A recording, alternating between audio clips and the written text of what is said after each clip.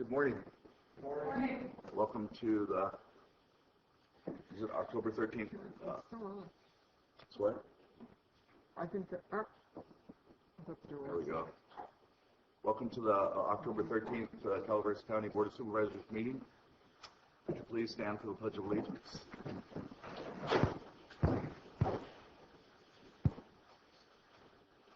Chris, can you lead us, please? Pledge allegiance to the flag of the United States of America and to the republic for which it stands, one nation, under God, indivisible, with liberty and justice for all. Well, heard my name. We got.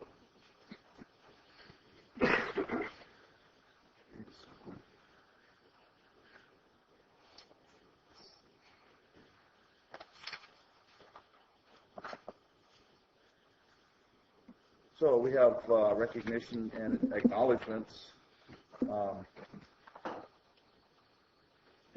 First one we have is the admin office proclaimed October 2015 as National Head Start Awareness Month.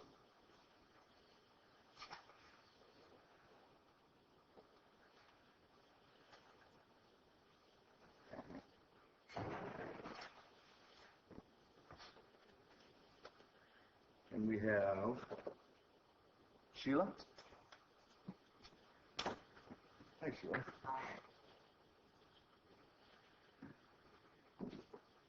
So, can you fill I can do that. So in 1965, President Johnson launched Project Head Start as an 8-week summer project to give low-income children needed skills before entering kindergarten. For 50 years, Head Start has given children and families the tools to succeed by ensuring high-quality education, access to health services, and to social services. The program represents a critical investment in the education of our youngest children. For over 30 years, the Resource Connection has provided Head Start services in Calaveras County, and children birth to 5 years old and their families receive quality services in a variety of program options countywide. The program provides not only growth opportunities for the children, but also their families. Parents gain skills through volunteering in the classroom and other areas in the program, and are provided many leadership opportunities.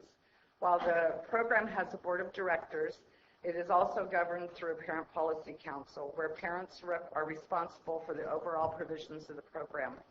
With the skills gained through the program, many parents later return as employees. And in fact, approximately 35% of our current employees at the Resource Connection Head Start program are former or current parents. And I, as a former Head Start parent, now director, can testify that Head Start works. And I'd like to thank you for recognizing our program. You're welcome. Thank you for your help. She just shoved it right in. So, this is a proclamation declaring October 2015 as National Head Start Awareness Month. Whereas the National Head Start program is celebrating its 50th year, and whereas in the 50 years since its inception, Head Start has improved the lives of more than 32 million children and their families. And whereas the local Resource Connection has been providing Head Start services since 1984, and whereas in those 31 years they have provided services to almost 6,000 children and families, and whereas our local Head Start program focuses not only the child, but the child's family. Whereas parents and guardians are offered many opportunities to the program that includes, but is not limited to, volunteering in the class parent education workshops, resources and referrals, and the opportunity to serve as a policy council member. And therefore, be proclaiming that Calaveras County Board of Supervisors hereby declares October 2015 as National Head Start Awareness Month after the close. so moved. Second. By Supervisor Ponte, second by Supervisor Olvera. All in favor? Aye. Public comment, sorry.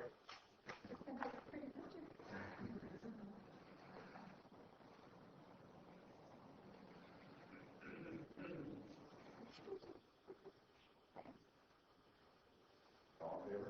Aye. Public comment. What's public comment? Okay. 5-0. Thank you very much for your order.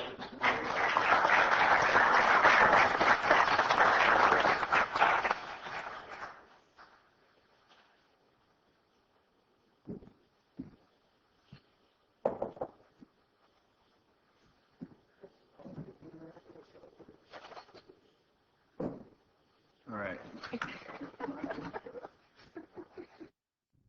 This record might Good day. It's a free country. Good day for compliments. All right, so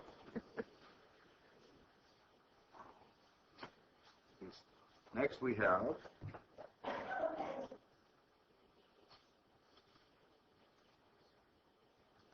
District Attorney to approve a proclamation recognizing October 2015 as Domestic Violence Awareness Month. Good morning. I'm Dana File with the Calaveras County District Attorney's Office. This is Celeste Mata from the Resource Center Women's Crisis. And we would like you to recognize October 2015 as Domestic Violence Awareness Month.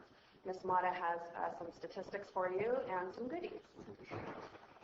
Okay. In the fiscal year 2014 through 2015, we provided 2,236 bed nights to victims of domestic violence.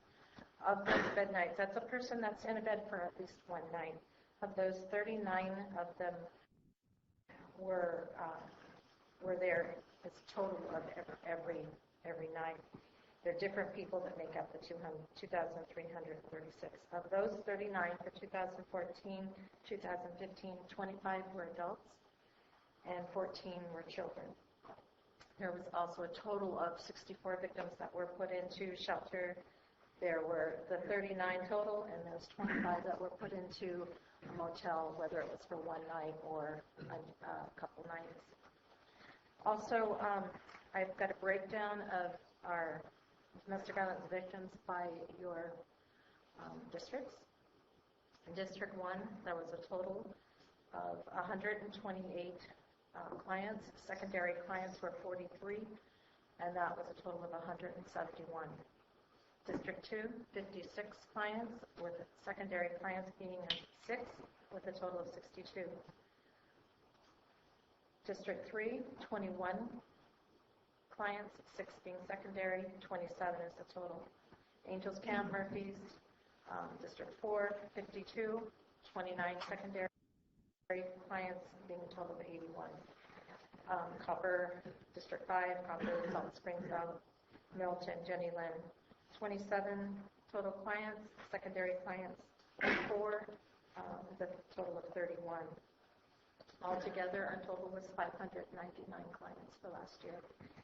And the year prior to that, the fiscal year prior to that, was 555. So our numbers are going up. So as a supervisors, I'd like to have you, I'm going to give you some pins and have you go out there and hand out pins and get into the community and make people aware of what's going on in our community. And also, I would like to invite all of you who haven't been over to our center to come over to our center, talk to our staff, and see what we do there. And take a little tour. All right, thank you. I have a question.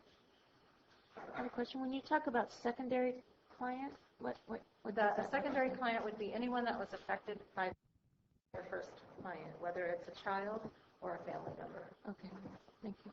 It's whether we're doing, sometimes we meet with them also, the family members. Okay. Can I add these two lovely young ladies to come and join me, please? Before we start, I'd like to express my honor personally to work with both of these young ladies. They do an outstanding job the organization does. And the sacrifices made are far beyond call of duty. This is a proclamation recognizing October 2015 as Domestic Violence Awareness Month.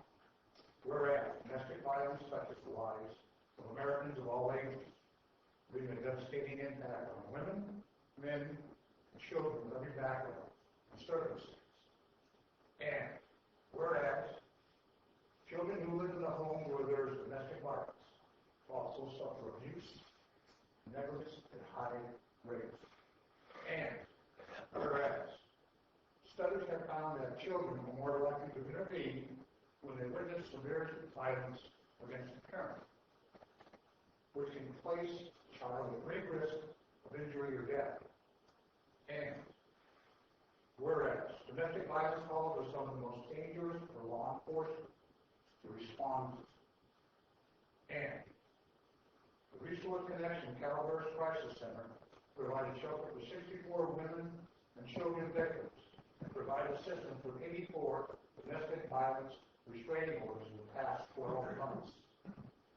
And whereas only a coordinated community effort will put a stop to this hideous crime. Entertain a motion, Mr. Chairman? So moved. Get a motion by Supervisor Kearney, Second. second by Supervisor Wright. All in favor? Aye. Aye. Public comment, please. Okay. Therefore, let it be resolved that the Calaveras County Board of Supervisors does hereby proclaim October 2015 as Domestic Violence Awareness Month.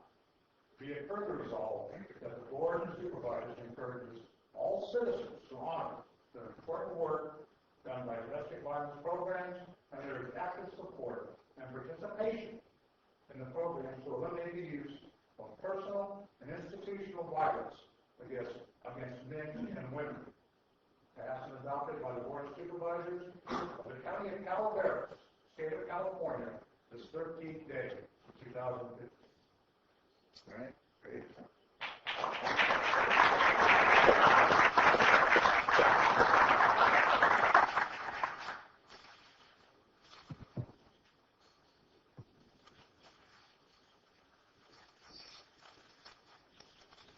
Marty Crane. As a former member of the advisory board meeting, the Women's Crisis Center Advisory Board, I can say that this has been going on forever, and that what you just read, Supervisor Oliveira, what you read at the very end, we should all just continue to remind ourselves every day, because you're right, it happens behind closed doors. There was a time when our crisis center was called the Women's Crisis Center, but we realized that men are affected as well, and so it is absolutely all boots on the ground. So it's a community thing. So thank you so much. Thank you, Mark.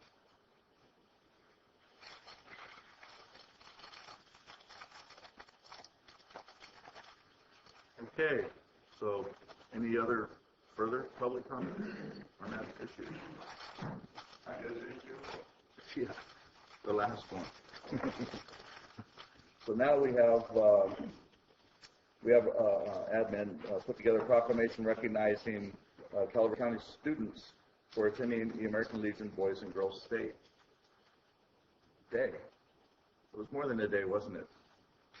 It was like a week, was it? Yeah. So could you come forward, please?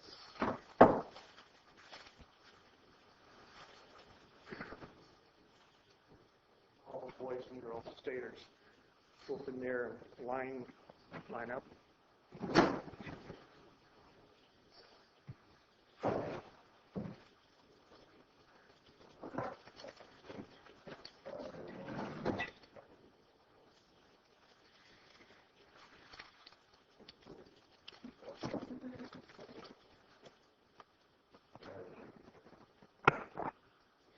Before we get into the proclamation portion, I'd like to acknowledge some people that are behind me. Barney LaRue, who has been with, Barney, stand up please, who has been with Boys State over 40 years and is only the fourth person to be inducted into the Hall of Fame of Boys State in California. Thank you very much, Barney. Then we have Mike Janto, who is the adjutant for District 11, which is a part of our district that we belong to. Mike. And we have a counselor from Linden High School, Pam Knapp, who is an incredible supporter of Boys State, man. Yeah, she's just incredible. Her dad served in the service, and she is just a real supporter of Boys State. I have passed out to the board members a little history about the American Legion, how it got started and what have you, and how many Boys Staters came to the fourth Boys State this year in Sacramento, and how many Girl Staters came, and I would be remiss. Kiss Anderson is in charge of the Girl State in our post, and our commander, Dave Hellier, was the person who was handling things for the Boys State. I will probably be doing that next year. So that's about it. I would like to thank the chair of the board, whose idea this was to do this, and I applaud him for that, acknowledging these young folks. They were there this summer in June as 11th graders, and they were selected the best of the best. And I'd like one girl and one boy to speak, and I'm going to be the chooser. I would like you to speak when we're finished, and I would like you to speak because your brother is already at the Naval Academy, and she wants to go to the Naval Academy. Okay, go ahead. But before they do that, George, would you mind if all the Legion members introduce themselves? Sure. So they've all served, and we owe them a lot. Sure. My name is Lou DeMond. I'm Past Commander, American Legion Post 102, Valley Springs. I'm a combat veteran of Vietnam and Panama. Welcome home. Thank you. I'm Barney LaRue. I served in the Korean War as a corpsman in the Navy and Marine Corps, attached to the Marine Corps. Welcome home, Doc.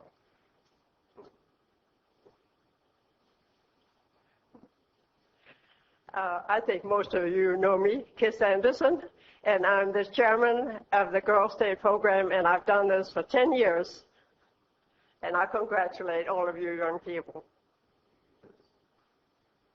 My name is Mike Yonto. I'm a Vietnam era veteran, air operations over the country in B-52's Strategic Air Command.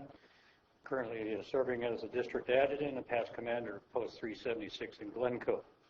And I want everyone to recognize the future of our country. They look pretty bright. Thank you. Thank you. I'm George Fry. I'm a U.S. Army veteran. I served in Europe. I was attached to 2nd General Hospital, and I had a TDY 90-day tour at Checkpoint Charlie in West Berlin. Thank you for having me. I'm Pam Knapp. I'm the Career Center Director and Counselor at Linden High School, and this does serve a very special place in my heart. My father served for 30 years in the Navy, serving in World War II, Korea, and Vietnam, and we lost him at age 91 in July of last year, and I just was able to take his remains to Arlington and have them interned on August 31st, and that was quite an honor with a full military honors burial. So thank you, and congratulations to the students. Thank you for being here. Okay. So, what I'm going to do is I'm going to go ahead and read the declaration. Proclamation recognizing these young people for attending the American Legion Boys and Girls State program. And did I have your names, each of you? Riley Warren. Joseph Blair. And the ones honored here are Andrew Alford, Alyssa, Bonnie Meyer, Owen McGrattan, Michael Strickles,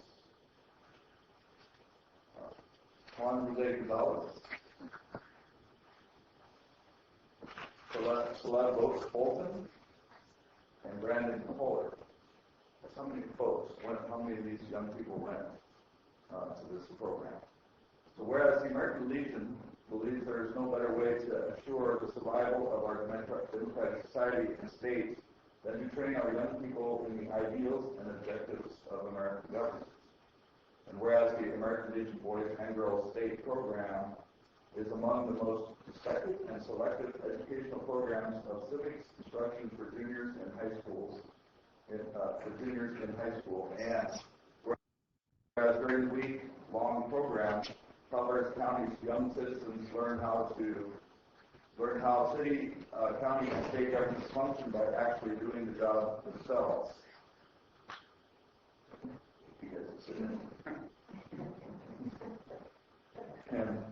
And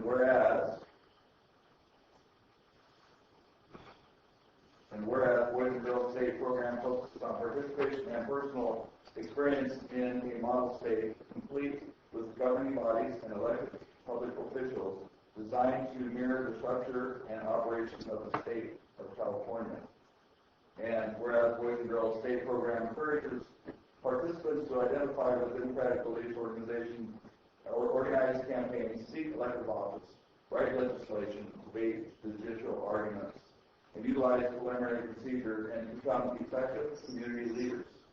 And whereas Boys and Girls State Program exposes students to the rights, privileges, duties, and responsibilities of an American citizen.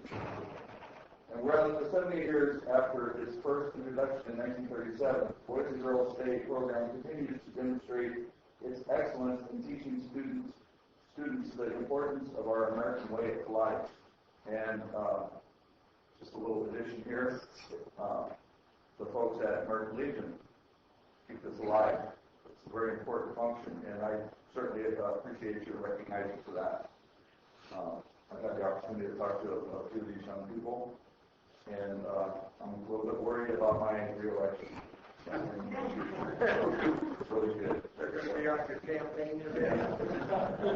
So, may I please have a motion by the board? So moved. So I have a motion by Supervisor Kearney, Second. second by Supervisor Ponte. All in favor? Aye. Opposed? None.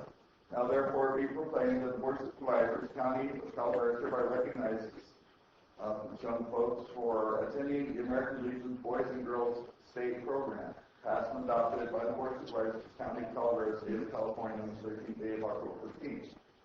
So each of you can speak if you'd like. Can't go what the rest of it. Yeah. So, yes. I just want to first start this off by thanking you for sponsoring all of us. It's really a pleasure. Secondly, we learned what goes on in local government, and I got to participate in it, and it was just really neat to be with a bunch of people who are also going to be the future leaders of this great country we have. So it's just an amazing experience to be with all these other people who are truly passionate about keeping this amazing place we have. It was really interesting. The first day they showed up, everybody didn't know what to expect.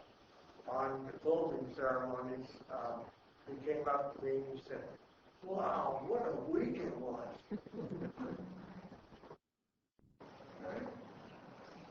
First off, I just wanted to thank you guys for this honor, and say that I can't stress enough when thanking the American Legion for sponsoring us and allowing us the opportunity to take this trip. My week at Grove State was one of the best weeks probably of my life, that I have made memories and learned so many things that I will cherish throughout the rest of my life.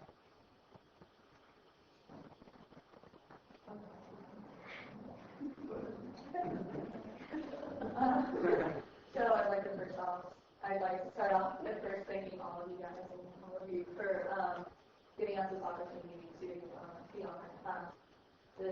It was an amazing opportunity to go down south to learn about local government, state government, county government. It was an amazing process to learn about, and very grateful for the opportunity. First of all, I want to thank everyone in the room, not only for sending us to Grove State, but to have us honors here today to be recognized for the great role you've been, and I want to thank Mrs. Knapp because the morning of, she made me write my resume no matter what, and she told me I was going to do the interview, and it was a great experience, and I'm glad that she made me do it. I'd like to thank all of you. That was, it was an amazing experience. That's not easy to support that financially, and it meant a lot. Some trips I made there were amazing. So, and especially government factories were great.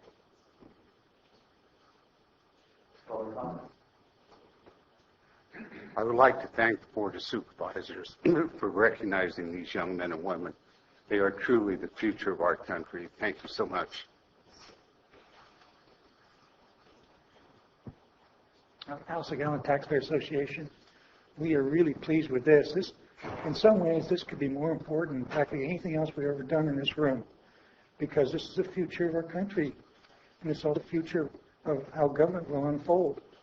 Our Taxpayer Association would like to provide a copy of the Constitution to all 12 of the youth, and also we appreciate this post as helping to co-sponsor a Constitution contest on the Constitution, and we could do more of that. We'd be sailing into a bright future of a free society. Thank you. Just one final comment for the supervisors to give you some idea of the importance of Boys and Girls State. At the military academies, as they're screening for candidates, if there's a dead heat or a tie between two candidates, and one of those candidates has Boys State or Boys Girl on their resume, that person will be selected over the other person. It ranks right up there with honor with things like Eagle Scouts. It's not a little deal. It's a big deal for these kids. I congratulate each one of you. Thank you. Any other public comments? Just like to also thank the American Legion for reaching out to beyond our county borders to Linden. It's important that we have these relationships with our neighbors, and bringing some of the young folks from there into the same arena as the folks here is a really great experience, and promote the state too. So I am honored actually to present this to you guys. Thank you for staying on course with your bright future. Thank you very much.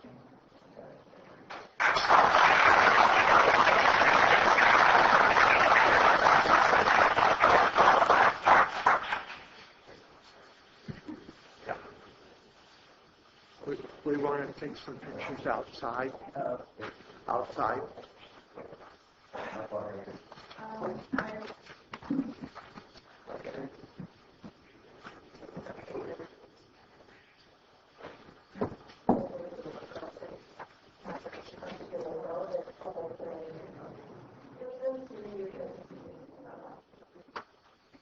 Okay, so we'll move on to public comments. Any item of interest to the public that is within subject matter jurisdiction and the board is not posted on the consent agenda, the consent or regular agendas may be discussed during the public comment period. California law prohibits the board from taking action on any matter which is not posted on the agenda unless it is determined to be an emergency of the board by the Board of Supervisors. If public comment is completed before the 30-minute allotted time period, the board may immediately move to the consent agenda. If the public comment is not completed during the allotted time period, it will be continued at the conclusion of the regular agenda in order to provide an opportunity for the remainder of the comments to be heard. Public comment, please. Peter Reyes, General, and I'm glad to see things are settling down finally. I want to thank all of you for working your butt off. It's been a pain in the rear and so on. What I'd like to ask you is that please do take a look in a gift horse in the mouth. We had some bad experience with certain federal agencies in prior years, but we do have some distinguished attorneys over here. Do take a look at when you have something all the conditions and everything, we still, well, I got nothing to lose. I don't have to be polite. FEMA did not do us very much right concerning flood zones. We're still paying for it. A lot of your constituents, every district, are still paying for it. So I would very much would like to make sure that people with experience of reading all the small prints do take a look at it. Have somebody look at it for you so you can inform your constituents. Another thing that came to my attention that private insurance companies sometimes not exactly the most anxious or efficient giving help to some of your constituents. I'm going to try to do something is that if any your constituents in this county having a hard time with insurance companies, we're going to make a list to show appreciation of their uncooperativeness publicly. Can't hurt. Another thing I'd like to inform that there's been a new rule came into effect by the state that I don't think it's dark money or gray money they call it, for nonprofit organizations that put money into campaigns, they're going to have to be disclosed. Nonprofit stakeholders will have to be disclosed in the state. There's some debate about it because some money comes from out of state for local elections. So that's, if nothing else, we will help them out. But I want to thank you for your work, guys. I know it's been one hell of a hectic month. But we got something to look forward to. Hopefully when all the dust settles, that we can take some wisdom out of it, how it can be improved. We're not going to change anything, but we can be more prepared for certain things. I don't think it's going to be too early to get into details, but once the emotions settle down a little bit, things get a little bit normal, that we can do something to minimize like fires that for the safety of our constituents. Thank you.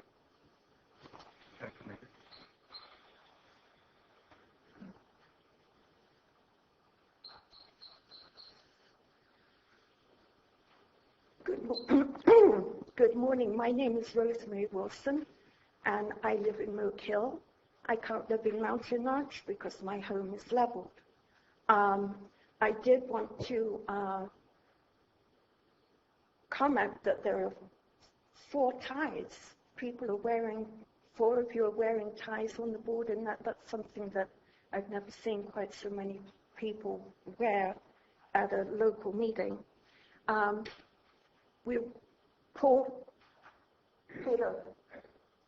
Peter had mentioned about insurance companies not doing the best by their clients. I just wanted to balance that. Not that I came here specifically to say it, but my claims adjuster, Chris Muller from Farmers, has been very good so far with me. And it's not often that you get up and give your claims adjuster a hug, but that's what happened.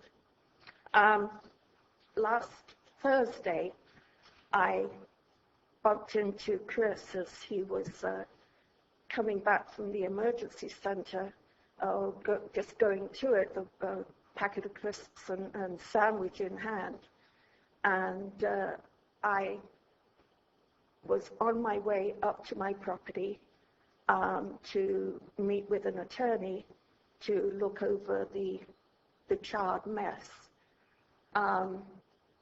We had a good meeting, but it was interrupted by someone that I was not expecting to see up there.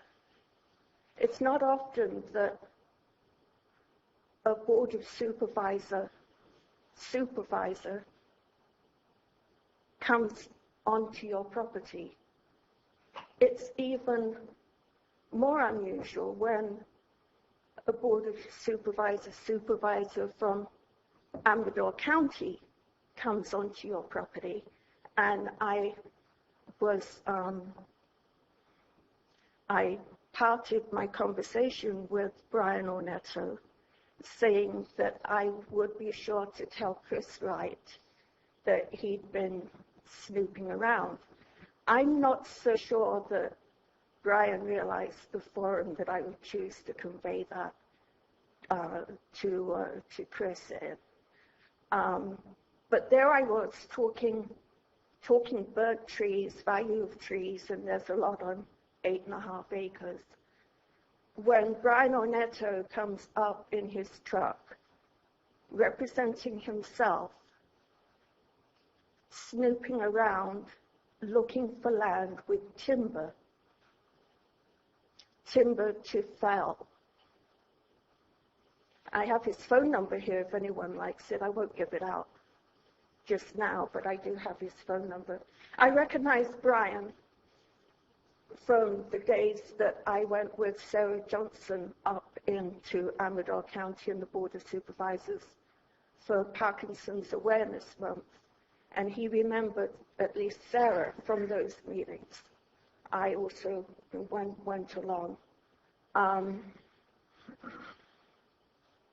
My lawyer has never seen such a thing, that an out-of-state supervisor on a Thursday afternoon, so it was presumably during business hours, would be representing himself, driving maybe 150 feet, I don't know.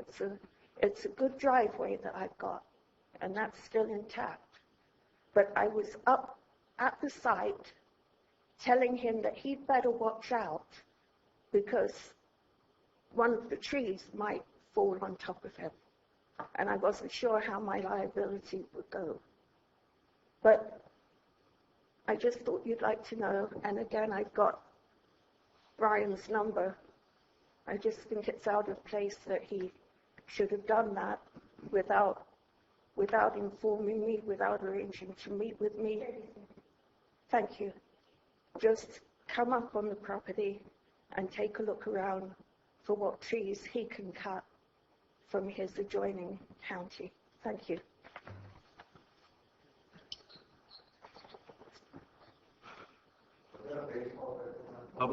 Public comments? Assagallon Taxpayer Association. We are real thankful for the work you've done, and also for all the volunteers that have been helping, and especially the private sector that have been going to my fund account, and one of the things that we talked about before, which we think is important, is that the Board of Supervisors take a central effort in investigating the fire, and it's important to determine what could be done, what could have been done to save those homes, or maybe arrest the fire sooner than it was, and so that if we do have another fire, we will not be repeating the same thing again. And this is important to go beyond and include all the different other levels of government involved. And we piggyback on Peter's comments about FEMA. FEMA has not done very well to the property rights in this county in the past. So we want to, we encourage you to make sure when this is all over that the property owners have their rights intact, that they're treated fairly by all levels of government, and if such is not the case, that you take the lead and try to correct that.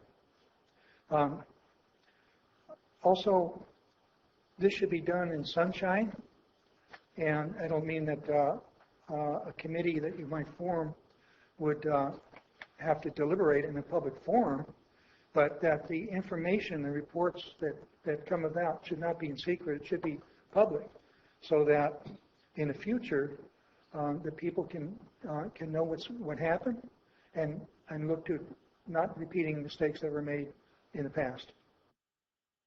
Thank you. Okay. Any more public comments?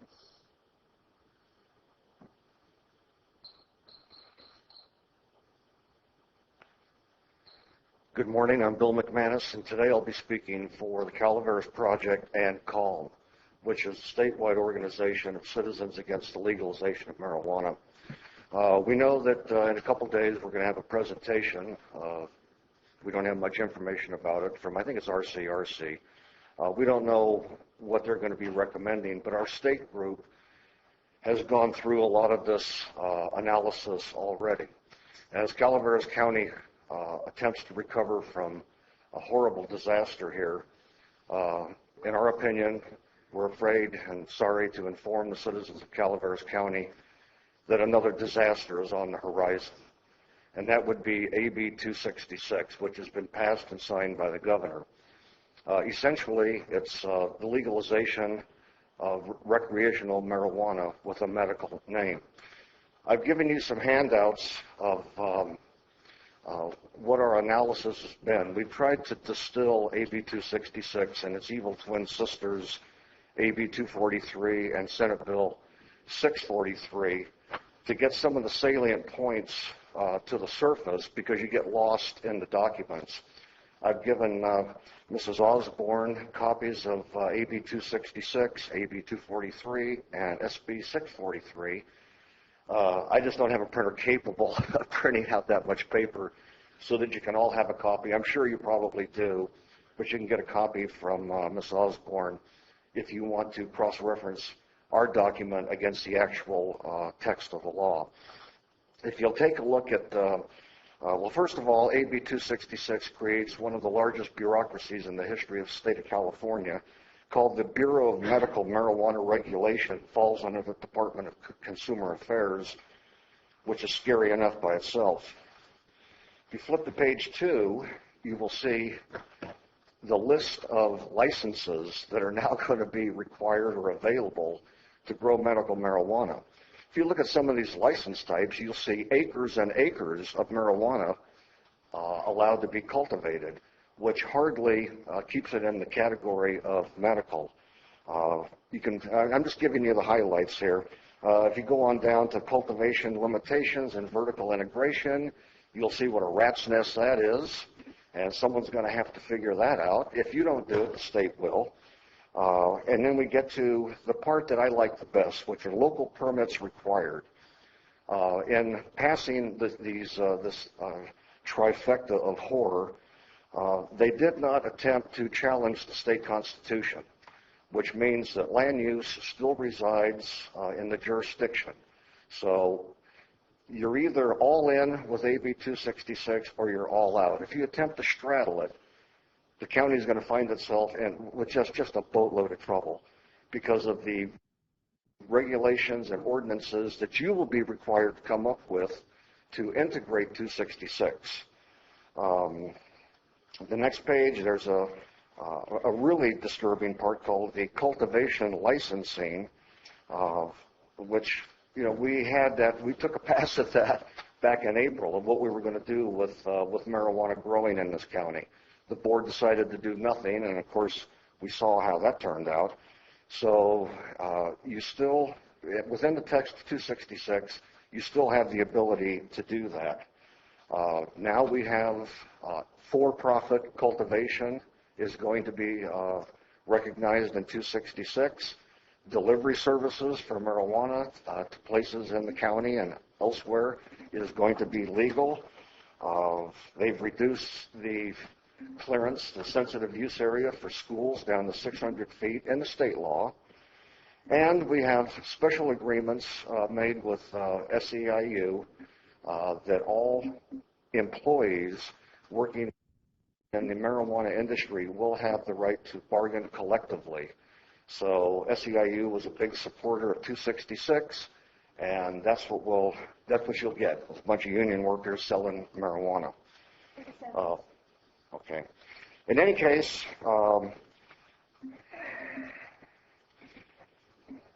I see Calaveras County changing so much if 266 is law. And as I mentioned before, we're either all in or all out.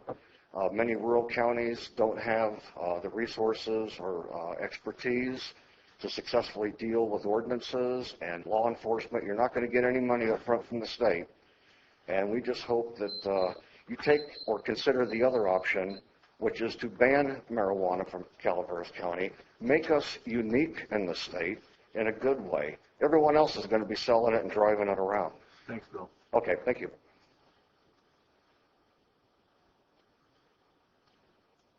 Any more public comments?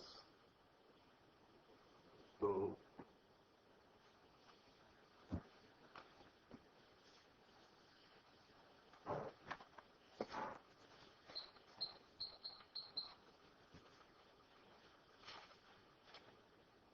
good morning.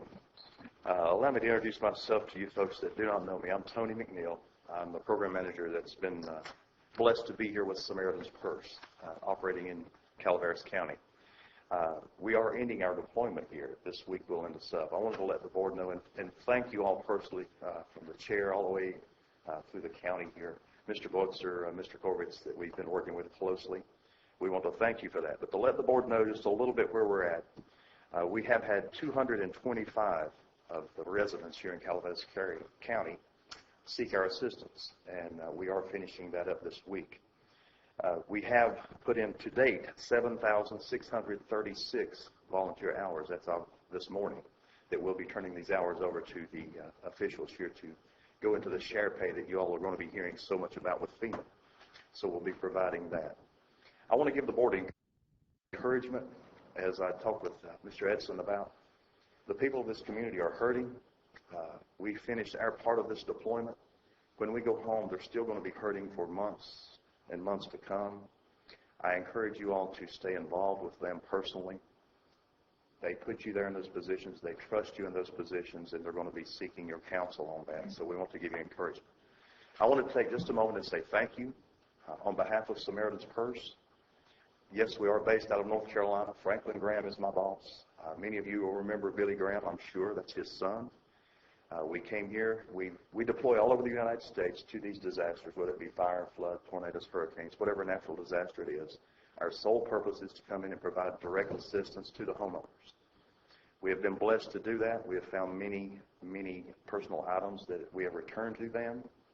More importantly, we're giving them and portraying that message of hope, that there is light at the end of the tunnel. We're directing them to the city and county officials to seek what they need in the future. And just know that we go with heavy hearts. The hardest part of the deployment for me is leaving, going back to North Carolina, from where I'm from. I never forget the wonderful people we meet. But I want to give you encouragement. I know that they're left in good hands, that you guys, each and every one, care deeply about the people of Calaveras County. I think they're blessed to have you there in those positions. But thank you. God bless you. And if I can be of any assistance, like I told Mr. Edson, we want to be the relationship that, heaven forbid, something like this happen in the future, that you can call up and say, Tony, we need your all's help. So I hope it's been a good experience for you guys, and please know that you'll remain in our prayers. So thank you for your time. Thank you, sir.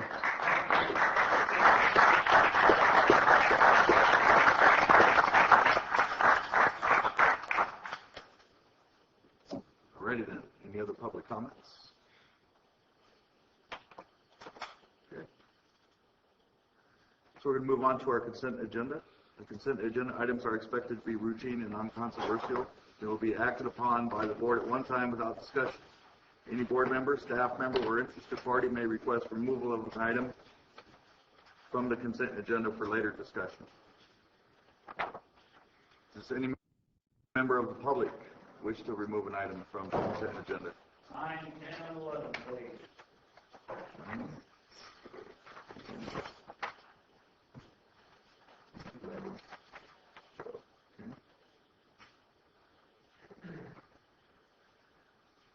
All right.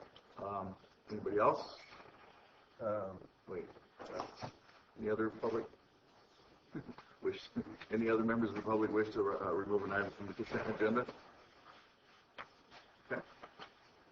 How about the board? Number 6, please. I'm sorry. Number 6.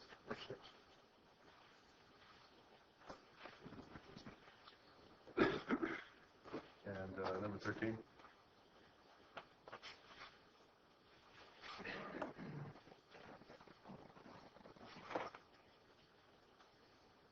Okay, any other items to be removed from the consent agenda? None? All right, so can I have a motion on the remainder, please? So moved. Have a motion by Supervisor Pondy. Second. Second by Supervisor Wright. All in favor? Aye. Opposed? Okay. So we have number 6, Chris. Yeah, I'm just wanted more information on what that means. Basically, if you remember at the last, I think it was last board meeting, we did the agreements that were required for mutual aid for law enforcement. This is for other agencies. As the board's aware, we have received mutual aid through Calaveras from multiple other agencies for various departments, and we need to have an agreement with those agencies so that they can submit their costs and get reimbursed through CDA or the federal grant. So this is just a template for those agreements and to authorize the CAO to sign those agreements.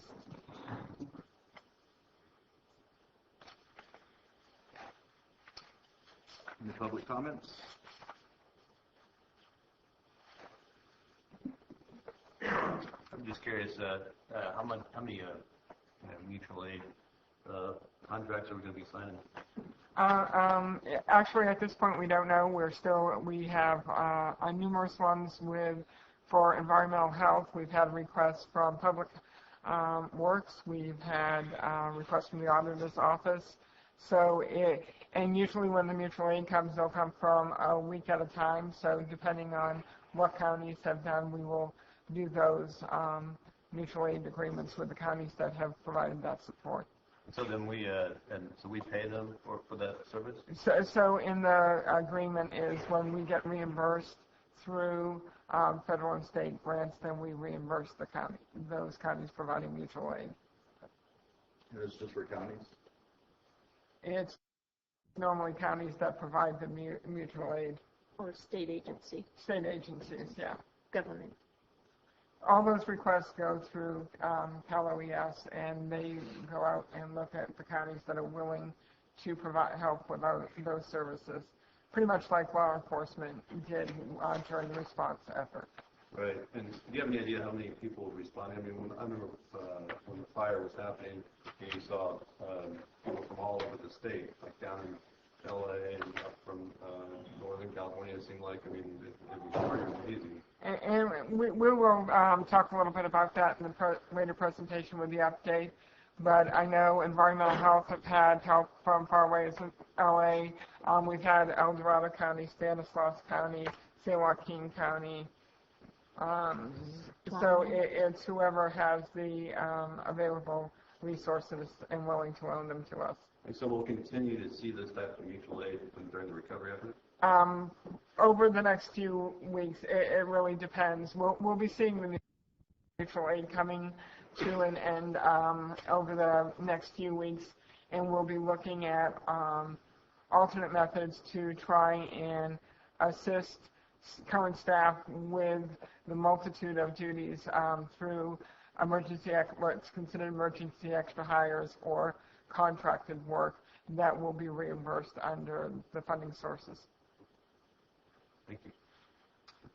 So on the resolution here,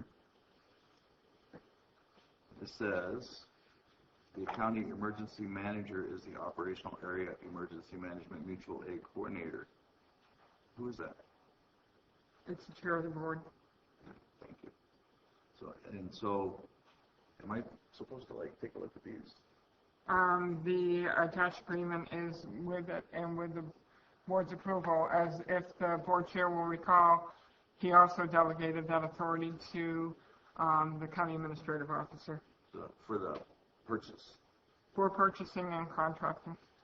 But this is, in essence, asking the board for that authority. If the board chair or the board prefers to have the board chair sign those agreements, we can make that change. Any other comments?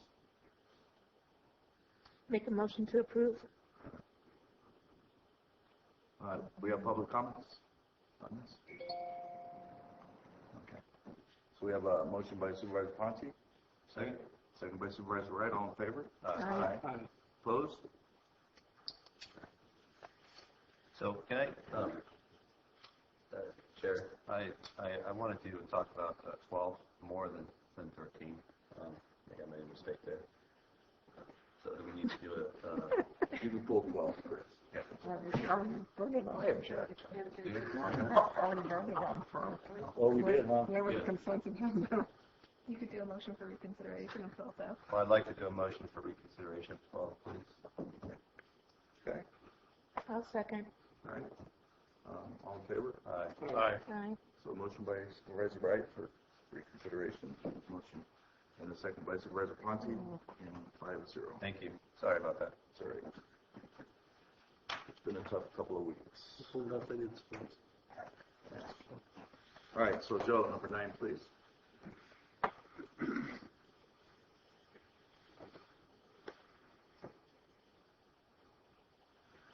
9 and 10 deal with agriculture, action authorizing the board to execute non-renewal for California Land Conservation Contract 247 is number 9. Is this due to non-compliance or sale of property? If it's due to non-compliance, is this the start of now the enforcement of compliance or non-compliance with the Williamson Act in Calaveras County? If you want to address both of them at the same time, the same questions apply to number 10. No, we can do them separately. Okay. So do we have areas? Good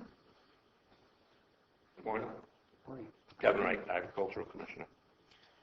9 and 10 are slightly different. Number 9, the notice of non-renewal was issued because the property was sold, and when a section of the property was sold, and by the sale of that section, the 2 parcels became less than 100 acres, or less than 50 acres in one case. And so the contract was non-renewed. Now, since we have different owners for the contract, they will have to, if they want to, reapply for a contract on their own if they qualify. So that's why that one was. Number 10, Mr. Tuckerman didn't have, he didn't submit production reports to the county for a number of years. We gave him opportunity. I talked to him and sent him a letter, and he also said that he didn't have any agricultural production on his property. And he said other than timber, and timber doesn't qualify. So that's the reason why he was nominated. And to answer your other question, I would say in both these cases that, yes, that we're looking at these ag preserves a little closer. And they are the beginning of the enforcement. Not that it hasn't been done. In the past, there's been quite a few that have been non-renewed for the same reasons. Hope that answers your question. Okay. Public comments? Do we wish to speak on this at all? Okay. I'll make a motion to approve number 9 and 10. Did you say 10 was a little different than 9? Mm-hmm.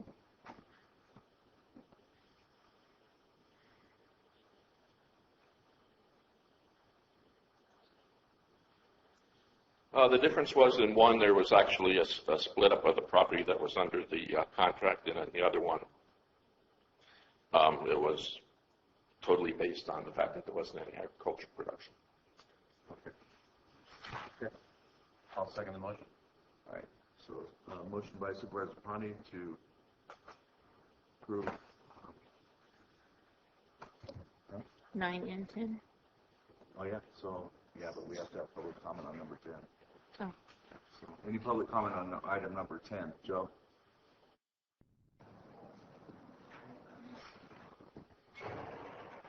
Yes.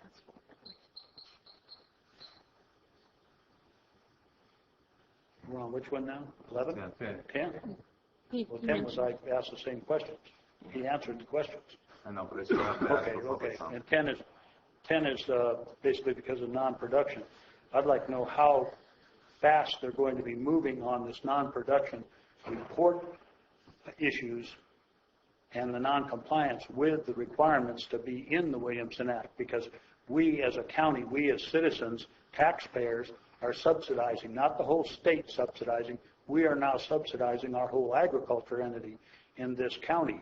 I'd also like to know, if he knows offhand, how many acres in this county are in the Williamson Act, because I think it's now, since we've had the Butte fire and we've had all the devastation to land and forests and everything else, it'd be interesting to know how much is in the Williamson Act of approximately, 663,000 acres in Calaveras County, so that we can get an idea of what's left also for the development in Calaveras County that may not be rugged and unusable terrain. Thank you.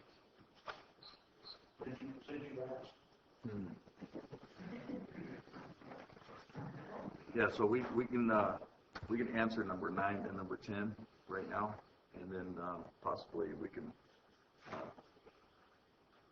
get staff to answer some of those questions for Joe. Is that all right? At a later time here, we can hook up with you. Okay.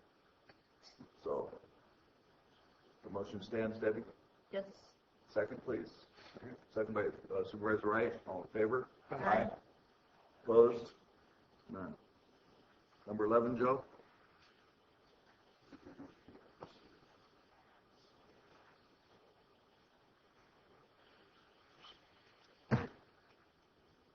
This is the thing you probably dread the worst. Actually, it's going to be the worst for the property owners in Calaveras County that may have lost their properties. The banks take them over. Now it's nothing but more data.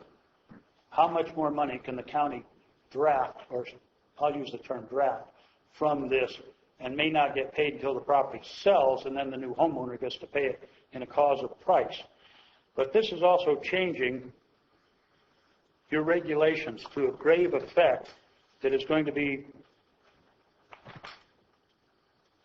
I don't know if it's good or bad, but I would ask you folks if you have a copy of my latest code compliance unit complaint and the 6 pages attached. I addressed this on my property problem that I've had for 10 years, that the county, under public health, safety, general welfare, and your land use laws, have failed and did not bothered to respond to do anything about it. So now I've used this to come forward, using all your wording and all your regulation to bring it forward. I want to know if you are going to do something about it. Because this new law is very significant in saying alleged code violations exist under Calaveras County Code 8.06.375. It shall be unlawful for any person or owner, occupant, tenant, or operator to cause or maintain a public nuisance on a premise. So, what is a public nuisance? Alleged code violations exist under Calaveras County Code 8.06.375 through a violation of Calaveras County Code 8.06.290, public nuisance. A, anything injurious or likely to become injurious to the health and safety or offensive to the senses or an obstruction, pay attention, to the free use of property so as to interfere with the comfortable enjoyment of life or property. I think that's what Mr. Segala argues all the time. It's constitutional right. Enumeration of such nuisance in this chapter shall not be deemed exclusive. And it also goes on, E, any violations of the provisions of this chapter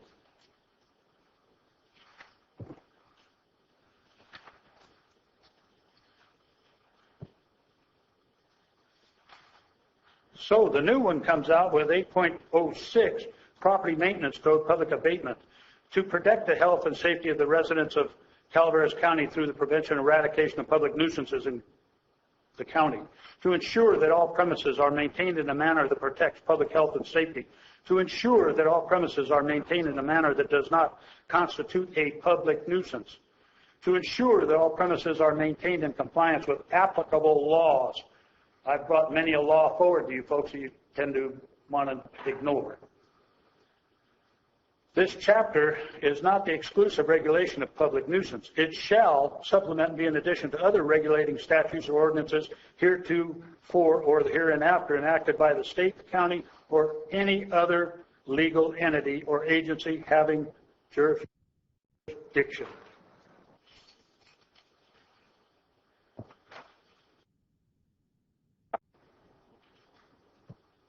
Structure. That which is built or constructed or a portion thereof on any premise. So there is a difference between just the concept of structure and building. An illegal water retention facility obstruction that put in bridge abutments and a bridge is a structure. Notice, without permits. This also has some stuff in it about permits being needed and inspections being needed. So personally, I believe this thing is a little, I'm going to use the term violent on any property owner and violent on any potential future owner, and the banks, they're just going to pass on the deal. And you folks are going to be hiring probably, because if this thing goes through, it will be cause to have you hire more than what you have, the two code enforcement officers that are overwhelmed by what they're doing now. 30 seconds. So I suggest you really think this one over, and especially to my issues, because this is now back in your court. And I would like a response. Did you all receive a copy of that? Because I supplied it to County Counsel's office, the CAO's office, or to the board, and to Public Works. So I want to be sure everybody that I personally handed this stuff out and got stamped received it. Thank you. One other thing. When you folks make your decisions on things, please go into an extreme, elaborated discussion of what your thoughts are, why you do what you do in your vote. It would sure be helpful. Thank you. Al Sagana, Taxpayer Association. It's good to have the laws clear and easily enforceable and respectful of the basic rights property owners have, people have. This may be a little bit over the top. I think the taxpayers would recommend that you study this a little further and invite the real estate industry, the Association of Realtors, and also title companies that would have an interest in this to refine this a little better and try to make it more workable. This is, has a tendency to be a little bit of regulatory overkill, and I suspect there's probably a better way to do this that will not cause future problems. Thank you.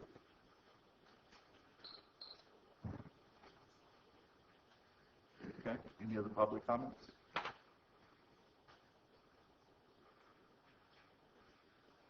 Any board comments? I'd just like to say that, this particular introduction of this ordinance deals with abandoned and foreclosed properties. This does not deal with somebody who is living in a property. So code enforcement is one of those damned if you do and damned if you don't. And I believe we have been sitting here for a while with folks needing, especially staff, needing a little bit more bite in regards to some of these properties, and now we have it before us. So I just want to stress that we're talking about those that are abandoned or in a foreclosure mode for this particular ordinance. Just for Clarification, please. Excuse me, I have a comment. I'm sorry, thank you. Mr. Chairman. I concur with Supervisor Ponte. This deals with foreclosed property. Property has been abandoned by the original purchaser, and now the bank has responsibility to the county and to the citizens to make that property viable again. I recommend that this ordinance be reviewed in its entirety and passed by this board. Thank you. Okay. Thank you, Mr. Thank you. If I may, for clarification, the property that's in dispute in my discussions was foreclosed upon. The owner did walk away from it, and it was immediately filed upon with code enforcement. And they dithered and dallied and then ran away when State Water Resource Control Board Water Division Chief Chuck Ridge, who is now retired, made a comment in a phone call, let us handle it. We have more experience.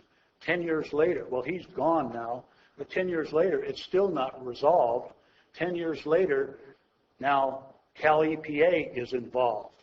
The next step is going to be the federal EPA to cure the problem, because a lawsuit is a waste of their money, my money. And you folks had, under land use, as I've expressed, the authority, the responsibility, and the enforcement powers. Thank you. If you don't want to do them, then take them out. Thank you. Any other public comments? I'd like to make a response to Mike's comments, which are good comments.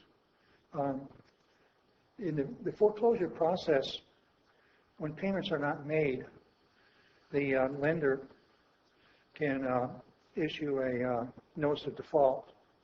When the notice of default is filed, there's 90 days where the property owner can reinstate the loan. After that 90-day period, then it could go to sale, and there's an additional 21 days, usually about a month. So the whole process, this foreclosure process, is about 4 months. And during that time, the property could be considered in bad condition or maybe derelict.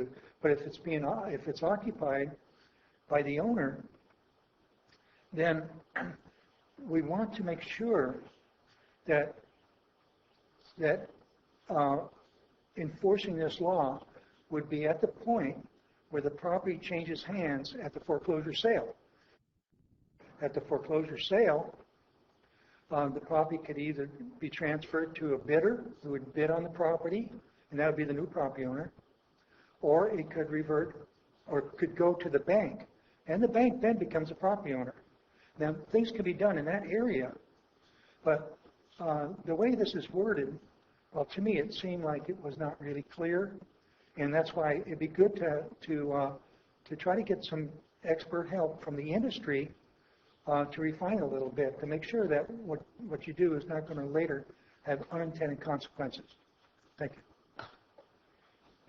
I'm the one that researched this, and I started researching it months ago. We had many homes that were foreclosed upon that were basically deserted, especially in the Rancho neighborhood. And then the more I researched it, it was throughout the county. The banks often holding the paper on the foreclosures were on the other side of the country, and they didn't take an interest in maintaining the properties. Consequently, there were actually websites that taught people to go in, for lack of a better term, squatters to sit in them, and they were causing a lot of problems for our law enforcement and our code enforcement. At times, you didn't even know who they were. What this law, this code update does, and I didn't invent this wheel. I did discuss it with local realtors and people in the industry and talked to them first. And I also researched the laws, the codes that other counties and municipalities are using, not only in California, but in the country. This will, on the foreclosure event, this will have them register their foreclosure in a foreclosure registry process with our county. There's a system of visits that they take, that they pay for, and they have to maintain it according to community standards going forward.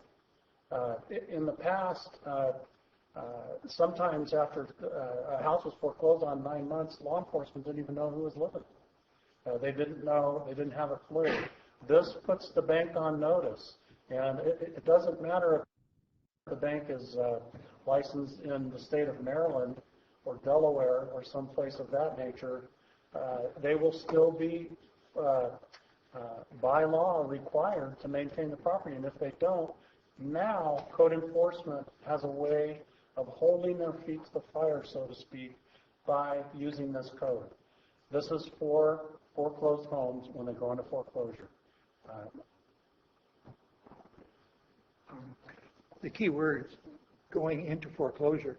Once that property changes hands and the lender owns it, it's no longer in a foreclosure process. It's not. The foreclosure is behind it. We keep talking about the thing that when it's in that foreclosure process, the ownership is with the existing owner. This is what we're talking about, is the definition of terms. And I agree with you. Once the bank or whatever lender owns the property, they are responsible for it. And they're responsible if there's squatters in the property or damage or vandalism, everything. They're responsible just as if any property owner is responsible. There's no doubt about that. There's no question about that. What we're talking about is the foreclosure process, which I already explained how that works. And my concern was not after it becomes the ownership of the lender. It's in the foreclosure process that there could be miscommunication with this. And also I appreciate the work you've done on this, and also consulting real estate professionals and to try to make sure that to make sure it's right. I appreciate that. May I, Mr. Chairman? Yes. You mentioned something about that law enforcement and enforcing it. Is there any way that you can communicate with the Sheriff's Department that this and this building structure is abandoned? You can classify it as abandoned for whatever reason, and if you happen to drive by, you see any activities, so they would be aware that there's a possibility of squatters, and they can check it. That would maybe minimize the consequences of abandoned house. You see people active in that building that you classified as an abandoned, whatever technical term you want to use. Let the guy, when they drive by, hey, that building is abandoned. There's a bunch of party goers. Excuse me, Peter, I didn't mean to interrupt you. I apologize. You don't have to, sir. You're my supervisor. You can tell me whatever you want. Without the passage of this code, no, there really isn't. With this code being passed, I agree with you. Code compliance will have a way to tell law enforcement what's going on. Okay, that's the bottom line. This code enforcement going to communicate with the cops. Yeah, hey, keep an eye on it. I don't care if it's volunteers or whoever. That's all I'm asking. This is the tool for them to do that. So to satisfy what Al is worried about, if you look at 806 or 8.06.280 foreclosure, it says the process by which real property subject to a deed of trust is sold to satisfy the debt of the defaulting trustor or borrower. Right? So that's in the code. That's in the language. So I guess that's the disclosure right there, right?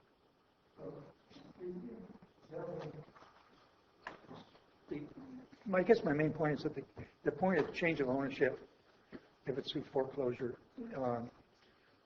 is what I was talking about. If we talk about foreclosure process, now during the foreclosure process, there could be some irresponsible activity on that property, even though the lender does not own it yet, or may never own it. It may be sold while in foreclosure to another party. So there's two different things that are happening, two different responsible parties. In either case, the property is owned. It's owned by the person that's being foreclosed on, or it's owned by the lender if he's successful in the foreclosure sale. So it's my understanding that our process is that, like code enforcement will it's going to contact whoever the owner is anyhow for a property that may have activities within it that are being reported as illegal, and or that could be construed as unsafe to like fire danger and things like that. Yeah, Or we whatever. have those Okay, laws now. so that whole issue or that whole process right there pretty much covers it. It's still, whether it's in the foreclosure process or not, as it's transitioning into change of ownership, Yeah. it's still going to be acted upon by code enforcement. What this does is allow county to act on putting responsibility on who is allowing this activity to happen within that property. Chair. Thank you. Yes. I just wanted to clarify for Mr. Segala. The requirement for the registration, it actually is triggered when there is a notice of default recorded on the property. So that is the initial start of when this would apply. You just touched on the basis of my concern. That's the start of the foreclosure process. Right, and that's what I'm saying is that when that happens, that's when the property would have to be registered with the county. And so, who would be responsible for registering with the county? The property owner. So whether it is the current property owner would be responsible for registering with the county upon recordation of a notice of default. Thank you. Joe Kelly, follow Al's point and your point. That's the point. Noticing. They don't have to respond. They're walking away. They're going to file bankruptcy. They're going to do whatever they need to get away from any duty to that property. You folks are now going to be chasing without, unless you're going to be putting in within your noticing paragraphs or information that the county will, or if it's with the what county council was talking about, once it's noticed, then is that noticing recorded to the APN so when title companies pull it up? Is all this information going to be title report information? And then you get into the concerns of banks. If you have a bank loan on your property, do you know really what bank owns your property now? That's the problem in America today. So much destruction has gone on through the industry, through the 2008 or the 2006-8, whatever it is, collapse of our real estate industry. Nobody knows who their bank is. I talk to people routinely that don't know who it is. They just keep making the payment to somebody, and they don't know where it goes. But if they try to get information, it's very difficult to get the information. So what you're doing is, in your eyes, simplistic. In the eyes of reality, it's a tough thing to do, and to be complying with the law. You pass this today, this only goes forward with those properties that go into foreclosure from when this takes place. You can't do anything to the properties behind. Thank you. Chair, I want to correct myself. I apologize. It is not the property owner's responsibility according to the code. The way it's written, it would be the bank. According to the way it's 806730, the trustee, beneficiary, and/or lender to whom the benefit of notice of default inures. So it would be the bank's responsibility to file for the registry. There may be some other areas that could stand for improvement. Go ahead. Yeah, Clyde from Valley Springs. Yeah, if I own a home and I finance it with, say, Wells Fargo. Now, Wells Fargo or Worship Bank, they will sell that loan. And they're supposed to, when they sell the loan, do an assignment of deed of trust at the recorder's office, which none of them do. None of them do. And so you come up here to see who owns the property. That note could have been sold 4 or 5 times because they don't record them anymore. We have over 1 million foreclosures in California that's illegal because the wrong person foreclosed on it. And no one knows who even owns the homes. So you're having a home now that someone bought a note on, and you guys think, A, over here, the bank owns it. Well, the bank don't own it. They're servicing a note for somebody that's already sold the note 3 or 4 times. And so there's an individual out there that thinks he owns something that you guys are bringing litigation against that he's never been known against. Because if you foreclose on, if you guys come in and you do force the cleanup and stuff and then sell the property for the cleanup cost because the person wouldn't clean it up, you're taking, that person's never been notified that owns the note. Now, it's his fault for not recording it because he's a moron, but that's what's the problem is you're getting into this big can of worms and you're holding someone accountable for something that has never been notified. He's having action taken on a note that he owns that's never been notified. Thank you. Okay. Any other public comments? All right. Board comments? I'll make a motion to approve. Yeah. I second the motion. All right, so we have a motion by Supervisor Wright, second by Supervisor Kearney. All in favor? Aye. Opposed? All right. We're going to take about a 10-minute break.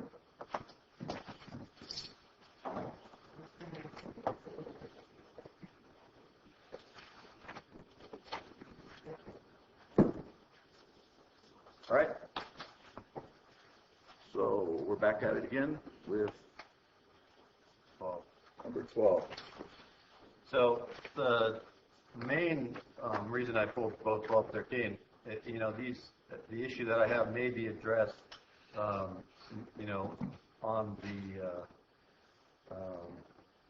the regular agenda. I'm just not sure. That's why I wanted to pull it now. What's going on out in the field is you have 500 sites that are destroyed, and folks are wanting to get back on their property. So some people have just gone out, they've got themselves a trailer, they've moved back on there, regardless of anything that the county does or says, because they want to be on the property, and I think we can all understand that. But then there's at least one case that I got a call on that the insurance company, if they have good insurance, they're going to buy the purchase or rent, whatever, the trailer to be put on the property. But they have to get permission from the county in order to do that. And so what I'm looking for is some workaround that we can develop so people who are going through the proper channels can get back on their property and have their trailer there. And so I don't know if it's this agenda item or another agenda item down here where you guys want to, where we can discuss this. I would think probably, this is just to continue the ongoing resolutions of a local health emergency and a local state of emergency for the county regarding the fire. We will be doing a full presentation on updates with the fire, and I would believe that it would be better discussed at that time if the board chooses. We're also going to be looking at an urgency ordinance, which is number 15, regarding disaster recovery and temporary housing. So we could do it under either one of those items, Supervisor Wright. Okay. All right. Yeah, I just want to make sure that that doesn't, that's addressed today, because I think it's really important for people. So I'm happy to move that to 15, and that was my main reason for pulling those issues. Okay, so any public comments?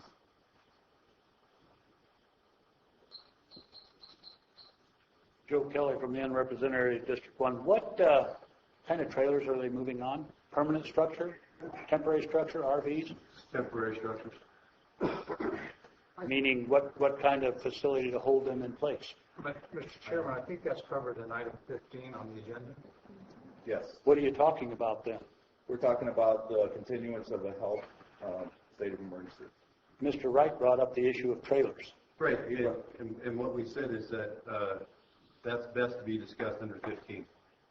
Okay, then I'll wait for 15. Yeah. Thank you, sir. I didn't quite understand where you were going. Right.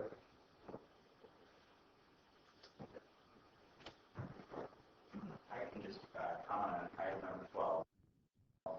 Jason Bates with the Calaveras County Environmental Management Agency, and just because I think we'll have some discussion in item number 15, and the reason for item number 12 is that due to the conditions from the Butte fire and the potential of hazardous waste that exists on the properties and in the ash is why, and the need to necessitate and facilitate assistance for the cleanup to protect public health and the environment is why we continue that local state of emergency for number 12. So I just want to make sure that's clear for the record. Thank you. But Jason, just to clarify, by passing this resolution doesn't necessarily stop you from the discussion that I brought up before. No.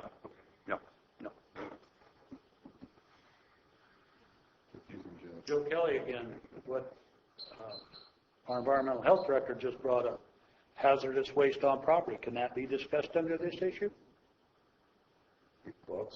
The issue of this then is, how did this hazardous waste issue on properties, how did this go and become the construction idea that it is now, where there's somebody out there that's the top dog, one or two operational organizations that are the top dogs and everybody else has to go with them? And why wasn't it brought before the board for a bidding process of some sort to find out how this is, rather than the subsequent, and I don't know what the subsequent process was, to put these people to do these organizational things for this hazardous waste removal? If you could please explain that, that would answer a lot of questions I get phone calls about. Thank you.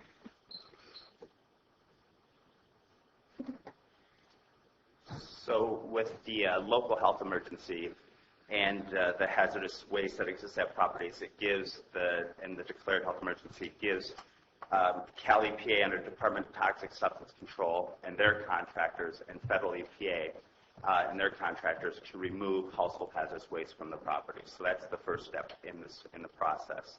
The next step, which began yesterday and is through the MOU that the county signed with Cal Recycle, is to remove the debris and ash, is to work with Cal Recycle, their contractor, and then subcontractors underneath them to start the debris removal process. We're starting off this week with operations starting out slow, getting debris removal going. We have a class that started today for local contractors to participate for the 40-hour HAZWOPER training to participate in the debris and ash removal. And so a lot of the local contractors have contacted our department. We had a meeting last Thursday to discuss the contracting between the state and the state contractor and the local contractors to facilitate that for those local contractors that were interested in the process. So the form's been open, including local contractors in the process, and as the debris removal and training, local contractors receive the required training, they will be implemented and participate in the program in the next couple weeks. Any more questions? Yeah, so it's my understanding that the goal is to make sure that these folks are properly trained on what they're dealing with. And so that's why the local contractors are being trained. The contractors that have been, from what I understand, that have been brought in with Cal Recycle have already had the training and experience. And in order to get this thing moving a little bit quicker, that's how it started. So we can move on with this thing and get her done. But from what I understand, the goal by training these contractors, and there was a standing room only at that meeting last Thursday for the local contractors being there. They understood what the requirements are going to be, and if they want to choose to be involved in that process, then I don't see anybody stopping them. They plan on putting 26 different teams together within how many months or weeks? So that's 26 different teams of contractors moving on this project, because there is a lot of debris to be removed, and it has to be done in a particular way. So I mean, process, from what I've seen so far, works pretty good in theory. I guess we'll find out how quick it moves. But, it's the safest way for a lot of these property owners to get their, quickest and safest way to get their debris removed, because everything that we buy nowadays, TVs, chairs, everything, has chemicals and heavy metals and all kinds of hazardous waste in it, and it's all there. So it has to be removed with care. Mr. Chairman, just to clarify a little bit, when the removal of hazmat materials as we're experiencing, OSHA certifies that every worker, every employee has to be HAZWOPER trained and certified. That is a minimum 40-hour course if your boots on the ground. It also applies to the transportation of hazmat material. Those folks that are transporting have to be certified to do that. So this is why we're having our training classes, and it's moving quite quickly compared to the private industry. I was involved in that with our hazmat construction company with remediation. Believe me, folks, this process would take weeks in the private sector. They're doing things in days that it takes weeks to do. So I commend the folks involved in this. And just a little clarification for the board. It's state law and our own county code and emergency operation plans that requires a review of the local health emergency and the local state of emergency every 14 days. So basically, this item will come back on the agenda with every board meeting until we determine there is no longer a state of emergency or health emergency. Okay, excellent. Any other public comments? Okay, have a motion, please. Make a motion to approve. Second the motion. Is that 12 and 13? Yes. Well, so I have a motion by Supervisor Wright, second by Supervisor, who was it? Kearney. All in favor? Aye. Opposed? Okay. That should take care of that. Regular agenda. Number 15, County Council, urgency ordinance adding disaster recovery chapters to the zoning code, 4/5 vote.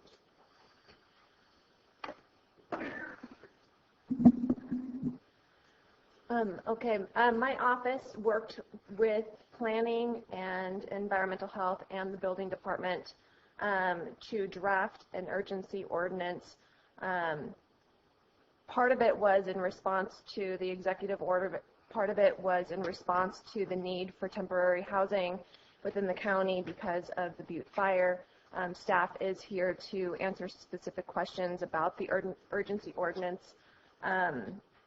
It would require 4/5 vote of the board, and if this is something that the board would like to see long-term or permanent, we would go through the channels to bring it forward in the regular process as far as introducing it and then bringing it back at a subsequent meeting for adoption.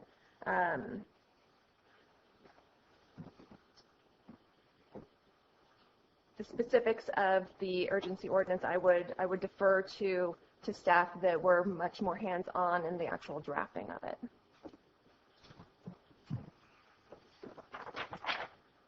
Okay.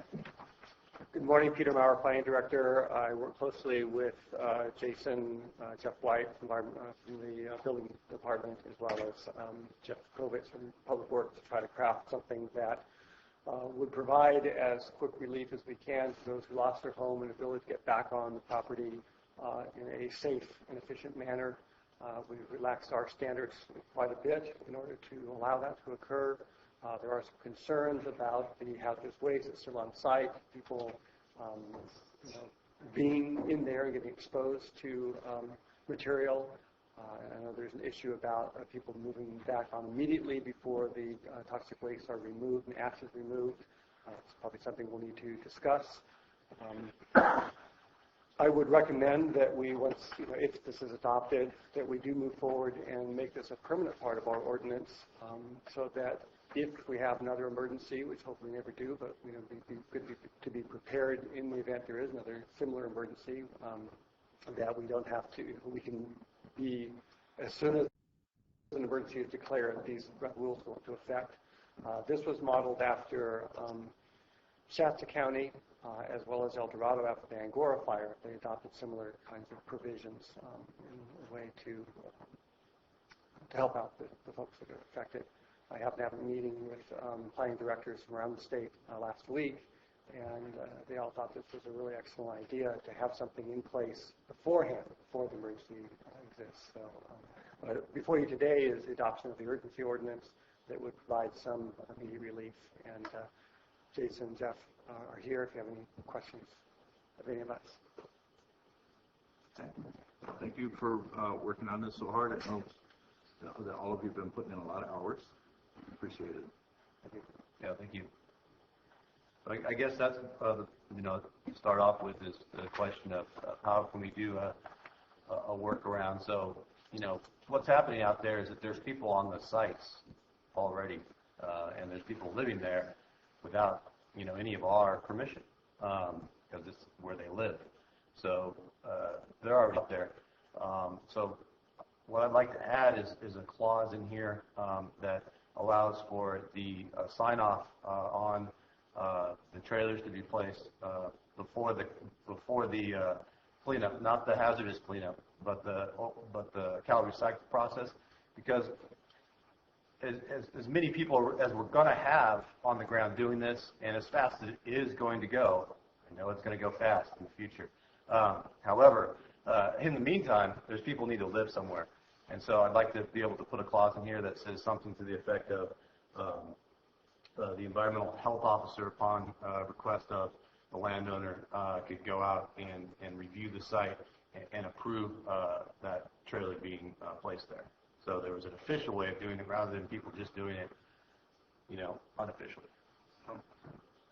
So can you help me with that?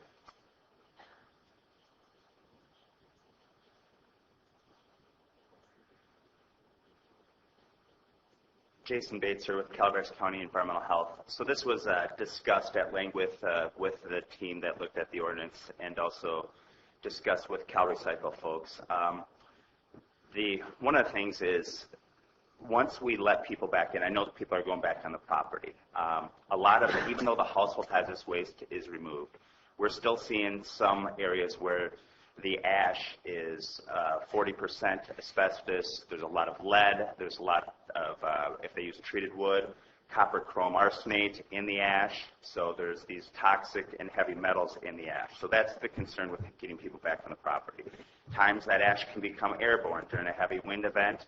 We're not out there ensuring that mitigation measures are in place.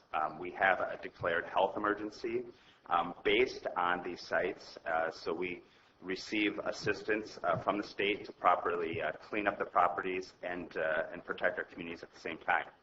The other issue is that if they move it off the property, how are these people, and there's probably ways, but the septic is usually right next to where the building structure was, the septic tank. So now, and they're well, 100 feet away from that septic area. How are these people with the temporary housing then are going to dispose of their liquid waste and also have water coming in? And that's been a concern, a secondary concern. Primary concern is protecting them from the hazards at the site. We had people driving through last week, and there's people on the property. We can't stop that. But that's also not us allowing it. And there's a site where there's kids playing right next to ash, and staff pulled over and talked to them and educated the people on the hazards. And it's just not the metals too in it. I mean, the ash is, it gets into our lungs, impacts if you have, if you're sensitive to, if you have asthma, COPD, other pulmonary issues. So there's all these concerns, and so when we start talking about exceptions, mitigation measures, distances, there's other complexities that come into place just besides the ash, but then we're talking proper sanitation standards for the septics, for the liquid waste and the water. So I reached out to Lake County and see what they were doing there too, and they had kept a same direction that we're going in, but on those big properties, 20 acres or more, they were looking at it from a one-time, exception, go out and look at the property. My issue is too with staff. I have five REHSs, and not to take away trying to get people back on the property, but right now they're all out with Fed EPA and DTSC, with leading as the county liaison and in performing the household hazardous waste removal at the sites. So the staffing and going out and inspecting these sites individually, and again, it's not to get people back on the property, but again, it's staff resources then where we may be asking for mutual aid or to look at if that's the direction that the board takes. Because, every new thing that comes into place, it's, right. Yeah. And so and I understand what you're saying. It all makes perfect sense, right? I mean, what you've said, it's a perfect argument. But when I have people calling me saying that, they want to go back onto their property, and they want to do it the legal way, and then, my only answer is like, well, the county's not going to sign off on that. And they're like, well, what about my neighbors that are already there?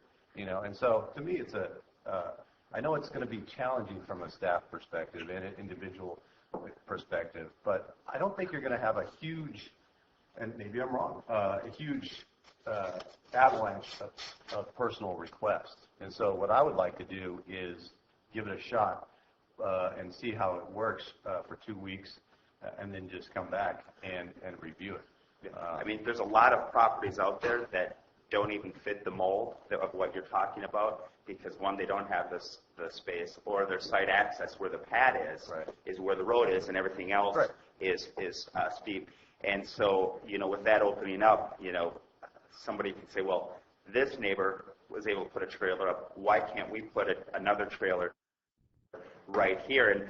And when the debris removal teams, you understand that process of the number of trucks and tractors out there and people not being in that zone of debris removal and having a trailer, so one, they can facilitate, the proper cleanup and also not impact, I hear what you're saying. Yeah. What I'm saying is, instead of saying we can't do it, let's go ahead and try to do it, and then if it doesn't work, we can come back and say it didn't work. Okay. I'd much rather do that than be like, these are the reasons we can't do it, because this is not, if this is an ordinary situation, we wouldn't be here, right? So, but this is an extraordinary situation, and that's why I think we have to take extraordinary measures and try extraordinary things to help people out the best we can. So that's what I would suggest, is doing it for a temporary basis, and there's a note from the county council here, so probably can't do that. Supervisor Wright, I have a question for legal counsel. We are working in an active hazmat situation area where we're issuing a certificate to enter back in upon it's being cleared for public access. Our exposure as a county to those properties to allow the property owner back into a known hazmat area. Where do we stand on that? Well, even in a 2-week program. Sorry to interrupt. You're the expert here on this, on the hazmat stuff. So, I wouldn't know, but it seems to me that we've done a hazmat removal on all of these sites. Right now, we've accomplished just over 200, being at 200 different properties for the removal of the household hazardous waste. So they're looking at, whether it's propane tanks, lead that's been melted from solar systems or car batteries, the obvious household hazardous waste there, acetylene, oxygen, drums of oils, fuels, etc., if they weren't, completely spent during the fire. But they're not removing at this point in time the asbestos that's contained in ash or any of the ash material that's in the burn structure area where we talked about the heavy metals, the asbestos and whatever other hazards may be in there. There might even be spent ordnances in there. They're collecting bullets, 50 caliber and less, from these sites when they run into them and properly detonating them. But I know that in past experiences, depending on the property, they've ran into some nasty, higher caliber ordinances in that zone of influence there. So that sometimes is discovered as they're removing the ash at that point in time. So there's a sweep of household hazardous waste taking place right now, but it doesn't remove all the hazards at the site.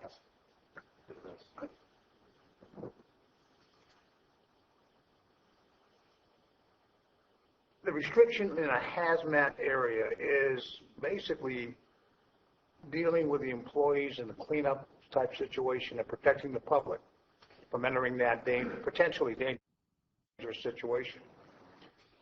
We see that in signs where Prop 65 notifies the public that there's hazard material probably used on these premises. We've seen that in commercial buildings, things of that sort. But nevertheless, how do we restrict the property owner from going onto his own property? I mean, right now, they can still, we're not saying you can't be on the property. I mean, but this is, we see property owners out of the property now, whether they're, looking for personal items. We just ask that they use the proper PPE. The HAZWOP requirements, Supervisor Calaveras, that you speak of is for OSHA and for employees and workers. But yet, because we have a local health emergency, and my duty is, as the Director of Environmental Health, is looking at protecting public health and the environment. Not saying that, our Supervisor Wright, the potential, there may be circumstances, distances, possibly, but it becomes what are those? 300 feet, 1,000 feet, locations, sanitation standards, all these other things come into play. But I throw that out there, so these are all the discussions that I've had with staff, other counties, and that have been through this process and trying to find, a way, ultimately of protecting public health. And that's our goal is, we have teams out there removing debris now. I know I wish it was a lot faster than what it is. It's going to be getting ramped up and going to be, we'll be having more properties cleared here in the next couple of weeks where all debris is removed. But I understand the fact that people also want to get back to the property. So, I would have one question of counsel, legal counsel. Does a duty fall upon the county to properly warn the owners of properties going onto their sites of a potential hazard or an existing known hazard? And if that warning is being done by our health and safety, does that meet the requirement? Just so I'm clear with what you're asking, is whether we have an affirmative duty to inform the property owners to not enter their parcel, and if I'm reading into the question here, if we were to authorize them to, how does that expose the county? Is that what you're asking? Well, let's restructure the question a little bit. Does the county have the duty and responsibility to notify a homeowner in this situation where it hasn't been cleared by health and safety that there exists a potential dangerous hazmat situation or a known hazmat situation and recommend that they do not enter that residence?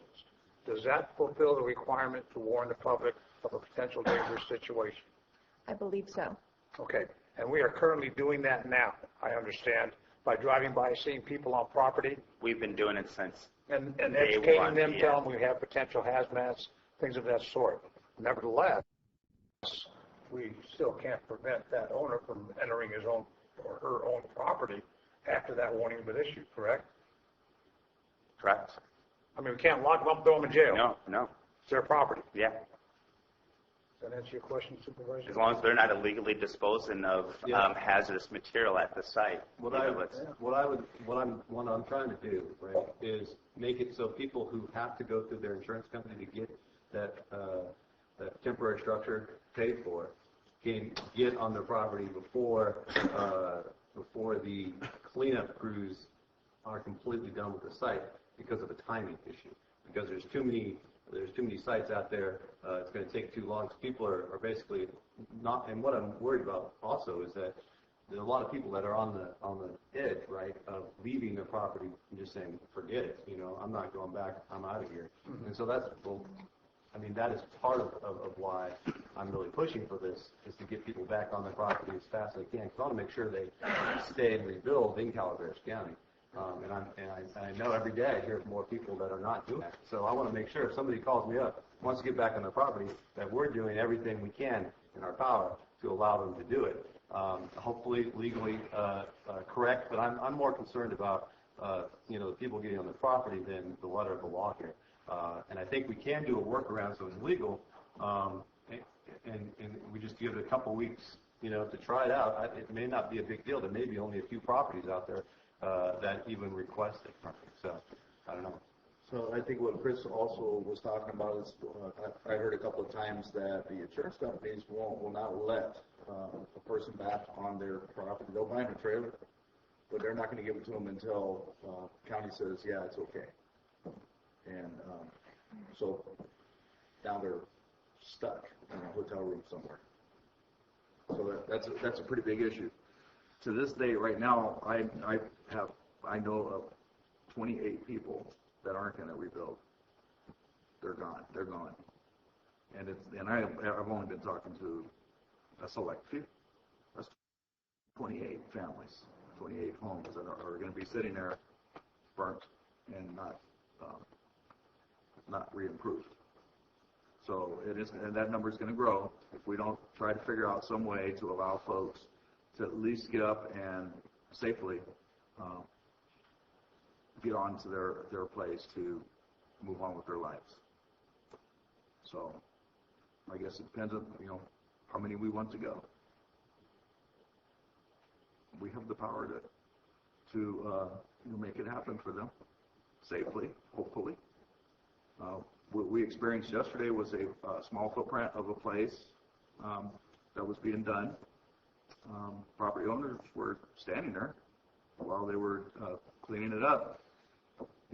Granted, we weren't there the whole time, but I'm pretty sure that when they started scooping stuff into the truck, they probably weren't hanging around. No. I wouldn't either, But so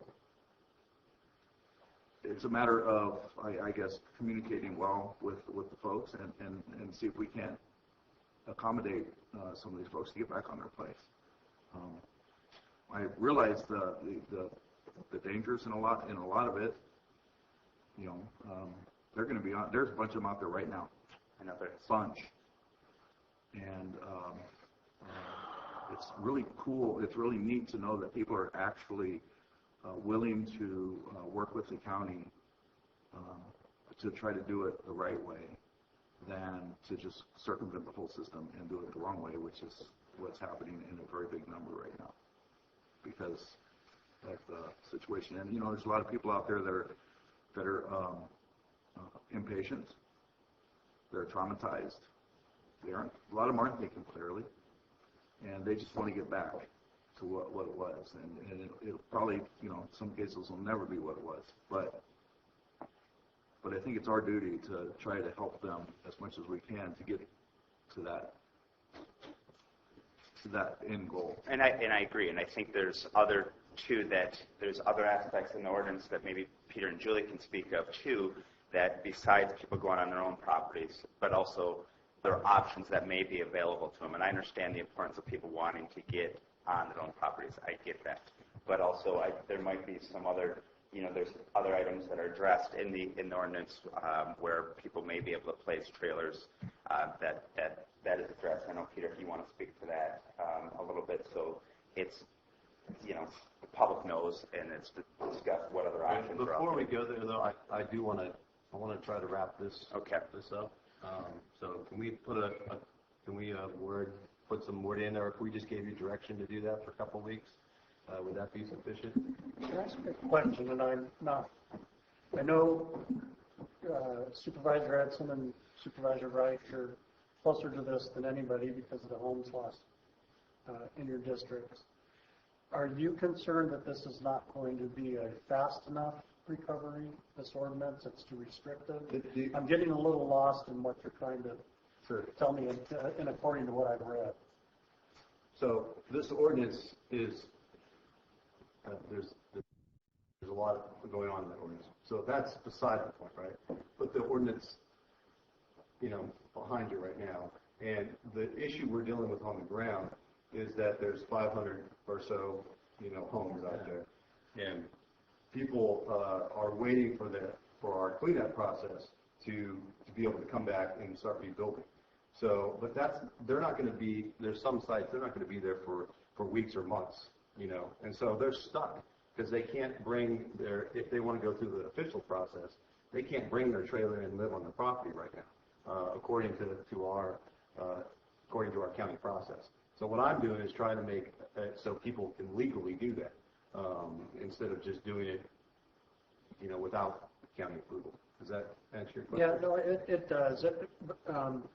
I'm wondering if this is 2 weeks too soon, even though it's not. No, because you're looking for a way to expedite the process right now. And I agree with that 100%. But they can bring a tent on it. Right? Not according to me. They Well, can't. this talks about They can't. hotels and septic and sewage. They can't stay on their property at all legally. Right. So what I'm saying is that, but every property has unique conditions. There's like some of them, in fact, they have houses that are still on the property that somebody's living in, right next to the burnt out building. But they legally can't bring a trailer in there and live there on the property, even though there's somebody already living on the property. Okay. So that's what I'm saying. And in some properties, there's huge properties, and so how do we help that? That's you got it. Yeah, that's how I'm trying to figure out. Okay. Yeah, I'm with you. Taking a real life scenario, let's say we have a home that's located on an acre of land. The home's lost, but there's a footprint, and I'm a homeowner up in that area, and I want to go over and put my travel trailer or my whatever RV or something on this footprint, but it hasn't been cleared for entry certificate from our Board of Health, but it's removed away from what's the hot zone and a hazmat situation that you may have identified or may not identify. Legally, there's no way we can stop the owner from doing that, is there? Correct. But for those folks that want to do things the right way, and all people involved, the county, the homeowners, our agencies and things of that sort, would there be some type of process that could say, okay, we're going to go up and take a look at this footprint, but that's going to be a hot zone, so you can't go over until we clear that, but you can bring your motorhome and put on this footprint. Is that what we're talking about? That's what we're talking about, yeah. I could have said that 15 minutes ago. I thought I did. Can that happen? I mean, we've talked about this. Understanding there is still hazards at the site, okay? And so the county has to understand that. And it's just not with the ash. We've seen septic tanks where the lids are melted, okay? Dog, kid goes running across, it's separated, falls in a septic tank. I'm just saying there's other issues that are at all these sites. And once the county says, okay, you can put it over here, I've seen people with trailers, kids playing in ash, dogs running through the footprint. I mean, that's the reality of it. That is the reality of it. But going back to our question of counsel, go ahead. You want to say something? I do. I want to clarify, as the board knows, there was an executive order that was issued by the governor, and part of that and the purpose behind that, the county's been working with HCD with that as well, is to encourage off-site options, off-site people to keep the property owners safe and have a place for them to temporarily reside while the house or while the site is being cleaned. So then when it's certified, they can relocate back to their home in a safe manner. That's the whole point of the executive order, is to loosen things and to allow for off-site temporary housing to be a lot more accessible during this time. So I just want to encourage the board to remember that, one, there is a local health emergency that you just continued, and that although the county can't force people to not go back to their property, to be mindful of what the county authorizes or deems approved by the county. What does off-site auctions mean? Peter? So the draft ordinance provides for several different options. There could be, sort of impromptu trailer parks created under the auspices of HCD in the county. An individual property owner could put up a neighbor. They could put a neighbor on their property. It's not something we normally permit, but we're going to allow this due to the emergency.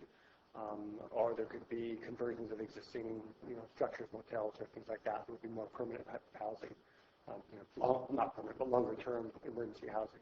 So we try to create a variety of different mechanisms that would allow people to have a place to stay in the community, so that on private property or in commercial land, places like that. And they'll be moving twice in 2 to 4 weeks.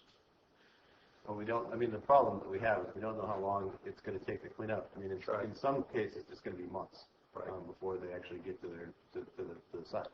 And then we also have the fact, sorry, but Supervisor Wright, that how are you going to stop a property owner from going on his own property?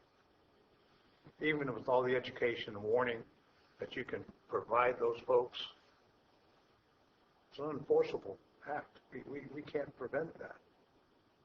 We can advise against it for health and public safety, their safety. Then again, where's our enforcement capabilities to that? So we can come up with some alternative language in the ordinance. So look at some, knowing that this or anticipating this might be an issue. We've developed some language, and I think if the majority of the board wants to have some provision in the code that allows more immediate occupancy of the property, then we can modify the provision slightly to accommodate that. And so I guess we'd be asking for some understanding from the board after maybe some public testimony as to whether or not that's appropriate, and you want us to include that in the draft, the final language of the ordinance. I would like it to be a consideration because there are some areas out there where folks can do that, and right now it's a cookie cutter approach.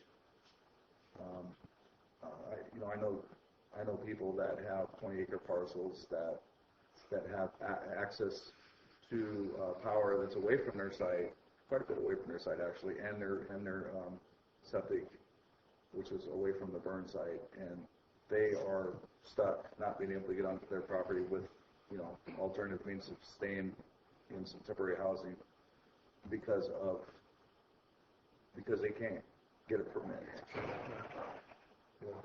So I think we have a majority that agrees with that. I would agree with that. One quick note, Supervisor Wright, Supervisor Eds, is there any way to determine how many people fall in this category by putting out some type of inquiry? We're talking 2 people, 20 people, 200 people? We have, to date, we have about 490 people signed up with the county and state cleanup program. All those may not be, maybe just an outbuilding and not their permanent residence or their permanent the residence house there. Also, we have people, hopefully tomorrow we'll be able to release our self-certification form, so those property owners that are going to go through the cleanup process and not sign up through the county state program, but they have to meet the same standards and the same processes and standards apply to that process, but they could hire a contractor and pay for that themselves if they just don't get the funding that is going through the county state program. So just to make that clear. So how many people are out there in this? There's a lot of people potentially out there in this. Are all of them going to have the property footprint that will be able to work for this potential? Maybe, probably not. But there's going to be a lot of people that may not even want to do it because they'll be looking at they don't want to be on the property until it is cleaned up. Personally, that's probably where I fall in. And I think so that's but that falls in the majority. So I think that's the majority. So and there's a lot of folks that are pretty comfortable where they are, but there's a lot of folks that aren't. Yeah. And the only place they have is where they ran from.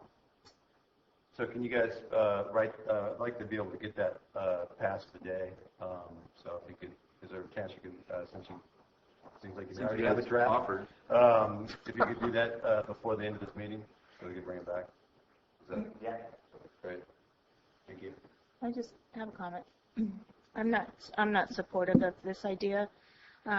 Really struggling a lot here with all of the proclamations and ordinances and everything else that we have to consider. But, as I review this, from my perspective, we as a county need to be protective of the health and safety not only of the landowner, but the folks in and around the area and the folks that are going to be going onto this property. And I'm finding that, yes, it's going to take some time. It's a huge, tremendous disaster. It affected a lot of people.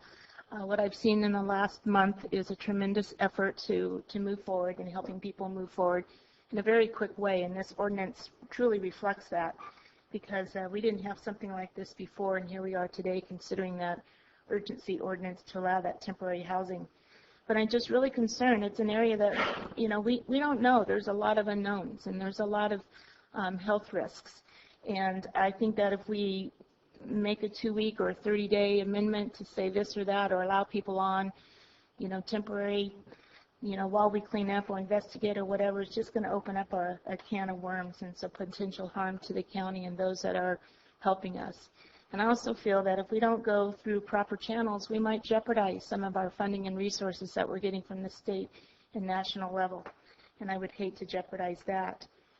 What I'm finding is people make choices. We've heard that people don't have insurance, that people didn't have permitted buildings, and so on and so forth. And people make choices as to what they do and why they do it. And, I'm not here to say that was a right or wrong choice. That was their choice.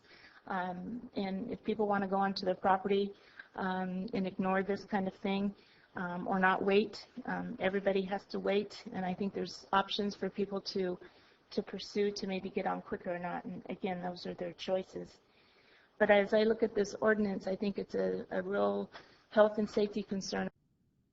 You have to, do it right and try to do it right the first time and not give any kind of waiting period to allow people to do something that would create potential harm to the public.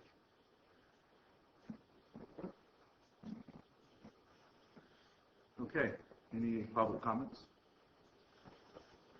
Can I interject from somebody who's not involved in the fire? I'm not a victim of it.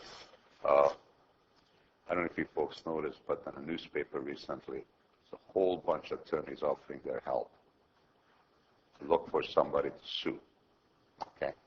And I don't want to be one of the schmucks who end up paying for it. And I'm not just talking about me, but they're not going to get nothing out of me. I have nothing. But the whole county is I know your concentration, and Chris, I agree with you. I understand your position, but the great legal minds we have in this room, if somebody wants to go back to their property, is there any reason why they couldn't sign a disclaimer? They don't have to. But you present it to them, hey, if you go in there, you got to sign that you realize there's hazmat problems, poison, water, whatever you say. You sign it off. Because there's a bunch of vultures, chicken hawks out there. They're looking for ways to get rich, and they're called lawyers. And they're not on top of my Christmas tree. But try to minimize your liability. Sign it. You realize there's a danger. You fully realize that. You take it. It's your property. You take full responsibility for it. We don't want you to have a recourse. These folks trying to do their best. They have the reasonable, rational ways to do it. But as you said, people are going to go up there on property. There's not a damn thing you can do about it. But cover your butt. Hey, you're not supposed to be on your property. We're totally against you doing property. Sign off. And we're not going to bug you. As soon as we can, we will come and help you clean it up, or whatever. You have the responsibility to clean it up. But sign off on a disclaimer. And they probably will try to avoid the hassle, just sign it off. If they're such a dumbass, hey, they're going to do it. And if you're going to start pushing for their own benefit, you're going to get a pushback. But if you totally disclose that, hey, this is a hazardous material, you can get sick, just like this pack of cigarettes, it's on my pocket, it's hazardous for my growth and my brain, I'm still going to smoke it. And that's my decision. And some of those people on their property, they're going to go back. At least cover me, or cover your next constituent from lawsuit. I don't believe all the ads that's going over here. They're going to come and help you. Class action lawsuits.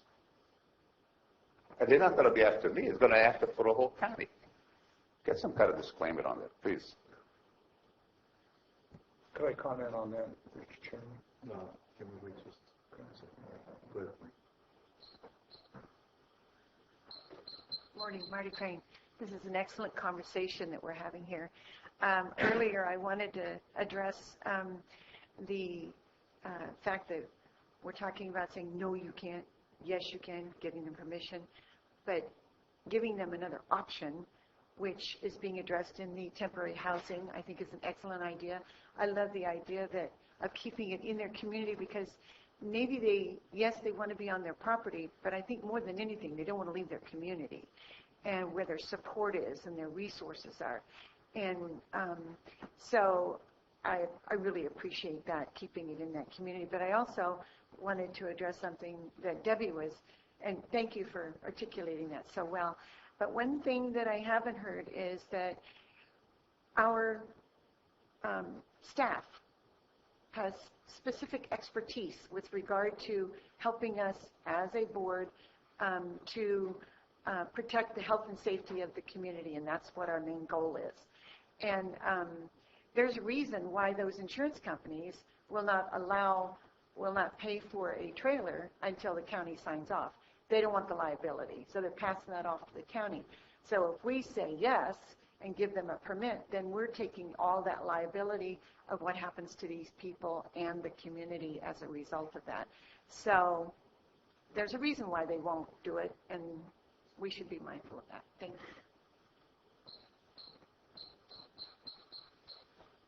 Alsagana Taxpayer Association. Michael had a good comment. What's the scope of it? What's happening? Are we talking a few people, 30 people, 100 people, 200 people? One question I have, just how many of the victims of the fire have insurance? I heard it's 3%. Somebody else said it might be 15%. Somebody else said it's much higher than that. Okay, that's number one question. I assume you develop a database of who these people are and how to contact them. The next question is, of the insurance policies, do some of them or all of them pay the cost for cleanup at the fire? I had a rental property in Douglas Flat have a fire with 100% damage. And what was involved was getting a demolition permit, and that removed all the burnt materials and down to the foundations. We had to get a letter from an engineer to certify the foundations were okay, and then we contracted with a contractor to rebuild the structure. And this all was covered by the insurance. So the question is, number one, just how many of these properties are not insured? And two, does the insurance pay for the cleanup? And then the third concern I think we have is that we don't want to interfere with people's rights to go to their property. Even if what we think is better for them and what they think, we don't want to do that. But Peter's suggestion of a disclaimer, it could be very simple, that would absolve the county of any responsibility for any harm that may befall upon the property owner because of something on the property that could hurt them. That all makes sense. Thank you. Any other public comments? Thank you, Chairman. In response to Peter's statements, in our original conversation, this is where I was going with legal counsel, maybe a release or something of that effect, or disclaimer is said for those folks that desire to enter their properties against the warnings or potential hazmat situations. Would that help the situation at all? It helps environmental health sign off on it, then I'm happy with that. Right back on you, Jason. And I do have some other issues with this particular agenda item, but I'll save that. Go for it, because we're on past that. After reviewing the executive order issued by the governor, I noticed that there's a couple of issues in the draft actually submitted by our staff. And one big one that pops out is the executive order is for a 3-year period. And in our proposed ordinance, there's a 2-year period with a review process for the 3rd year. Can you explain why we did that? Good morning, Julie Moss-Lewis, Deputy County Counsel. The proposed ordinance was drafted before I was aware of the executive order. I spoke with HCD counsel about our proposed ordinance, which would be capturing not just the Butte fire, but subsequent emergencies as well. The executive order, by all admissions of HCD, is more intense than what we would expect even in most disasters. And so to the extent that the executive order conflicts with the ordinance, the executive order would control. And we have a clause in the proposed ordinance that says so. And we decided it would be better not to draft an entire ordinance just to a single executive order, but just to simply work with HCD with respect to anything that would conflict. So our ordinance, for example, would allow the board by resolution to extend its terms to a 3rd year. In this case, we know the executive order will be for at least, for a total of 3 years. So with respect to mobile homes, manufactured homes, and recreational vehicles, we know that the 3-year period will be a full 3-year period, even if the board does not come back to extend the ordinance with respect to any other of its parts. The ordinance is broader than the executive order in that it also covers things like stick-built emergency shelters and anticipates some types of measures that maybe were not part of the executive order. Also, HCD, with respect to standards for cleanup and minimal standards for water, sewer, and power, HCD agrees with the county's recommended ordinance as far as their preference or what they anticipate actually was a prioritization of off-site housing while the cleanup was happening. So just so the board's aware of how those discussions have gone. Yeah, Julie, can you identify what HCD is? Oh, HCD is the State Department of Housing and Community Development. And their attorneys drafted the executive order. Also, something just to, for discussions with the state folks, a lot of these owners out here have animals, livestock, small, farms and that type of thing.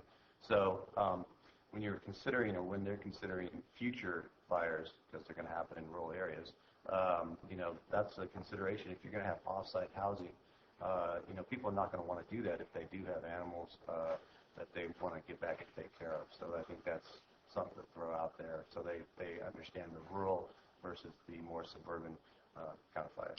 Right. I mean, there's definitely, I'm sure, some aspects of the executive order that don't necessarily dovetail perfectly with the rural community. I just think the general feeling was that the human health was the priority. I have a question, because it does say I like this part of the ordinance too, is, public sewers, it says public sewer system. So the temporary replacement housing shall be connected to an approved sewage disposal system. meeting one of the following criteria. So public sewer, existing on-site sewage disposal system certified, or temporary holding tank with a contract with pumping company for regular pumping. What about if they're living in a motorhome? I think I will allow either Peter or Jason to address that, since that particular technical language did not come from.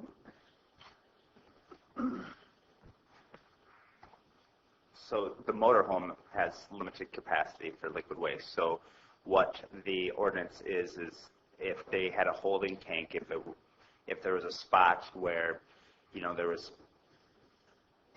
however many mobile homes, 10 or 15, that they could put in a temporary storage for liquid waste and then have that pumped out by waste haulers. So that's what that means. So what if it's a mobile home on a single parcel for, person or a couple living in it?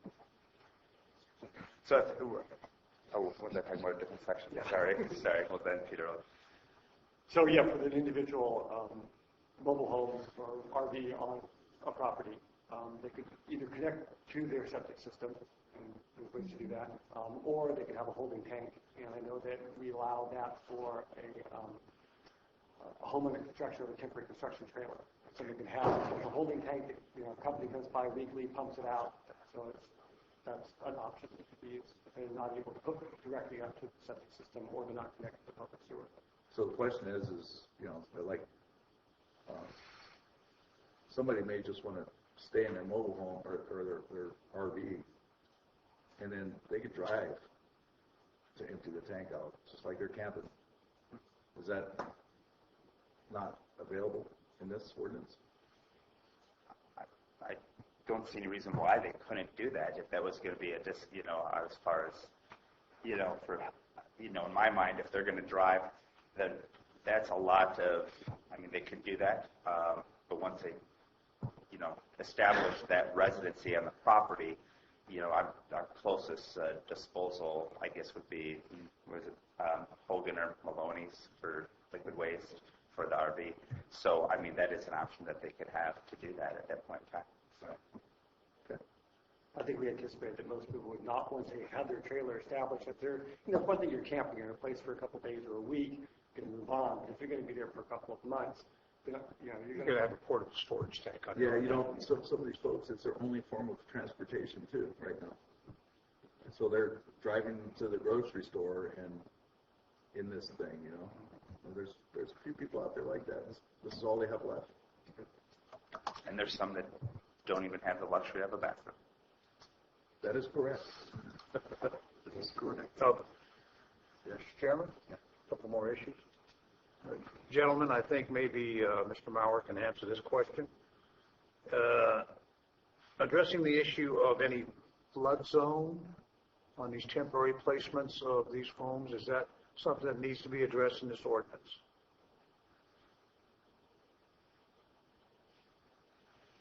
It is addressed. We did have a meeting with FEMA, with the flood control people that was scheduled long in advance with the fire. And one of their concerns is that flooding potential is exacerbated after a fire like this.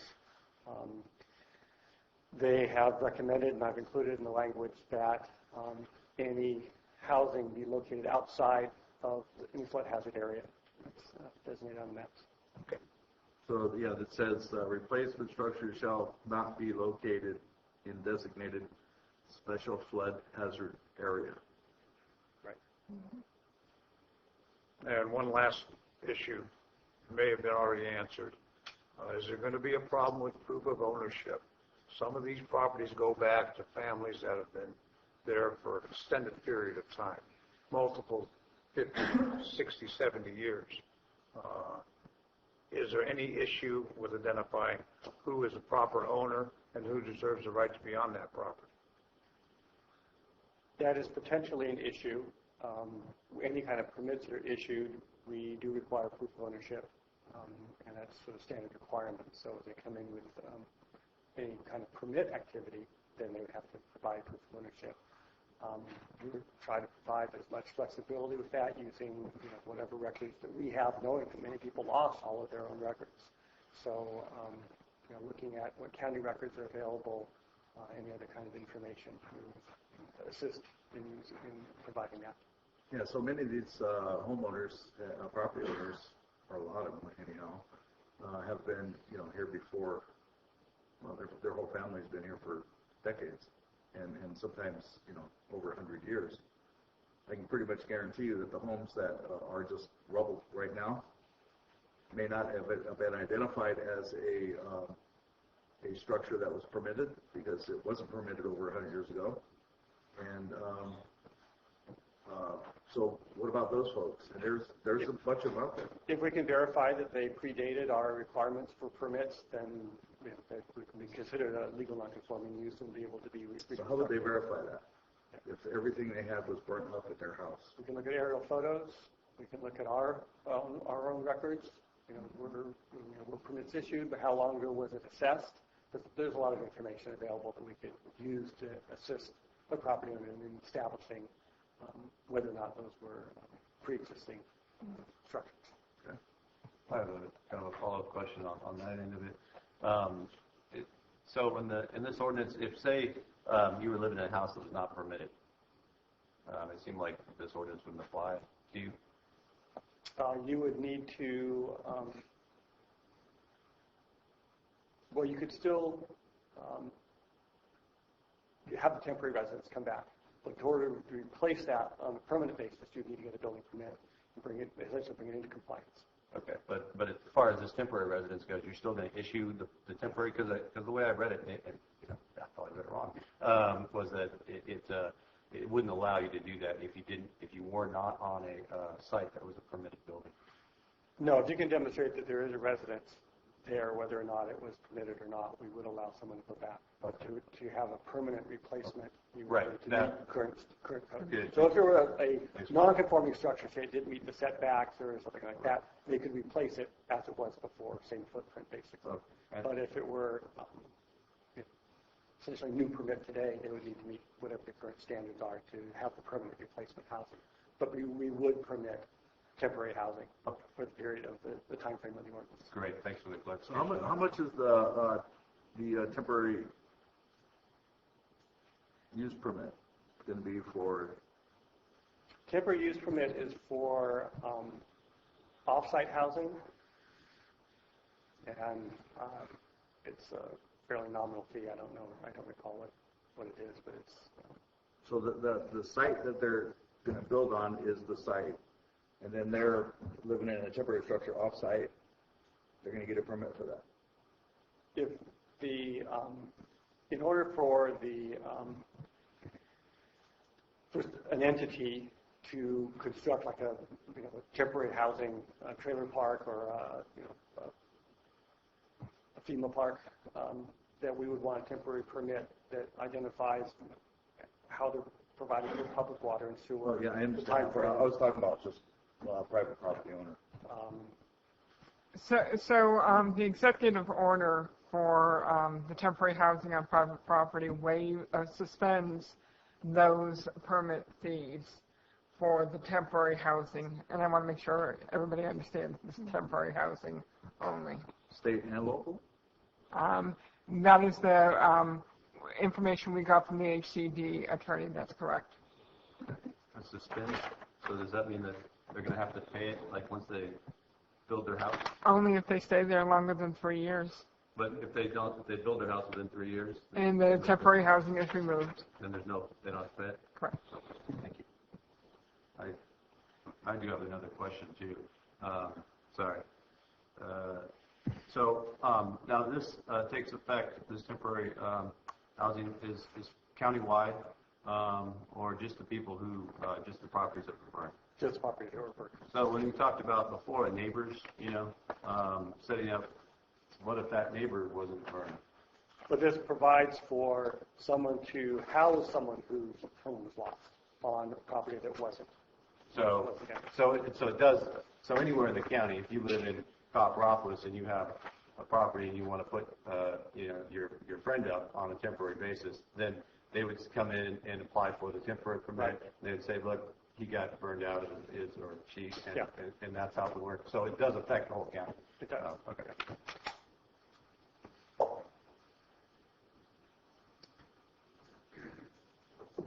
So is there a way that that we can amend this to just get rid of the 2-year thing and put a 3-year notice in there?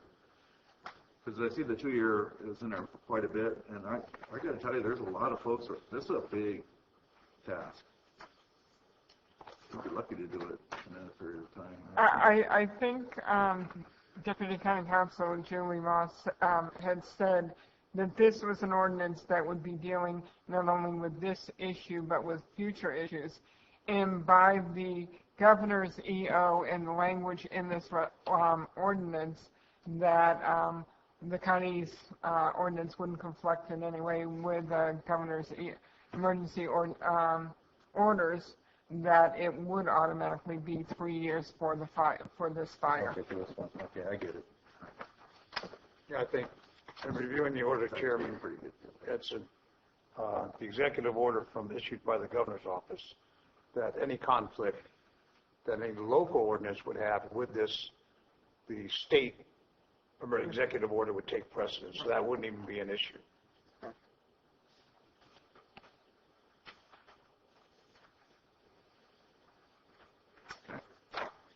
Any other questions from the board? Any more questions from the public?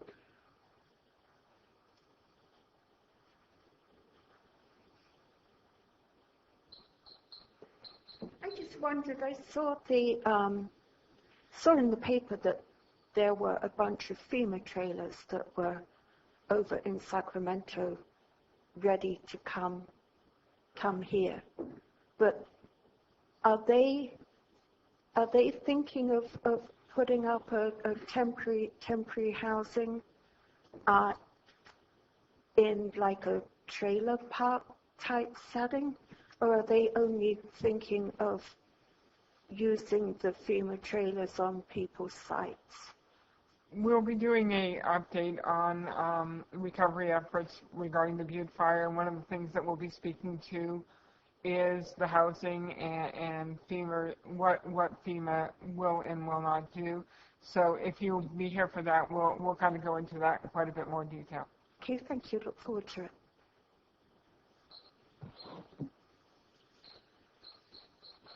Marty Crane. I guess I just would like to know a little more clearly what it is that you are asking them to, what you're asking them to change, and just to say, add some wording in there. Add some wording to do what? What's the final instruction that you're asking them to do?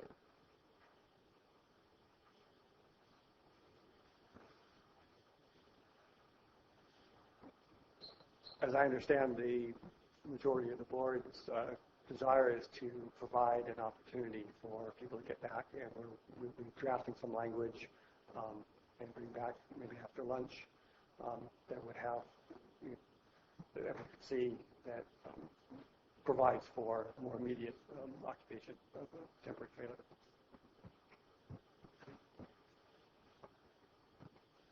Joe Kelly, has the county given consideration of the concept, maybe I missed it if you did, Frogtown, the RV park? We've talked a number of times about RVs. I know it's going to be out of the district. They're going to have to come down and live out of their area. But if something can be arranged with them where the county would take over that whole project there could be a number of people in RVs that could be staying there. The other thing might be to contact the RV park just south of there and see what they might be able to do. So there's two points and that's the only two that I know of. Isn't there one up Mountain Ranch Road? It did burn down. Well, there's Gold Strike. People have been staying out at Hogan. Okay. They've been staying out at Comanche. Okay. But are people also using the Frogtown facility and the other one? I know there's the amount of motorhome fifth wheels and vehicles at the private one has unloaded recently with the leaving of the fire people and everybody else, all the other official agencies. But There's people staying at Frogtown in the RV park as well. Is it full up? It's not full, but there are people staying. So, but could it be then that might be recommended to these folks that want to come on down? And I think that's being considered, and we'll hear that later this afternoon in more detail on the update. Thank you. I'm still looking for clarity here. So in essence, are we asking them to add verbiage in there that then says the county will now take the liability that the insurance companies will not? We would never do that. Well, I'm just wondering, because if we give them permission. We're not doing it. Okay, all right. We'll be interested to see what we have. Thank you. You're welcome. All right.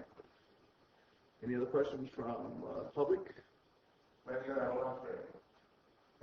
That was a good question, Peter. Any questions from the board? All right, so why don't we take a lunch break? Good idea, Mr. Chairman. All right, so we'll be back at 1:05. Can we take a little bit longer lunch break? 1:30. So we We'll be can- back.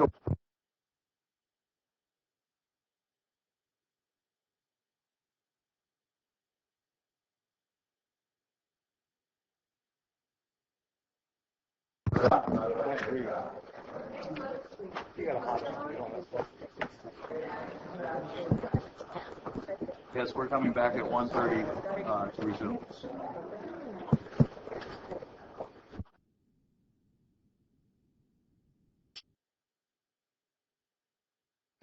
Then the number 15. That's where you're up there. Okay, so welcome back to our meeting for today, and we will continue with item number 15.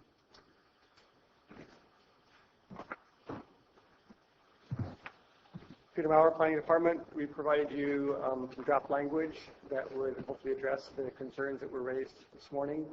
It's 2 pages. There's a provision on the backside in case you didn't see that. It also addresses the idea that if someone is living out of their RV as their only vehicle and they're driving a place, that would also be acceptable. So do you have any questions regarding this? I have only one question. When we did the local hazardous mitigation, local state of emergency, we re-upped it. Every 14 days we do that. Right. What part of the property does that cover? Or is it being referred to? It's the whole property. So if you have 1,000 acres, it's all 1,000 acres? In the health emergency, we don't go in to identify it's a structure area, outbuildings. A lot of these properties that staff have been to have the main residence, they have a garage, they may have outbuildings. We found some places, 1,000, 1,500 feet away where somebody had a shed with 15 cars. So you can't, to focus in that it was just the structure when some of these properties have multiple outbuildings. So it goes to the whole, when we're talking about the health emergency, it is the whole parcel. What if they have 1,000 acres of pasture land? With no structure, yeah. then it's not in the local health emergency because nothing burned on that property besides natural vegetation.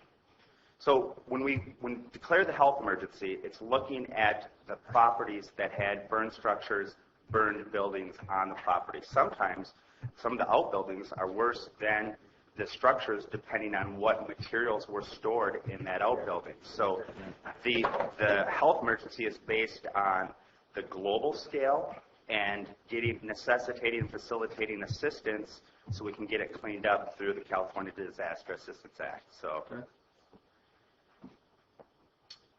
Thank you. Okay. You want to read it? Or? Sure. So we've modified section 1793-040B2, and it now reads, temporary replacement housing shall, absent a waiver of liability signed by the landowner, be located outside the footprint of any damaged structure and shall not be erected until the site is certified by the County Environmental Health Department or a state-managed debris removal program as being free of all public hazards and all toxic debris or residue caused by the disaster. The new language added is, if the temporary housing is erected prior to certification that it is free of all public hazards and toxic debris the following provisions shall apply. A waiver of liability shall be signed by the landowner. B, the temporary replacement housing shall be located at a minimum of 150 feet from the footprint of any damaged structure and in a manner that does not impede the debris removal process.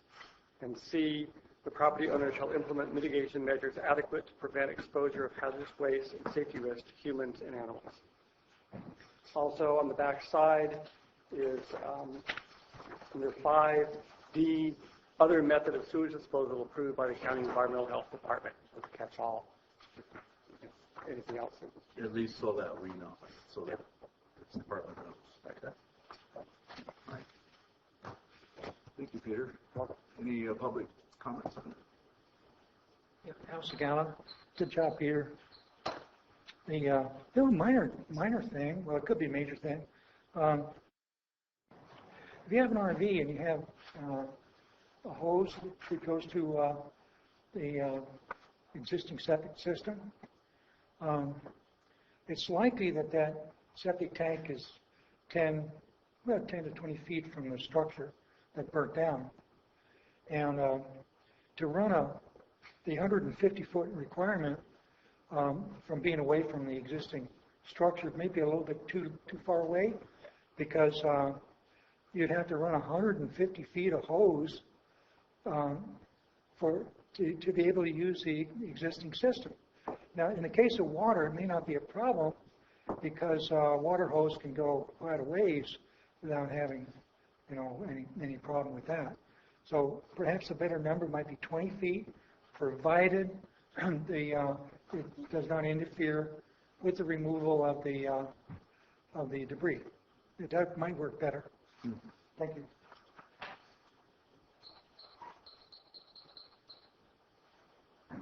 It's far from me to try to complicate it, but I got one little question again. You addressed the surface pollutants, but how are you going to, if there's any addressing the problem if it gets below the surface? Who's going to take the responsibility or liability if any of that pollutant gets into any way in the water stream? It's just going to go downhill. Is that including on their potential or actual problems? I don't expect it to do everything, okay? That would be silly, okay? But yes, you're going to take due diligence, take care of all the surface ground pollutant. I don't care if it's lead, aluminum, whatever you want to call it.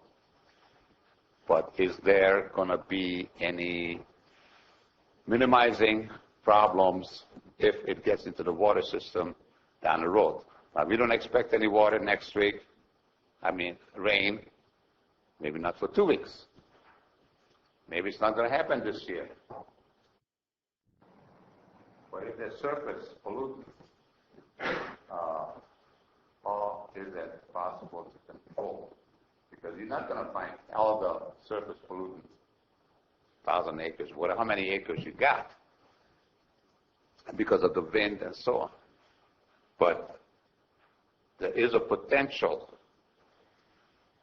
of getting into the water system. Now, I don't know how hazmat, maybe they got some magic way to do it, but because of the geography of that area, and for some reason water always goes downward. It's ridiculous. We got to pump it up. But is there some way? Are they doing it? And they're just asking stupid question.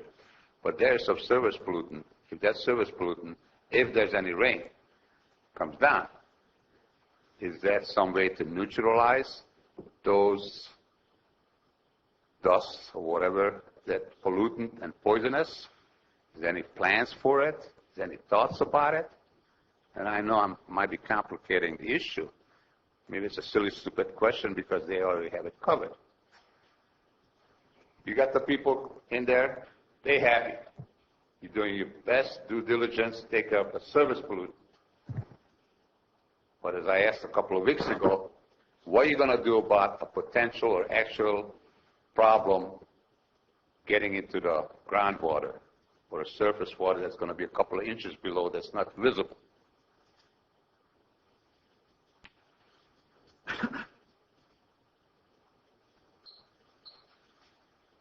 Jason Bates, Calaveras County Environmental Health. That's a good question, Peter. That is something that we are addressing is the surface water runoff and knowing that we're not going to be able to get to all properties right away. So we're working with the contractor and the state to deploy stormwater mitigation measures around basically calling it ash containment. So when we do get the storms coming in, we're containing that ash to that property.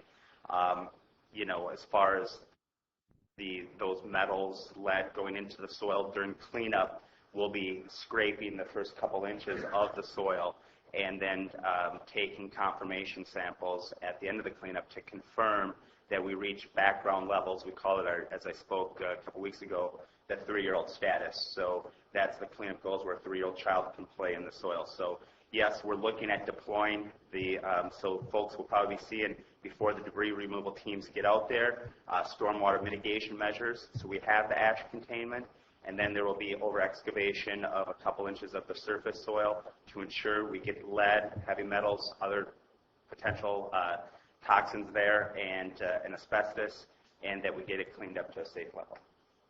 Can I be able to ask another question? Sure. Can you get the cooperation of CCWD or any other water agencies nearby? If there's somebody that you can give them something to measure, put it in this paper or something like that when they take water in, so that's my idea. Yeah. About a fish, but I'm getting about the human design. CCWD is here, and they've been in our meetings with, led by Public Works Director Jeff Kovitz regarding the overall stormwater management, and that is one of the things that they will be looking at is testing, more stringent analytical tests. Yes, correct. Yep. Jason? All right, so I kind of let that go because I think it was important for people to hear that the county is actually working with the agencies to be able to mitigate for stormwater and stuff like that. But we're really on the ordinance right now, and that's what I'd like to move forward with is the ordinance that we've been working on. Okay, so that's item number 15.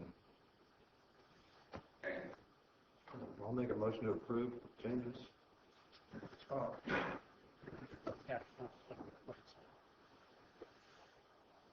I'm sorry, is there a motion on the table? Yeah, I'll make a motion to approve. We still have public comment. I'm sorry, Joe. You didn't close it, please. Didn't mean to jump in on you there. Confusing here. You guys want to stick to the yellow stuff, but I'm on paragraph, Joe Kelly.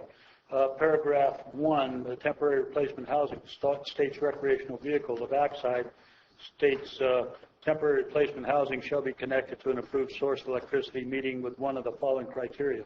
A, permitted electrical service hookup.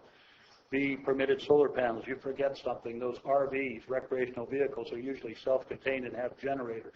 I think you're leaving that out, or even potentially a or a brought-on generator to provide themselves power. I think that should be added if you want to do it.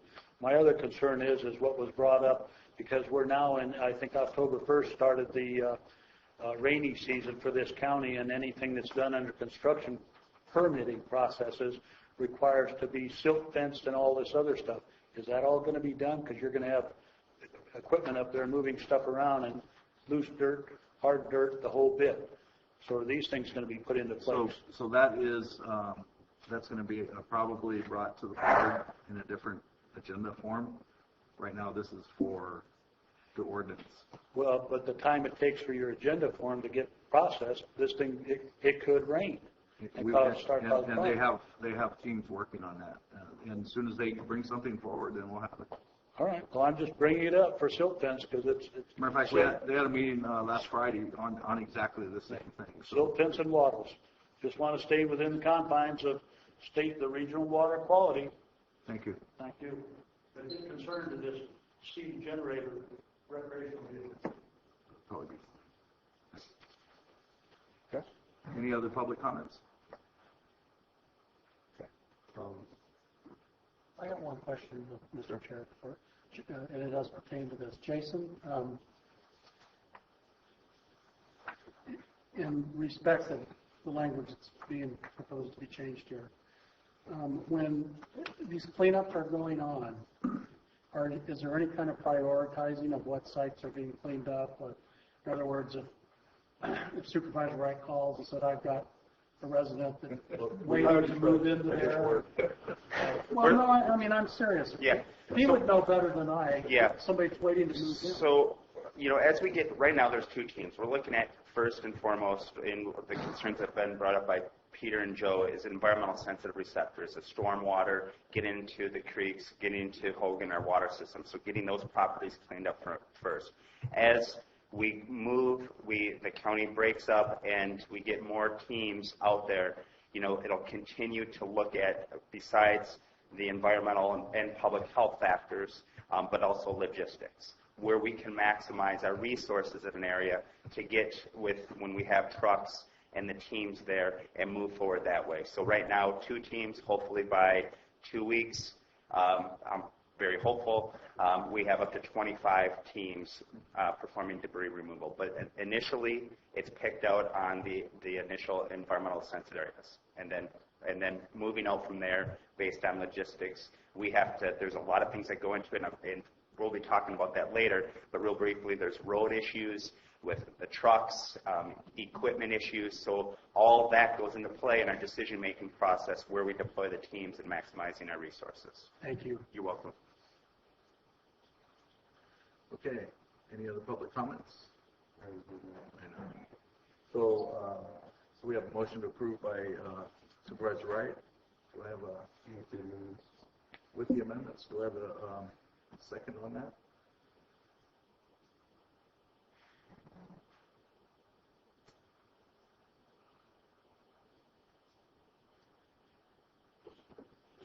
I'm thinking.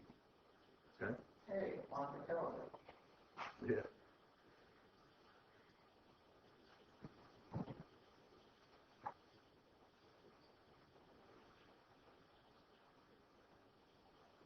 Okay, I'm done thinking. Okay. So, I mean, I really think these are good changes here, although I'm sure that it's not perfect. We're dealing with a situation, an emergency situation, that is more challenging than we've ever had to deal with on a county level. And so the people out there have lost everything, their entire housing, their everything, belongings. And people are down to just literally the clothes on their backs is all they have in some cases. And that goes on for mile after mile after mile. If you drive through from Mokill to Jesus Maria, through Mountain Ranch, it's staggering the amount of damage and the amount of houses lost. So if there's anything we can do to help one person be able to get back on their property today, I think we should do it. It's not much of a risk from us as a county standpoint of liability to do this. Let's give it a try and see if it works. And if it helps one family get back on property so they can start to have a normal life in the face of this devastation, I think we as a county, a board of representatives of the people, have to do it, regardless of the misgivings of some.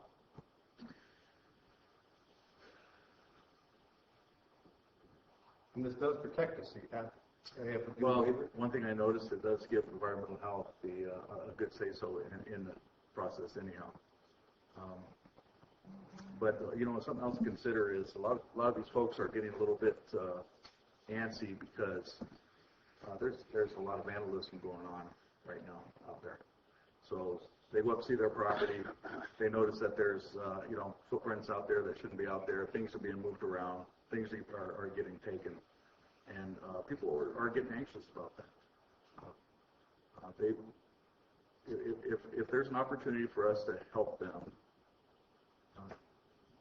go where they need to go safely and health-wise safely, then I think it's our duty to do that.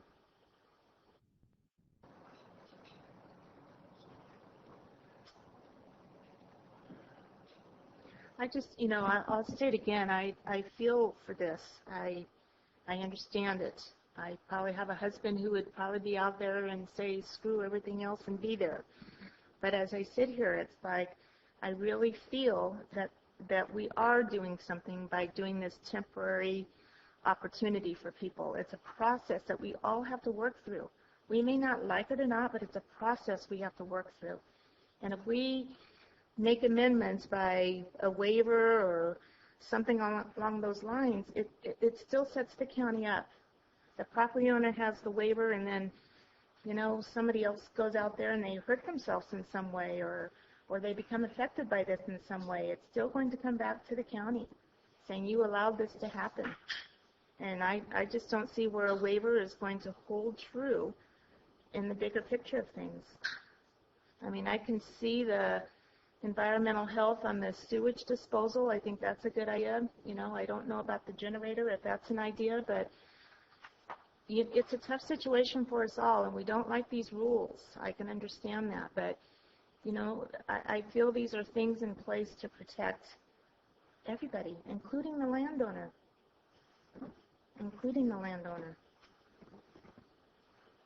And I think we are doing a lot by this ordinance as it is.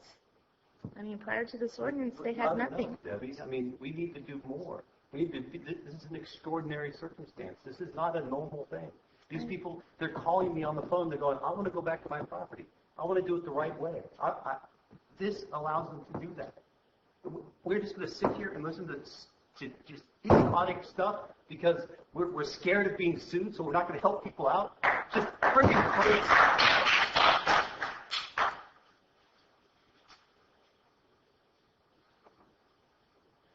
It's not about being sued. For me, it's about the health and safety of the folks that But are going to be there. Can we have a conversation? So here's the deal. There's people out there already that are on their property, and nothing that we do is going to slow that down. What this does is it actually gives people the ability to legally do it. Otherwise, people they're doing it willy-nilly anyway. This way, we actually have some control. And we actually are providing a level of safety greater by having this in place than if we do nothing. Right? Because now they have to look at signing a waiver, right? And so then people are going to come in here, not only the people with insurance, but other people, they want to follow the rules, right? So now they're going to follow these things. So they're going to be safer than they will be if we do nothing. How is somebody signing a waiver going to be safer? Well, like this, the temporary placement houses should be located minimum 100 feet from the footprint of any damaged structure in a manner that does not impede the debris removal process. So right now, if they're out there doing this without a permit, that's not being followed at all, right? They're right next to it. So, and they don't know any better. So now they have a process they can go in and environmental health can review it with them, explain to them all of the problems and all the health hazards, and they may decide after talking to environmental health that no, I don't want to be out there at all. But because we give them an actual avenue, an actual process, we're providing a greater option for wider spread safety and health to the whole populace.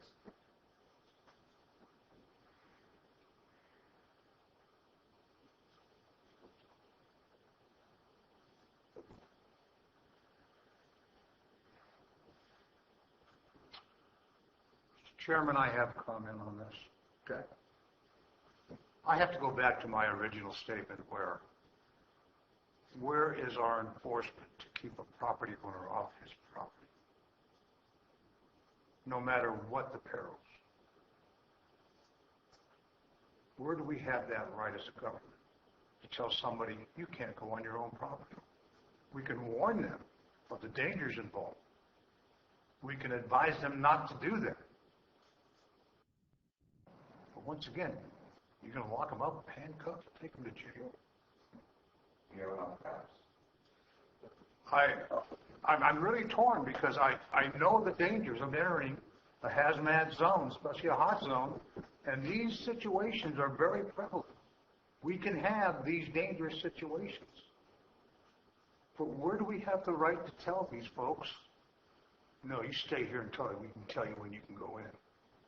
Once we are sure that they're aware of the potential dangers.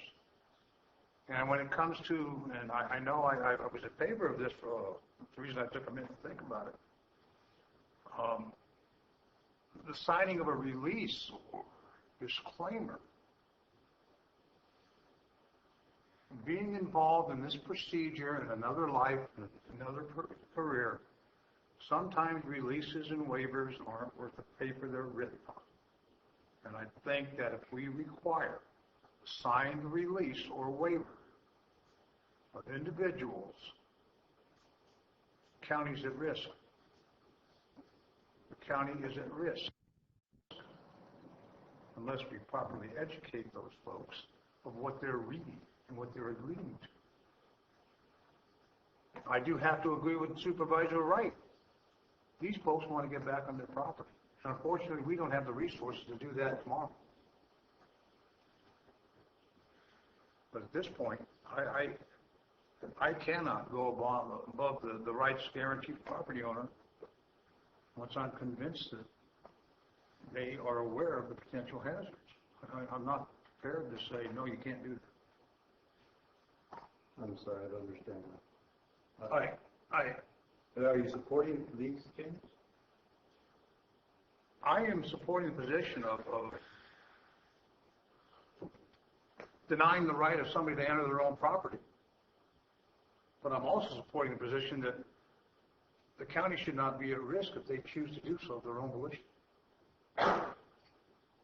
even if they're aware of the potential hazards. And I fail to see the enforcement in that, where the county has an enforcement right to prevent those people from going on there, even though the county does have a right to protect the welfare of the public. You're right, Supervisor Ponte, it's a very hard decision, but it's one that has to be made.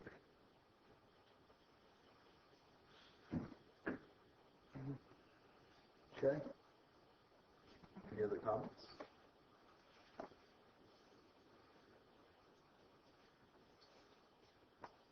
Okay. So,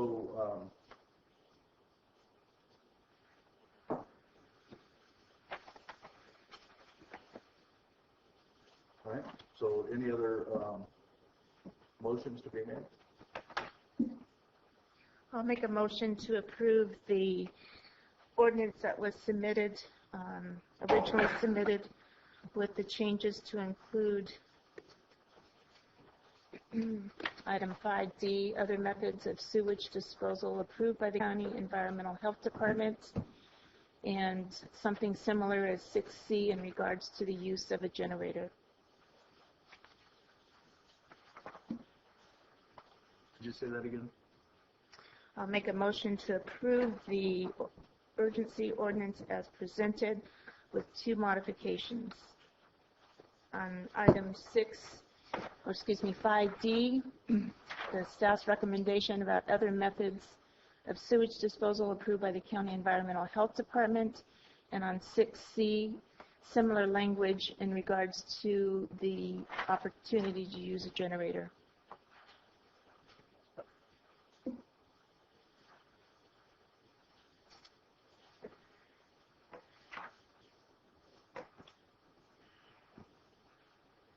Okay. Do we have a second on that one?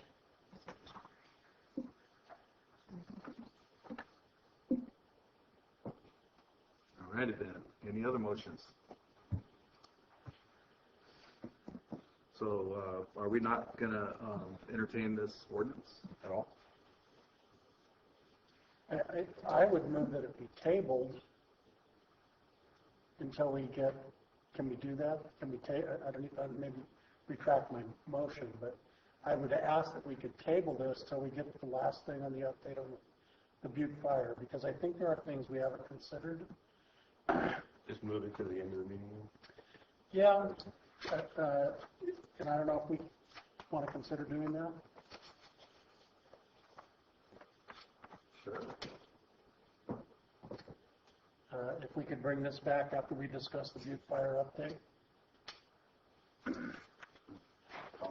That's fine. One question. Can we do that with a motion on the table? Question. I can do it. There isn't a motion on the table at this point. From what I understand, the motion that Supervisor Ponte made, died for lack of a second. Right. So right now there isn't a motion on the table, but certainly the item can be tabled and revisited at the end of the meeting. Well, I'd like to ask that we do that. I think there are things that I have a lot of questions on item number 23, and there might be some things that address this. And I'd like to bring them all up right now, but it would just confuse the issue. So rather than do that, if we could wait to bring this back at item 23 and vote on it again. Okay, so what say the board? Is that okay? Are we in agreement with that? All right, let's move on then to item number 16. Motion for reconsideration of items 13 and 19 of September 22nd, 2015 board meeting. These two items, as the board is aware, at the September 22nd board meeting, Supervisor Oliveira was not able to attend. There were two items on that agenda. One was to appoint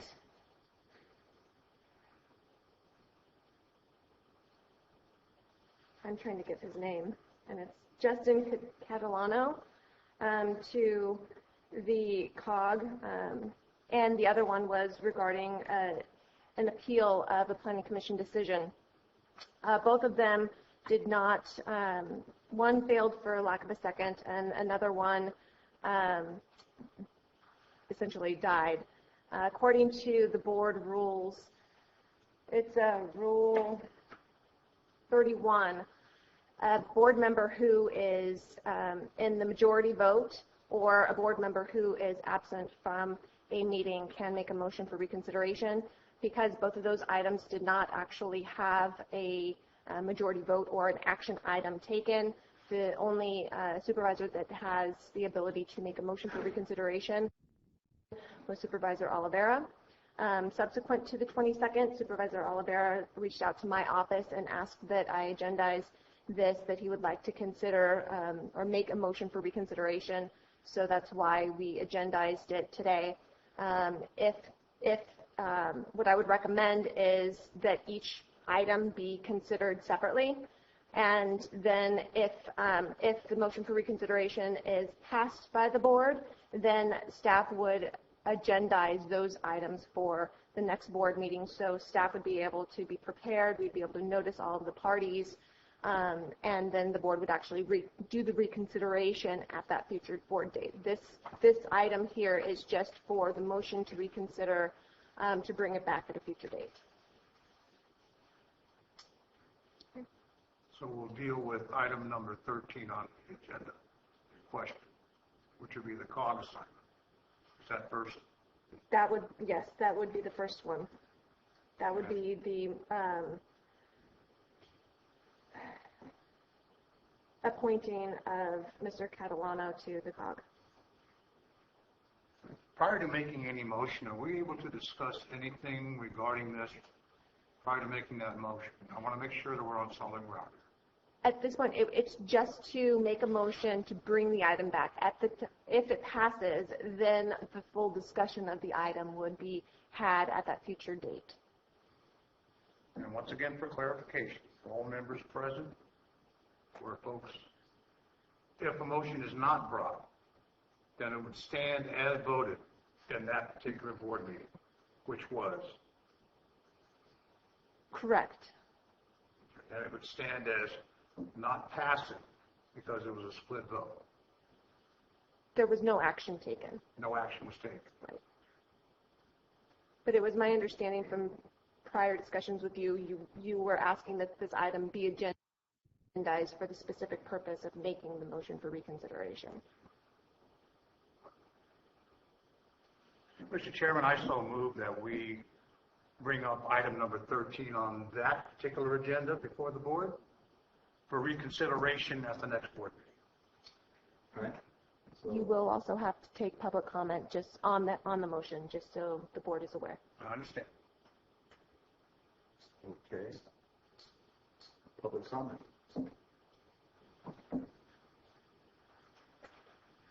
Bill McManus, resident of District 3. If I understand it correctly, the action that you're about to consider is to reconsider at a later time.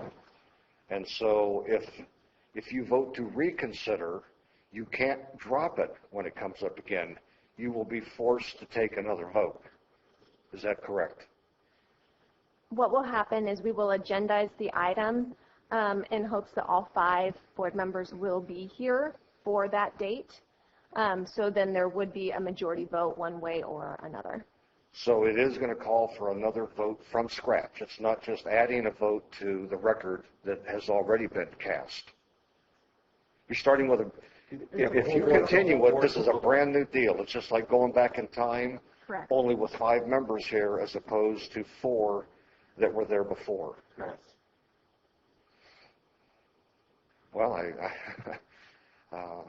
if it were to die right now, you know, as a resident of District 3 who has we've been ignored for so long with representation on the COG, I would rather see it just die, and then the COG goes about its business in hopefully a normal and civil way where we can get, you know, equal representation on the COG board without risking a vote now with it's all convoluted and end up losing. As far as I'm concerned, District 3 won by no action being taken.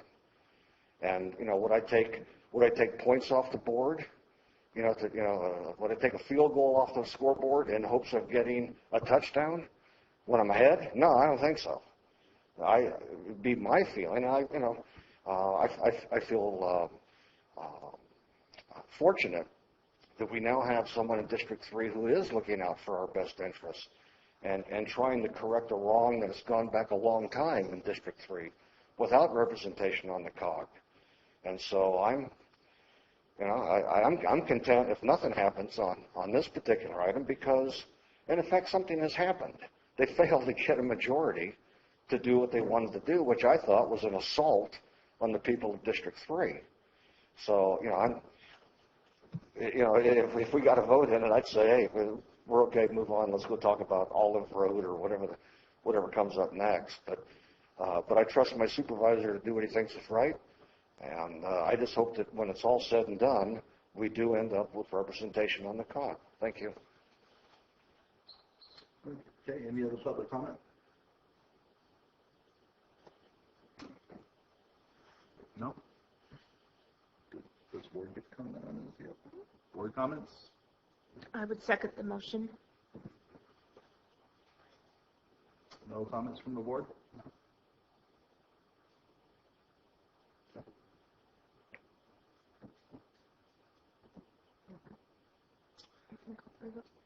So I have, did you make the recommendation? So Supervisor Oliveira made the recommendation. Supervisor Ponte seconded it. All in favor? Aye. Opposed? Abstain. So it's 4-1. 4-1. 4-0-1. 4-0-1. Yeah, one abstain. Okay, so that it comes back. For number 13. Yes, for number 13. Comes back. Okay.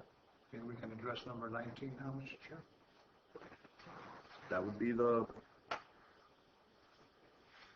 Once again, this will be on if I remember correctly, please correct me if I'm incorrect, the appeal on the Planning Commission's decision to modify the Olive Orchard project on behalf of the developer. Am I correct there? That's correct.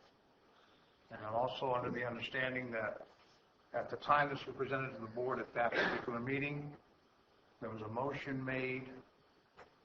I stand corrected. Was there an original vote taken prior to a motion being made without a second? From what I recall, there was a motion that was made. I don't recall if it was from Supervisor Ponte or Supervisor Wright. It was seconded, and then died 2-2.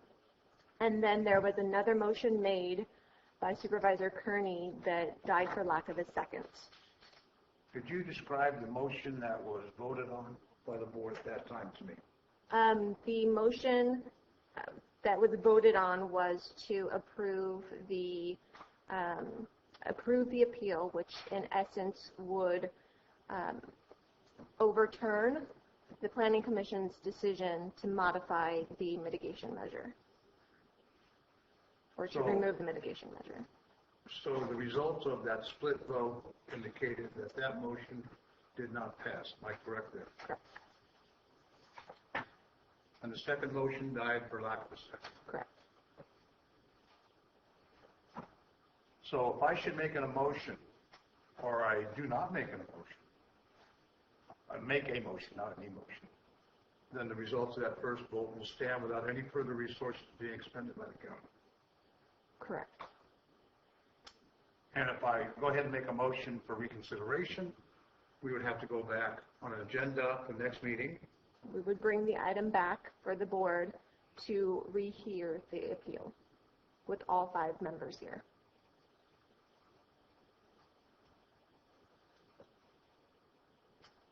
Okay, at this time, I'm not making a motion.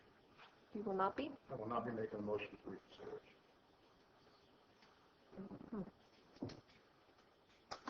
Okay. Any public comment?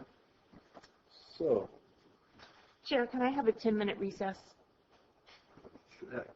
can we do public comments first, or do you sure. need it now? No, go ahead. Okay, public comments, please.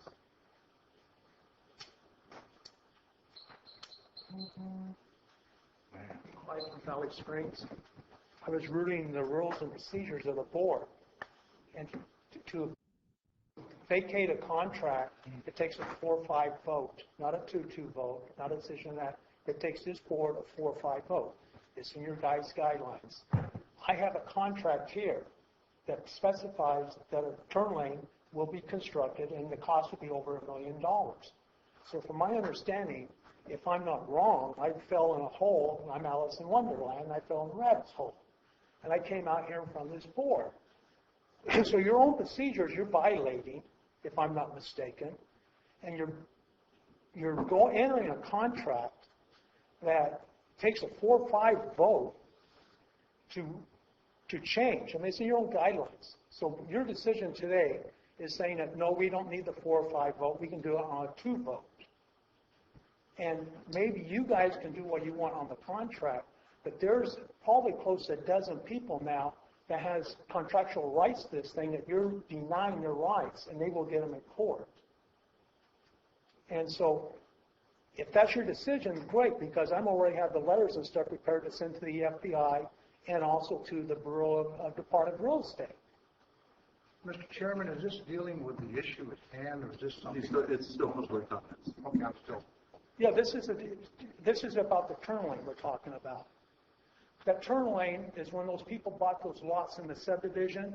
They bought it on a condition of a contract that was approved by this board, saying that they're going to get a new bridge, a new turn lane, and a new road.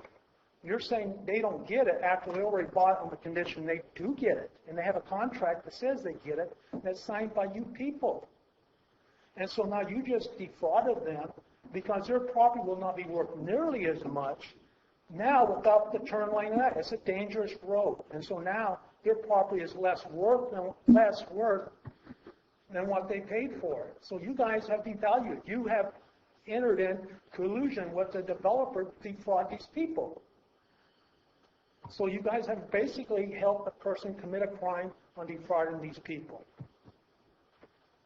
Board Chair, I want to clarify. The action that was taken in the Planning Commission is not about a contract. It is about a mitigation measure of a mitigated negative declaration. And there is a provision in our code that allows for the removal of a mitigation measure. And that is what the Planning Commission was following. If the board does in fact not reconsider this, and the Planning Commission action stands, there is nothing further that will that will go forward regarding the mitigation measure and how it applies to the mitigated negative declaration.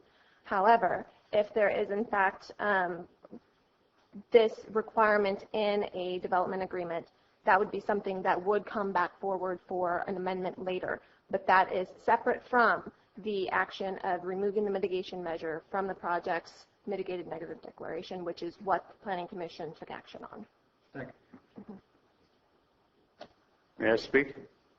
Okay, I just didn't want to interrupt. She might hurt me.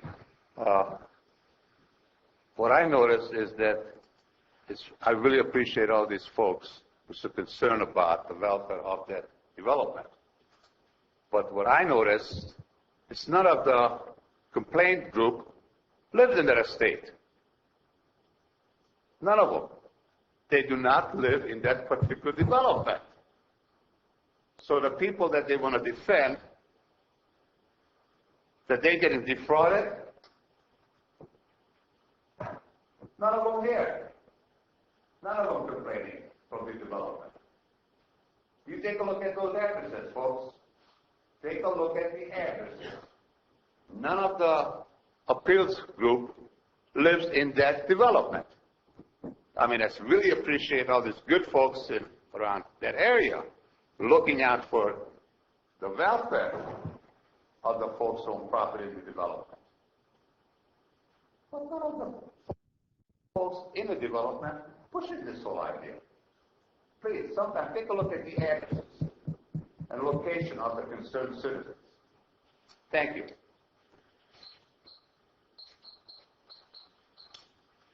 Joe Kelly, according to Peter, we throw all the rules out. We don't need a Bureau of Real Estate Commissioner. We don't need anybody.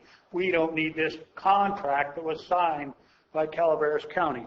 Whereas County desires to assure that the proposed improvements will be completed utilizing sound construction practices in accordance with conditions of approval and mitigation measures established for the approval of the project by Board of Supervisors Resolution 04361, which are incorporated herein by reference.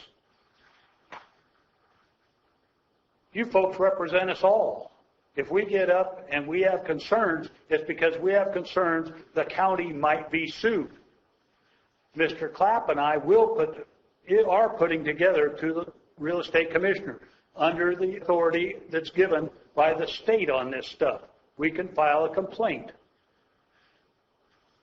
Term 2 in this condition, and by the way, if any of you read the thing, it's only 5 pages. 5 pages. But the other stuff, the underlying stuff, is a lot more. Term, a subdivider shall at his own expense complete or cause to have completed all of the subject improvements to the satisfaction of the Director of Public Works of, of the County of Calaveras, parentheses, Director, on or before the first day of. Mr. Attorney, I believe at one time you asked, isn't there any end to these contracts? There is, because under this term 2 says, in parentheses, 1 year after effective date of contract. So there is. And this was done, by the way, in the 26th day of June, 2007. So, and it's not done. So Mr. Race may not care about people getting rear-ended and everything else due to the impropriety or the lack of protection and safety items out there. Caltrans, I don't know how the hell they got involved in it to come in and say, oh no, it's all right, it's fine. When you have certain things here, you also have the Department of the Interior bringing up, you have mitigated negative declaration in there. Those are used to offset significant environmental issues. Now, I'm not an environmentalist. Let's be right on that. I am a steward of the land. But you have those as to offset those issues. They have to be done. They came in and said they were late somehow or they didn't get noticed properly, but it came in, they said, you've got shrimp berries and all this other stuff. Stop the project. Stop the grading. It wasn't done. Why? I'm going to contact them if the day lasts long enough that I can call them and find out, have them come back and put paperwork in. And or go through their paperwork so they can tell me what was done, and then ask them to advise you folks of what's done or what was not done. There's problems, big problems. The issues are environmental laws broken. The man has a history of environmental concerns in this county. And he was fined a lot of money on it, right down in Cosgrove there. So, and it's still not, I don't believe it's fully cured yet. So, here's the issue. You've got a number of people up there that bought their homes. You have one house that I understand has a VA loan on it. So now you've got the federal government probably involved in the thing. These people had a contract with have you ever seen a white report? That is what is given to every potential buyer. All the buyers, potential buyers, anybody that wants one, stating what the rules and regulations and all that gobbledygook of what you're buying. And in it, probably stated that he's got to fix that road. And that's what they bought. I don't care if I'm standing here and advising you of this. I'm advising you of the rules of the state of California. 30 seconds. So I suggest, I would hope you folks would all go back. I understand the file is about that thick. I don't have quite that much of it. I probably got to stack that thick right now. So please, go back. It's a very interesting file. And believe me, I'm not against him doing his project. I'd like to see his project completed. Completed to the fullest extent to include all his negative mitigation declaration issues. The whole project completed. Thank you. Any other public comments? Good afternoon. My name is Dave Tanner. I represent Ryan Voorhees in this matter. I live in Valley Springs, California. And, first of all, I want to address one thing clearly. The White Report says nothing about these roads, and bridges, anything of that matter. It says nothing. It's current. Just adjust the board, okay? Thank you. I'm sorry. I feel I have to do damage control every time I come up here because of these insinuations. Insinuations by people who have businesses in Ag 1 zone property that are running businesses that are they claim are grandfathered into the district. That their own neighbors can't put in a dog training facility because they don't have proper zoning. We have people here that are on commission from lawyers to find cases that they can bring to trial to find something that they think is wrong. When we're not hearing the truth, we're not listening to the experts. Who are the experts? Who are the authorities? We have people here. We have Public Works. We have Planning.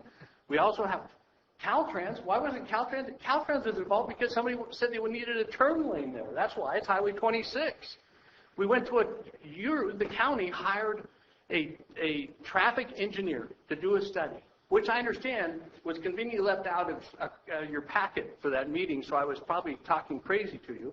But those traffic studies said there is nothing needed. There is nothing needed. Even if Ryan Voorhees wanted to go ahead and put in a turn lane on Highway 26, he can't do it. Yet we continue to delay him. The delay. Last week, our last meeting, I heard the determination read, and they said it died. I went out, told my client. He was happy. He said, great. I don't blame him.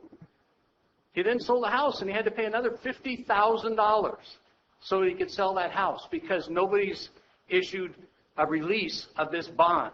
A bond for something he can't even do if he wanted to do it anyway. Calaveras County employed a planner by the name of Dan Ratzlaff. He was the planner that worked on the olive orchard project. After he had worked on the process, to process the application, and after a great deal of time, the project was agendized for public hearing. He made a call to Mr. Voorhees and informed him he had just received the off-site conditions from Public Works. Mr. Ratzlaff informed Mr. Voorhees that this was done without any legal basis. Upon discussion, they decided to keep the project on the agenda and deal with the condition at a later date. Mr. Voorhees had no idea this would be 8 years, an 8-year process. 2 years prior to that, There were two projects, Hogan Oaks 1 and Hogan Oaks 2, that were pulled from the agenda for similar issues and have never been put back on. And we're talking about close to 10 years that he's waited for these projects to be put on the agenda again. So Mr. Voorhees was somewhat reluctant to withdraw this. He just figured, we'll try and deal with this later. It's been 10 years now. The major plaintiff, Mrs. Tuckle, lives and operates a business that is on Ag 1 property. Zoning, she claims, that is grandfathered in. Maybe it is. But if I was such a purist, pointing out every imperfection and every other submittal and every other CEQA process that needs to be identified, I certainly have the moral ethic to go down and start my own EIR to change the zoning on my property. We have people here, like I said, that are on commission to find lawsuits, to sue us, to sue developers, to sue the county, because they get commissions from lawyers. And that was admitted in front of a law enforcement officer right here in the last meeting on the 22nd. I urge you to let this die.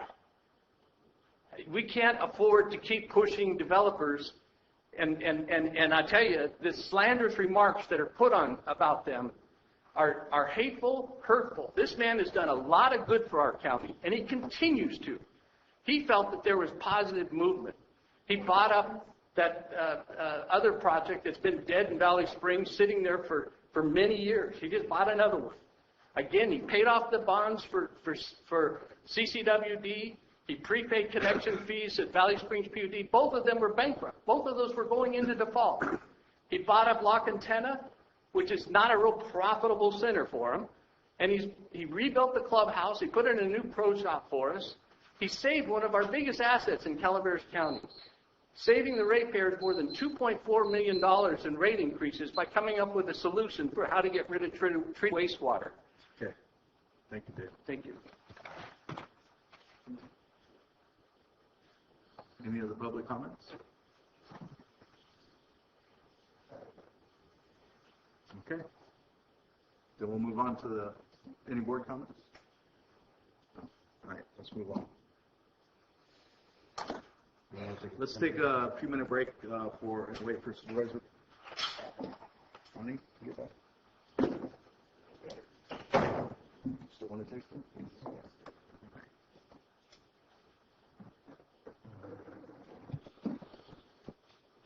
All right, so we're back on number 17, okay? Number 17.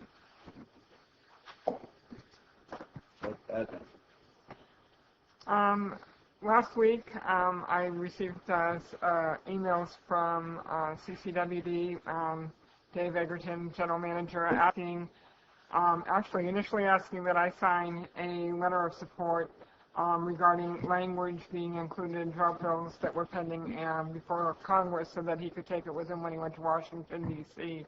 I explained I did not have the authority to sign such a letter on behalf of the county, but would be happy to bring it forward to the board so the board could address any questions or concerns they have.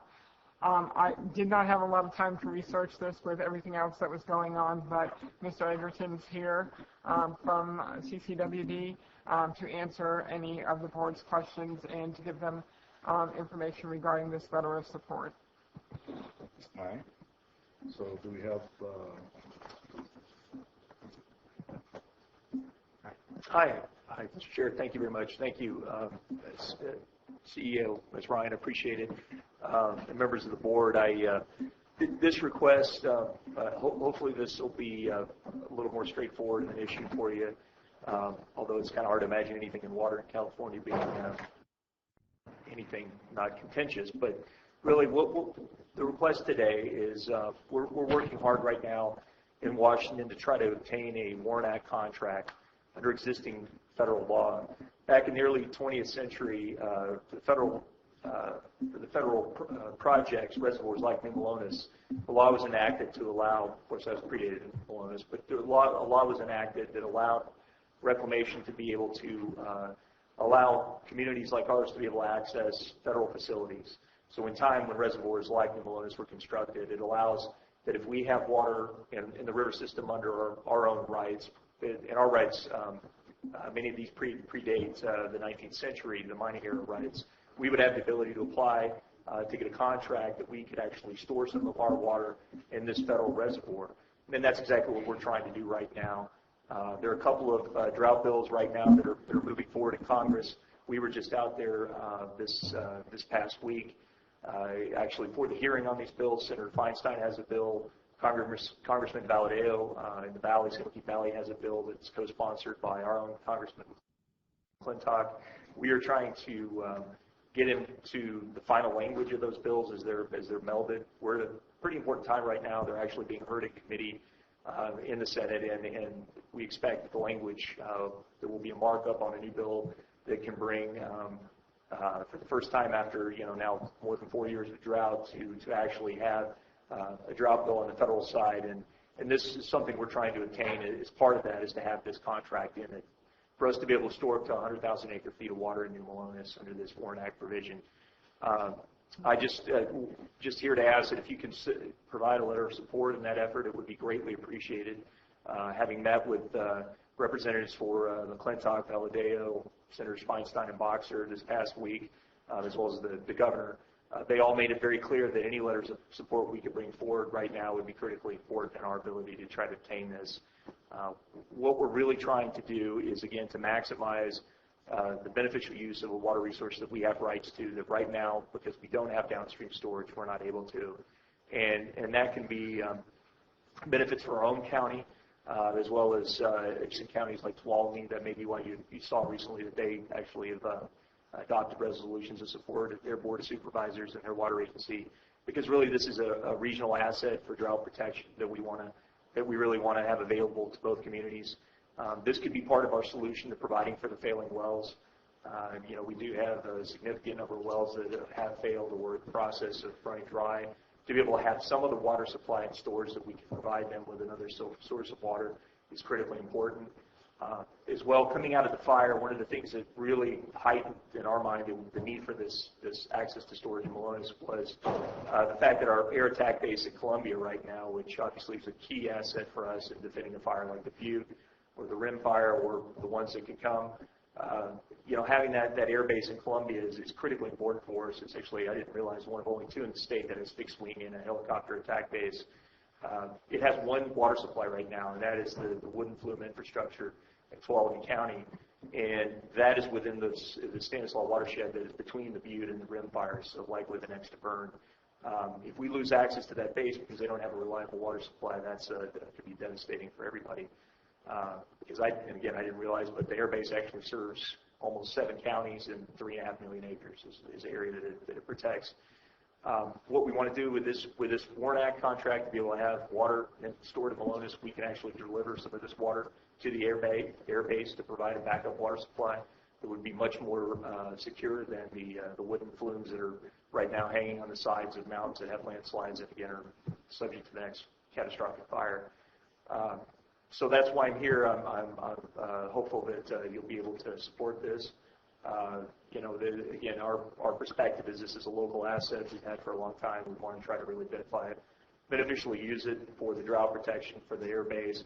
Also, it can provide an opportunity for groundwater banking, for us to be able to do some things that would help our groundwater basin that's in critical overdraft that I know we're working closely with you guys on, and your staff on the San Joaquin groundwater basin situation and the new state law. So all of those things this would be a key asset to be able to hold some water in storage to be able to provide for those benefits.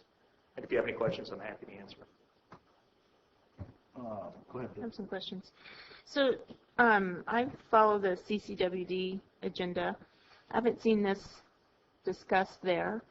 And when you talk about some of the other agencies, has it been brought forward to like the Highway 4 Water Committee or UPA or UPUD, CPPA, CAL FIRE? Do you have letters of support from those agencies? Or not yet, but we're seeking those as well. I mean, that's part of Surprise Plenty. We've been giving them some information on this, but it's really coming to a head right now with as rapidly as things are developing. I mean, it very well may not be a vote this year. It's probably most likely it'll be early next year. But we'd love to have the opportunity to get other agencies within that group and the Highway 4 group.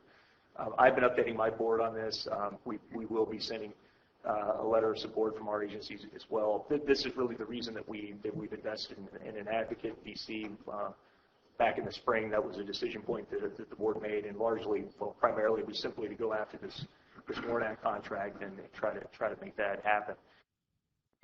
Just to give you some background, we did have successfully in 2014 one of the drought bills that was developed by the same author in Congress on the House side. He actually did have language in the bill for a 100,000 acre foot WARN Act contract for us. So it's not new, that concept. Mm-hmm. Unfortunately, the two bills that are in play right now don't have that language in there. But after we met with, like I said, with people that we met with, they seem to be very interested and excited about. I mean, the way we're trying to craft this is really something, because we can do things like fire protection with this air base, with the groundwater banking, with the drought, to being able to provide some alternative supplies to those failing wells. It's really a way of conceiving a WARN Act contract that they'd never seen before, and I think they were very wanted to find a way to make this happen. So are you on a deadline for this, or?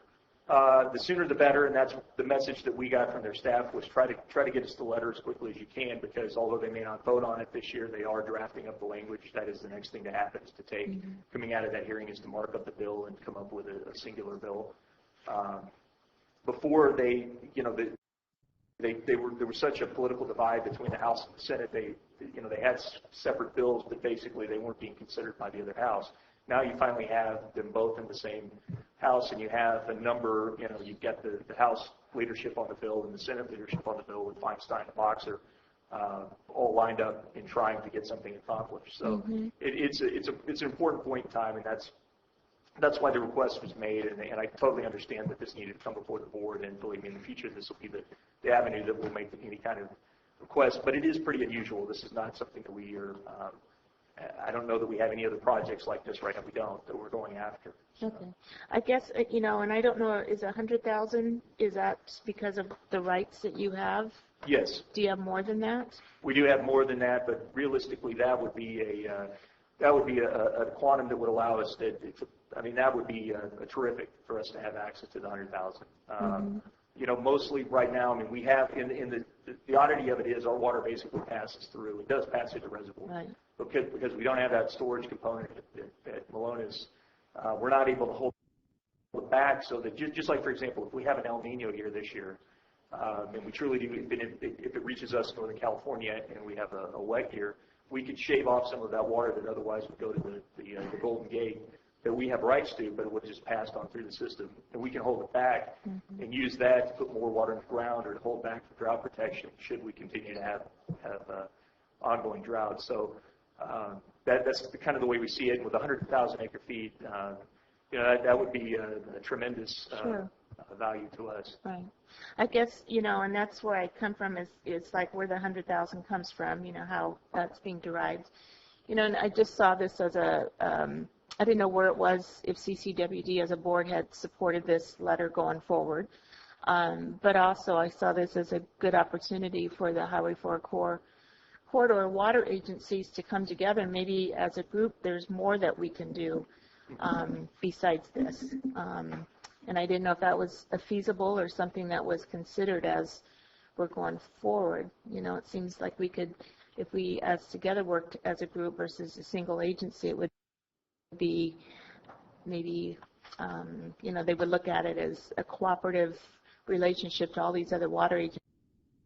That's exactly how we're trying to make it as compelling as possible, because if we do have a broader group to come in in support of it, and that's what we're trying to kind of build a coalition within the watershed. And a lot of those agencies in the Highway 4 group are exactly those that, and we will be making the similar request to them. And through the Highway 4 committee, they've been able to become informed of this issue. We've been able to brief them on it. So that's been a really helpful venue to bring the information forward. And it was on our to-do list to reach out to the other agencies and get these letters. But I think that we, by the things that have happened in the last 2 weeks, it's really made it that clear. We need to press forward as quickly as we can, because this is our opportunity to really try to make this happen. So is our support right now a little premature before the CCWD board? No, and in fact, actually, in asking the CCWD board has supported this effort, in that we've already made this a commitment since for the last 2 years, and when we were pursuing it in 2014, 100,000 acre. Similarly, it's the same effort as now. We basically recommitted to that by, again, bringing in, keeping an advocate,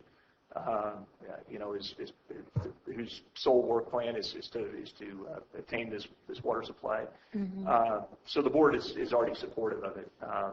They just haven't seen the letter yet, or? I mean, we haven't sent a letter yet. That's going to happen within a matter of days, to have a letter from our board chair in support of it, to formally put it on record. But we have submitted the language to Senator Feinstein that is attached to your letter. So, I mean, technically that's really the most important part from our end, is to get that in the mix, to try to get that inserted into the bill. When's your next board meeting? Next Wednesday. Tomorrow. Yeah, tomorrow. Tomorrow. Okay.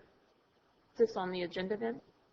A request for a letter is not on the agenda again, but we, my board is already committed to this. I know it's each agency's process as to whether you're going to ask this letter to go from your board or not. My board is supportive of our effort in this has been for 2 years.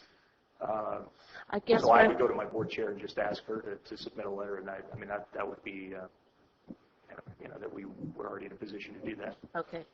I'm just a little hesitant, only because we dealt with something called the Wild and Scenic on the McKelvey, and we didn't solicit CCWD's opinion or support prior to this board taking action, and we had a lot of fallout from there, as well as some other member agencies that we belong to. So I'm just concerned if we're signing this and supporting this, and then your board decides they want to go another route or tweak it here or there, if that's still, our support is still going to be supportive of your efforts, CCWD's efforts in this endeavor. I think it's a wonderful idea. I just get a little concerned about us approving something before it's kind of been worked at your board level. Mm-hmm. And it just, the way we've, the way I've kept the board informed is this is a regular update at our Legal Affairs Committee. We have 2 board members on the standing committee. So they have been fully briefed on this, and all the strategy is moving forward. That information has been brought forward to the board and brief my updates to the board, a GM report as far as what we're doing and working on this effort. So it's the same effort again that we've been on for 2 years. I had not planned to take an agenda item to our board to ask them to support, to sign a letter in support of the same effort that they've already made, a repeated commitment to and been informed of and everything else. So if we give the okay here, we're not going to get any backlash. If you did, it would be I absolutely feel confident that you won't. And if something truly miraculous, unexpected were to happen, I would take full responsibility for that. But I appreciate you asking the question, but I feel absolutely confident that this is. Because when I came into my position, one thing the board made clear was preservation of our water rights. Using them for local benefit was the highest priority. And without this downstream storage, it's very difficult for us to do that. Right. Okay, any other comments? Yes, I do, Mr. Chair. Mr. Eggerly, I appreciate the job you're doing. I appreciate the content of the letter. But I also share some great concern for the fact that there's no documentation by your board of supervisors. When your board of directors, and come to our board of supervisors and ask for our support for a letter going to congressmen and congresswomen. That concerns me very much. And once again, I kind of share Supervisor Ponte's position. Content is good, but I feel that we just haven't followed the right procedure just yet. Might be a little bit too premature. Until I get that, I probably would support this. And Supervisor, and again, the only reason this is before you is because your CAO asked for it. And that's a shortcoming on my part. I shouldn't have asked. I shouldn't have put her in the position of asking for the letter. Frankly, I didn't. But in any event, I'm happy to hold this back if you would like for us to. We obviously want to get these in as quickly as possible, but if we need to call a special meeting on my end so that you formally have a statement from our board, that's fine. Bottom line, I want to make sure that you're comfortable with it and you can support it, because your support in this effort is important. It's very important to be able to have that. I would feel better with that.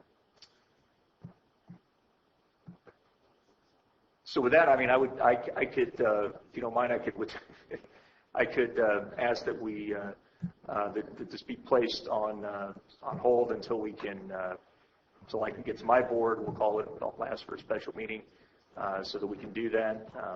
Our next meeting is not until the 28th, and I'd like to have this done sooner. I know your schedule is much, you have. Maybe here Thursday, maybe you can put on this emergency thing because. Pardon? We're going to be here for a special. No, we'll be here in 2 weeks.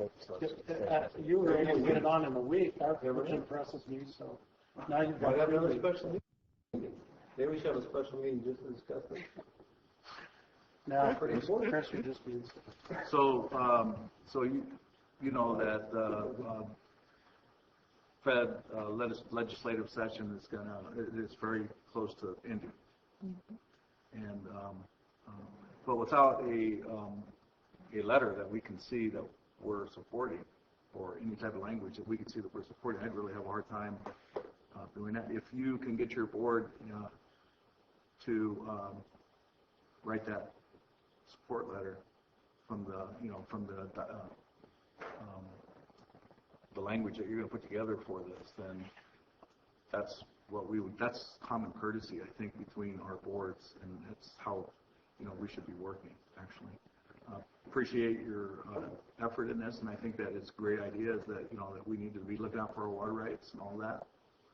But we all also need to work together, and, we've already been through the BASH syndrome, and I don't think any of us want to go through that again. So, what Supervisor Ponte was saying is, plus Highway 4 corridor, it's really important that they get involved too, and there's an opportunity to do that. Yeah, I think letters of support from those boards would just add more power to this.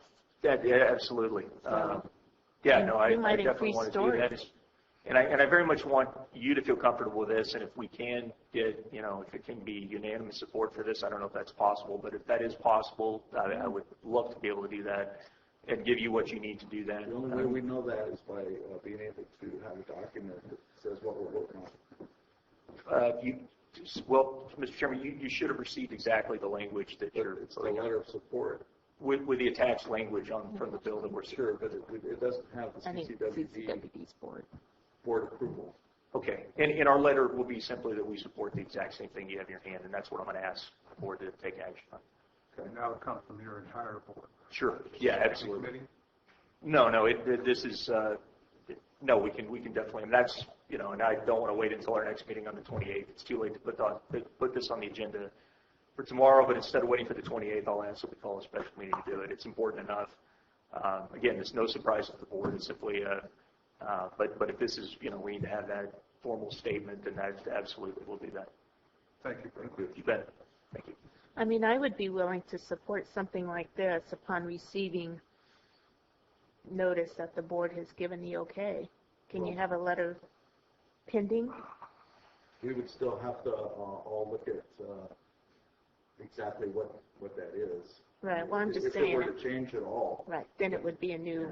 Like, I'm just saying, if they supported exactly what was here, and we gave the okay once we heard CCWD board is given the blessing, but if there's any change to it, then we would have to review it all together. I'd rather wait till it's brought back with our attachment to it. Okay. If he I'm ready to vote on it right now. does what he says, it would come back in 2 weeks. We and I will ask them to support. I mean, the recommendation is the exact same language, but obviously we'll give that to you in writing so you know exactly what they said. Thank you. Thank you. Thank you.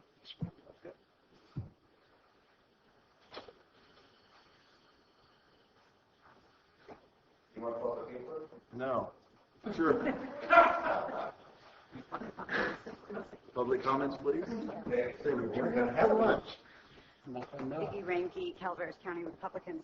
I'm just going to make a statement in general. I think it's smart that you guys wait. We all know we've all kind of been in that situation.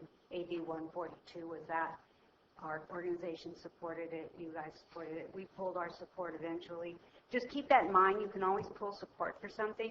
But there was some language in this that drew my attention, and I just want to bring it up now because you're going to be looking at this again. But this is the kind of stuff that you want to look at when you go to legislative bills, because they put things in there that maybe you truly don't want to support, and you need to be aware of it. So anyway, this one is number C in the letter, that the document that you would be attaching to your letter. And it says CCWD may solely at its discretion, which is a good thing, carry over additional water for fisheries and water quality purposes out of 65,000 acre-foot storage pool. And so again, I would just be curious as to what that really means. We've already been battling this fish situation, and maybe we're going to have the only water left, and they're going to want to take it for fish. Anyway, again, just look at the details before you approve it, and like I said, we've gone through this in the past, and you really have to keep on top of it. Thanks. Public comments?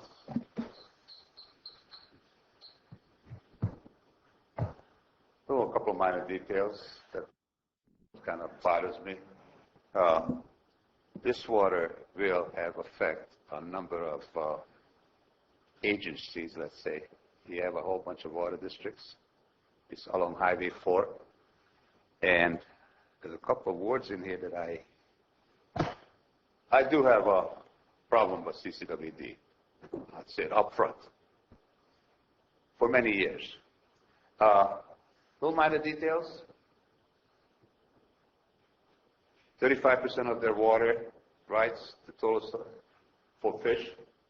No if, no buts, 35%. That's on the letter you're going to sign. Terms, conditions. You anoint CCWD for the next to be formed for not less than 40 years. The Pope doesn't get appointed for 40 years, guys. And with the track record what CCWD has for 40 years, get real. That's going to affect a whole bunch of different districts in this county. And affect financially, economically, and etc. all along Highway 4. It maybe doesn't affect me as a person because I'm over at on the other end. But it sure has a effect, environmental, financial, economical effect on along Highway 4. And to give somebody, any organization, especially with the track record of CCWD, to give them monopoly for the next 40 years, you got to be insane. I don't have to be diplomatic. You got to be nice. And I got nothing against personal. He's a real nice guy. And he's pushing it for it. That's wonderful, okay? He's going to be in charge. Doesn't reside in this county. He doesn't pay property tax. And everybody in this room pays property tax to CCWD. Okay? He doesn't a ratepayer. There's some people who don't live here, Peter. Yeah. They don't pay. Yeah, but take the money out of the county also. I love carpetbaggers, okay? I'm not prejudiced. Carpetbaggers are great. They come and go. But do you really want CCWD to have a monopoly over this damn water? Do you trust them? Have you been following it? Have you read any of the grand jury reports on it for the past couple of years? Folks, get a reality check and get everybody who's a stakeholder in this water. Get their opinion. You have a good group of people on Highway 4. Finally, after all these years, people finally getting together regarding this water issue. And most of them are your constituents. Ask them, do they want CCWD for the next 40 years to be the king of the hill? Get reality check, folks. Their board hasn't even heard about it. It hasn't been on the agenda. Or they've been working real hard for all these years. They don't know if it's going to go up and against Congress this year or next year. And a slight reminder, Feinstein and Boxer, they pulled the rug out under us when there was a drought a couple of months back. A reminder, okay? Find someone to push the deal for a drought issue. Boxer pulled the carpet out from us. Just a reminder. Take a look at the percentage they want to set aside for wildlife. And who's paying for it? Everybody in this county through their property tax. $2.5 million, folks, every year for CCWD. Thank you. Okay, any other public comments? You're up. Well, I really thought this would, well, anyway. Well, thank you, Mr. Chair. If I may respond to a couple of the comments. I get that when you see something in there that says dedicated water for fish, for the environment, for water quality, going all the way down to San Joaquin into the Delta, you go, what in the world are you talking about? I mean, how is this exercising local control when you're talking about keeping water in the system? The reality is, under California water law, we would continue to retain ownership of that water. All of this water would be water that sits in Spicer Reservoir, and as under water rights of CCWD, this community, this county, going back since 1853, some of these water rights. And this water would continue to be owned and controlled, decisions made locally on the use of that water, even the water that's dedicated for in-stream flow for environmental purposes. So basically what that means is that could be an opportunity to generate additional revenue for this county. Again, these are some of the most senior water rights in the entire state, but because of the fact that we don't have storage downstream of Spicer, we don't get to realize the benefit. This could be a critically important source of revenue to our county, alternative to rates and property tax and everything else, if we could actually realize some benefit. Plus, it would actually put us on a course to actually use our water rights in many cases, which is a very, very tenuous position to be in. Again, I truly understand where you're at. I'll give you whatever you need from my board. This has been something I've been charged with since I got there. It's been on my work plan since day one. But I hope you understand that we would never do this in a way that would be insular to our agency. I realize there's a past history with CCWD that much of it's not something that I'm proud of, and I have to spend a lot of my time on making amends for that. But that's not the way I do business, and it's not anything that I would entertain. And that's exactly why we're trying to build a coalition with regional partners, including the Highway 4 agencies, Tuolumne County, and others downstream, to be able to really realize this in a way that maximizes the benefit for our communities. So thank you. Thanks. Thank you, Dave. And I think that, go ahead. Hi, Al Segal, Taxpayer Association. I think we pretty well concur with Vicki that there's a lot of stuff in here that needs further study.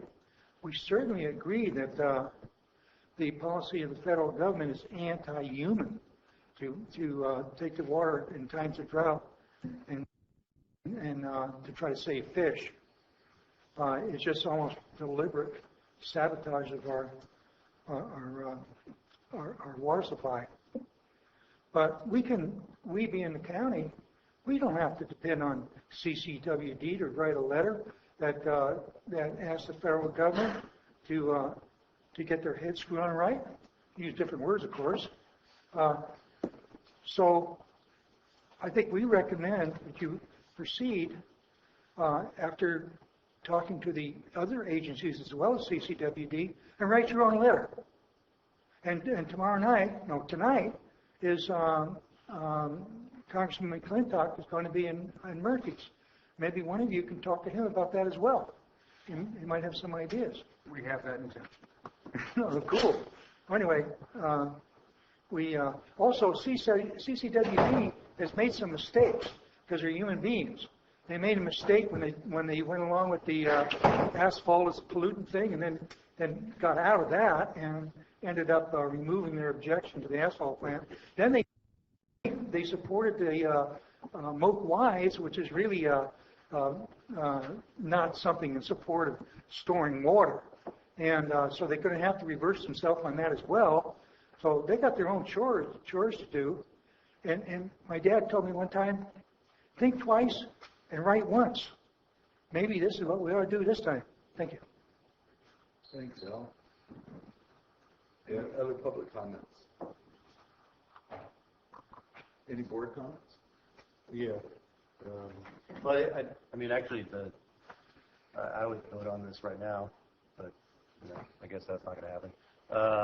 And I think that the acknowledgement of the fact that New Melones in any water system doesn't end at our boundary of our county is important.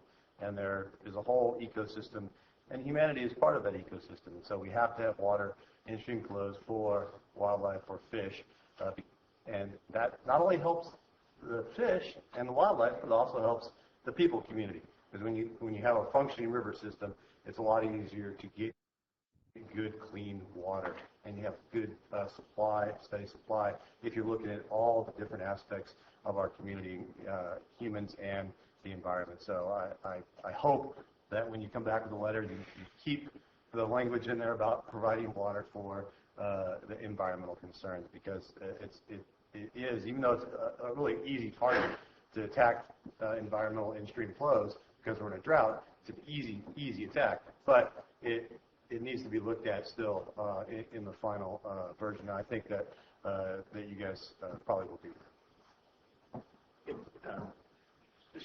Just to comment on that, the 35% was not taken out of thin air. We have that's a number is what is being proposed right now by the State Water Board in its Water Quality Control Plan update that will be assigned to all water rights in the state. Instead of having to have something imposed on us by the state that we have no control over, basically we would be giving up any say over what happens over the water as it leaves the watershed. We would sure like to be ahead of that and, again, still have the opportunity to use that water for other things of benefit for our county after it leaves the river system. We can under this arrangement. Mm-hmm. Okay. Thank you. All righty then. Any other comments? All right. Let's move to number 18.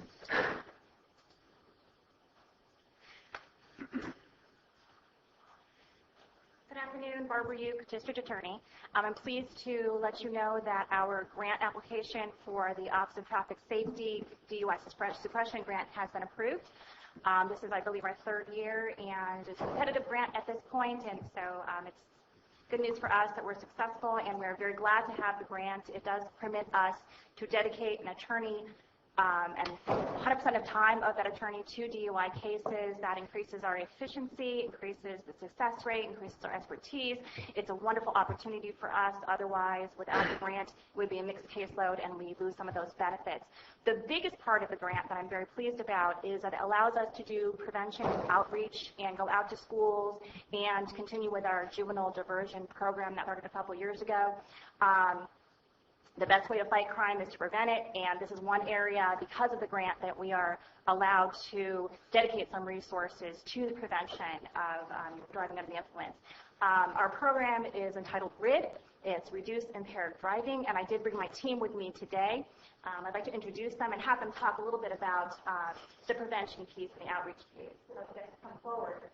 This is Deputy District Attorney Milt Matchak. He is the attorney who prosecutes all the DUIs and DUI-related offenses in the county, including DUI homicides, which we have currently pending, and also Kathy Howell. She is the assistant, and she does all the paperwork, all the case processing, all the grant paperwork, which of course grants come with a lot of maintenance that you don't usually get paid for, so she's got to do all that. And she does the coordination for a lot of the outreach, and they go to schools, talk to kids.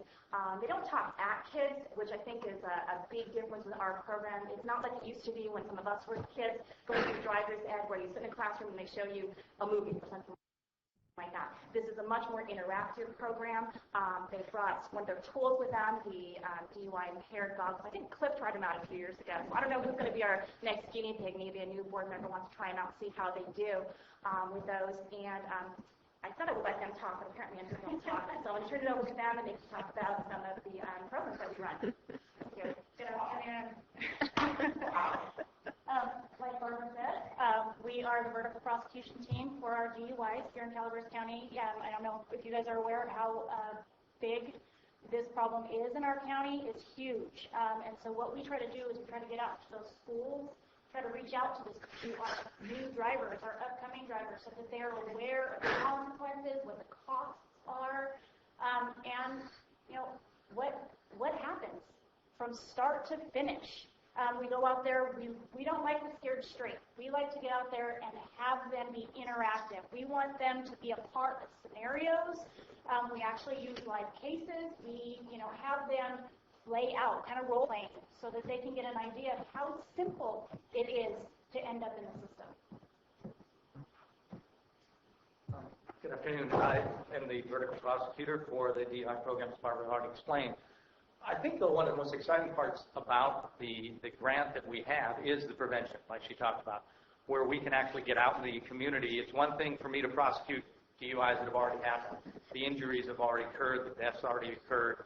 The prosecution's already started. If we can take a proactive approach with this grant that allows us to do, then we can get out into the communities and reach the communities with the message of preventing this from happening in the future. One of the best ways we've seen to do that is by reaching the young people. In the past grant year, we were able to go out to Calaveras High School in the fall of last year and speak to about 225 students in classroom situations, as Kathy has already mentioned, where we are doing a hands-on, interactive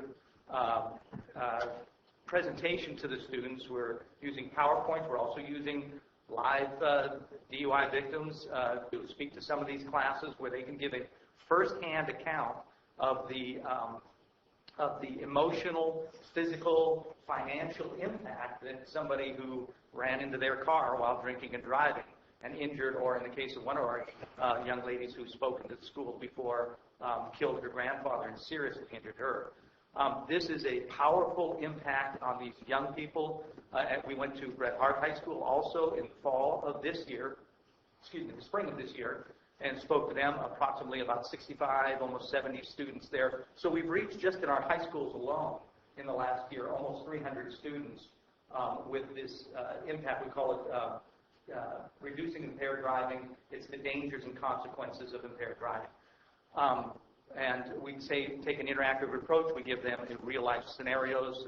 We make it down to their level, what this might cost you, in things that they would understand. We've also been so well received by them that we've been asked to come back again, and we already have plans and have scheduled it in for this fall to again go back to Calaveras High School and to Bret Harte High School and speak to their freshman driver's education classes. That's who we're speaking to. And so reaching them just as they're starting to learn how to drive before they get into their cars, hopefully before they're getting into their cars, and driving and reaching them with this message and the important parts of it. And we're also doing, it's not just, driving under the influence. We're talking about drug and alcohol abuse and the damages and dangers that can be to them. And so this grant helps do that. We've also gone into Calaveras River Academy for their Natural High Day, that did did interactive, where we used drunk goggles, which simulate being under the influence and what you're looking at while you're under the influence. And then we also went into, I went to the Family Resource Fair, the Michelson Elementary this past fall, I think it was October of last year. And again, just was able to talk to young people, talk to parents, with their young people there. You really impact a parent when we're talking to their young people about drunk driving, that parents listening to that and hearing that and realizing that they may be, if they ever were to do that, have their child there, maybe endangering the life of their children. We also have an extension, which is called RIDE. It's R-I-D-E. It's our Reduce Impaired Driving and Education Program, and it actually has two different levels where we don't only reach out to the kids that might actually be one of our, clientele, so to speak. We actually have our juvenile probationers, people that have actually been either in our level 1, it's our probationers, our kids that have actually been out being kids. Let's say we go out to a party, we get popped, and oh darn it, I was out drinking, and now I have, I'm in possession, or I was under the influence. But probation decides that they want to send it to us, and we want to do a program. It's kind of like a diversion program. So we start out with the kids that are at-risk children, and then we also have our level 2, which is our at-risk kids that are on probation. This is no longer a voluntary program. This is something that is ordered by probation.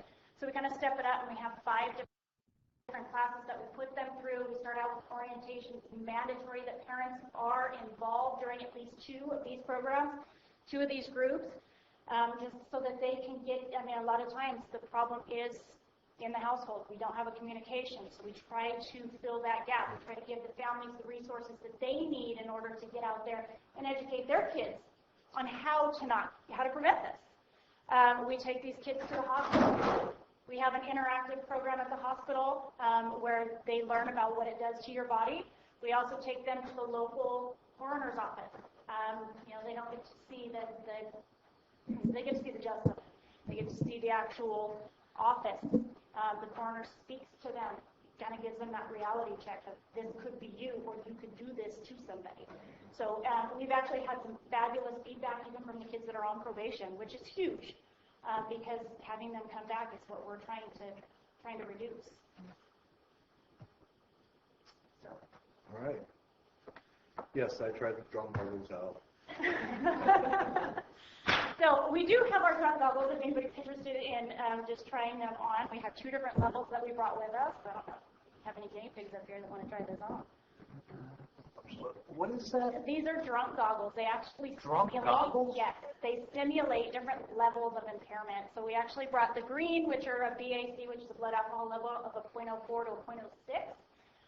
That is below the legal limit. And then we brought our black, which is a BAC blood alcohol level of a 0.08 to a 0.15. And the reason they vary is because everybody varies depending on your body and circumstances. And it's interesting. We can put 2 people in the exact same goggles, and they react completely different. And what we do with these goggles is many times when we're in the schools, we're making presentations, we're allowing the students, or if we're talking to adults, to place those on, and then we'll have them go through some things like just a simple act of catching a ball, throwing the ball back and forth to them. It actually gets pretty hilarious as they're missing what would appear to be simple, or just I'll toss my keys on the ground, ask them to pick that up, and they'll go and they'll miss it. And it gives them a real-life demonstration of what they're actually going through if they're under the influence. And then we turn around and tell them, okay, now imagine driving a 2,000-pound machine on one of our mountain roads like Mountain Ranch or Jesus Maria or something, and trying to maneuver those roads while you're under the influence at even a 0.05 or a 0.08, or especially at a 0.15. And so it gives them a real hands-on demonstration of what it's like to drive under the influence and how dangerous it is to them. This also gives us the opportunity to partner with our local law enforcement, our probation departments, our local schools, as well as the hospital and the coroner, just to name a few, and opening that bridge up in order for us to work together. As you guys all know, law enforcement is one big chain, and we all have to stay connected one way or another. This is a great way for all of us to stay connected. Great. So, thank you. Thank you. Thank you. Questions? Go ahead. District Attorney Yoke, I'm sorry. And Assistant District Attorney Matchett. I understand that this program, this is our 3rd year in the grant program. 3rd year. We're actually going into this will be our 4th year. Yes, we're going into our 4th year. I noticed in our documentation we have statistics only from 2012. Tell me about 2014. How did we do as far as Calaveras County? As far as our number of arrests, number of convictions, number of DUI fatalities, things of that sort. Unfortunately, I didn't bring our final quarter with us because I'm currently working on that. It's not due to the state until October 31st. So I don't have those exact numbers for you, but what I can tell you is over the last 3 years up until date, at an average per year, filing is about 290. So we have about 290 DUIs in the county that we are actually filing on in the court system. So these are people that have been caught. This is not the people that are still out there. This is not people that are pending drug results. So a lot of times we have DUIs that come to us under the influence of a drug. With our DOJ, our Department of Justice, it takes a while to get those results back. So those are actually pending. The numbers that I provided on an average, the 293, those are people that have actually been filed in our court system. And that's just for last year? That is, if I go into numbers, our first year in 2012-13, we ranged at 294. Our second year was 360. And then this current fiscal year, this last current fiscal year, without my 4th quarter numbers, we're looking at 224. And then you have to add your 4th quarter. Not exact figures. Thank you very much. Memory. How many of those DUI arrests are results of accidents, collisions? I mean, if you have a guess, Bill? I would say quite a few of them, they may not be in the sense of where somebody is actually injured. And of course, if the driver themselves are injured, there's no extra prosecution for that because they haven't injured somebody else. Or no extra charges or enhanced charges. But quite a few of them, they may be a collision into one of our fencing, one of our fence, they may be into a ditch, into an embankment. Those will all be included as collisions. But boy, as far as the number, I don't know. Many times I know that that's the initial way that law enforcement contacts people because there's a call on a 911 or, there's been that collision. Somebody's calling in for help. And our Office of Traffic Safety does not require us to actually give those numbers. We do, I have an internal tracking system that I put together, and just for our own knowledge so that we can focus on certain areas. I have that information and I can actually provide that, but it's going to take a lot of, because it is a manual system, so it would take... I just wanted to, if you had an idea of approximate average or something this way. When's your next educational class at high school? I'd like to attend that. We have them, I believe it is, if I have my dates right, the 18th, 19th, and 20th of November. And they've got 2 of those days, I believe, are at Calaveras, and one of them is at Bret Harte. I might have that backwards. I apologize. I didn't bring that schedule with me. But I believe it's the 18th, 19th, 20th, Wednesday, Thursday, and Friday. We're going to be in individual classes. We'll have one large class.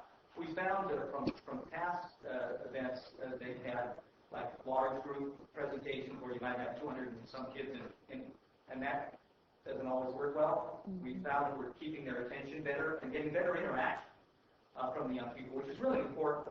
Is if we're in a classroom situation, so we're in a classroom of 20, 25, 30 kids, and a few of the classrooms is combined where we maybe have 50 kids in the library, like Calaveras High School. And so we're going to do various classes each of those days. So it won't be a whole day presentation. One day maybe 3 classes, another day might be 1 or 2 classes. But I believe it's the 18th, 19th, 20th of November. And I'll be happy to email you with those exact dates. I would love that. Absolutely. Could you email just the entire board? Absolutely. So you guys going to do career day? We didn't last year. We did actually the very first year. Believe it or not too many people want to be, lawyers. We kind of high school. They completely avoid us like the plague. We had a couple people that wanted to come over. Once we brought these little toys out, and it was like, oh yeah. And as soon as you get these goggles on, it's amazing. It's like they're drunk. It's like, their lips just start. Somebody had them, I think, the year before last at Calaveras. I remember. We did have them at Calaveras. Yes. Yes. Good. And if any of you are interested in attending any of the ride sessions, you'd be welcome to do that as well. The sessions are really powerful. Going meeting with the coroner, going to the hospital emergency room, meeting with victims who have been through this horrible experience. We absolutely are welcome to attend. So if you don't mind, could you just forward schedule to the board when you guys are going to do that?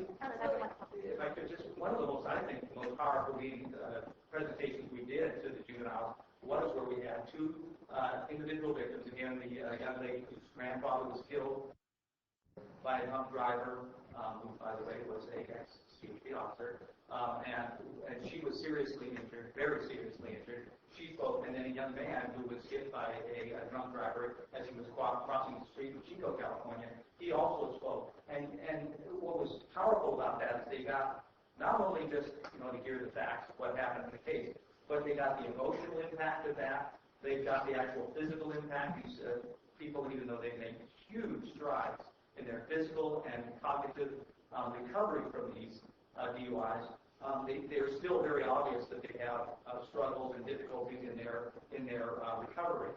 And the young people could see that, and I think that was one of the most important things because these people spoke from a personal basis. It wasn't some 60-year-old guy talking to them and telling them, look, don't do this and do that. It was somebody who had been through this, speaking to them on their level, and I think it was very impactful. This grant has helped us to put things like that together. Okay, great. Thank you. Judge Attorney, one final question. Are we still engaged in the every 15 minutes program in our high schools? The high schools are doing it. They alternate. Last year was Last year was Grant Park. This year is Calaveras High School, and they have asked us to be a part of that. I don't know what it's yet. We are going to be a part of that. Good, great program. Thank you. Thank you. Thank you. Thank you. Can I ask a question? Okay, getting off the hook. No. Yeah. Public comments? The most important question is, can they do anything about a speed ticket?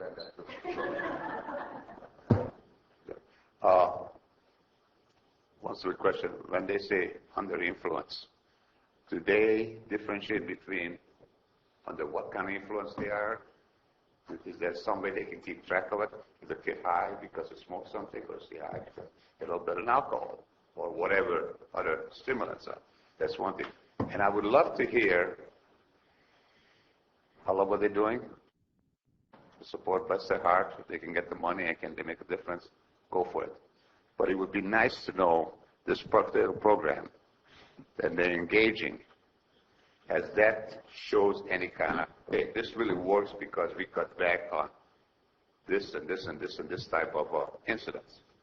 That's my question is this particular grant helps them that shows positive results? I'm not questioning intentions, that's great. But what kind of results showing how efficient it is? Thank you.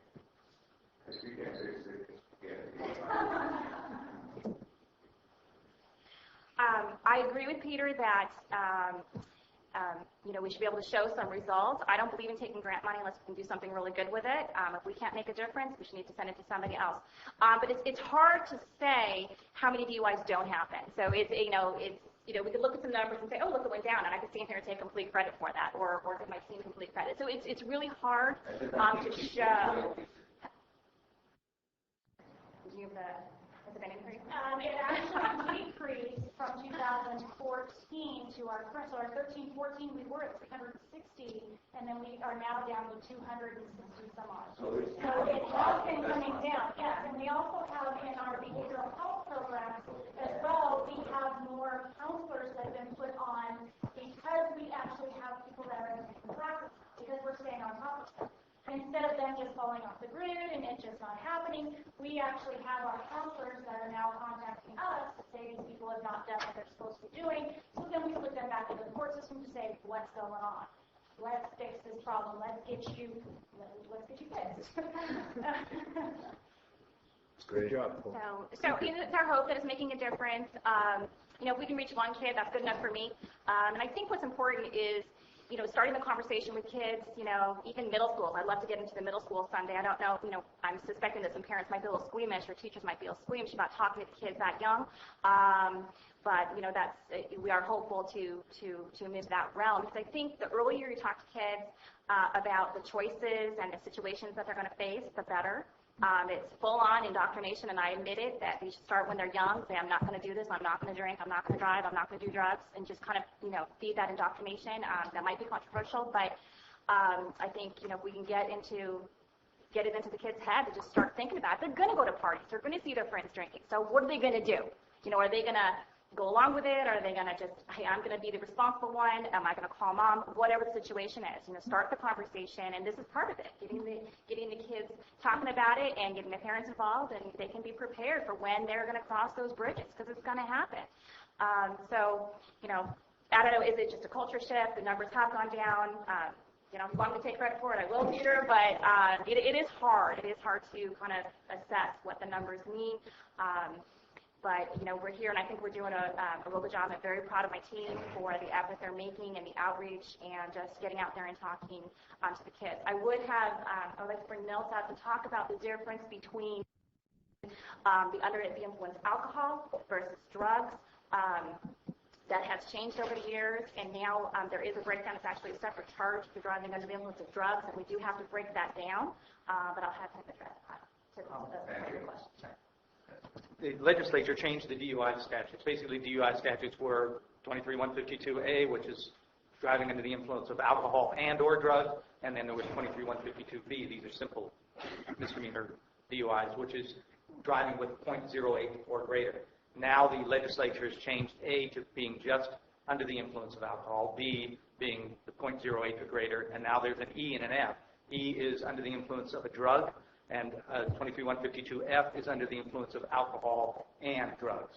And so we now have that distinction to know, okay, when they get charged with an A count, we know, and convicted of that, we can look on the record, we know that that was alcohol, if it's in a conviction that was after the change by the legislature. If it's an E or an F, we know that it was either drug-related or alcohol-related. We're seeing a rise in drug-related DUIs, both the street drugs, marijuana, methamphetamine, cocaine, methadone, whatever it might be, or the prescription drugs, hydrocodone, OxyContin.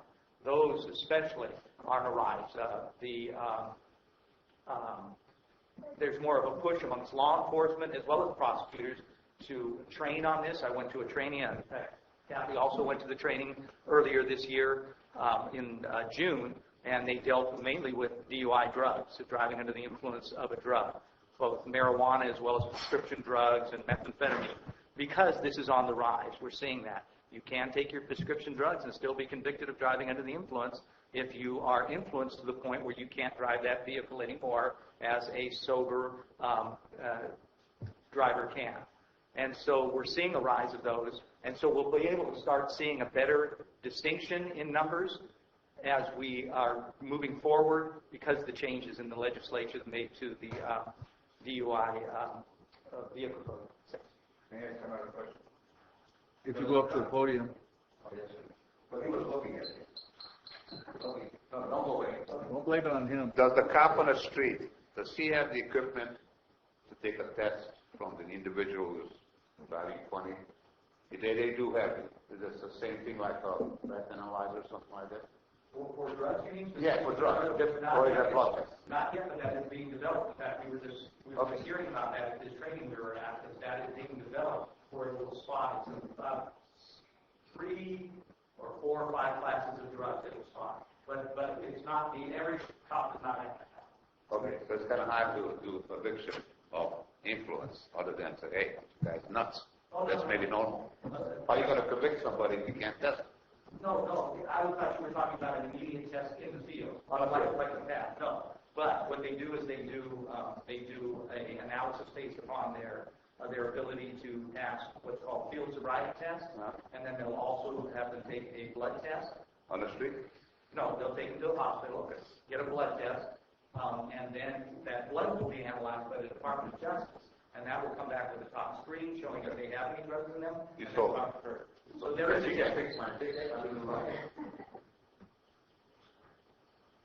House of Gallup Taxpayer Association. It's kind of interesting. I have something positive to add to this. There was a fellow that spoke at the podium when this subject came up before with the probation and with troubled people with drugs and problems with stress and the fellow, his name was I forget his name, but he was with the Shen Chi Foundation, and his last name was Weaver. And I was quite impressed with his talk because he talked about this training, this martial arts training, actually has a positive effect on the mind. It can bring fundamental changes, even to people with post-traumatic stress disorders. And he's had 20 years experience of it. And he's a nonprofit organization in Valley Springs. And we had him on taxpayer TV for 2 consecutive half-hour shows. And it's really interesting. Anybody that's interested in helping people change their life for the better, it looks like this process works, at least from the information that he was providing. So I'd recommend going to the YouTube Public Access TV and see those 2 shows. And it's worthwhile. Thank you. Thanks. Okay, any other public comments? Board comments?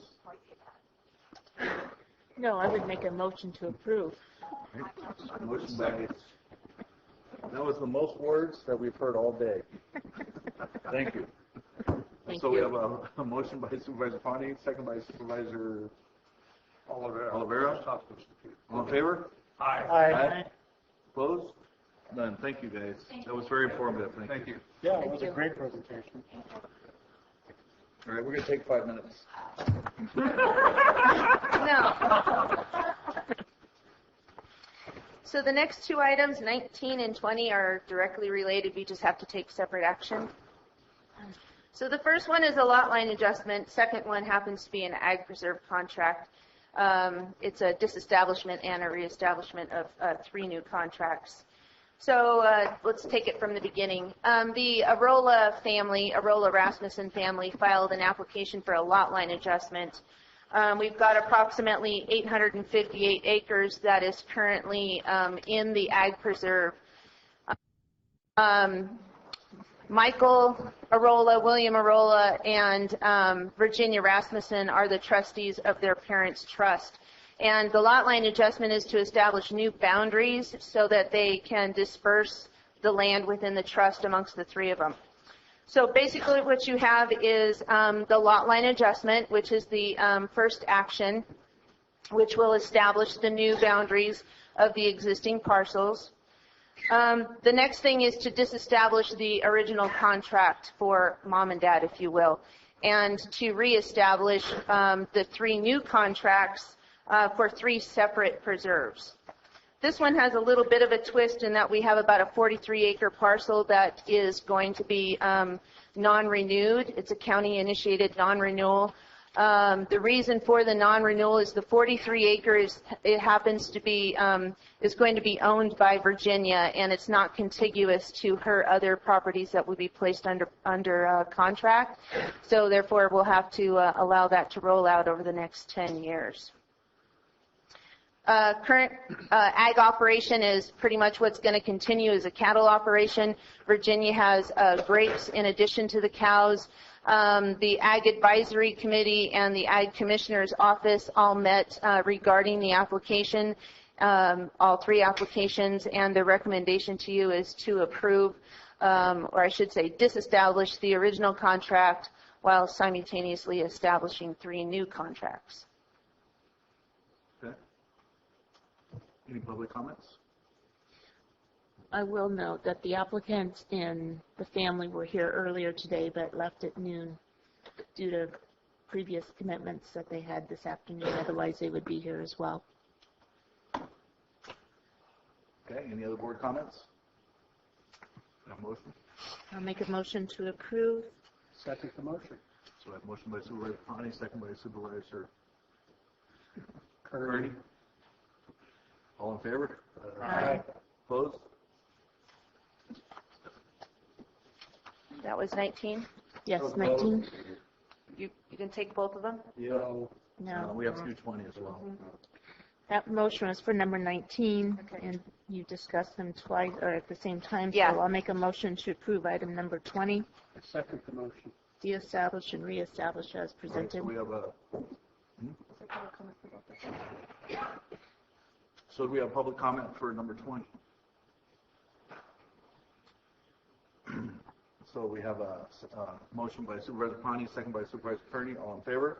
Aye. Opposed? Done. Okay, similar situation, 21 and 22. We have the McKee family. They also have applied for a lot line adjustment in addition to a disestablishment of an existing contract and establishment of a new contract.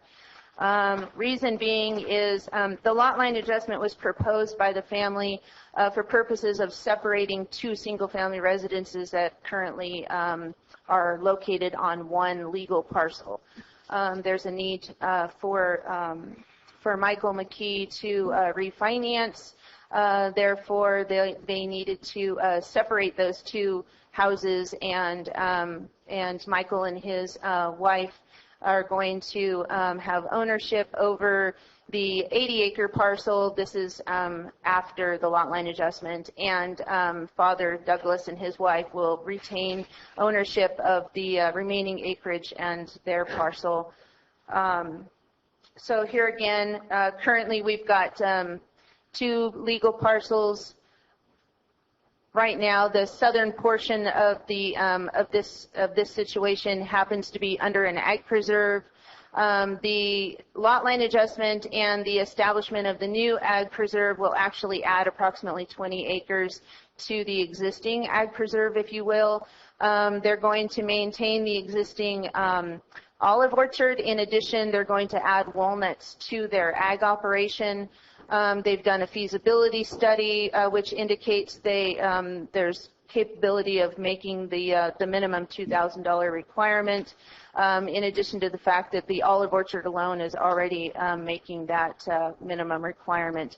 The Ag Advisory Committee as well as the Ag Commissioner's Office met on this as well, and the recommendation to you is to approve. Disestablish the original contract, establishing the new contract, adding the approximately 20 acres in addition to the lot line adjustment. Okay. Any public comments? Board comments? Can I have a motion, please? I make a motion to approve. Okay. Supervisor Wright, or Supervisor Kearney makes a motion to approve. Second. Second by Supervisor Oliveira. All in favor? Aye. Opposed? Done. Thank you. 22. Public comment? Same as before, there was two actions, one for the lot line, one for the disestablishment and the establishment of the new. Can I have public comments on item 22, please? Any board comments? We're on 22. So read it yet. your action, they were kind of, I presented them both as though they were the same. Okay. Because they're so directly It related. says, the established ag reserve contract 273 and established ag reserve number 345. Okay. Yeah. Have a motion, please. I move to approve. Okay, I have a motion by Supervisor Kearney. Second. Second by Supervisor Oliveira. All in favor? Aye. Opposed? Thank you. Thank you.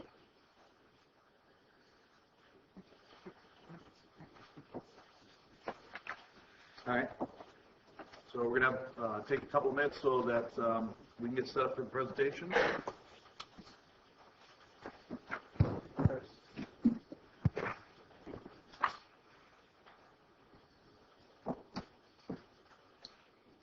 Mr. Moss.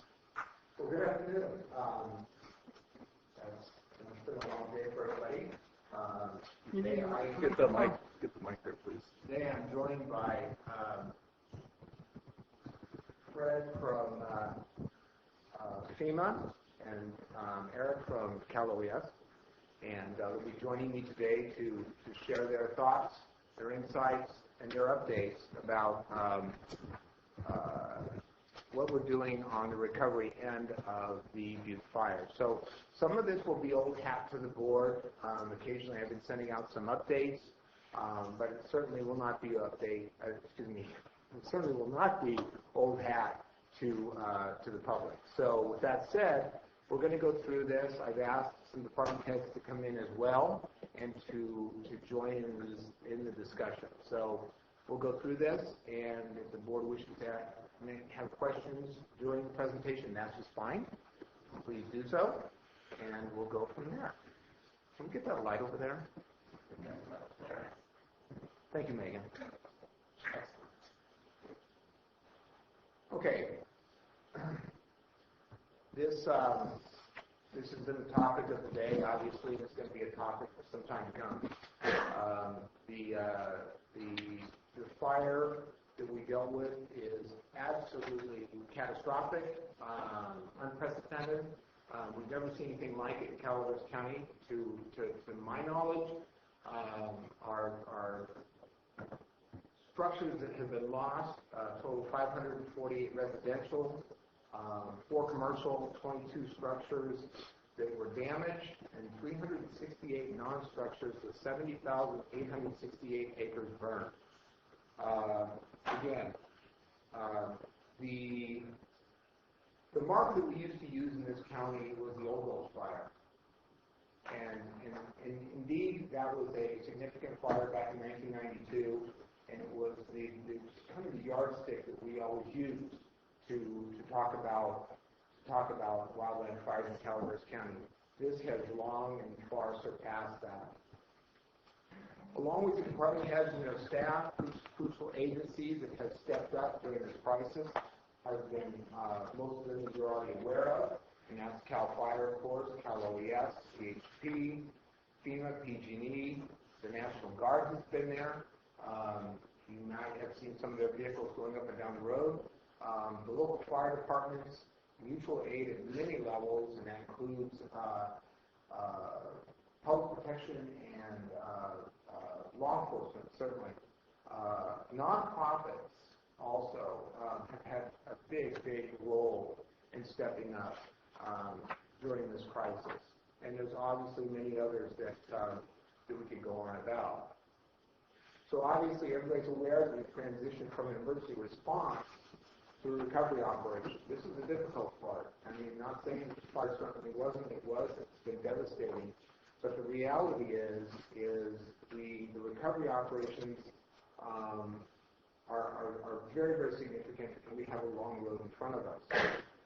As everybody in the board is aware, as one of the first steps we took as a county is to open up a local agency center and or assistance center, and that was an effort to assist residents of the county and put them in touch with state agencies and local agencies and also county departments.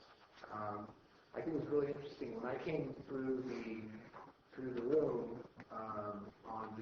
when the LAC was first up and running, talking to a few employees who were serving the public. They themselves had lost their homes.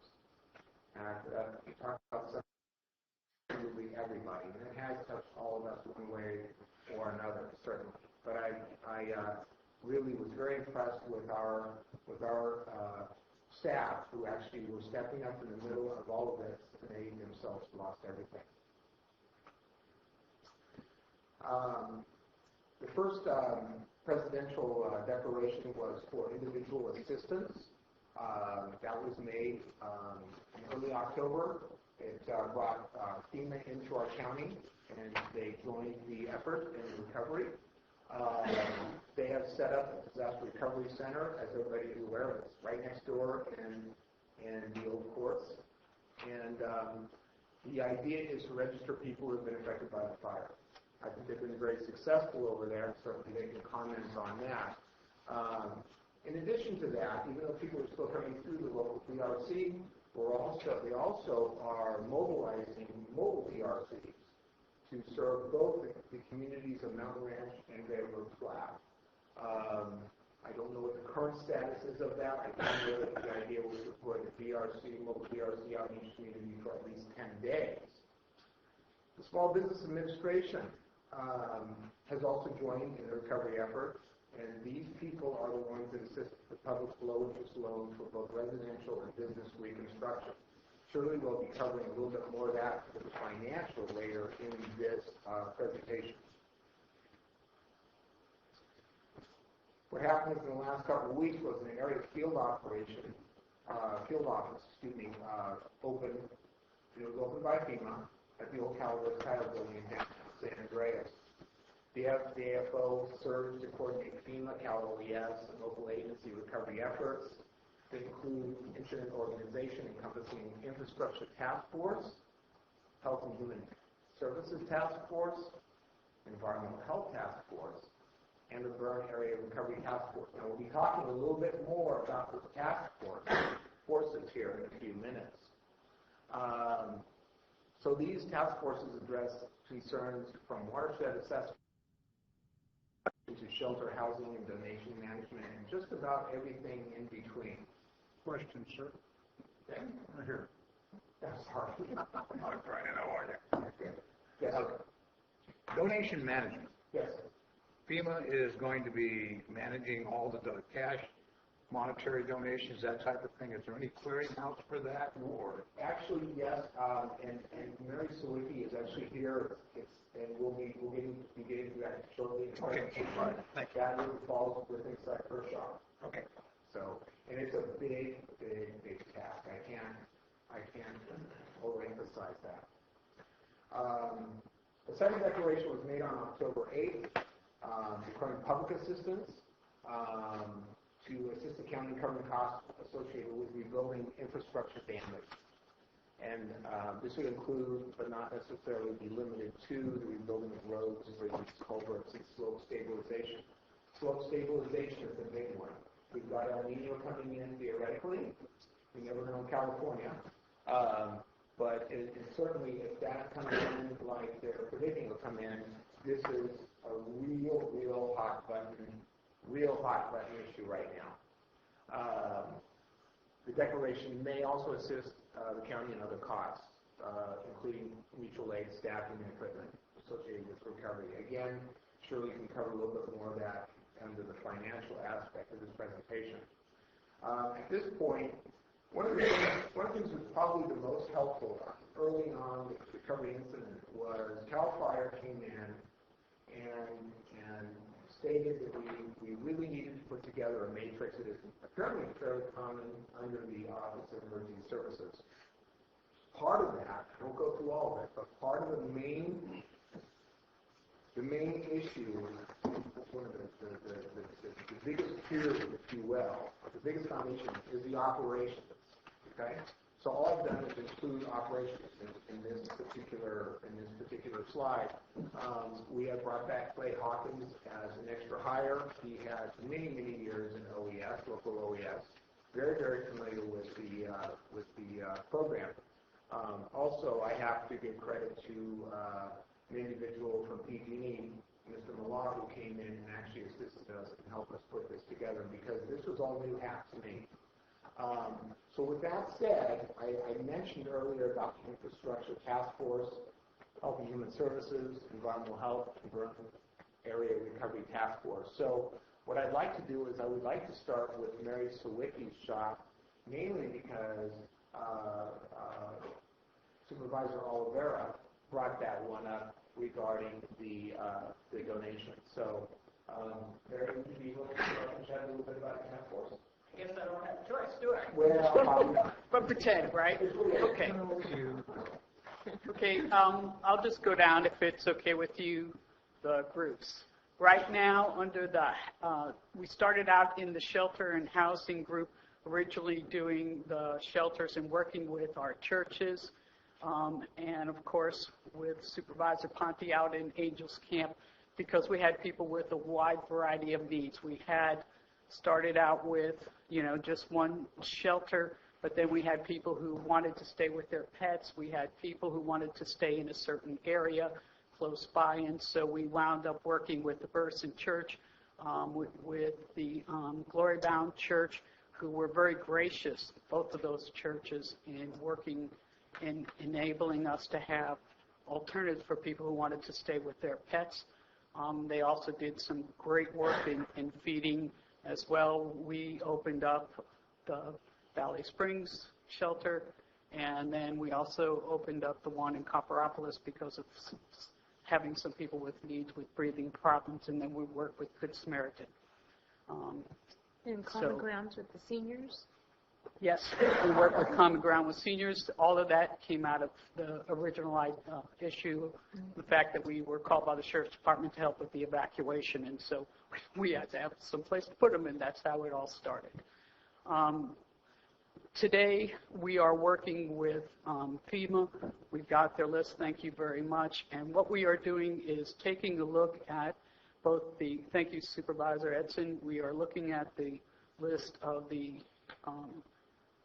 properties that have been destroyed or damaged.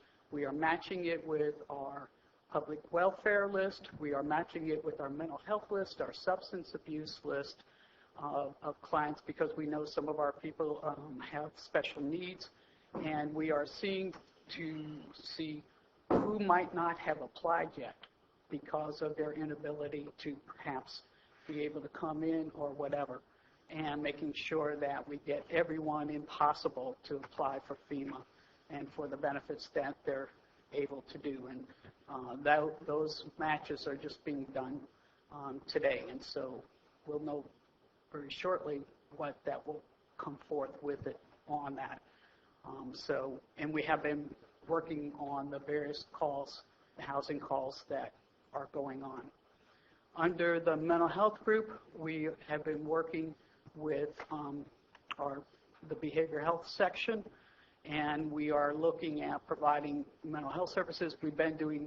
We originally did crisis services and had mental health workers at the shelters. We then, once we began to scale back the shelters, hopefully some people got some sleep, and then we moved into providing mental health services in the communities.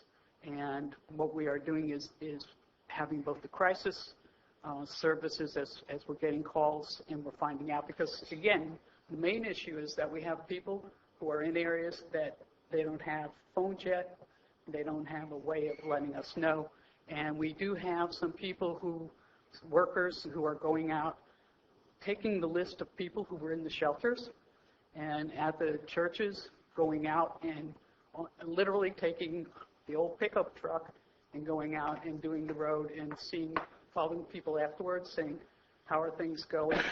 Many of the people return to their property, whether we like it or not, and finding out how they are doing, finding out for some the real need for mental health services or other services. They need supplies. We're providing those as well.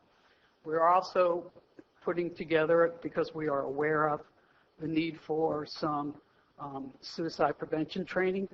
We're working on that. We found a counselor who can do that. We're setting it up for both Railroad Flat as well as Mountain Ranch.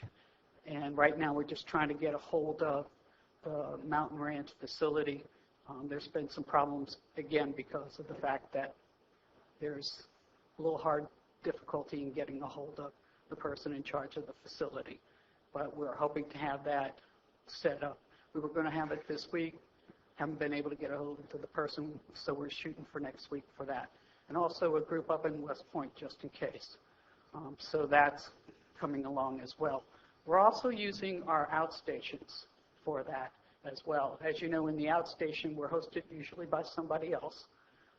And so we're trying to provide mental health services in the outstations. And my deputy director, John Lawless, is working with our outstation supervisor, Del DeCottrell, to add on days and times. And we are having services at those locations. The Local Assistance Center group, after we finished with the local assistance, we took that information. We are now increasing the hours at our outstations.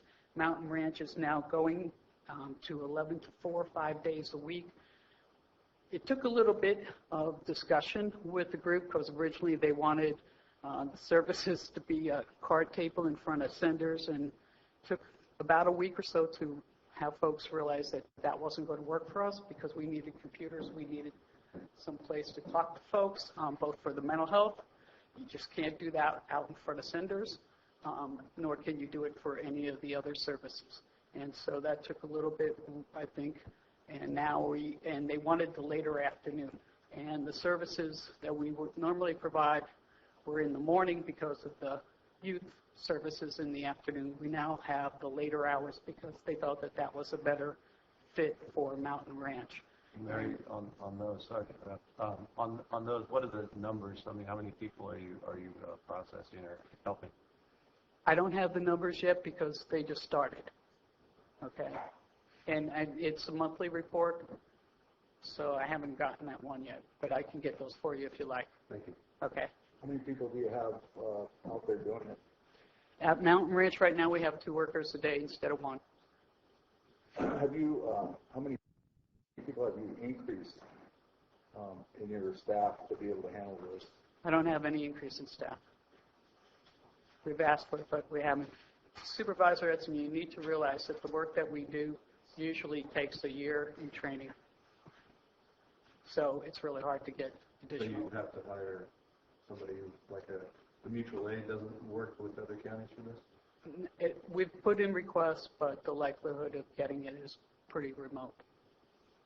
Question for FEMA representatives. Is there any resources that we could use from your organization to assist? We actually have some resources that are in the field. is that if there is a specific need, the process is to make that request first to the state. And then the state, if the state can't meet the need, the state in turn makes a request from FEMA. Okay, specifically, we're talking about mental health counselors, right, Mary? Yeah. Well, mental health, it's been an interesting process because some people just came into the office here wanting to come here to San Andreas, where we thought going out was the need. Now it's a mixture. It's a mixture. But is the state providing any type of interesting leads? Requests? They put in requests to our neighbors. So far that hasn't proved to be successful. And so we're just going to continue to see what we can do, but they will continue to see about it. That is a priority. So that's EOC, right? Or OES? OES, sorry. Yeah, Any acronym? it's been on and off because at first we thought we could, and we thought Red Cross was going to be there, and that's been on and off as well. So that's all I can say on that. So under the Local Assistance Center, we're still providing services, and we will continue to do so. We've gotten just about every piece of information from every group that you can have at a local assistance center out at the outstations, with the exception of those pieces of information that people need to come here for, like for the birth certificates, because the computer's only here, the DMV piece is only here, etc. So those we can't do. But we have all of those pieces out there. The applications, a big one is the PG&E application is a big one that people want. And we continue to see what people want, and we do have deliveries out there as well. We also have done, just to let you know, under many of these things, under the shelter also, we continue to have the washers and dryers and the showers. Thank you for OES for continuing those contracts because they went beyond the time frames and we really continue to need those. There's not much we can do about that. People are still there. And I notice that people are still at the Burson Church as well. Under the donation management group, what we are doing is this: the two donation centers are open. The Resource Connection, Kelly Figueroa has done a great job working with Stacy Johnson with the Burson Church. They've gotten those up and running. And Jeannie Hayward from the food bank is doing, again, a great job of bringing food up to the locations. We are having a meeting on the 21st of the month with all of the various groups that have been involved in the Butte Fire, the nonprofits, and as well as the individuals. And the main issue that I've been having a discussion with the foundations and all of the groups that have been wanting to donate money is to say, can you just wait? And because I want to gather everybody together. Because some of the foundations have a specific thing. They just want money to go to medical, or they want money to go directly to people involved in the Butte Fire, but for a very specific thing or a specific community, etc. And what I've said was, what I'd like to do is just get everybody in the room, see who has done what, and to make sure that everybody gets their bills paid. Because right now I've heard people wanting to give to like one organization over and over again, and then other organizations that I know that have really done some great work, but you don't hear about them as much. I'm worried about them not having their bills paid. And so I want to make sure that everybody gets their bills paid. And I've had some conversations in particular with the Calaveras Foundation, who has money not only for them, but also the Amador Foundation has got some funds that they wish to give as well. They see that as a very positive thing. And some all have different time frames. Some have up to a year. Some want to do it in the next 45 days. Some say, I got to give my money now because they kind of like want to get it over with. I'm trying to get people just to wait so we can stretch it out and do a really decent job of making sure that our community is just taken care of and well taken care of. I know a lot of effort has gone into Mountain Ranch, but I also remain concerned for Railroad Flat because when I hear talk, you don't hear talk very much about Railroad Flat. And it's the quiet community that always bothers me. So with that, I'll answer any questions. Yeah, I was told by the director of the Red Cross that they would pay for a person for a year and a half. And I was just wondering what happened to that position or that pay. That's up to CEO. I've been in contact with the Red Cross, and what they had put forth was a coordinator, and he sent me some, just recently sent what they viewed as the job description or what that would look like. I will forward that to, my intention was to forward it to HR so they could compare it to our county positions. We would get the cost and get that back to him, and then we could go ahead and hire that limited term position funded by the Red Cross.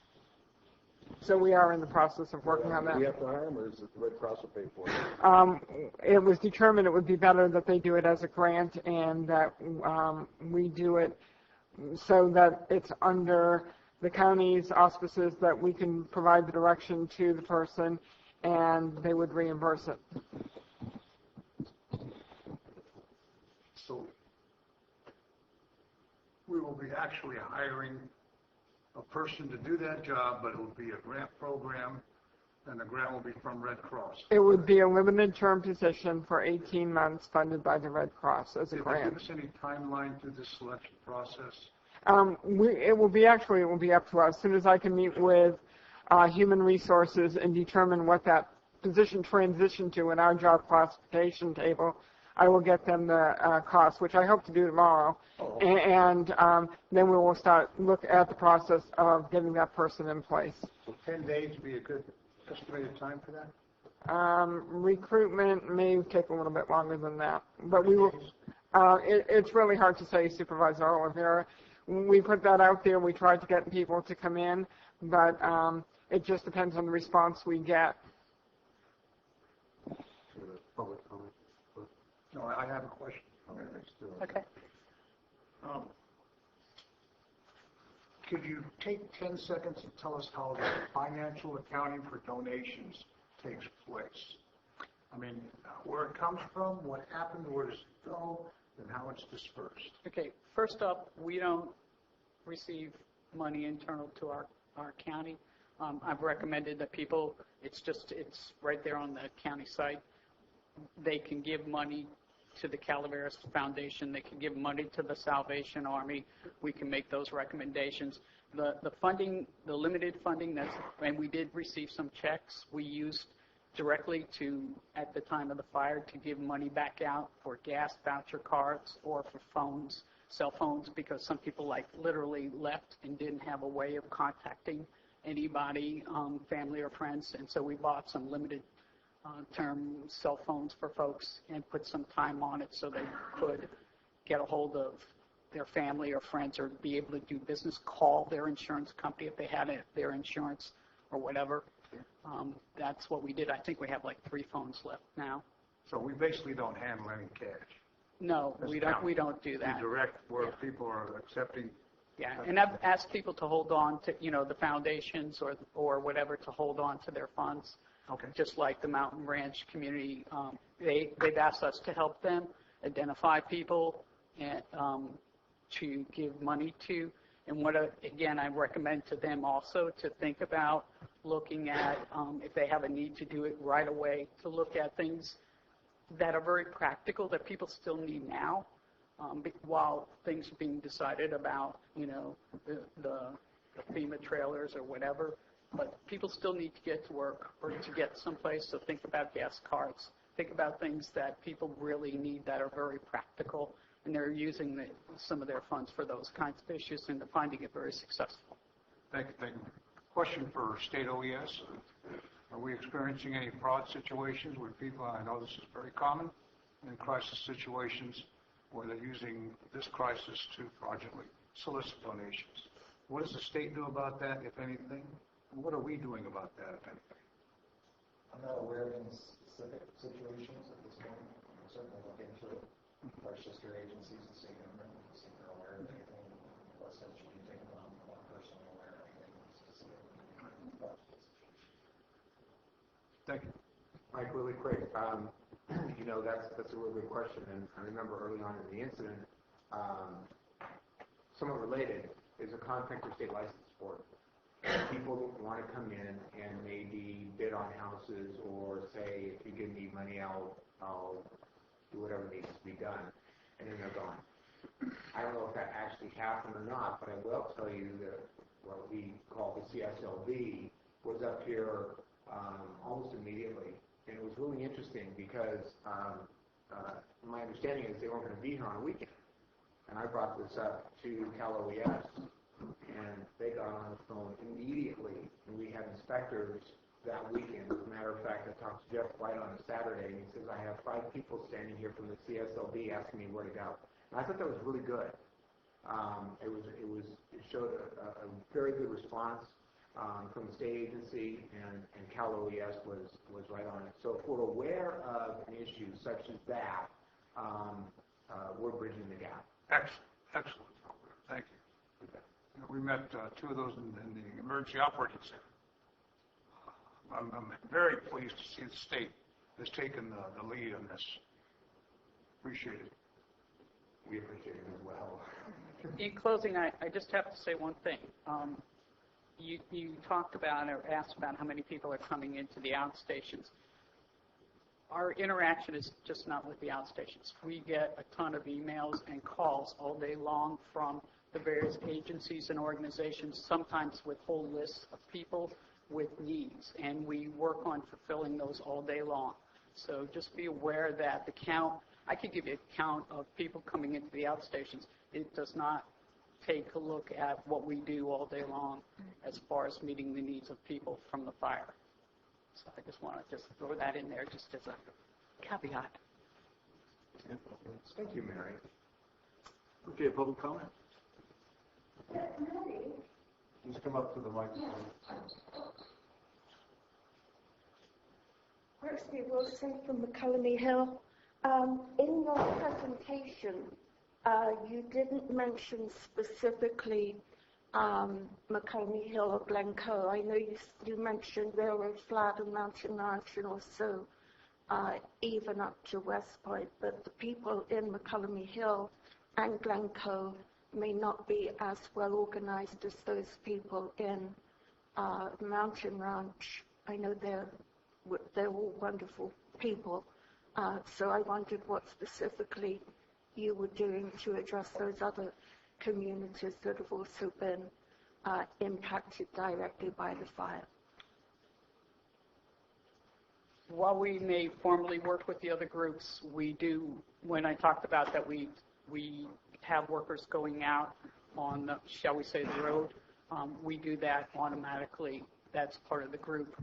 And, people who came to the shelter came first from wherever the fire was. And we're doing everybody, whether they came from Glencoe. It's funny because people listed addresses and just trying to list it. I mean, some people live in Glencoe and their mailing address is San Andreas, people in this room I know of. And so you can't really tell by the mailing address where really somebody lives. So we just go through the whole thing and we just do that. And so it doesn't matter. We will find people. In fact, today we were working on things like, okay, so we have a location, but we don't have somebody's name, and we went through and figured out how we're going to figure out, because we now know those people are missing from FEMA applications. We'll find them. May I ask what outreach might be happening in, say, Colorado, for those people that are pretty well served, but might still not be able to get down to Mountain Ranch or West Point or San Andreas? Same thing. We could call. It would still be a call. Or, like I said, if they don't have a phone, we will, and we've had people without phones. I have workers who have gone out where we got a call, somebody was living in a car, and we went out to the car. we're equal opportunity. We will go wherever somebody says there's a need, but we will go, doesn't matter. Mary, I can also address that. Just over the weekend, we've had our disaster survivor assistance teams deployed all throughout the Vernon area. We have had a team in McCollum Hill. They visited 31 door-to-door visits this past weekend, and we're able to register 3 people, and assisted 2 others with some self-registration. So they are making some progress.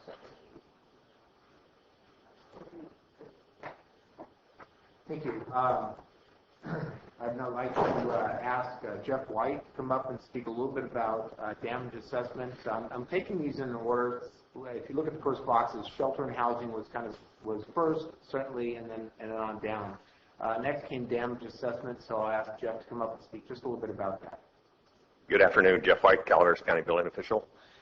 As you know, the fire got onto our side of the river around sometime during the 9th of September during the evening. On the 10th of September, I was out to start looking at what the potentials were and what was already damaged.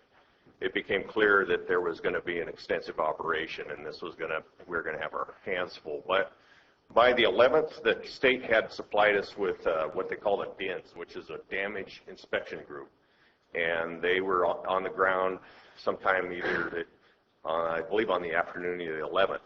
So for roughly, I would say from the 11th through the 25th or 24th, I was in direct contact with them consecutively every single day.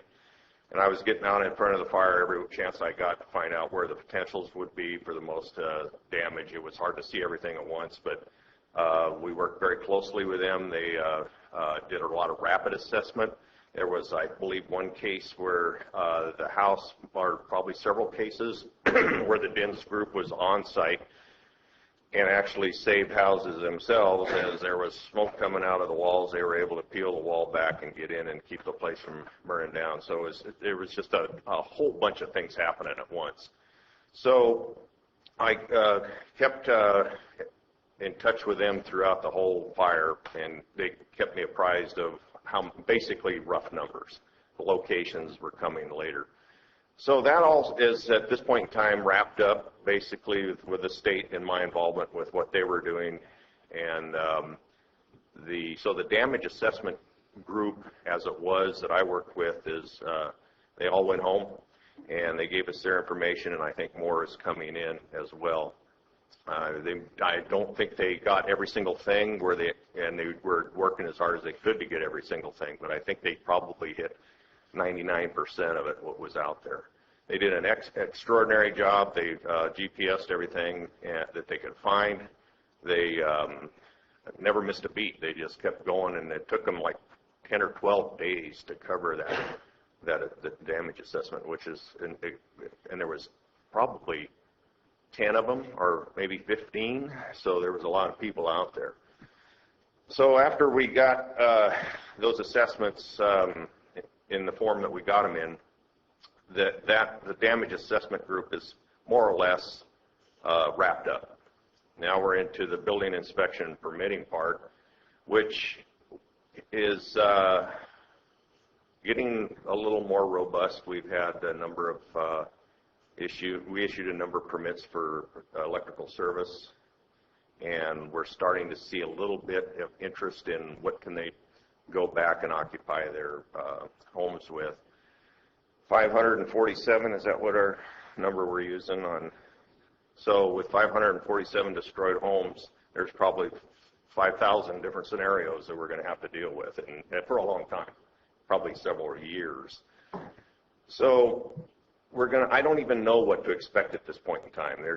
We get a variety of things coming in that you would never even dream of. But we're able to handle it so far. I couldn't necessarily do a mutual aid at this point in time because I don't need the people today. I will need them at a different date, a different point in time. So I think an RFP for contract services is probably going to be the best bet for the long haul, as long as we can provide continuity between a consultant group and handling the number of submittals that come in. I don't, they could be a bunch of them at once or come trickling in. There's no way to know for sure. So the fire's out, but our fire is probably just going to start. I'm anticipating a lot of activity. So we would like to get priorities for the displaced people to get them back in their areas as quickly as possible, which is feasible and safe. We got them out of there safe. Let's get them back there safe. So the number of houses that we anticipate that will be reconstructed versus the number of mobile homes that will be moved in versus the number of campers versus the number of people that aren't going to stay, it's going to take a while to see what that actually turns out to be. It's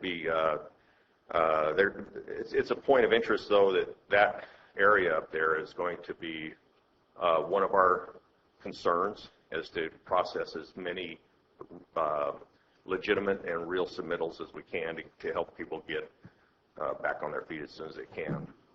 So the amount of damage is impressive. In most cases, if it wasn't burned to the ground, it was only partially damaged. So when you burn 30,000 acres in one day, it's amazing how much the destruction really was overwhelming to see it in the impact. So that's kind of where we are at this point in time. We're waiting to see when the next shoe will drop and what kind of needs I'm going to have in my office. I have 2 inspectors that are doing their other work as well. I can pull a plan checker out once in a while and send them out, but I think we're going to have to staff up accordingly as we see the needs. And it's impossible to know what that's going to be at this point in time. So, Jeff, it would be nice to have and maybe you have this internally, it sounds kind of in your head, you're kind of like, well, I don't really need staff right now, but when this happens, I'm going to maybe need staff. So it sounds like you have this plan in your mind, but I'm wondering if you could share it with us, because what I want to understand is, okay, so right now we're in the cleanup stage. So really, maybe environmental health, is out there kind of leading that part of it. So, and they're going to be starting to get done with sites, we all hope, really quickly. And so at that point, when they're cleaned up, do you expect, 2 months from now, is there going to be a lot of people applying? How have you planned out how we're going to be doing this in the next year to the best of your ability? Well, the short-term response to that would be, if winter's coming on, what kind of winter are we going to have? That usually, in a normal course of events, slows things down anyway. So construction during the wet months is not very active. If we were going into the spring, say 6 months from now, I think we're going to see a lot of generated energy toward rebuilding. What has been the hardest part to really sort out for me, and I'll be quite truthful about this, is the financing. I have to figure out what the impact is going to be on the county to perform this work that I feel is a priority. If we contract, we have to be able to have the money, basically, it's that simple, to pay for the contract. So we've talked to OES, talked to FEMA, got a lot of things that seem to be apparent that we can utilize. And so the idea of an RFP, how that can fit with the day-to-day operations versus the fire, it would be nice to have consultants come in that I could branch that off to them and just give it to them and then oversee that.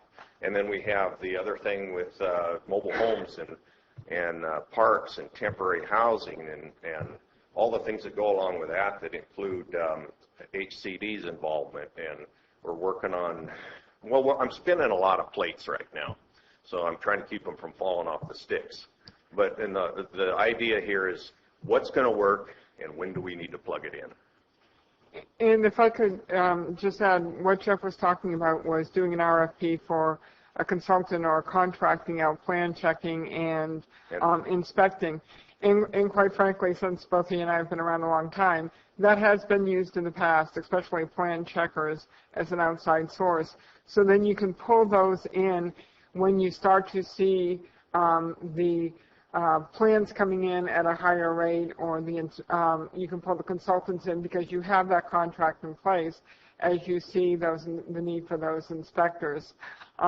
So I think that was one of the main reasons why he was putting together the RFP, to look at those consulting firms to give him that flexibility as need determines over the course of the next year or two. So and Shirley's right on target with that. And if all of a sudden we got a bunch of ahead of the cleanup, so to speak, and we had a lot of work to do, then I'd have to change that plan. So the optimum plan, at least that makes the most sense, is when the cleanup occurs, wherever it occurs, then you backfill that with people that are coming in to take care of the property, however they're going to do it. They're going to build a house, bring in a mobile home, whatever they're going to do. So if and until we get that information in front of us and how much of that, then we'll have the reaction to that will be more appropriate. But it's a waiting game at this point in time, unfortunately. So I mentioned it before that the codes will be whatever code for reconstruction will be the code that's currently in effect. And right now it's a 2013 code. If somebody can't get a submittal in until after the code changes in 2016, that will be the current code. So all the fire preventive measures that are in the codes would be part of the rebuilding process. And I think there's pretty good reason for that. So as I understand it, Mr. White, we have a plan, but we don't know how to put it into effect. We don't know what the future holds. Well, Tomorrow. Yeah, I'm trying to read the tea leaves, and my staff is doing a great job of keeping up with things. If we start throwing more people into the mix and they're different people all the time, it's gonna be a circle in the drain time. We'll be in retrograde. So at a point to where I feel that the staffing that we need for a longer term can dedicate themselves to our process and know the business is when we'll benefit the most. Are you looking at increasing your staff for building inspectors to establish some type of quick response for requests for inspection? Yes. And also for those structures being built without permitting? Yes. Right now, both the plan checkers I have are working real hard at getting everything off their table now to be able to manage an influx should it come.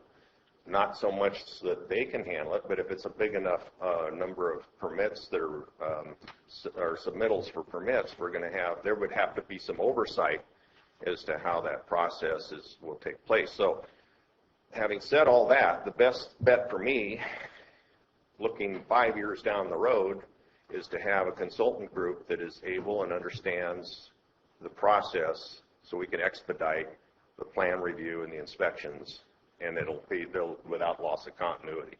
And we developed that through the RTPs. I'm sorry? We developed those consultant lists from the RTP. Yeah, right.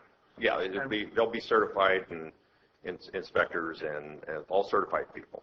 Can we put that process in place now, like CAO Ryan said, so when we do hit that point, we're hitting the ground running? Actually, my RFP is in circulation right now. Okay.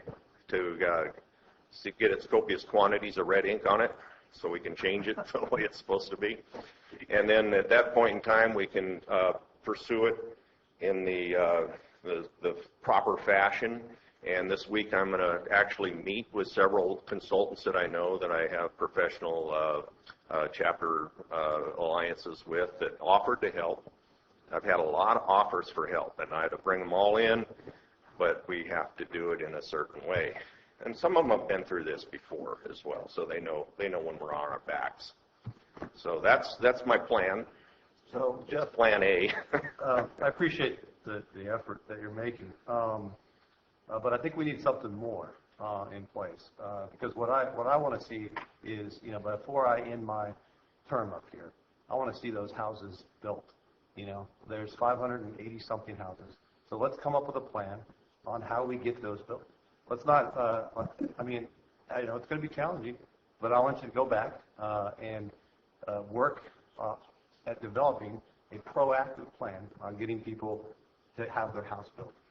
Because that's what we need. We don't need to sit here and wait for people to figure it out. We need to be out there developing a plan to get it rebuilt as quickly as possible. Because every day that we don't is a day that we lose these people. And when they hear, with all due respect, you're telling us the truth about how bureaucratic situations work, but we need to figure out how to make it much more efficient than it was before the fire. If I could just say one thing, Supervisor Wright, is that is a monumental task in 15 months. It doesn't just rely on the building department to issue the permits and do the inspections. It requires the architects to draw up the plans. It requires sufficient contractors to build 545 houses. I hear what you're saying, right? And that's not what people want to hear. What they want to hear is that the government that they're paying for all these hundreds of thousands of dollars on the brightest minds in the county, how they're coming up with a plan to get them in their house as quickly as possible. That's what they want to hear, and that's what I want to hear. And I understand it's going to be damn hard and probably totally impossible for the 586 in 1 year. But let's push it. Let's push the envelope as far as we can, because we have to start thinking in the post-fire mentality instead of the pre-fire bureaucracy thing. About a week ago or a week and a half ago, I had my plan checkers and I had a meeting with all the designers, all the architects, all the engineers. We've done this.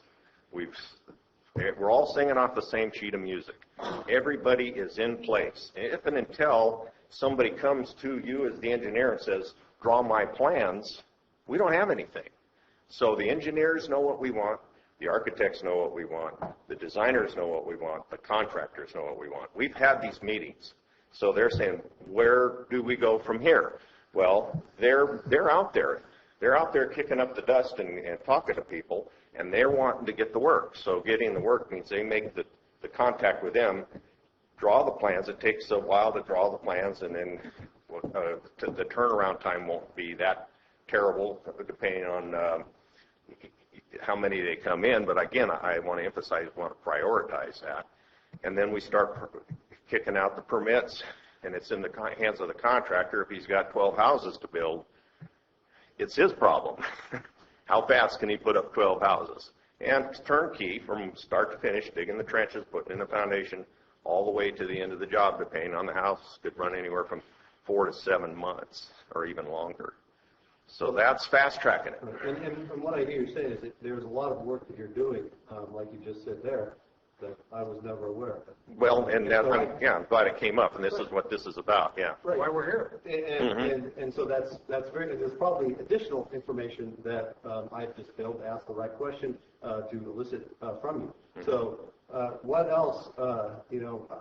Like I asked for this plan, a proactive plan. What else?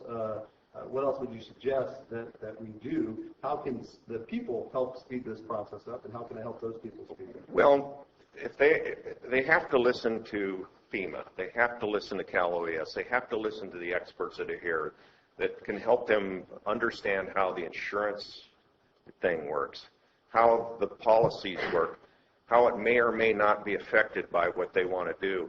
And FEMA and OES have a lot of good information to get them in the right place as soon as possible. So as often as they can explore all those options as to what their particular needs are, then they know where to go from there. And we've been meeting quite regularly with a planning group because we're all in this together with all the land use for sure. We've been running the red eye every night on this thing to try to unscramble the eggs. It's a mess. And we got to try to look at where am I going to get the best bang for the buck? Where do I go to make this work the best way? may not be the way you think it is today. It may change till tomorrow, on the next day. So you always have to have plan A, plan B, all the way to plan Z. So thank God I'm working with the people I'm working with, because it really is working out well. I think from what I've seen, based on the magnitude of what we're up against, it's gone really quite well. Very well coordinated. We got the right players in the right place at the right time at all levels. So I can assure you that we have every opportunity to look at the best way to expedite this. We can't, we can tell you, you can pass it along. We can tell everybody that we have contact with that we can pass along. We try, the people that come to our counter daily, we try to make sure that they understand that. There's still a few loose ends, for sure there are, you know, the temporary trailer parts and, you know, those kinds of things. But once we have a commitment to how we're going to go in a direction, then I can direct my staff as to how we don't have to backtrack, because we want to make sure we stay on course. So yes, my staff is spending a lot of time trying to figure out where their best moves are when it comes to dealing with this. And we've been downstairs to Jason's shop. We've been over to Peter's, been dynamite. He's been help everywhere. Jeff Krovitz, the wild man, I don't know where he is half the time. He's like a whirling dervish out there. But things are happening. But there's so much happening at once. I only know a little piece of it. And then once in a while we're able to get together and say, okay, this is what's coming at you. What do we want to do? Chairman. CEO Ryan, are the expenses that we're going to incur as a county for rebuilding, is that part of any recovery reimbursement program from state or feds? Do we know? And I'll give an example. We have to put on extra plan checkers. We have to put on extra building inspectors. Is any of that reimbursable? Is that solely on the county? There are eligible expenses regarding recovery. We have a handy-dandy guide here too, and I will talk a little bit about those categories. We have it both through FEMA and because we got the Public Assistance Declaration and CDAA, and there's different programs within those that are covered, up to 75% by FEMA, 18.75% by CDAA, and then, but there's also a county cost involved of at least 6.25%. Those are for eligible expenses, and our auditor controller has been keeping a very close eye on what's coming through, what is eligible, what's not eligible, because those ineligible expenses are 100%. So we heard under CDAA there is assistance, 75%, that will help with cover the cost of the contract for the inspectors and plan checkers for recovery processes. But we also have certain building permit fees that will also help cover those costs. So it's going to be something that we will have to carefully monitor what's eligible under FEMA, what's eligible under CDAA, and what's going to be county share of cost as we go through this process to not only provide the best and assistance that we can to our citizenry, but to also make sure that as a county, our financial system, it remains secure. So, we have those avenues available.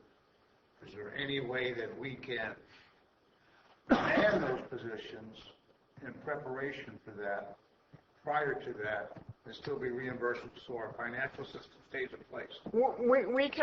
We can man those systems, but do you want those people there sitting around with no permits to issue or with no plans to check or no buildings to inspect?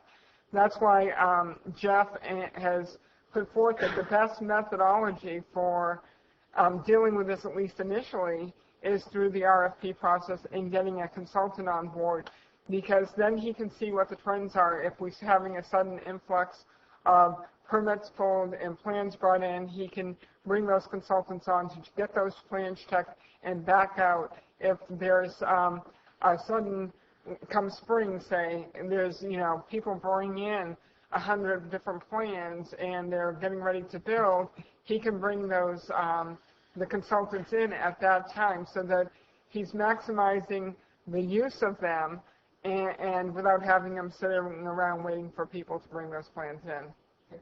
So the question is, when do you tilt the world in my direction is going to be probably not too much longer, the next couple of months, I would imagine.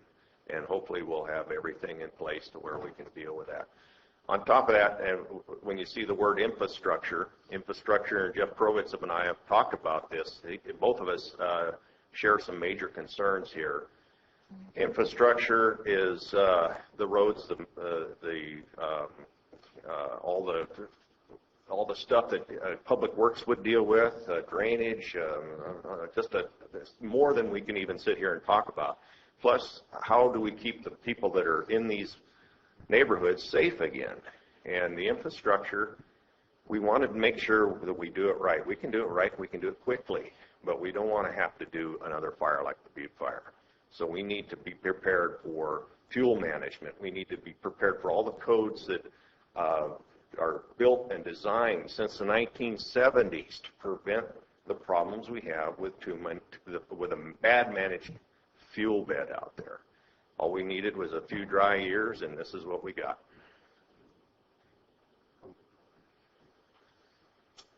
Question? You mentioned about plan checks and building inspectors, but I find what most people want is, when they call or come to the counter, they want information to help them plan with what they have to do. So do you feel like you have the staffing now to be able to answer those kinds of inquiries that come through? I think we can on the normal, regular type of things that we're talking about daily. Mm-hmm. There isn't a day that doesn't go by that we're trying to figure out where the next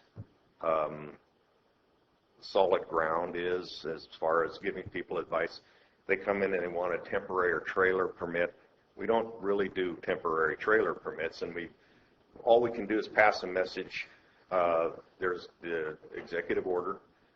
There's our ordinance that we're trying to put in place, and we would our aim is to provide for a safe and healthy environment, which means get that stuff that'll kill you off your property before you go back and live on it. Okay. And then, so that's there's a lot of little nuances that occur. So and then I work real close with Jason back here because we're really partnered up tight on this. And if it comes to where we have to do individual evaluations of sites to modify what our ordinance says, then we're going to be that many more people short by going out and looking at different types of problems. Where do you draw the line on this stuff? Okay, we can do it here, but you let that guy do it here, but how close can you do it there? And that creates a magnitude of problems that, and I don't want to be the one sitting in the witness stand someday and say, why'd you let these people back in there? Mm-hmm. That's and if we indemnify ourselves and we're covered, and I don't have to look over my shoulder for the rest of my days, I'm okay with that. And it has to make sense. And I know that we can do things that make sense, but we can also get a little too hasty here and make some mistakes. And I just say we need to guard against the possibility of getting too far down the line and then that was regretful. What are we going to do about it? I just see, right now there's just a lot of Q&A. There's just lots, what can I do? How can I do it? Do I need to do it this way, that way? Time for all this kind of stuff. And sometimes it's that customer service aspect that people need to have. Because I can see it happening in environmental health. I can see it happening in planning, public works. People just not knowing. If you've never built a house before or anything like that, just like, what do I do in this sort of thing. So, maybe on the front end, it's like, do you have enough staffing to help with that? And then the back end will be your plan checkers. I think that at this point in time, and I agree with what you're expressing here, and I do think at this point in time, I do see where well-informed people at the counter would help take some of the strain off the front counter. They're doing really a good job of it. They're doing a great job. But when there's 20 people standing in the lobby, you start having to at least recognize that they're there. And if they're all having the same kind of questions, you can kind of answer them in a group and that sort of thing. I think what we did that really helped a lot was we had the contractors and the architects and the engineers. They're aware of, we're a team now. We're going to pull the sled in the same direction. Right. And then on top of that, we've had the contractors license board here. They're putting up their signs all over the place. They're making sure that the people that are doing the work are disciplined for the license they have. It's a felony to contract in a disaster zone, and we have been very proactive in letting people know and put signs out there all over our poster board to avoid finding the wrong unlicensed contractors that can make a bad experience even that much worse. So, yes, as the information becomes real, we try to disseminate it, and of course we're getting questions that are really kind of not answerable at this point in time. So, and just out of curiosity, in the height of our building, how many permits would you issue? During the peak years, I think we were doing new homes. I think even in the winter we were doing probably 30 a month. That's when everything was, out of control in another way. Yeah. Okay. I'm just curious. But now, that was before the balloons broke, and now we're down to. Well, I know that's when there was a lot of outsourcing. Yes. So the normal stuff that we have been doing has been ramping up, and I hear that from the other jurisdictions as well. They see an influx in a lot of in commercial and residential. So that worries me a little bit too. I need to get good people. Hopefully, they're not all busy doing something else. So you have two factions. You're going to have that temporary housing stuff going on, and then once that kind of settles a bit, then you're going to be looking at the new construction. Correct. And I've been talking to the HCD inspector on the phone numerous times.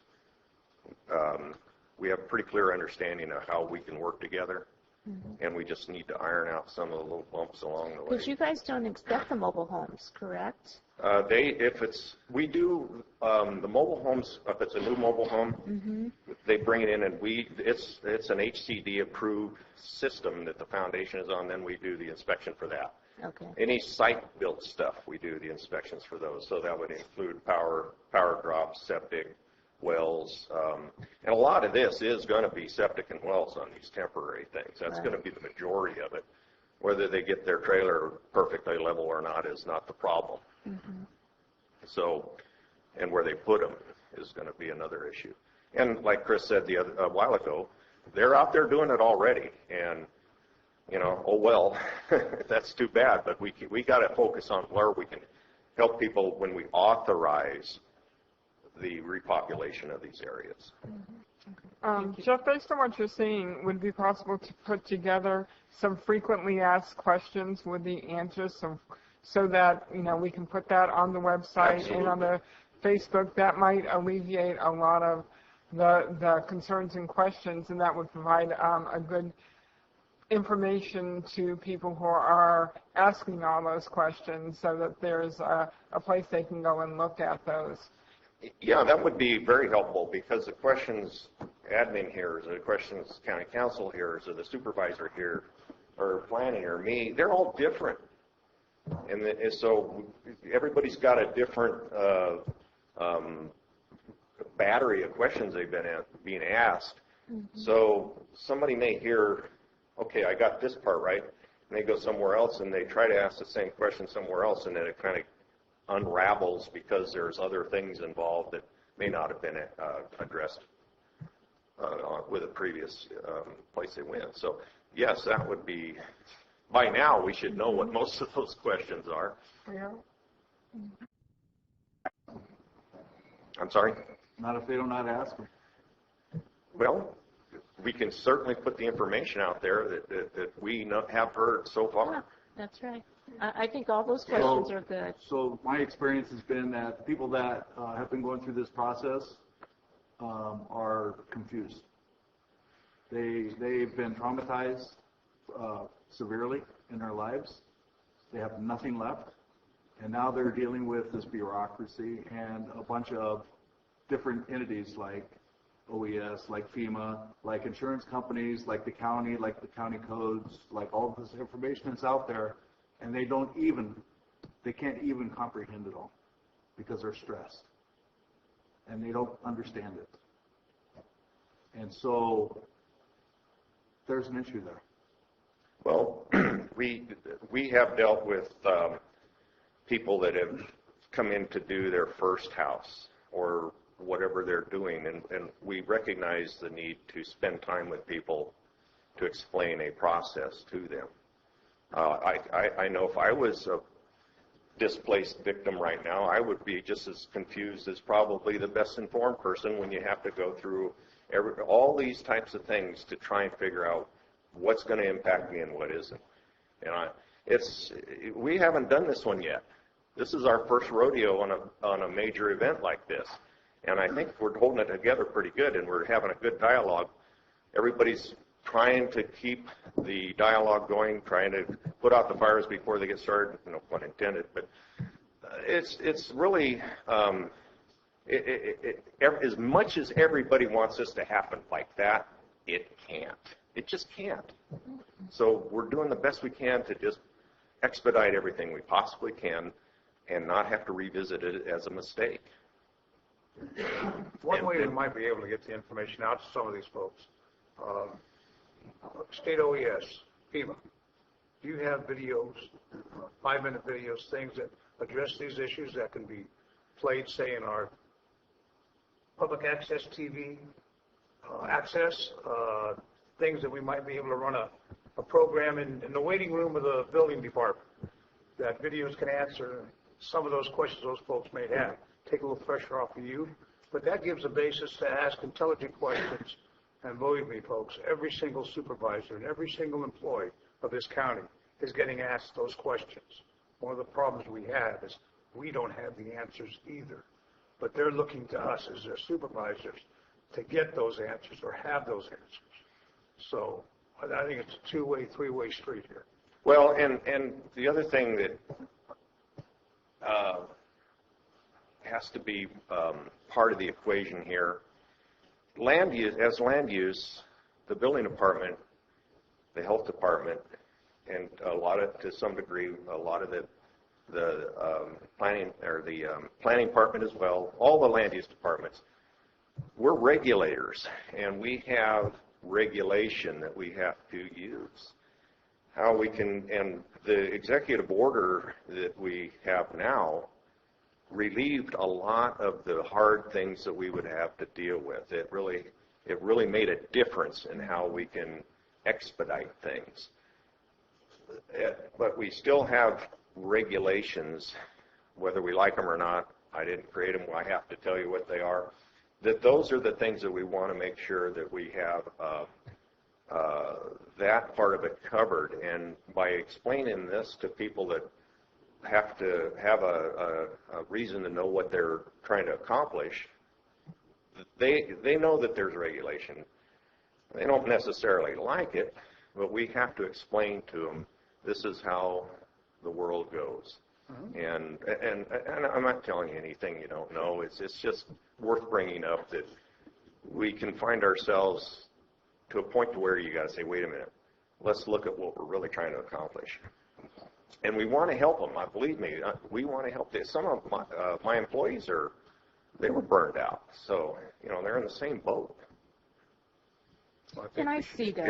It hit home for sure. It's a very horrific situation that we've been through, and when people are stressed and they've lost everything, it's just hard to mentally wrap your head around that and then try to move on. It's just difficult all the way around. Yeah, for all of us. For all, and including, as I see with the county staff and the support staff, it's like, we're all in this together. And sometimes we just have to take a step back, take a deep breath, recognize that, and then how can we help you? Mm-hmm. So I just think that as you move forward and really in all these areas, it's going to change. Right now it's the need to be the PR and telling people, answering their questions and giving them information so they can help plan and rebuild and do whatever it is that they may do. And then in 6 months it may be, oh my gosh, you need 4 plan checkers and 6 inspectors and nobody at the front counter. I mean, Right. you know, it's Yeah, going to go like that. I the see progression that. of things will dictate Yeah. where we need to lean. And I think that's with all departments. Mm-hmm. You know, Mary may be, you know, no longer worrying about shelter housing, and there's a lot of mental health. Yeah, it's a dynamic situation, and I think we're well prepared to adjust to whatever is humanly possible. That's what we hope to do. Mm-hmm. I only was going to take 5 minutes, and I took 45 or something like that. I had some good information. Well, yeah, and believe me, anytime that any of you want to come over and see what where the next bomb's going to go off, come on over, because we really do have some issues in some areas that we have to deal with, and I think we're going to have to get ramped up and be prepared for what's definitely ahead of us, and that's going to be repopulating in an orderly manner Mm-hmm. that makes sense and helpful. We want to be as helpful and safe as possible. Safe is really important. So, anything else? Not at this time. Okay, thanks. Now's your chance, run. Yeah, my mouth is getting Don't go dry. home just yet, though. Thank you, Jeff. Really appreciate that. Okay. The next one up, of course, is Excuse me, is there any public comments allowed? Go ahead.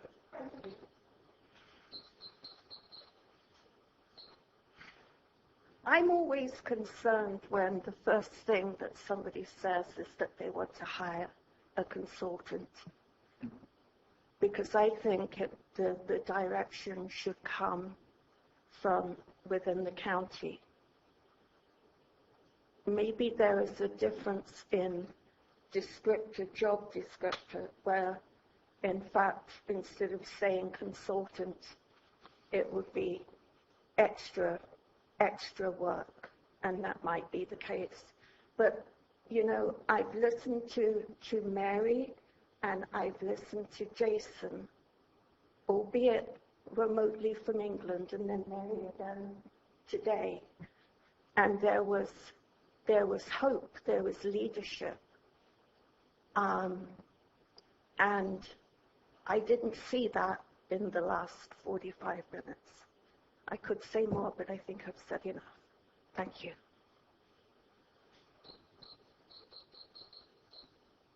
You're going to love me.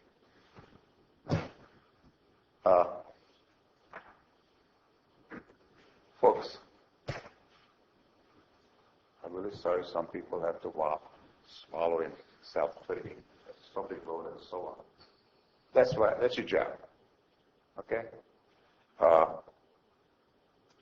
I know some people mentioned 548 structures, plus or minus, some are illegal, some legal, and so on. Fine. But before he gets started on some of the individual houses, maybe, and I've been putting it off later on, that some of the motions slows down. PG&E. I don't know if the report's correct, it's valid or not. Some PG&E, legal or PG&E wire, I don't know if it is or not. But, looking at the environment, how about getting on PG&E's case to put the damn wiring underground? A lot safer. All the other companies are the natural gas company, but cable companies, new internet wiring, they go underground. And PG&E poles are not exactly the safest thing on those curvy roads, especially when deer jumps out on you, but that's detail. Talk about wet months. That's maybe inconvenient. Does anybody think about if there is a wet month? And I can really trust the weather people. Is there going to be any landslides? Public Works complained about what they had to do, a whole bunch of fines and stuff, recouping because some of the landfill dirt slide down there or something, and you have to repair it, mudslide. And the other thing is, folks, somebody got to take the blame and the glory, We got way too many chiefs in this county.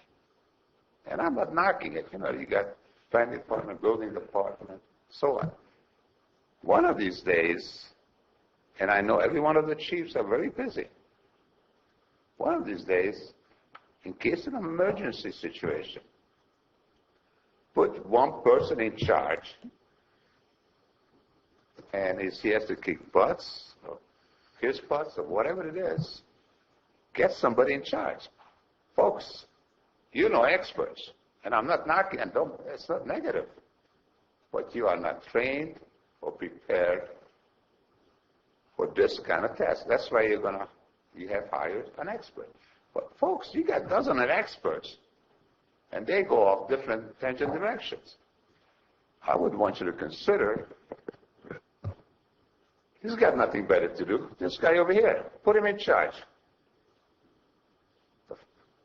And let him communicate with you folks. And you folks better get the right information so you can make the right decisions. I agree with Chris. I understand what the building department does.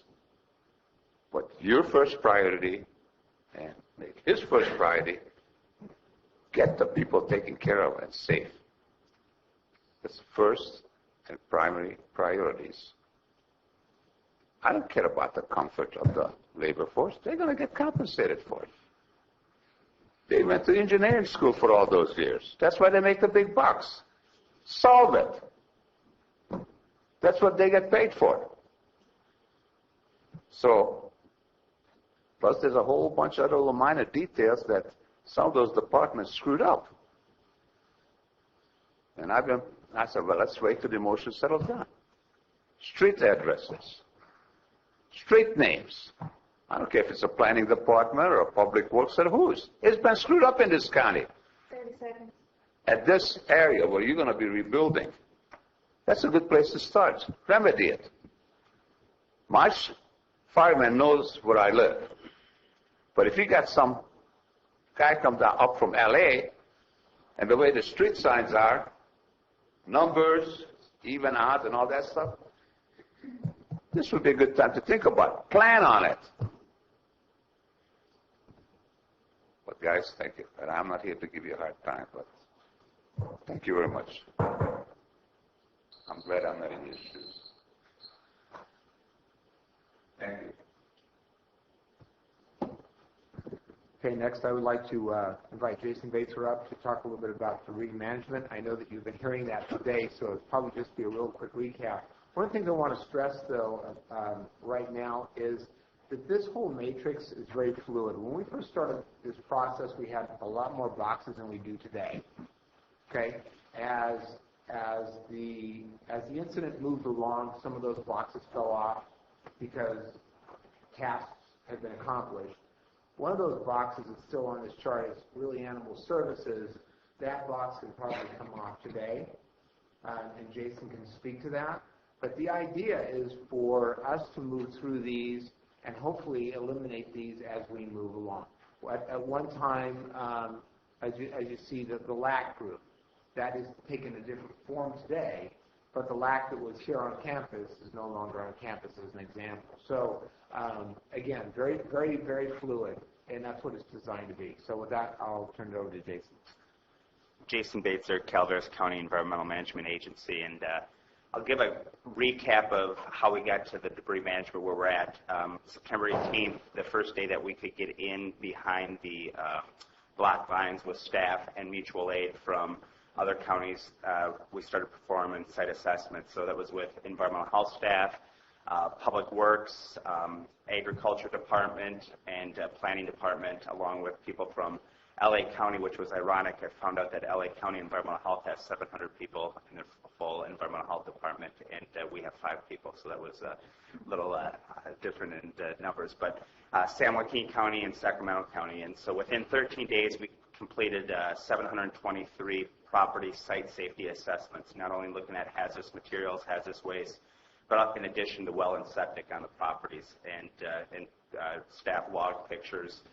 And that enabled us to get Department of Toxics here, tomorrow will be 2 weeks ago, to initiate the hazardous waste removal. So tomorrow will be, we're at Department of Toxics, and then a week ago, Fed EPA came in with 3 teams, so we have a total of 5 teams removing household hazardous waste at private properties. Starting yesterday, we have 2 teams starting the debris removal process. We have a class that started today with the 40-hour HAZWOPER for local contractors to be part of that process. And I want to step back here. I know a lot of people during this presentation have been talking about outreach. During the site assessments, we developed these packets, not only for people on debris, proper personal protective equipment. We had the water fill stations from CCWD. All the information that was given to us at the time for the Emergency Operations Center, we put in a packet and handed out to the public while we had field staff. And that was also part of our right of entry form with the county and state debris funded program. So we've been constantly trying to feed the public, whether it's out in the field, town hall meetings, or press releases, working with the Joint Information Center, getting information out to the public. So in the county, we declared a health emergency, and then the board signed the MOU with CalRecycle to start our, through the California Disaster Assistance Act, debris removal program.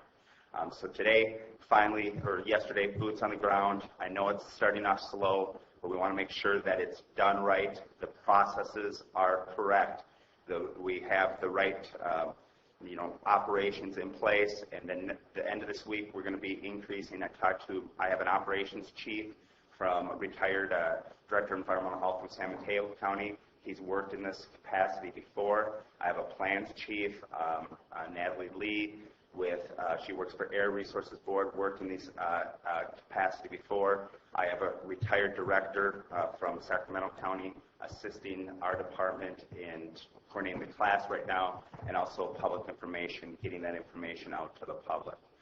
So as we ramp up the debris removal process, hopefully in the end of October we can have 25 teams. These are 10-person teams, broke the county into 4 areas, and looking at logistics first, as I spoke of earlier, environmental sensitive receptors, and clean up those properties, and then moving out from there into the 4 different areas. Looking at roads, we know there's going to be impacts, a lot of trucks going on the roads, so we're hoping, or once we get going, I've talked to the Joint Information Center, just got an email while I was in here, we're going to start putting information on the CAL FIRE trap lines, so daily put information out, what areas of the county the debris removal teams will be in, and where we are in the process. So really trying to increase our communication with the public. To date, we have 530 approximately. I was trying to get staff to give me a number, but last week, when I left on Friday, it was at 480. Since then, we have 530 right of entry forms. So those are people that are participating in the county state program. We've also developed and hope to release that tomorrow where people can self-certify. If they don't sign up with our program, they can go through a self-certification process. I finally received the parameters from CalRecycle on cleanup goals on what that's going to be. We have some information where they can take the waste to, whether it's metal for recycling, green waste, and then the ash, and how to properly handle that.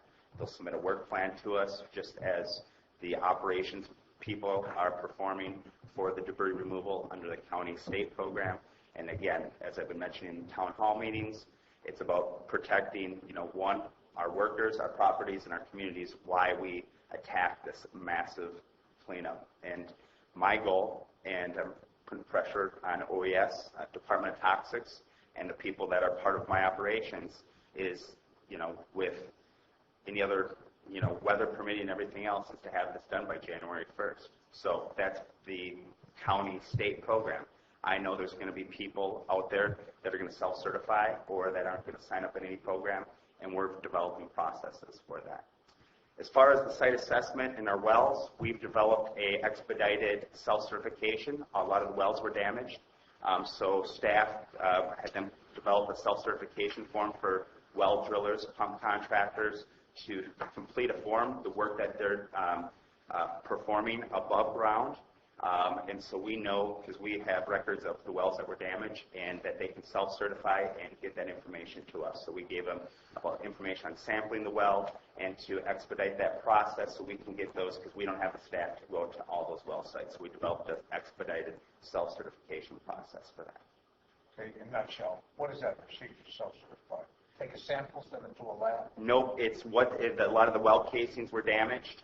We're advising people we can't force them to sample. That's not in our ordinance. So we're highly recommending that they do sample. What it is what did they replace? Did they replace the pump, the plumbing? What did they do to, as far as fix the casing coming out of ground? Seal pictures to show that it's sealed up. And we've gotten positive response from our pump contractors and well drillers for that. Yeah. So that's where we're at in a nutshell with the debris management group.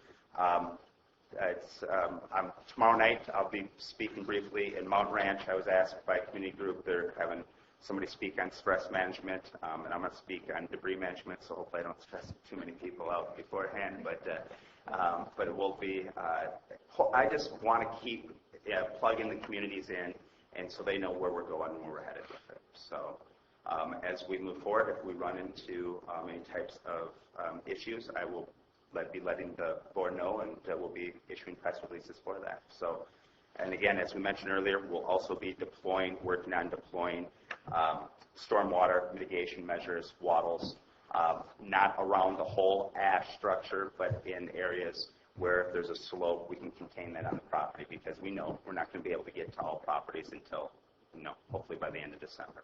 What if you make wattles out of pine needles? They're working on that. Yeah. Yep. So some of the wattles that are coming in, I put the contractors in connection with our local people that are making the pine needles, and then also with another local contractor who makes them out of compost. So Jason, I want to thank you for keeping in constant contact with me. I appreciate it. You've kept me in tune with every step of the way. Great communication. I appreciate it, and I appreciate your work. Thank you. Thanks. So it's, as Jeff kind of reiterated, it's with we've been coordinating with all of the county staff, and I'm even sharing my list of the right of entries to the assessor's office, so they have a list. We were given a list preliminary off the DINS report, and this list keeps evolving, but I'm willing to share that with whomever, so we have the property owners that have signed that, so we're sharing that information so she can get her team out there, and it's the same. Mary mentioned the list that she was using. Is that the same? No, I sent that. I'm good with the list. So if you could share that with all the department heads. I can do that. So that's, and what staff are doing, part of it is when people, as we know, we have an address problem, but when people come in and say that they're the property owner and it's this address, they're confirming it that they are the property owner, and so we give them that information to the debris removal operations team. The operations team was working out of my office. They recently moved to Angels Camp so they could have more space. So if you were down in my office, you saw a lot of activity. It's now happening at Angels Camp, but that's why I have Mel Knight, the retired director from Sacramento County, here to assist and plug me into what's happening with their operations. So, are those employees part of a mutual aid request? I do have one employee here as part of a mutual aid agreement to assist with, because I still have staff, 5 staff, along with Public Works is assisting me in being the county liaison in the household hazardous waste removal right now. And so I have one staff person here from Sacramento County who's here on mutual aid.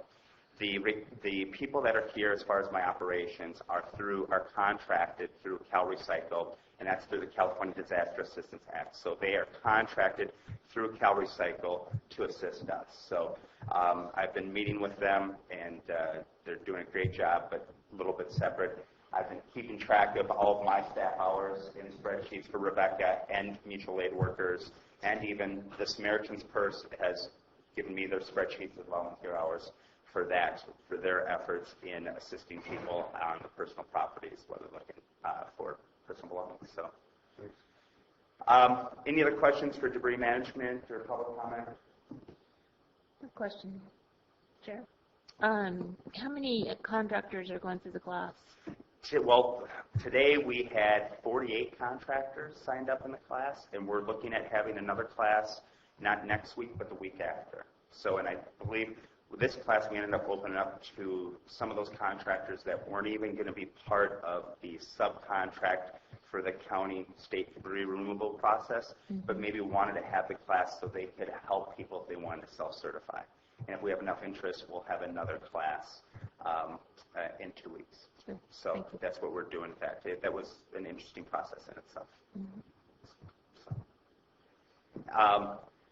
Animal services, as Brian mentioned, were scaled down. That initial group was obviously in the full response stage of the fire, and so I, just since I'm here, that wouldn't have been able to be all the assistance from volunteers, Focus, Humane Society, Lori and Debbie out at the fairgrounds. There's tons of volunteers that got us to where we're at, and the successes that we had with animal services. So with that group being up there, we're looking at long-term and short-term care of animals that we still have. I haven't got a recent number from Henning.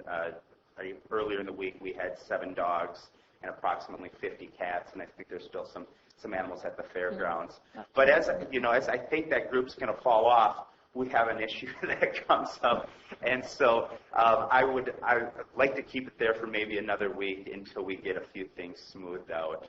But other than that, but I talked to Henning and the volunteers, and they've been doing a great job in managing what we have going on there. So as far as mutual aid or extra staffing, I feel we're doing good, and the community support was just amazing. So, any questions? No more than 5 minutes, sorry. Very good. Thank you, Jason. Real quickly, I'm going to do this quickly because Jeff is not here.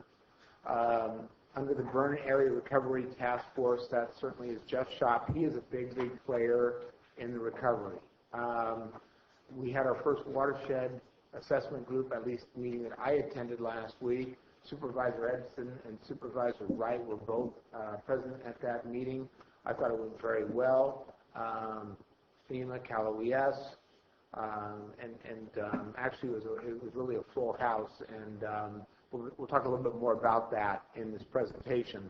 But I think that they're off to a good start, but it's also a critical start. And again, I can't overemphasize the potential of what El Nino might bring in the way of mudslides and really mud flows. So we'll talk a little bit about that in a few more minutes. I know that Jeff has been out with the damage mitigation group. He's been out working very hard, doing lots of review as to what needs to be replaced. Again, roads, culverts, bridges, those types of things. I know that when I toured the fire area early on, seeing bridge abutments, and that's all that remained. And I'm sure that there's a lot of that throughout the county.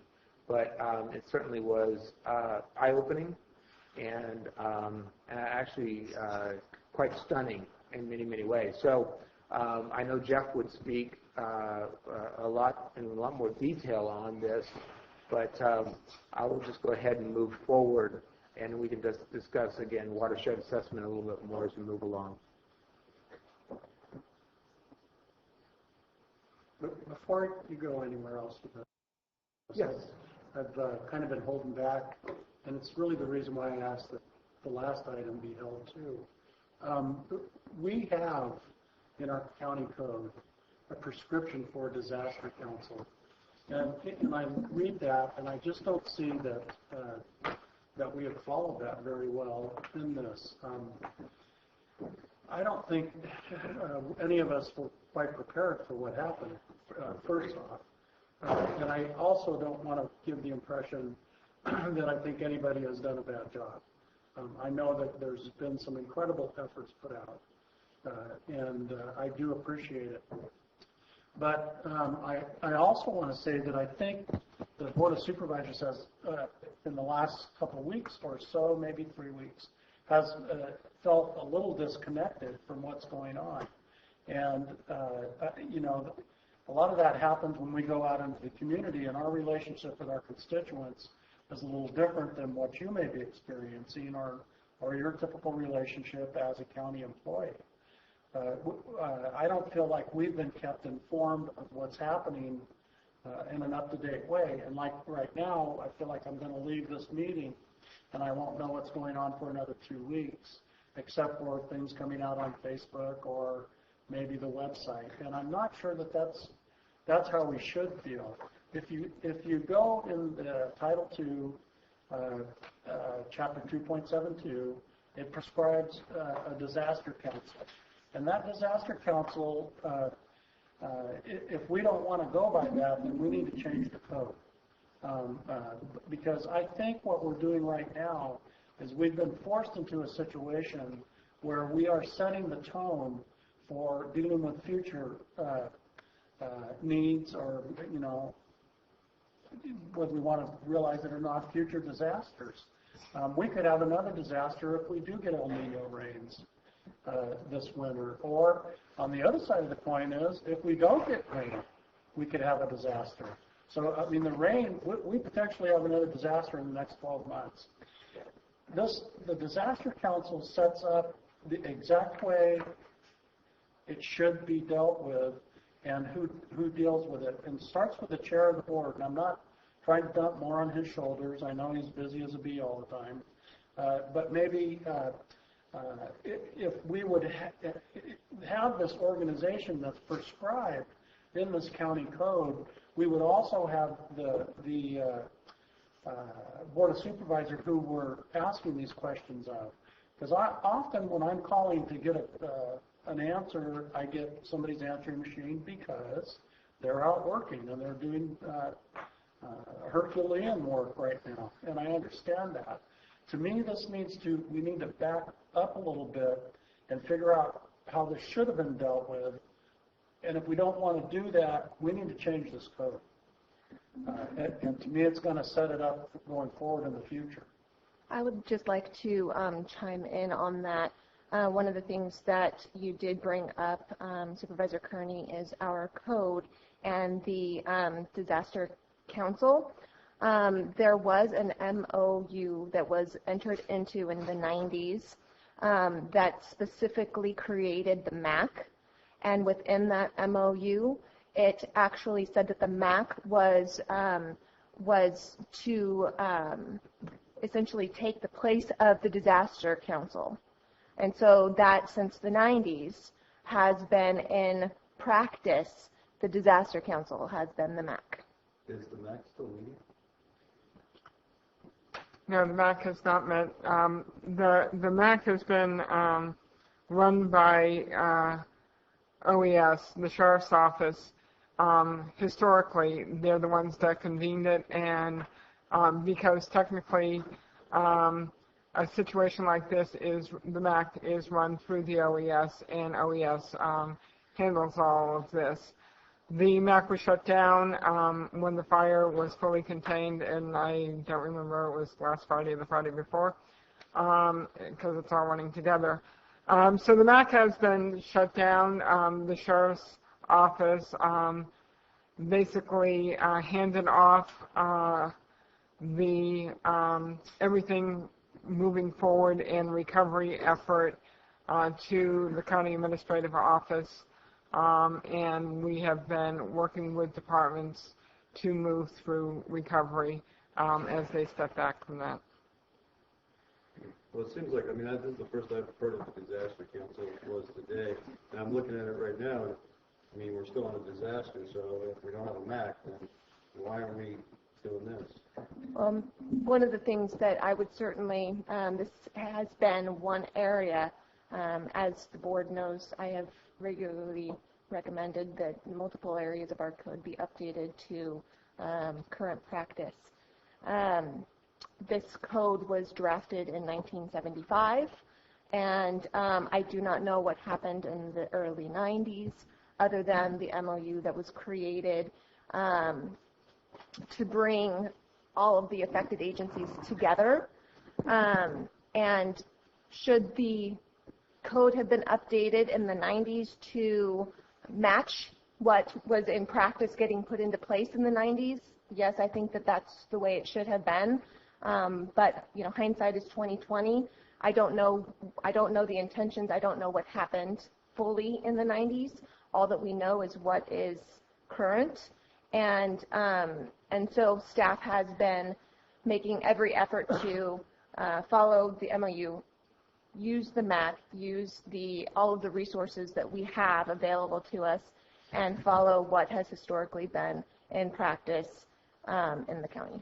And just to follow up on that, with the last disaster, the MAC was ongoing right through all the appropriate claiming and working with Cal OES, working with the mutual aid groups, doing the claiming for that. But that was back, I think the last one was in the mid-2000s when the OES resided under the Sheriff's Office, and all of that was handled through that. Obviously, it wasn't to the magnitude of this Cullen fire, and I don't believe the Sheriff's Office felt they had the resources to continue the MAC in handling all of that we're dealing with today, and hence kind of turning that over to the admin office.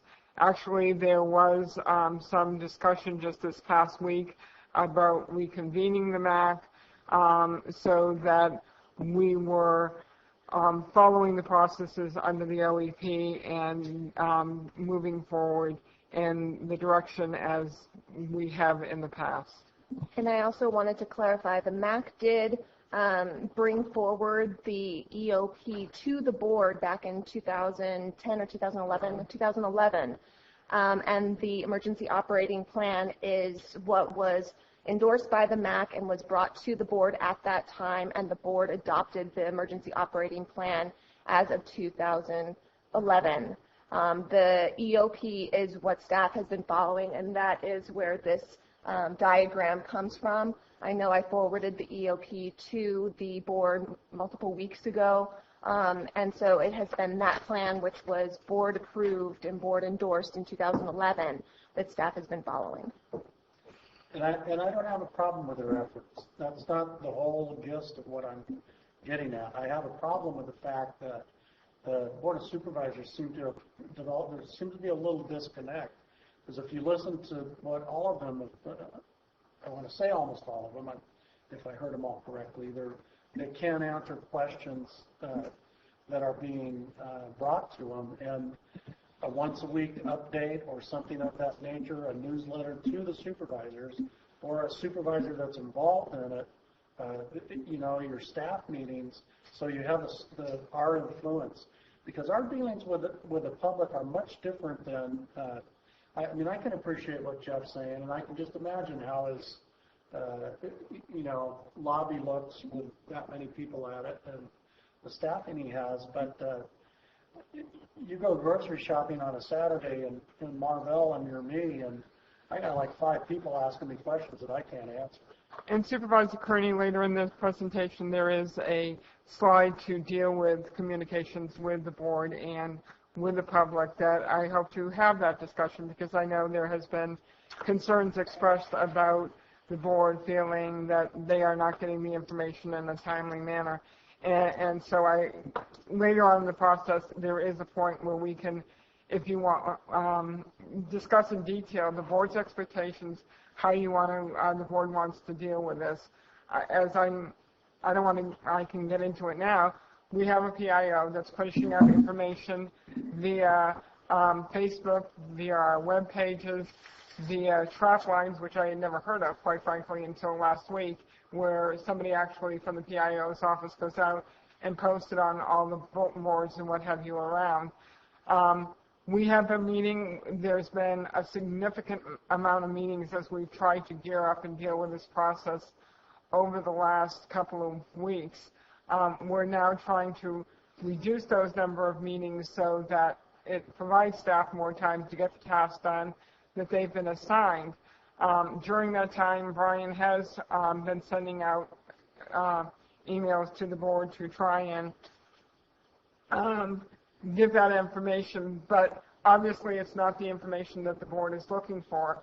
So we can have some discussion of what the board's expectations are and how we can better meet those needs for communications, whether it's going back to weekly meetings so that we can give you updates from the departments every Tuesday, whether it's now that we're moving from a single meeting with Brian and Cal OES and FEMA on Mondays, and then the task force is meeting Tuesday and Wednesday, and redefining their tasks to bringing back to the department head meeting where all of them come together to talk about what has been accomplished, what the tasks are for the coming week, etc., and then giving a significant briefing to the board via email with details on that meeting on Thursday night, or whether it's having a board member participate in those meetings.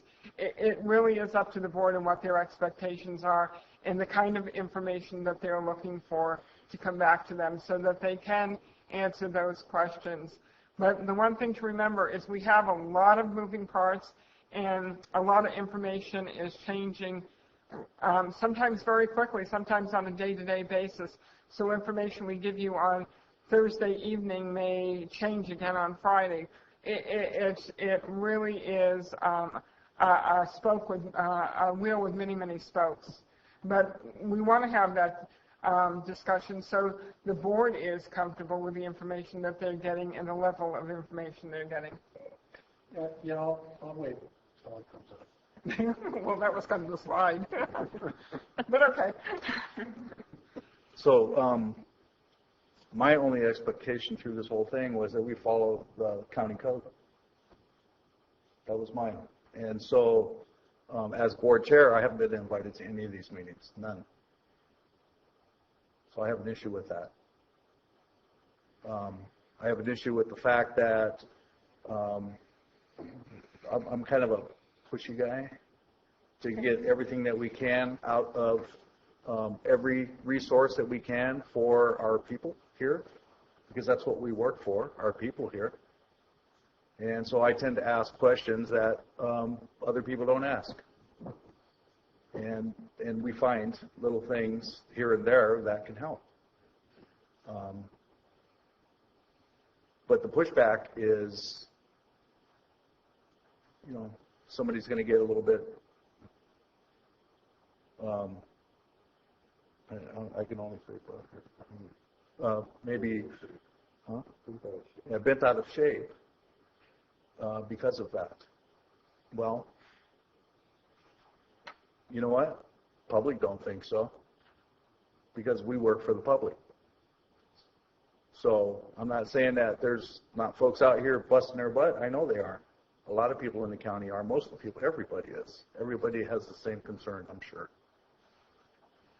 But when you start cutting out aggressive resources, like myself, which has been cut out of all of this process, by the way, for the past 2 weeks, then you're cutting out a resource that can work for the people of the county. And I don't appreciate that. So I know you've been having meetings weekly with FEMA and Cal OSHA, or Cal, with OES, EOS, OIA. There's a ton of acronyms. You know, I have my concerns about what we can and what we can't get. I don't understand any of it, and I should understand it. So, then the board has been kept in the dark because it doesn't disseminate. Personally, I would have set up something that the board could have been informed. Even on a daily basis is fine with me, because these are really bright people here. They care about their constituents, and they want the best thing for their constituents. And each one of them has great ideas, and even that one idea could make a difference if it's brought out. So status quo in a situation like this doesn't work for me. Not at all. And I tend to be a little bit creative when I get in a situation like this. And I don't mind doing that. So if the people don't like that, then they will not put me back in office again. But my goal is to make this thing move to work for the folks, for the people that pay our wages here. That's my goal. So, it says in that code that everybody seems to want to update, which I think actually is a very well thought out code, because the supervisors, all of us, are the conduit between the county staff, the sheriff's office, and the people. We are the conduit. We're the ones that talk to everybody. We know what the county needs, we know what the people need, and we know what the sheriff wants. And nobody in our government has that except us. We have that conduit. We are that conduit. So it's real. I think it's a very thought out and well published code.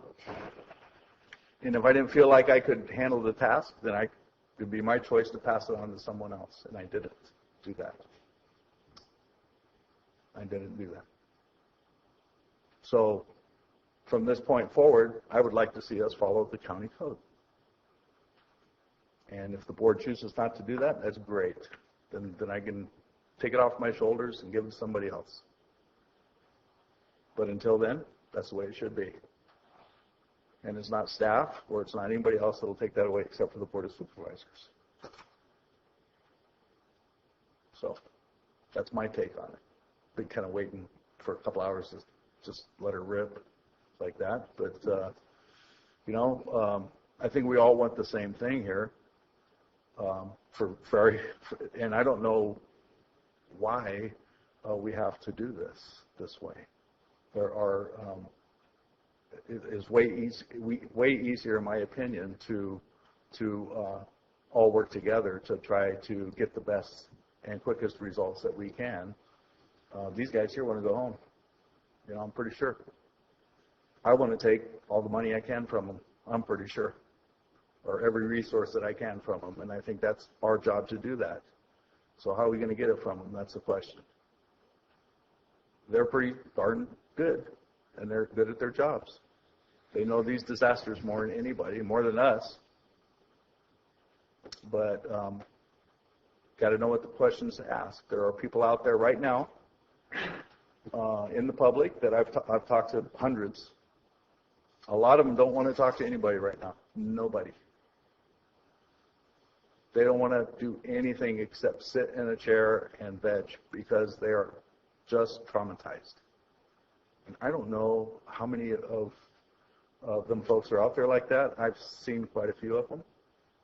And I am, and so I would like to see more help for those types of folks because they don't know how to go to those two guys right there and ask them for the things that they need to ask them for.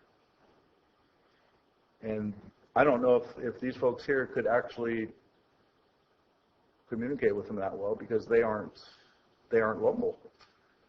They aren't the local folks that could help with that. So we have a lot of things going on at one time, and I believe that we could do a really good job for our community if we would just work together. Okay, is that it? You mean I got the last second of this? Jeez. Okay, good. So we're going to take a break.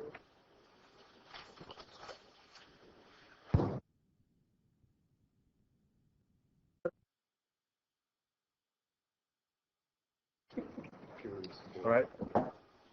Can we continue, please? Yes, we can. Sorry for the... Not a problem. Anyway, this is a slide of a what we call a non-blevied propane tank, I want to say. I won't go into, we'll just call it blevied. It means that the darn things explode. This tank actually did what it was supposed to do, if I'm reading this correctly. It has blow-off valves here, and when a tank like this gets really, really hot, it's designed instead of to explode and throw shrapnel everywhere and potentially harm and or kill somebody. It's designed to pop off with pop-off valves, and that's exactly what happened here. I just thought it was an interesting photo as shared by Environmental Health, because these are kinds of things that they're finding out there.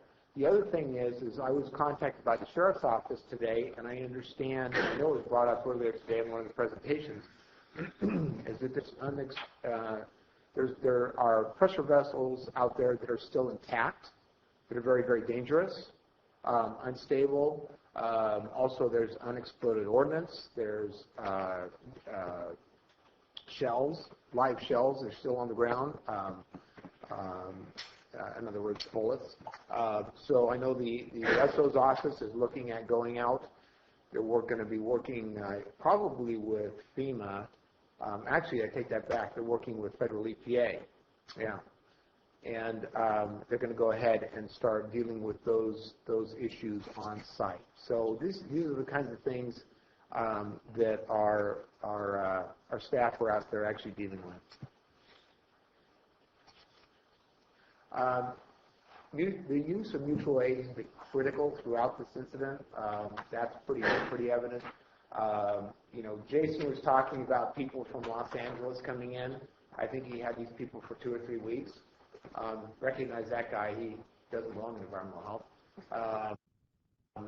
But a couple other staff members do. But the mutual aid has been fantastic. San Joaquin sent people up to assist in everything from dispatch to helping put together OES, or assist in OES, I should say, when we were dealing with the incident, and actually shortly thereafter the recovery. So I don't really want to leave anybody out, but really many of our departments have either requested mutual assistance and or will be requesting mutual assistance in one form or another. I think it's important to understand that mutual assistance will eventually, what we call mutual aid, will eventually dwindle down. That's when the county needs to decide what we do from there, whether we're looking at extra hires or what we're looking at. So we've got a long way to go, but I would just tell you counties from across the state have provided much needed assistance during the incident. I had a video that I wanted to share with the board. I'm not going to do it today. I just received last night on the incident in Calaveras, and it shows all the different fire engines from Pismo Beach to San Diego to Maloney's Altaville, and then it shows some of the burn as well. And it's dedicated to all the people that assisted in the initial firefight and the initial disaster. But I just wanted to share this and recognize all of the counties and the districts and the jurisdictions that actually sent help upon request. So there were, at the initial onset of the first responders, there were 46 different agencies that came just from the sheriff's department. Right. And that was just the sheriff's office.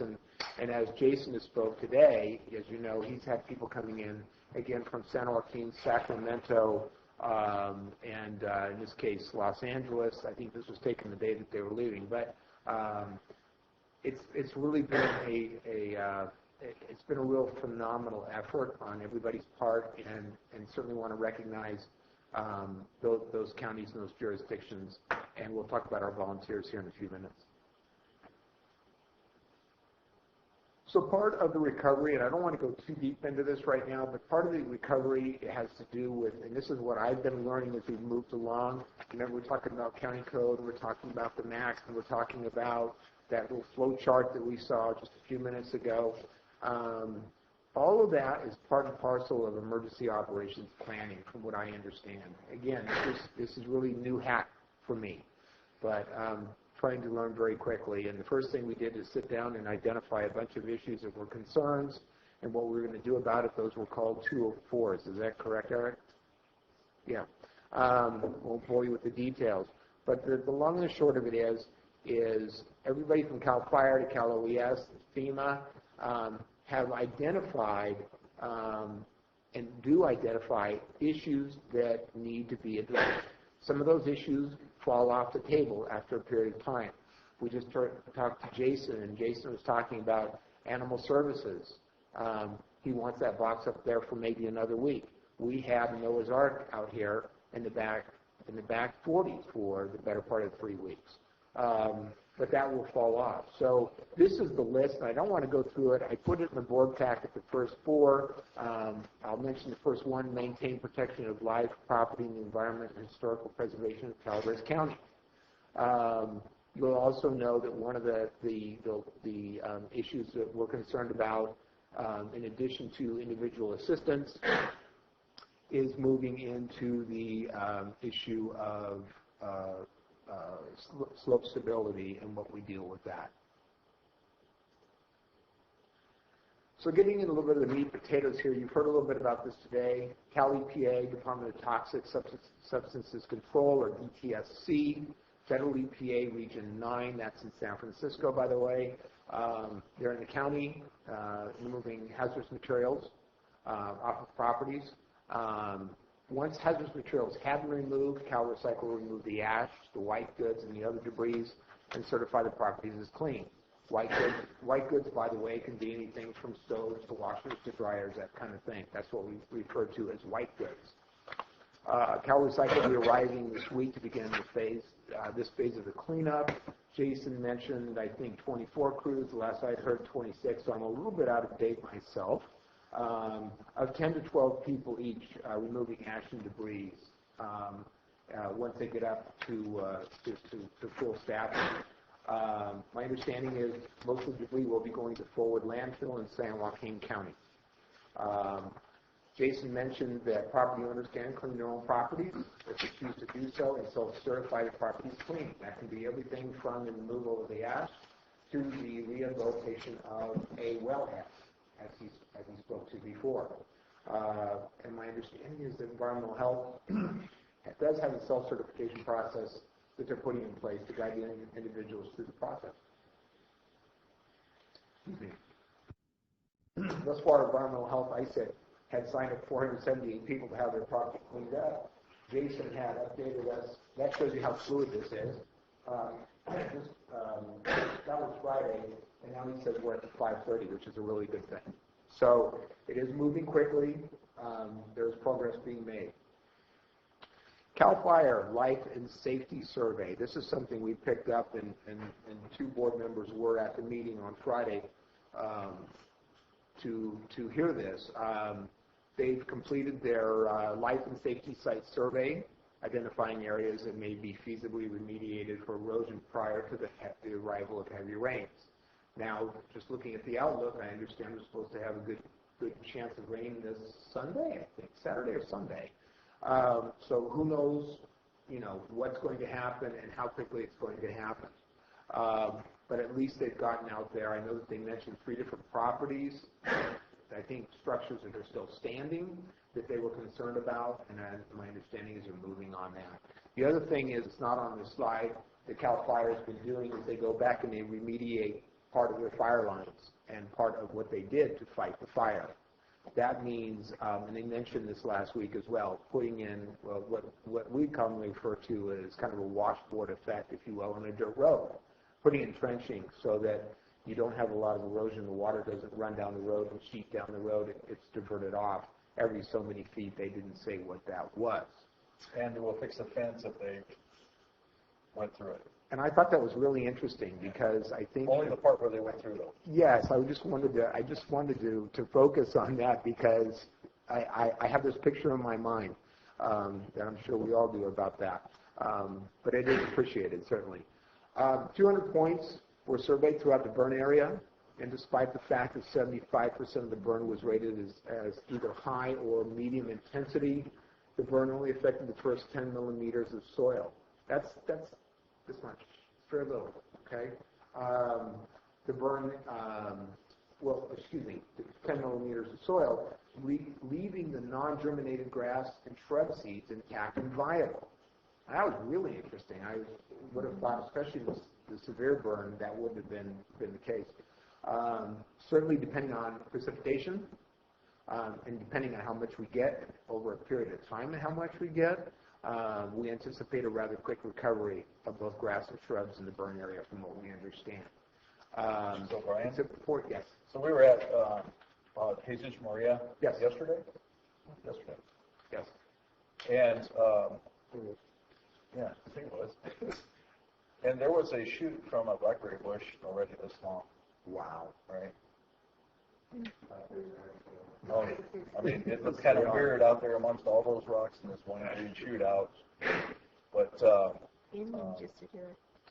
with very little moisture, right? Right.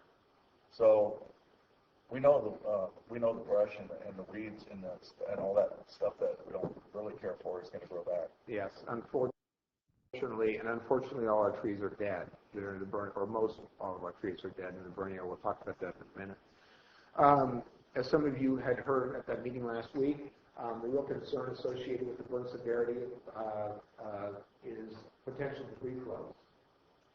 What? Say that again? The real concern with the burn severity is that there is a real strong potential of debris flows, meaning mud flows, if you will.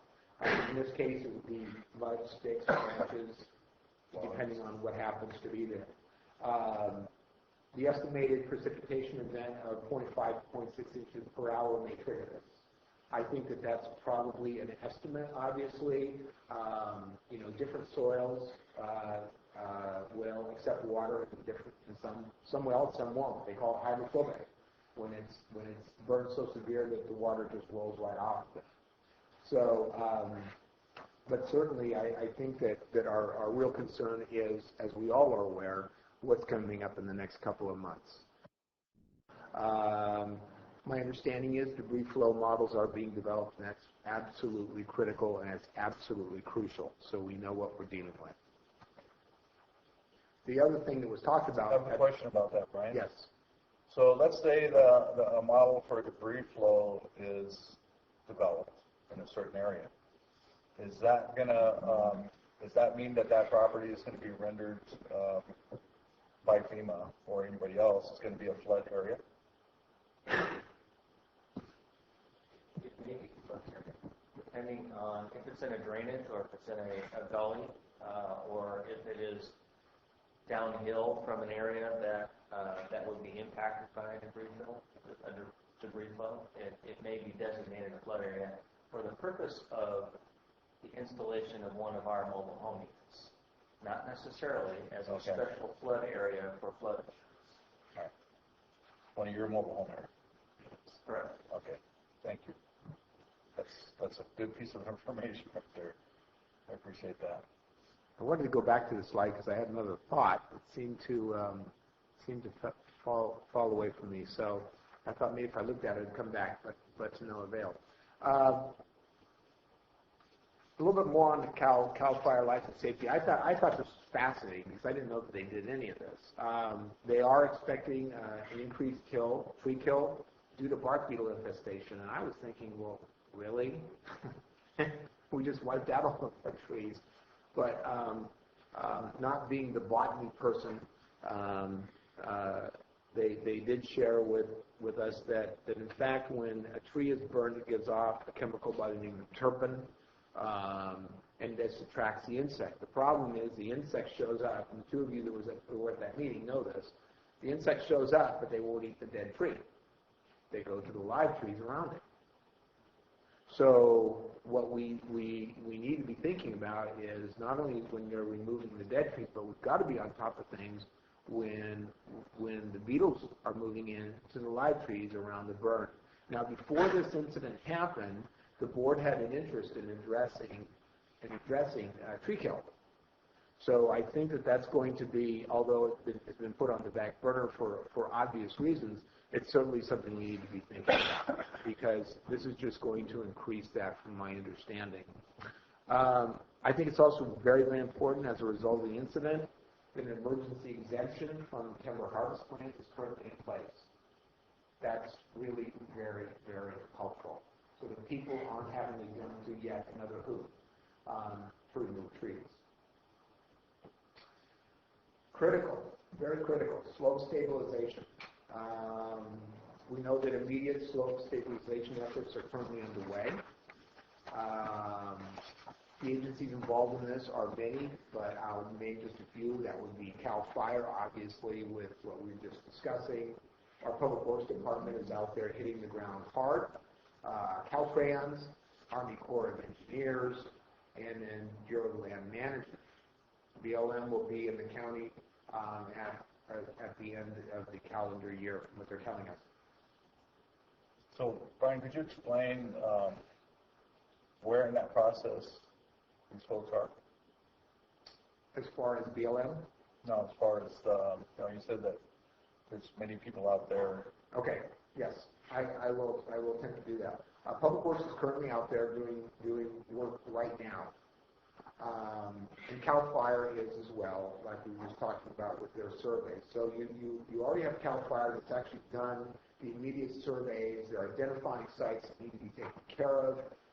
What are the highest priorities? We talked about the 3 homes that they talked about last week. I would tell you Public Works is out taking care of the roads, the bridges, the culverts. Part of what they're doing is just identifying what needs to be replaced. So here's an example.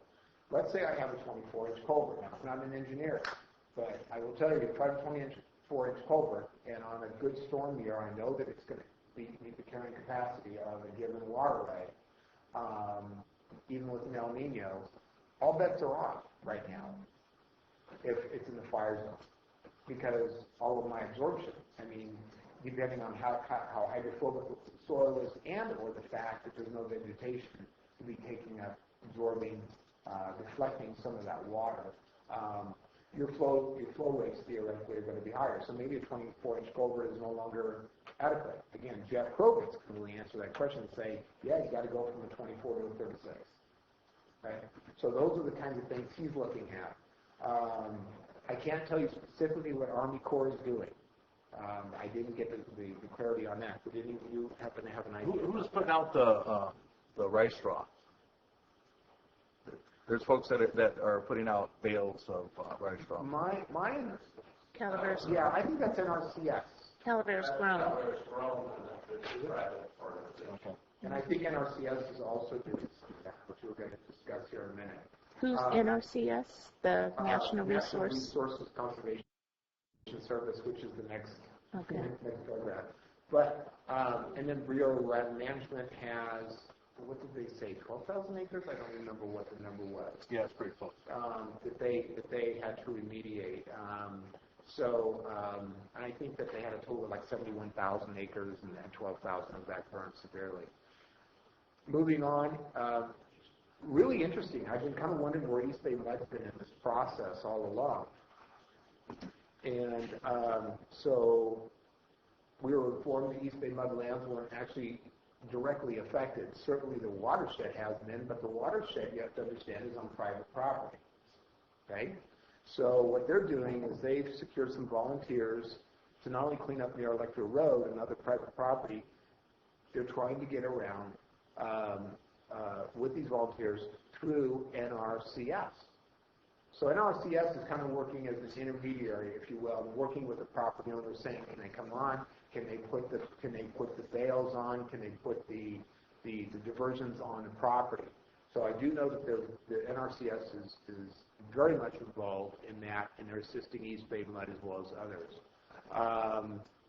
So again, on the Amador side, they could use RCD to do that as well. Correct. That is correct. And it's kind of ironic that we just have the RCD, which needs to go. Yeah. So it's our side that is going to be a real issue for them. that is correct. That absolutely is correct. Finally, the Upper McCullough River Watershed Authority is also assisting private property owners in providing needed materials such as sandbags and against wattles, from what I understand. Could you explain about the sandbags? I thought that was really interesting because the comment that was made is that it's not the sand, it's the bag. And I know that sounds really simple, but they just basically said, we're supplying the bags, fill them with dirt, fill them with pine needles, fill them with whatever you've got, and that should be sufficient. In other words, the sand is magic. Quite frankly, it's just simply the bag. So I think that's very important, and thanks for bringing that up, Cliff, because the public has to understand that if they pick up bags and have sand, does not mean you can't use it. Especially with the amount of dust in the burn area, the amount of debris in the burn area, as far as just chunks of wood, that kind of thing, and dirt and ash, use those bags. One that they were nice. Yes, please. And that's a good point. Personal protective equipment, even though that's not my shop anymore, I've been kind of preaching it from my little corner of the world. Very, very, very important. And I know environmental health has been really good about getting out the gloves, the masks, and that kind of thing. So this is the latest individual assistance FEMA mapping, and I'm going to look to Fred on that. Well, I can maybe use that to point to a couple of things. This map is intended to just give us kind of an at-a-glance view of the entire county and answer some key questions with respect to implementation of our individual assistance program. So the squares themselves are just 1 kilometer square, and the ones that are shown in there that are outlined, as you can see this legend over here. If it has a green outline, such as these, it means that there were 1 to 2 residential units that were destroyed there. Blue outline is 3 to 5, yellow outline is 6 to 8, orange is 9 to 13, and red is 14 to 16. So it's a range, but it's the best we can do to try and disseminate as much information as possible. Similarly, the interior color then relates to the number of applicants within that grid. So these are individuals who have registered for FEMA under the Individual Assistance Program, either through our website or by calling the phone number or coming over to the Disaster Recovery Center here. And once again, it's a range, green being 1 to 2, blue 3 to 5, yellow 6 to 8, orange 9 to 13, and red is 14 to 35. So just to take one example, in this box right here, we've got a yellow outline indicating that 6 to 8 residences were destroyed, and the interior color, I think that's orange. It's either orange or red. I can't tell from here, but if it's orange, it means that 9 to 13 individuals have registered with FEMA. The number that shows in there then, which it looks like is a number 9, that is the housing inspector. So we have a contractor that will go out and verify and validate, take information on the actual damages. And they've got a program, they do this right on their iPad, and they make their estimate for the purpose of making that submittal to FEMA. So the number that is displayed in the squares represents the number of inspections that have occurred within that square kilometer. So that's the gist of this map. It's just updated daily. It's just intended to be an at-a-glance view of the individual assistance program. So you're still having people coming in to every day sign up? Yes, it's the numbers are beginning to taper off, but we are still having people come in. In some cases, people have to come back in because they didn't have some of the information they needed previously, so they've got to revisit it. And it may be easier for them to come in and do that than to handle some things over the phone or on the internet sometimes. We have the fixed disaster recovery center here. We also have 2 mobile disaster recovery centers, one in Railroad Flat, one in Mountain Ranch. And we have 4 or 5 disaster survivor assistance teams who are going out to do kind of a mobile application with folks as well. So they are kind of, those are the door-to-door folks. They're going out and hitting individuals in neighborhoods and things like that. I actually walked with one of them for a while up there off of Old Immigrant Trail. Okay. There were 29 homes lost there, and we were having a hard time finding addresses there. Right. They're all burnt. Yeah. Very nice lady, by the way. In a lot of cases, we'll be able to locate an address if we've got a cellular signal, but then again, up there we don't have that either. So one of the things that she told me, and I don't know if you run into this too much, was that she had a badge on, and it said FEMA, and then it also said contractor, right? She was contractor for FEMA. Is that correct? Oh, if she was a contractor, then she was probably doing one of the inspections, the housing inspections. So what she had experienced, I guess, doing this in different places is that if somebody has a badge on, says FEMA and contractor, to be aware that they will not ask for your bank account information. And I guess they had run across that before somewhere. So, I mean, seems like everywhere there's there's folks out there that are trying to take advantage, so people should be aware of that. That's right, and we see those rumors a lot, see those types of things happening.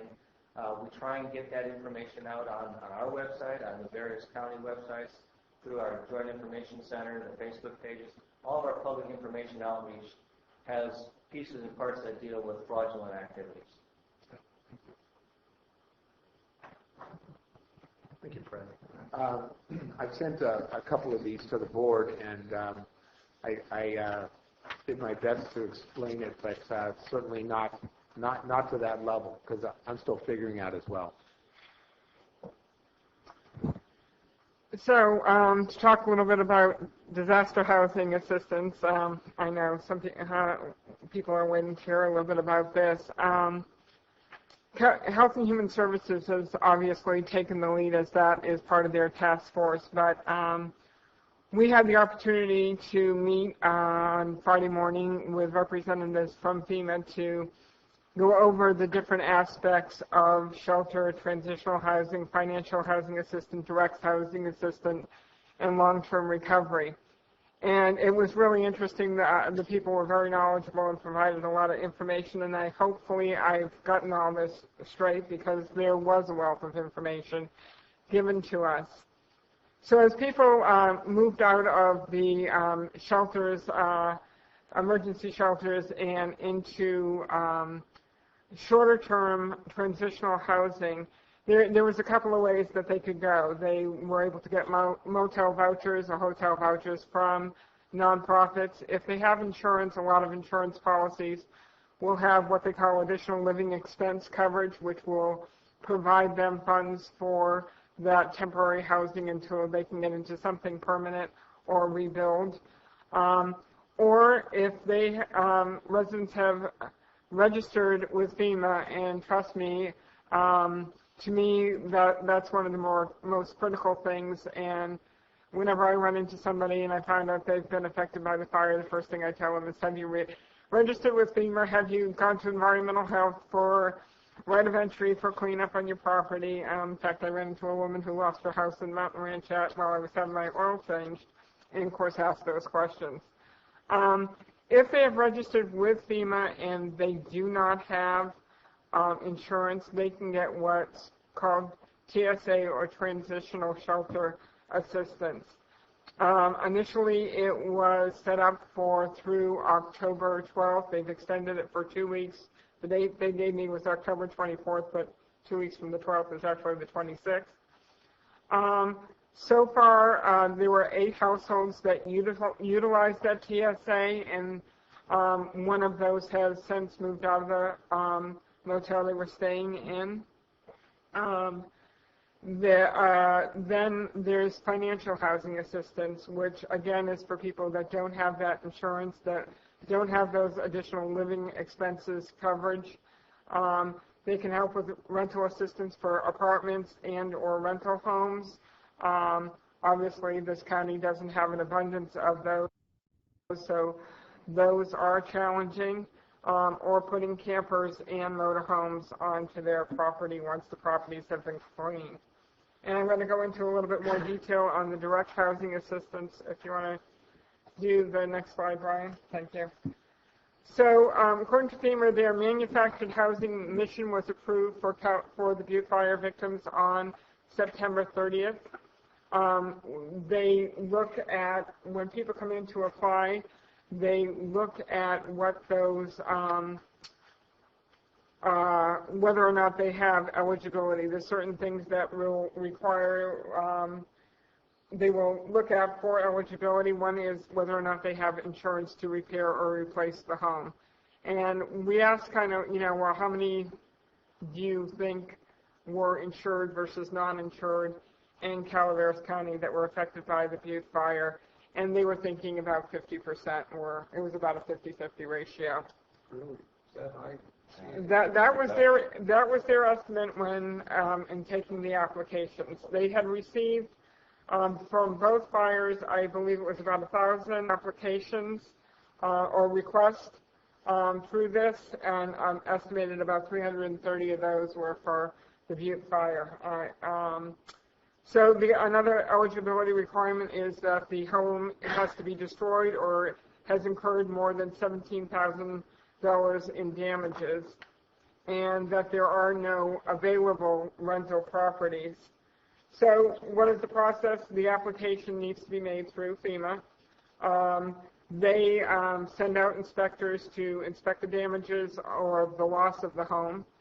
A caseworker is assigned, and they meet with a homeowner to determine their needs or wants, including like the size of a modular unit, whether or not it's going to be able to be placed on a private site or whether there's a commercial site available for the home to be placed on.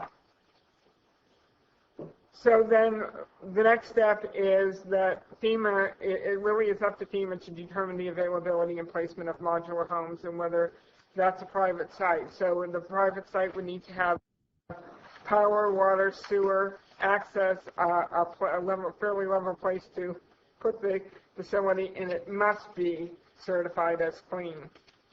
FEMA contracts for the hauling, installing, and the hookups per county code of those modular units. If it's a commercial site, they will do the necessary upgrades to the infrastructure. A lot of RV sites have 50 amp electrical requirements, where the modular homes are 200 amp requirements. So they would upgrade those. My understanding is they have identified a possible location that may house 30 units, and I think they were meeting and talking with the owner of that site this past weekend. So, and so if it makes more sense and the more availability is the commercial way to go and they can put 30 units there, or looking at whether it makes more sense to put it on the private site, and really that is their determination with and meeting with the homeowner.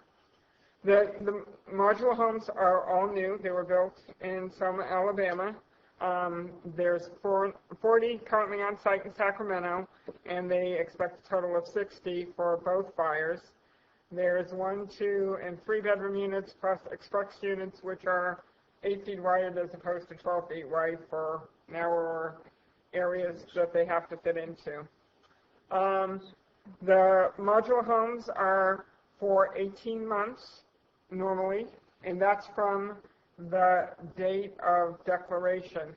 So if it takes 3 months to get them on, we're talking 15 months. But there are possibilities of extensions. They talk 30 and 60-day extensions if through no fault of the homeowner they haven't been able to rebuild in that time. So, so they have a case manager that goes out and meets with them every 3 months, I believe it was, or 60 days, and to ensure that they're following with their rebuild or reconstruction plan and making progress towards that. But because we're a small county that don't have a ton of contractors, if for some reason they have a delay being able to engage a contractor, if they can provide that information to FEMA or their caseworker, then that would be considered something that's not a fault of their own. One of the things that people don't understand is once they hit that 18-month level, if they continue to be in that modular, then they will be charged rent at the fair market value. County has no part in that. It's up to the FEMA to make those rent collections, and the county really has no role there. So as mentioned, the county residents impacted by the fire, there were 1,000 requests received for both fires. They estimated about a third of those for the Butte fire, which would be 330. FEMA estimates, or what they were told us, was about 20 of those requests will result in a real need. A lot of people will either get assistance through their insurance, will purchase a motorhome or a camper, or stay with friends or relatives. Of course, anybody who knows that they spend a long time with friends or relatives may not be so welcome after a few months, a few weeks, or maybe even a few days. So But it's important to know that the application process does take time. It may take 60 days or more to make that placement. It really depends on the condition of the property or whether there's a commercial space, a space available in a commercial area.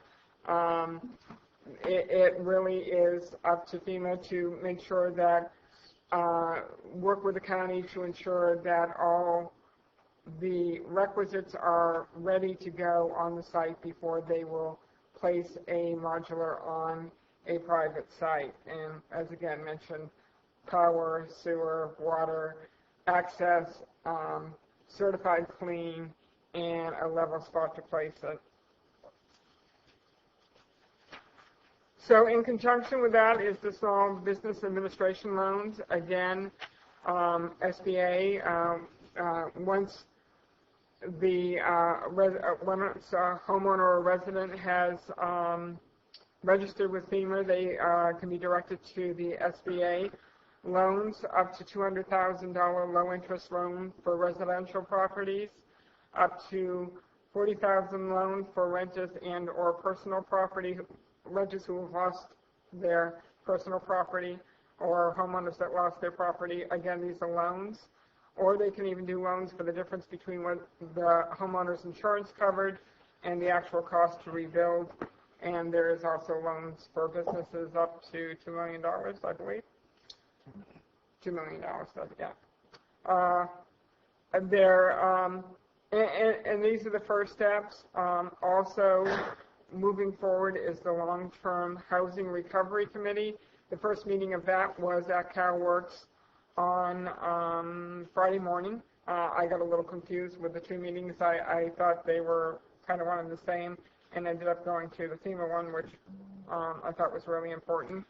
In addition, there's been conference calls every Friday afternoon between Calaveras, FEMA, Lake County, and our county to kind of work through some of those needs. As we get into the Long-Term Housing Recovery Committee, there are volunteer organizations and nonprofits that help in the rebuilding efforts, Catholic Charities, Mennonites. There was a number of, that they mentioned about coming in and actually helping with the rebuild process. There's also a Long-Term Recovery Committee where we'll have some help with federal and state coordinator, and it will support multiple functions, some of which are community and capacity planning, which is through FEMA, economic recovery with assistance possibly or overseen by the Department of Commerce, social services, housing, and there's different agencies that can help the county. But and one of the things we had a meeting with last week was a couple of gentlemen from FEMA that kind of talked about the economic recovery process of Calaveras County, what it was that we saw long-term that would have the impacts on our biggest drivers for our economy. And we talked a lot about the tourism, the agricultural, the wine industry, etc. And I thought there was a lot of real good information exchanged at that. Schools. Mm-hmm. And that was one of the things that I think we tried to provide the message to FEMA when we were talking with them on Friday morning about the needs of the county, and that we really had the impact of two different kind of segments of the population. The families who want to stay close to the area, their residences who want to be in the same area, same school districts, so that it doesn't disrupt their children any more than what the fire has already done, and that they can continue with their classes and continue with their teachers. And then the elderly, the senior population, which makes up 40% of the county, and their needs, wanting to be close to the services that and their support structure that they normally need. And that was why it's looking at the approach of what does the family need, what works best to provide the services for the families, whether it is that modular on a private site that is ready for it and able to take it, or whether it's on a commercial site, and then we make the arrangements so that those children can still attend the same classes through public transit or whatever it takes to get them to their normal classes. So there was a lot of good information. Again, it's not a quick process because the requirements for the FEMA on private sites is a certified clean site, as well as everything else. But I thought it was a really good meeting, and the ongoing long-term recovery meeting will continue to go on, as will the conference calls on Friday afternoon. Any questions on this? Okay. So we can go on to some of the financing. So if you'll recall, at the very beginning of the fire, we heard that we were eligible for the Federal Fire Management Assistance Grant, or FMAG. We also came to the board to approve an application to the California Disaster Assistance Grant Program. And so for the during the emergency response time, while the fire was ongoing, while efforts were concentrated on putting out the fire, making sure everybody was evacuated safely, etc. The FMAG grant covered 75% of eligible expenses, and CDAA covered about 18 3/4, or 75% of the remaining 25% of those costs, with county costs being about 6 1/4. Obviously, if there were expenses that were incurred that weren't for some reason deemed eligible, then those county costs would be 100%. So those are the costs from September 9th through October 2nd, when the fire was deemed contained. From October 3rd on, initially what we thought we were dealing with was just the CDAA grant to help support the county, which would have meant 75% cost of the eligible costs would have been covered by that grant program, with the county having to take on 25% of the eligible cost. Fortunately for us, well, as you know, on September 23rd, the presidential declaration came through for individual assistance that provided a number of programs to help our residents who lost homes in the fire, up to $32,900 for the fire victims. Obviously, not everybody will get that full benefit. In fact, FEMA told us the average was about $5,000 per family.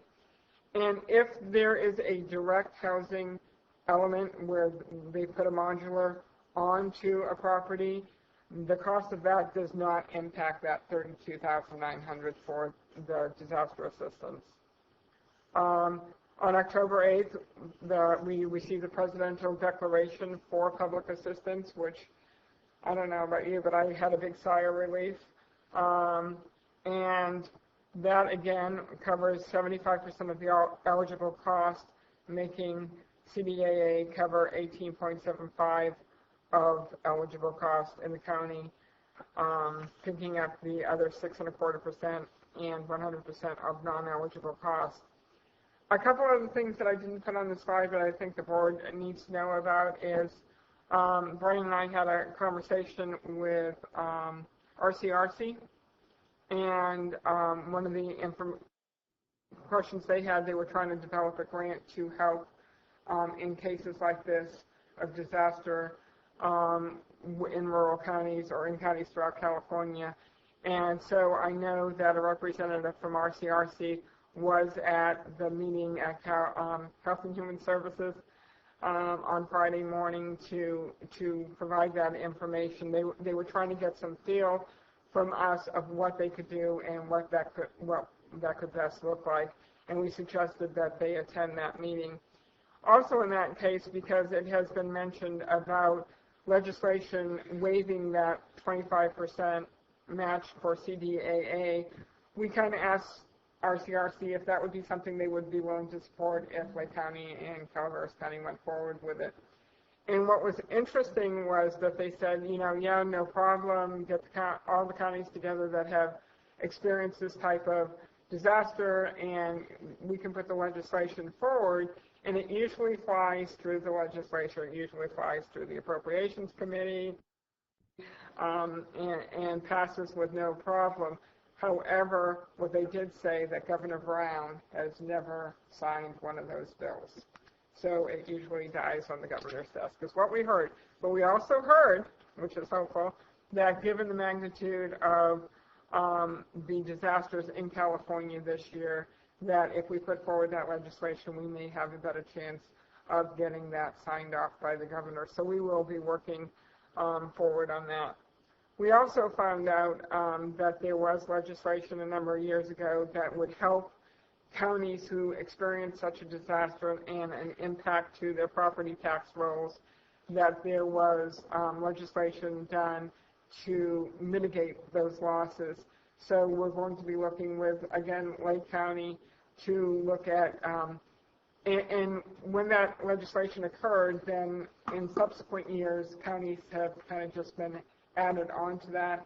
So we're going to be looking at trying to get that same relief for Calaveras County to mitigate some of the losses that we expect to experience with the impact to the property tax rolls.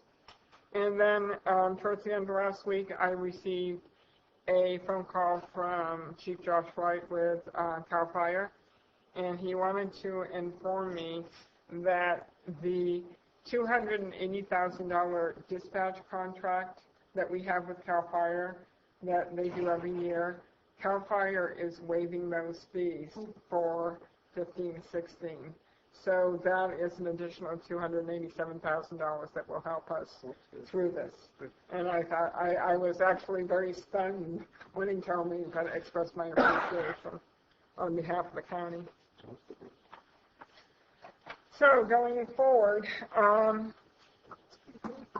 what does the public assistant mean in eligible cost? And quite frankly, I haven't read this whole book yet. So I just kind of picked out the funding information you need to know. And it talks about the different categories. And, oh, the doors are locked. Which door? I'm sorry, excuse me. Huh? The front doors are locked.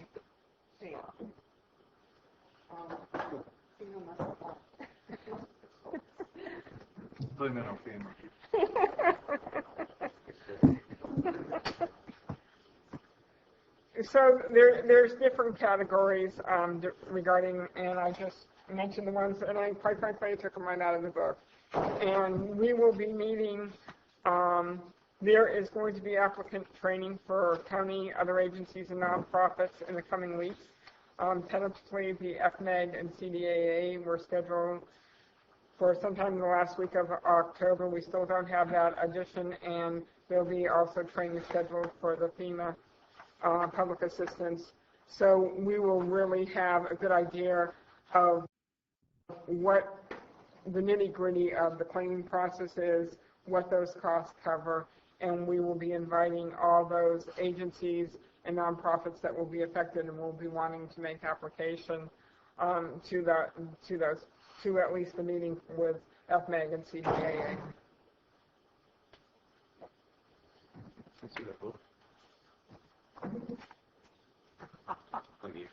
If I can just elaborate just a little bit on the PA. I would appreciate that greatly. So category A and B are considered the emergency phase type applications. We've got both of those. We've actually got A through G. We don't have H for this disaster. But the C through G is considered permanent work. Those are repairs to or replacement of structures such as bridges, buildings, utilities, things like that. It's all public. It's not private. So anything that's private does not fall within that. For the permanent work, there's a requirement to do a project plan, following all of the normal bid process, everything that you would just if you were building something. We won't build it better than it was before. We will only replace it in kind. So we're not going to build a newer, better, bigger bridge, but we may build the same bridge that was there prior to it being destroyed. Even if it's like 1930? Yes. Well, we will build it up to the current code. I'll say that, but we won't make it. If it's a 2-lane bridge, we won't make it a 4-lane bridge. Okay. The debris removal is typically limited to public lands. We don't usually pay for debris removal on private property. However, in this case where there is a potential hazard, it is part of the process. So we will include debris removal. We're reimbursing for the activities that are going on for the debris removal on private property. It's fairly limited. Our biggest challenge with it, I think, is access. It's not so much the volume, it's access to sites. The emergency protective measures, we should be able to fund a considerable portion of the best management practices that Jeff wants to implement on private land, or in areas that if the debris flow or a debris flow were to impact a structure or a roadway or something along those lines. So it's very limited for private property with that exception. If something could happen there and it could impact public property. Okay. Or it could be a life safety hazard. Those are the kinds of things that we would reimburse. The applicant briefing is scheduled for the 28th of October. Okay, I haven't heard that yet. They'll need to work with you to find a location and nail down a time for it. And also we'll want to identify everyone that you want to invite for it. But ideally it's all the county agencies, it is special districts, so the water districts, the school districts, the fire districts, private nonprofits, all of those are potential applicants. So they would all want to be present at the applicant briefing, which is conducted by the state. Mm-hmm. So, and we have gathered some of that information with the special districts, the schools, nonprofits. So now that we have the date, I did not in time, 9 o'clock in the morning, we will get those invitations out so that people can meet here. Okay. Yeah, I wasn't sure on the date either. My office has been in contact with the special districts and the school districts and the private nonprofits that we're aware of, but there are many others that we weren't aware of. So we've been reaching out to Mary's office to get that list so that Brian can have that information as well, so that you can send that information. So can you share that list with us, just in case we know of somebody else that didn't get it? We can do that. Yep. So they are aware that it was going to be coming up. So we just made sure from day one that they were doing very similar things that we were doing, which is tracking every single cost that was attributed to this disaster, making sure they were keeping track of their time, making sure that they were, following federal procurement procedures. So we've really tried to make sure that we've had open communication with all of those agencies to make sure that if the day came where we would actually qualify for PA, that they would have all of that documentation in place. And incidentally, the public assistance guide is available on our website. If you just Google FEMA Public Assistance Guide, it'll pop right up and you'll see two versions. One is an online version where you can click on the individual chapters and it'll take you right there. And the other is a PDF version where if you want to print it out, it's like, granted, it's like 350 pages, but if you want to print it out so you got a hard copy, you can print out the PDF version.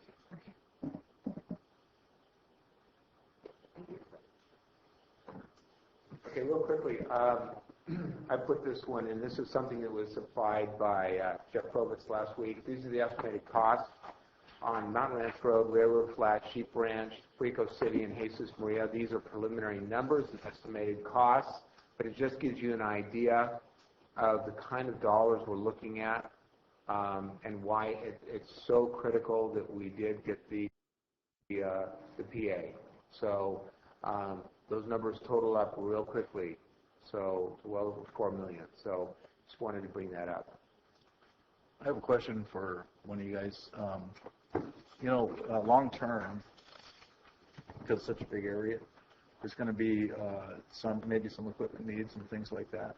Is there any funding that you guys are aware of for some recovery from that, or some kind of grant funding or something for it?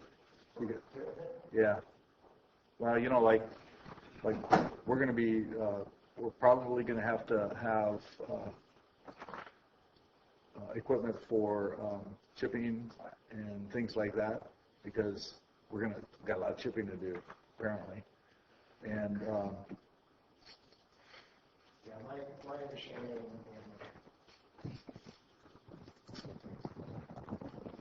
I was going to get to this. We're going to have staff, I think they were on the ground today, but obviously weren't able to connect with you guys, but staff from our public assistance branch here on a continuing basis beginning tomorrow, and they can help work through some of these. I think generally, yes, if there's equipment extraordinary costs associated with the recovery, we'll work to try to capture as many of those as we can, but I'll look to our experts when they're on the ground to work directly with you guys to give you the specific question and nuances with it. And Jeff Krovitz and those guys, they don't know more than us, but this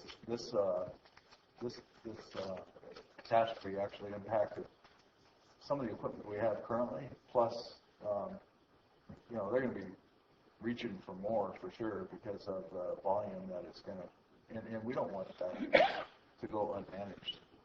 Nobody does. But certainly the losses you experienced as a result in terms of equipment, those reimbursable, and we can look at what's being purchased moving forward. Gotcha.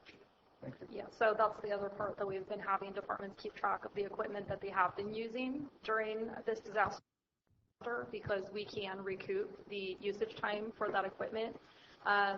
However, in terms of purchasing equipment, if you go through the guide, really for federal procurement, what you want to try to do is, use what you have. If you don't have that, are there other agencies that we can borrow equipment from? Outside of that, rent the equipment, and worst case scenario would be purchasing. So that's where we have looked at every possible scenario between my office and the administrative office to ensure that if we are using our own equipment, we're keeping track of the hours that it's being used so we can recoup those costs. And then if there's additional equipment that needs to be purchased, which there have been cases even up to, to date, that we've had equipment that we've had to purchase, then we're keeping track of all that as well. And case in point, the assessor's office said they needed 2 four-wheel drive vehicles. We kind of did some shuffling around and passed off the one that we had in the administrative office that the library was using for book delivery to the assessor's office. Probation loaned one to the assessor's office, and then Health and Human Services replaced the one with a non-four-wheel drive vehicle so that the library could still make the delivery of books. So we're trying to be as creative as we can be and use the resources that we have. But obviously, there will be instances where that won't be possible. I think a good rule of thumb to follow is the most cost-effective manner. So if you want to buy a new four-wheel drive truck, we're probably not going to buy you a new truck, but we might reimburse you if you rent one, or if you contract for a piece of equipment. So bear that in mind and ask yourself that question: is this the most cost-effective way to achieve this goal? The federal government. Yeah, I understand, but I also understand that the equipment has been taking a beating too through this, so there is loss of life on it as well. Yes, and repair or renovation of equipment would be an eligible cost. And perhaps replacement if it was destroyed while it was being used. But once again, there's just so many variables. You've got to really ask the questions, and I would say make sure that if it's your desire to replace something and be reimbursed for it, make sure that it's eligible before you do it.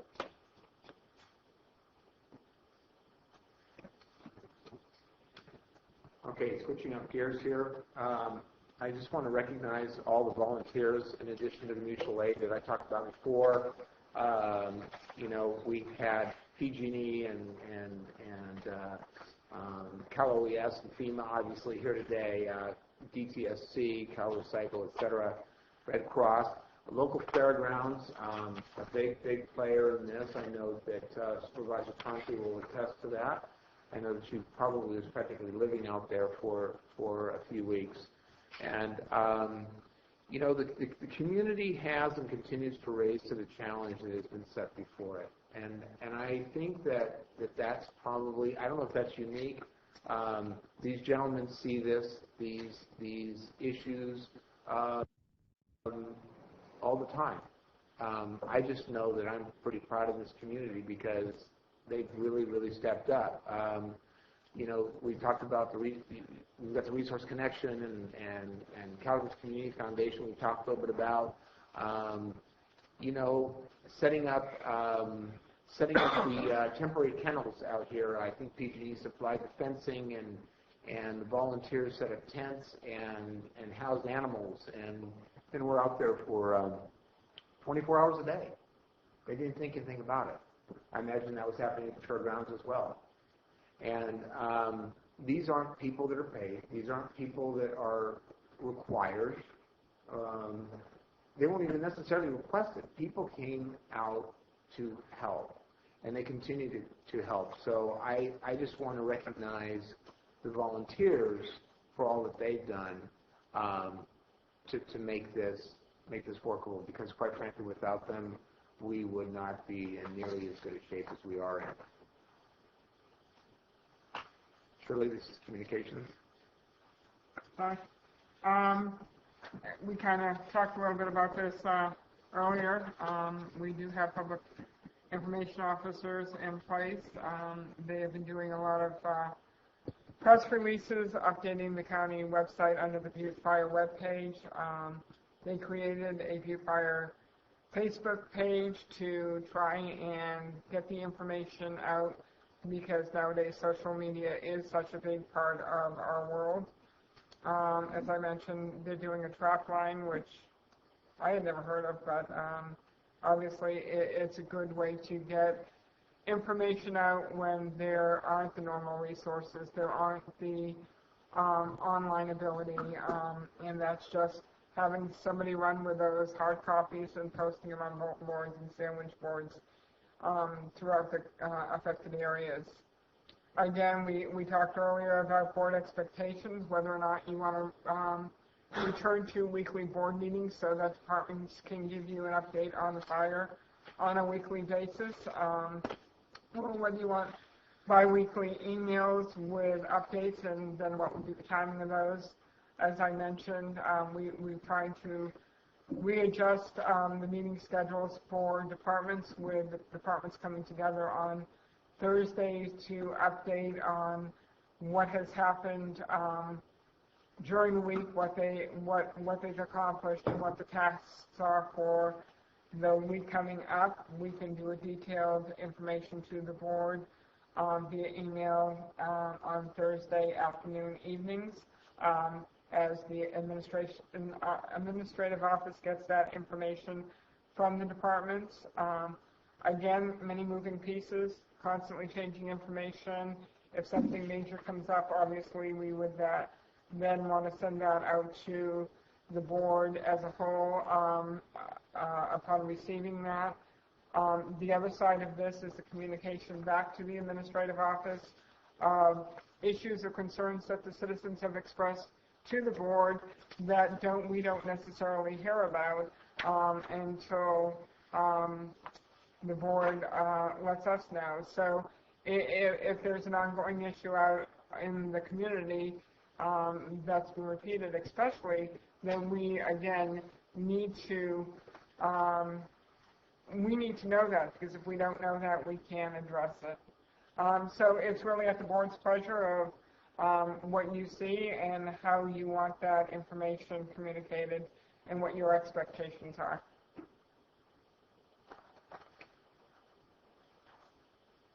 Okay. Anybody want to start? Is the presentation done, or? No, we got a couple more. We still have presentation or discussion of what the board desires? Whichever the board desires. Why don't you go ahead and finish it up? Okay. This is really easy. It's clear it's going to be a long-term recovery for the county and its citizens. The county will need to staff up with temporary positions as mutual aid, and then inevitably wanes. All county departments, along with the board, will be engaged for the long term. Very, very important to recognize that. I think everybody in this room does. Picture paints speaks 1,000 words. This is just a snapshot, I believe, that our building official took. And most of you have already been over the area. You've seen what this is. Remember what I said about, I didn't plan on talking about this, but remember what I said about this.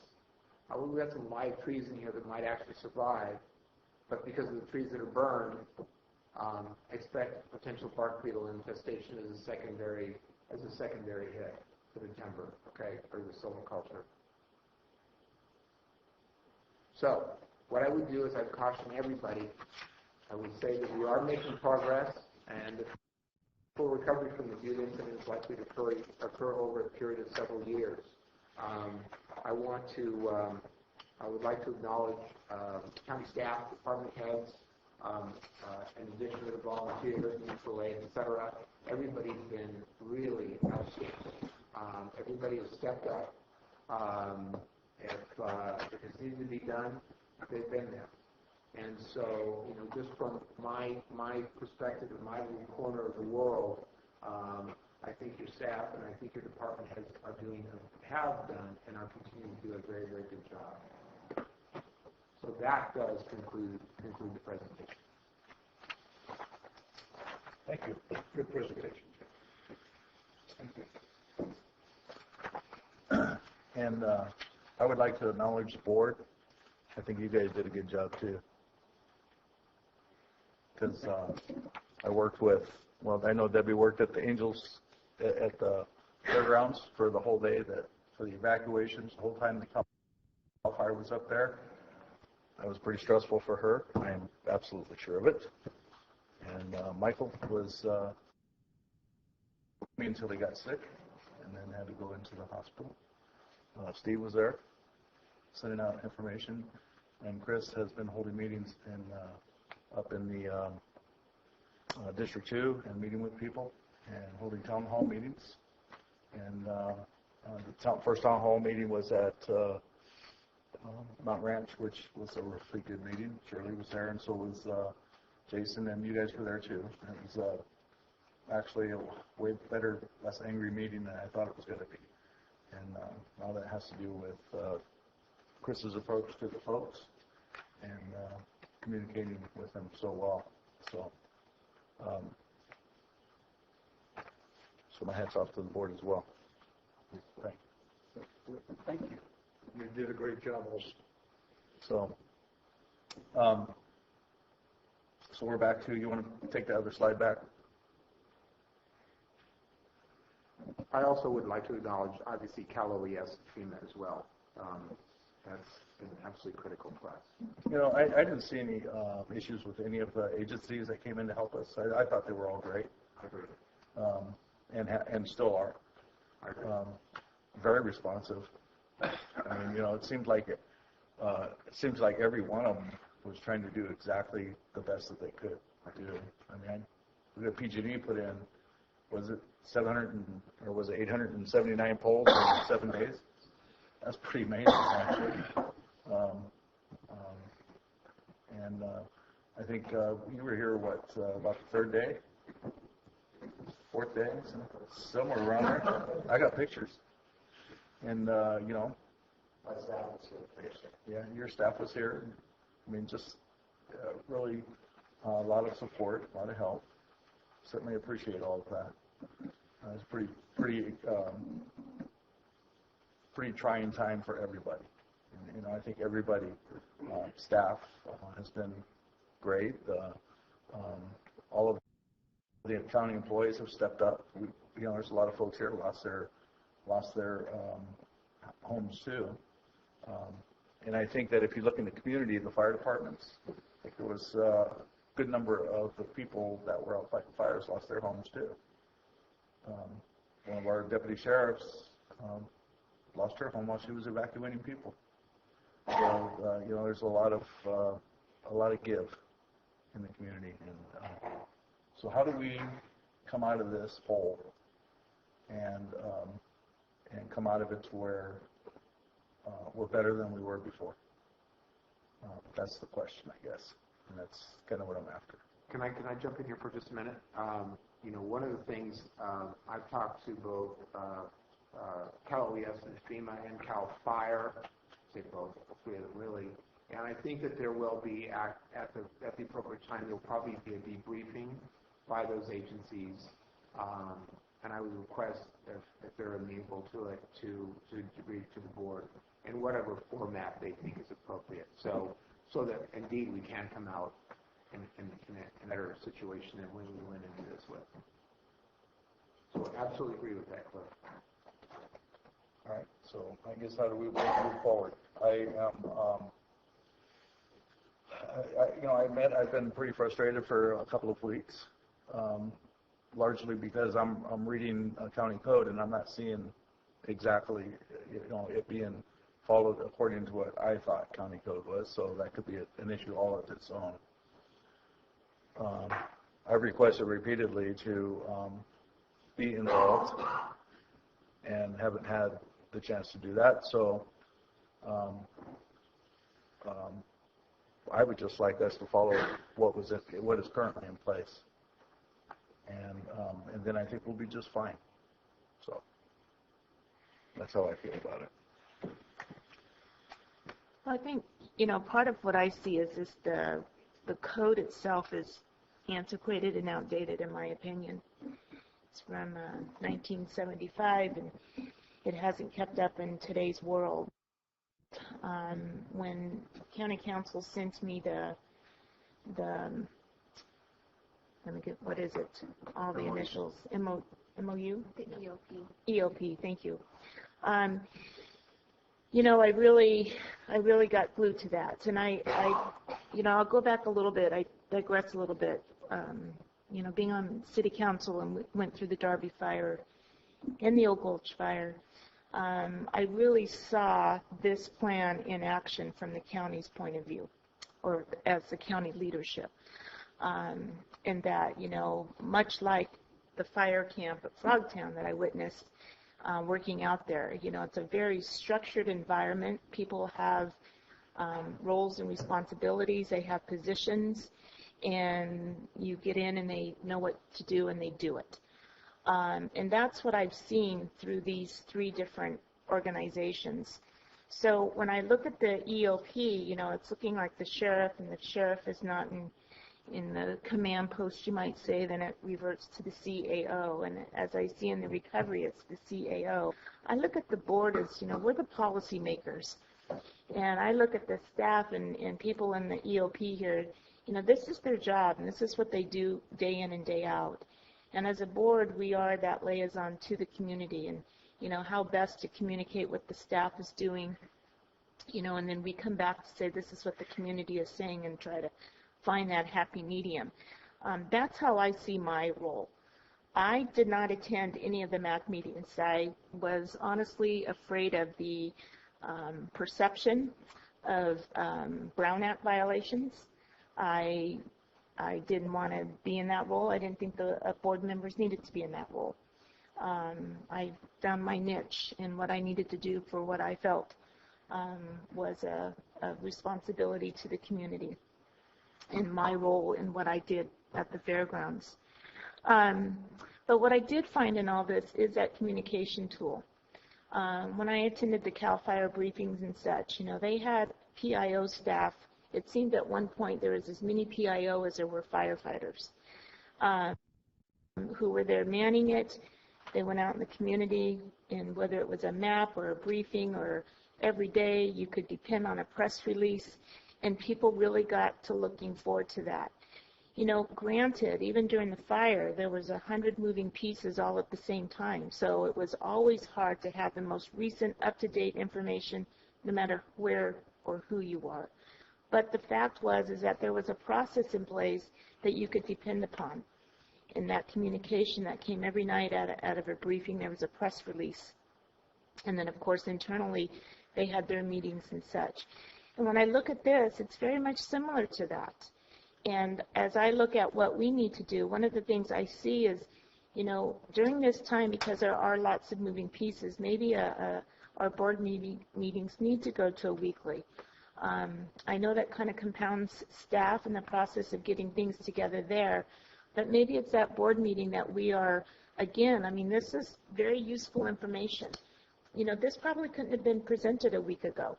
We're just now at that point of being able to say, okay, all the players are on the ground, and we've had a few days here to do this, we've had a week to do that, and now we have some data that we can truly report on and get feedback on and this sort of thing. And I think we're going to be seeing that as we progress and moving forward. Again, it's going to change. What we know today is going to be different tomorrow. And maybe if we had that weekly meeting, that's where we hear this kind of update. It's where the community can come in and say, hey, I'm really upset about this, or I really like this, or have you considered that? And I think engaging the community in that way would be helpful at that kind of weekly forum. The other thing I see is through our public information officer, if there is a more frequent press release that goes out,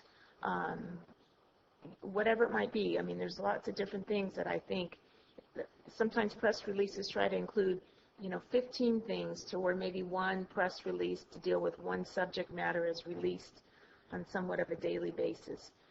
Different topics that are coming forward, whether the board members are communicating to the admin office.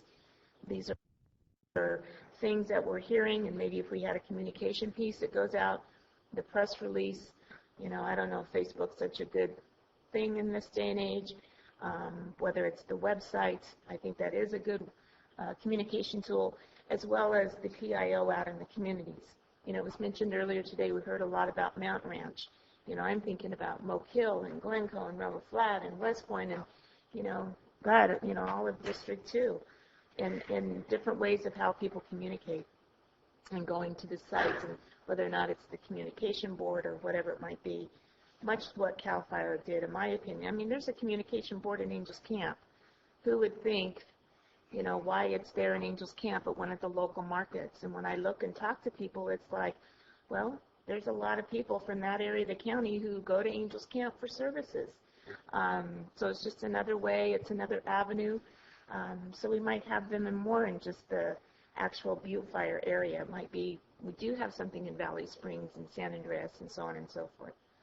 So that's kind of where I'm coming from. I think our code is very antiquated and outdated. The EOP has been in place. It's been used for several different incidents. It follows that whole CAL FIRE organization that I saw, and I think we need to build upon the EOP and, change the code to reflect what the EOP is, because that code to me is antiquated and, archaic.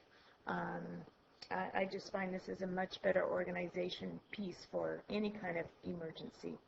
And again, I'll say this again, as a board, I don't think our role is to be involved in the day in and day out processes. That's why we have staff, and encouraging and supporting staff to do their job. We're policymakers, and we need to hear from our constituents, concerns that they have, and bring that forward out in this kind of forum. It's my 2 cents. Okay. Well, I agree with Supervisor Ponte in several areas, but there are areas that I disagree with. I come from a different background. I come from a background that not all information needs to be related at that particular time, depending on the circumstances that you're faced with. That's when you're investigating crimes or doing major incidents involving public safety and lives of people. Oh, wait a minute. We just had a fire. That's public safety and lives of people. We do have a PIO. We just recently have it. I don't believe that we're utilizing our PIO properly, but I got to give that person a chance because she's only been on the job a week, if that. So I think we need to determine what the PIO should be doing to assist the general goal that we're heading towards. I'm a firm believer that the people that make policy should be aware of what's going on, even on a day-by-day basis, even on an hour-by-hour basis. And I say that because I did spend time in that emergency operating center during the most crisis part of this particular event. And there were decisions being made that weren't done in a timely manner because there were established procedures. And that's the way people did things in those organizations. I'm not part of that organization, but as a leader in this county, because exactly what the supervisors are, we are held accountable for what happens, whether or not we have involvement, but we need to have the answers.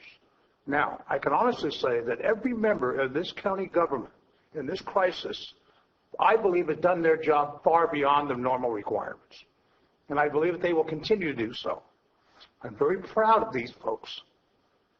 But then again, I also have sat in that room with my ears and my eyes and saw what happened. And as a result of some of those situations, my influence, especially that of Supervisor Edson, changed the outcome of something that could have been more disastrous than it was. And it was done within our means by political pressure, applied by phone calls, by contacts, things of that sort. Now to say that CAL FIRE didn't do their job is incorrect. To say that the responding agencies, law enforcement agencies, and all the agencies involved, everybody did the job to the best of their ability, and thank God we didn't have a much more serious situation than we have right now. I believe we should be engaged. The Board of Supervisors should be engaged. Not all the board, and once again recognizing the Brown Act restrictions and things. But we need to have an active part in those particular areas in crisis. Now they're in a recovery mode. Now it's most important. We have to change hats as supervisors because now we're going to be talking to the folks that have been displaced. We're going to be fielding those phone calls. We're going to be out there in their districts looking at their burned out foundations. And we're going to be answering those questions that we better have the answers for. The old cliche right now in this particular situation of I'll get back to you will not suffice. And I think we're on the right road of getting that information by this presentation. Unfortunately, there's not 500 of us to do that single job. So I think you've done an excellent job with this briefing, Brian. I think your staff has. I think this whole county staff has done an excellent job. I want to see it continue, but I want to see some changes. Now, my own personal opinion, I'm in this seat because the people in District 3 wanted me in this seat. And I have a responsibility to them. And I have a responsibility to my coworkers. I have a responsibility to the administration and the staff of this county, and I have a responsibility to my fellow supervisors. I am very fortunate. District 3 didn't catch fire. District 3 didn't have any homes go up in flames. District 3 had to evacuate, but everybody's back in their homes and everybody's happy. The only down part of that is I wish I could help District 2 or District 1 or District 5. And I'm putting my alpha right out there. I will take care of my district, but I am accessible now and will be to my fellow district supervisors for anything I can do to help their constituents and help this county, help this administration. And that includes the total support of the chairman of this board and the supervisors. Thank you.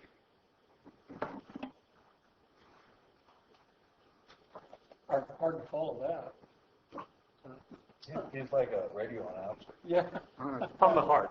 I don't have a lot more to say. I think I said it earlier. The code, I don't know, I graduated from high school in 74, so 1975 code, I guess, is antiquated. But and I realize some of them are, and I'm not trying to make light of that, but truly the code is all that we have. I don't know how to research all these MOUs that pop up, and I'm certainly going to bend county council's ears on how to find them. But I really think that the Board of Supervisors needs to better connect with what's going on, and we need to find out about it. I shouldn't have to wait 2 weeks, because some of the stuff I don't even want to repeat up here that I'm hearing, and I can't verify that people are asking me about it, and that's what concerns me.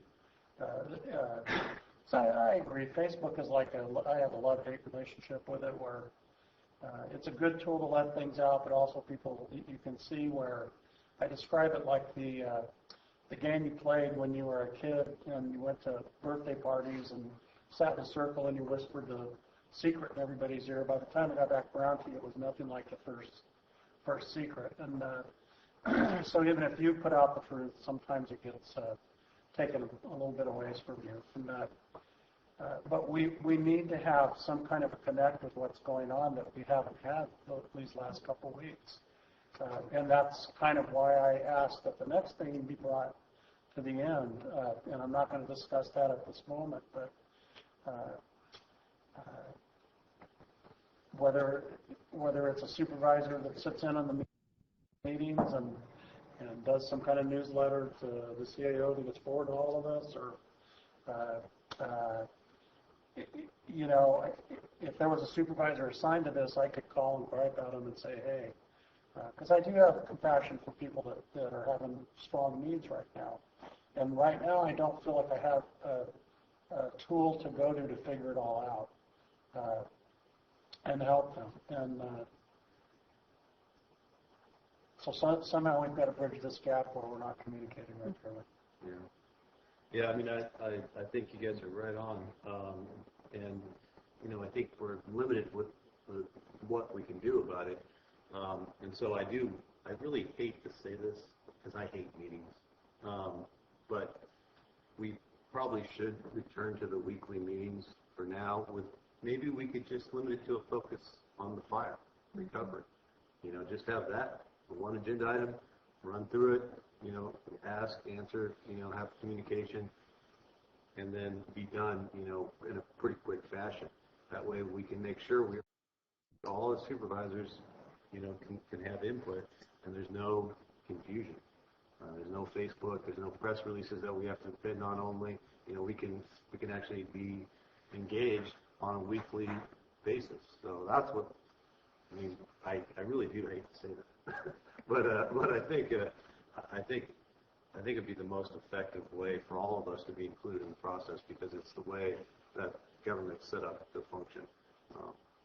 And that's what I think. Okay. So again, the county code to me seems to be done in however old it was, 1975, I believe. Yeah. You know, sometimes there's a little bit of wisdom in the age of things when people actually had to do a little bit more with their hands and they were more hands-on. And even beyond me, I think it's a great, it actually makes sense the way it's written, largely because it does take into consideration the connection between the county offices, the sheriff's department, and the people, and including the Board of Supervisors. So that is the conduit, in my opinion. If you take that away, then you're going to be unbalanced. And so I guess one thing I would say is, so I guess we should go ahead and change the Constitution too. I mean, so I just believe some things are just simple and easy to follow, and they just need to be followed. That's all. It's not something that can be impede on anything or make it hard. You'll make it hard if you fight it. And what's the reason for that? It's not something that's that difficult. some things don't need to be changed, some things do. And I think that there's a lot of things that within our zoning laws, for instance, and some of the different things that we have going on as far as old programs and things could be changed.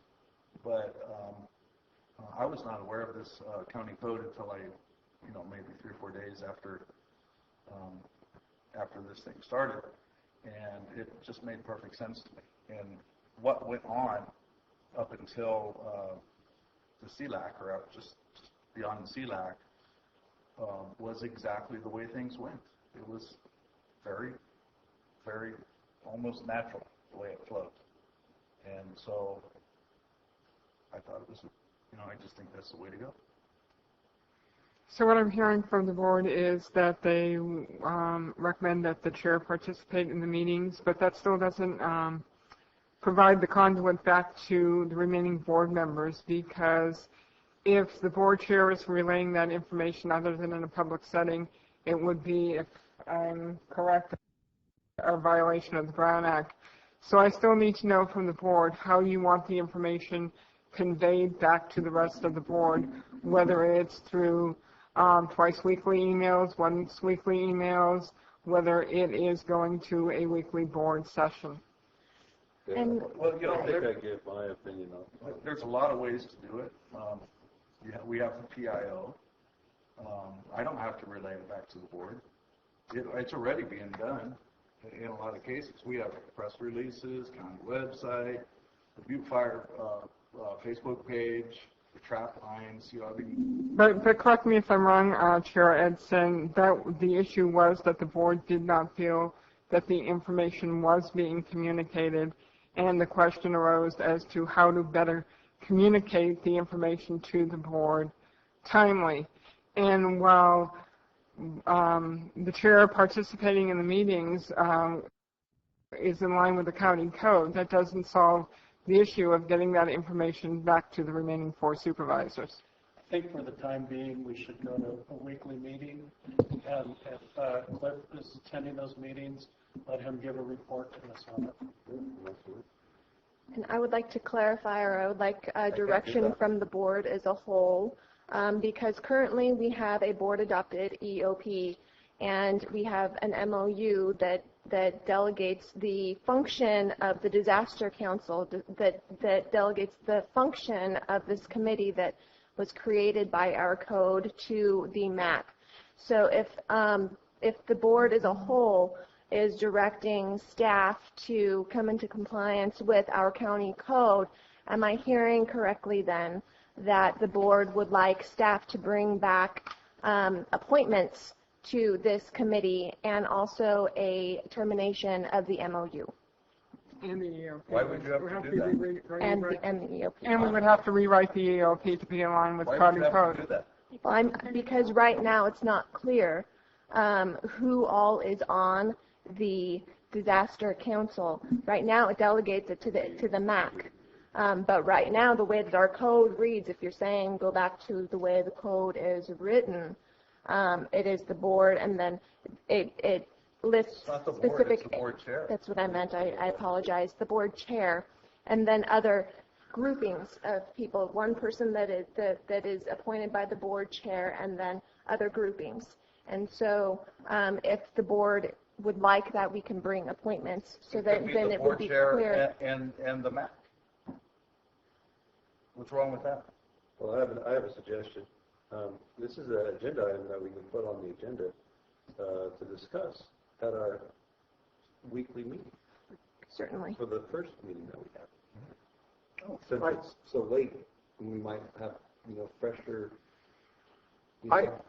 Even before making a decision on that, I would like to see the existing MOU and look at our EOP. Now, it's my understanding that we have hired a person to revise or review the EOP. Is that correct? No, that is not correct. You're talking about the local hazardous mitigation plan. I didn't understand you. We hired a consultant to update the local hazardous mitigation plan. The EOP was approved by the Board of Supervisors in 2011. At this juncture, it has not been updated. A draft of the update has been submitted to County Council, I believe, by the Sheriff's Office, but basically all it's really changing in there are correction of names and replacement of names. And I would like to see that draft when it's available, and then discuss any changes that the board might make. I think that'd be prudent, and I think Supervisor Wright's suggestion, if we do elect to go to weekly meetings, that'd be one of the first agendized items. So what is this for here? This one here. The operations in the structure, Brian, if you want to bring back up the structure. Actually, the structure has a hierarchy even above that. It's the incident command, which Brian is filling that role. It's logistics, which Mary Rose Rudiconga in our office is filling the role. It's the PIO and finance, but there was something else too. I don't remember what. Planning, thank you. Sorry, it is late night. So under that is the operations with the task force under that. So, did you guys know any of that? I've read the EOP. And actually, we brought forward the hierarchy in the last presentation that Brian put forth to the board. I believe it was the last board meeting. What changes in this, obviously, the fluid part of this is are the, in this case, the department heads that are actually assigned to it. So if you're going to look at the emergency operations plan, it will list financial, it'll list planning, those kinds of things. But when the incident happens, that's when you plug in the actual specific individuals. Yeah, and we can, we can get into that at the next meeting next Tuesday.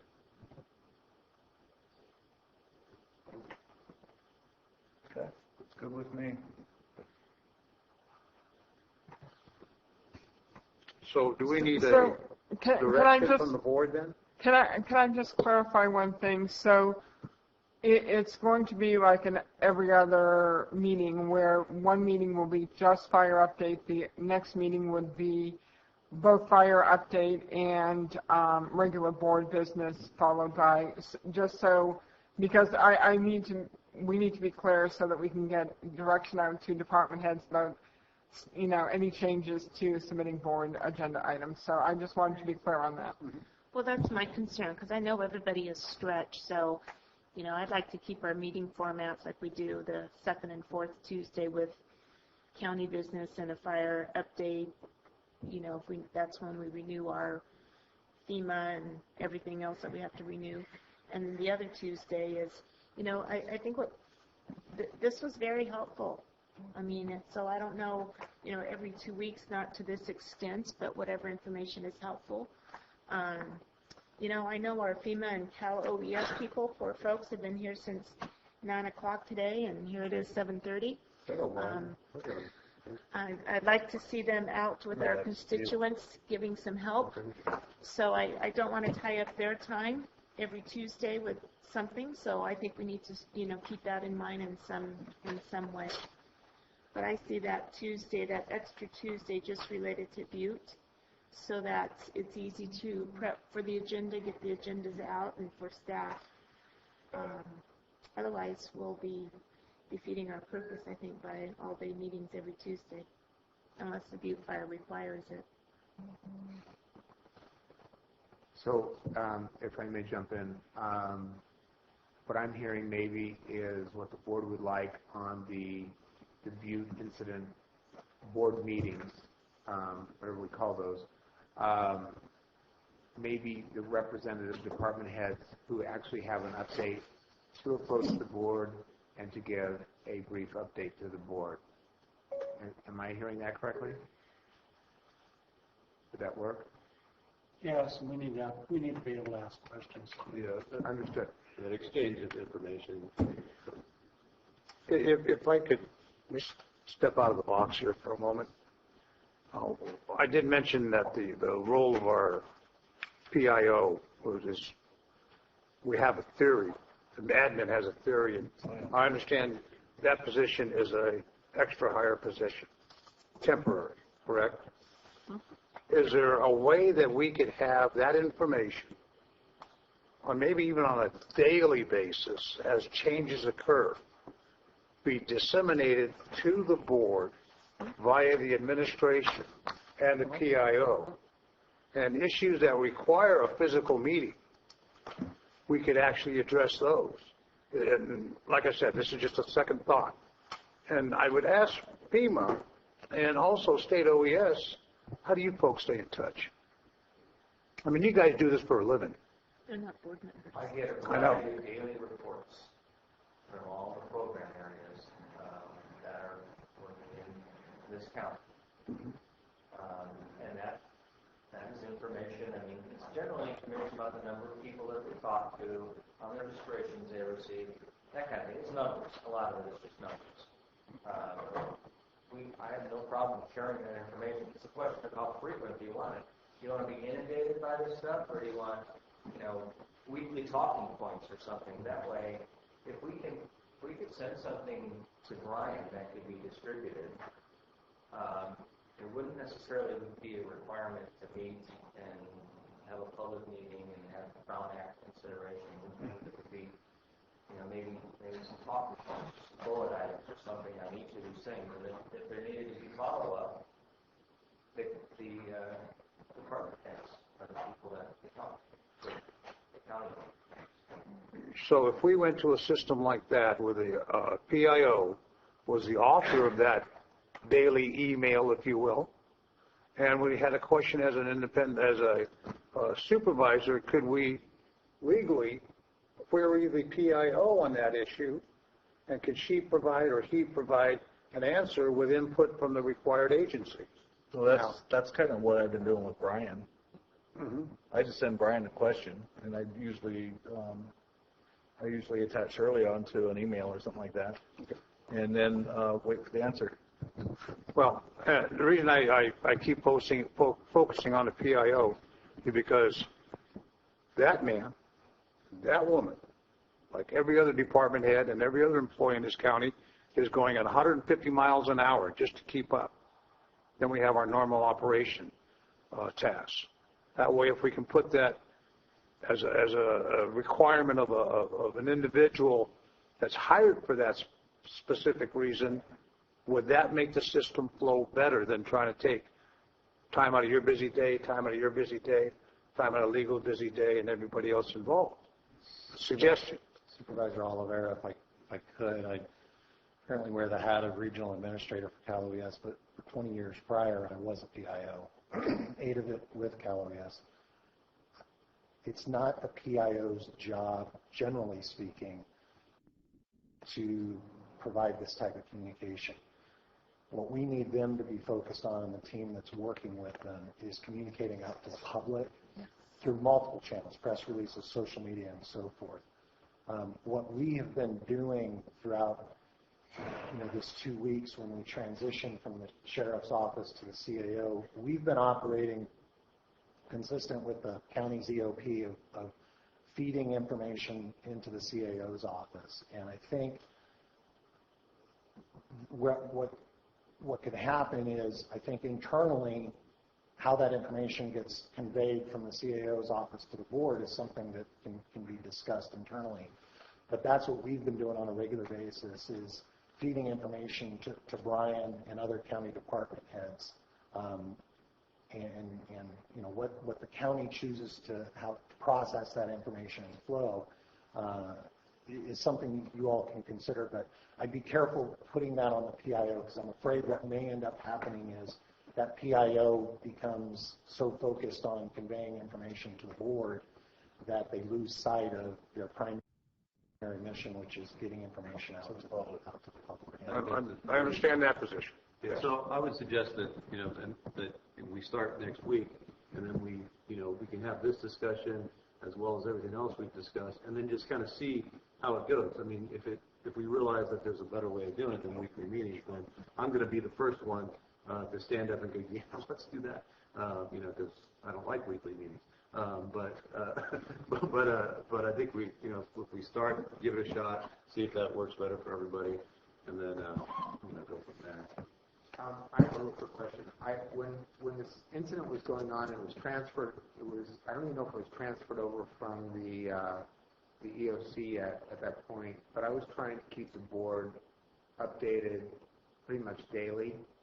It really wasn't our function, but it was a matter of just trying to keep the board updated. I don't know. I mean, to be honest with you, that's a lot of time. But is that something that was working for the board at the time? No. Okay. Yeah, I mean, it was, don't get me wrong, it was, you know, good to have that information, but mainly because then I could share it with my constituents. Right. You know, and that people did appreciate that. So in that sense, but I think that gets back to the information officer maybe, is really the one that's supposed to do that. Right. Rather than you as I would agree. CEO, so. I agree. That was my You know, for me during the fire, I was directing people to the website. You know, it's just helpful that, again, there was just consistent information that you could depend on at a certain time every day, and that was very helpful.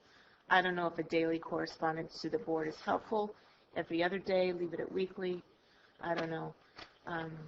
I think it gets to be a waste of time. I mean, if people aren't reading the information, you know, and staff is spending a lot of time preparing it. I absolutely agree. I was just kind of curious because it was taking up quite a bit of time while the event was still, while the fire was still active. I know that I kind of was requested just kind of to prepare myself to kind of get information out there. So, you know who was putting out really good information? It was Steve. Steve was putting out really good information. That was true. He wrote up I mean, I have to say it was the best supervisor write-up of a meeting I've ever read. I mean, every single day, probably 2-3 times a day, Supervisor Kearney was putting out up-to-date, real information. He just sat there and listened. Didn't say a damn thing all day, mostly. Sat there and listened when you guys weren't here, because you guys had county business to do. And he was just putting out good information. On Facebook? Every way he could, yes. And I got to tell you that the public came to us, or came to me anyhow, I can tell you that, and thanked me for having that information out there, because we were the only way that they could get information that was accurate and up to date.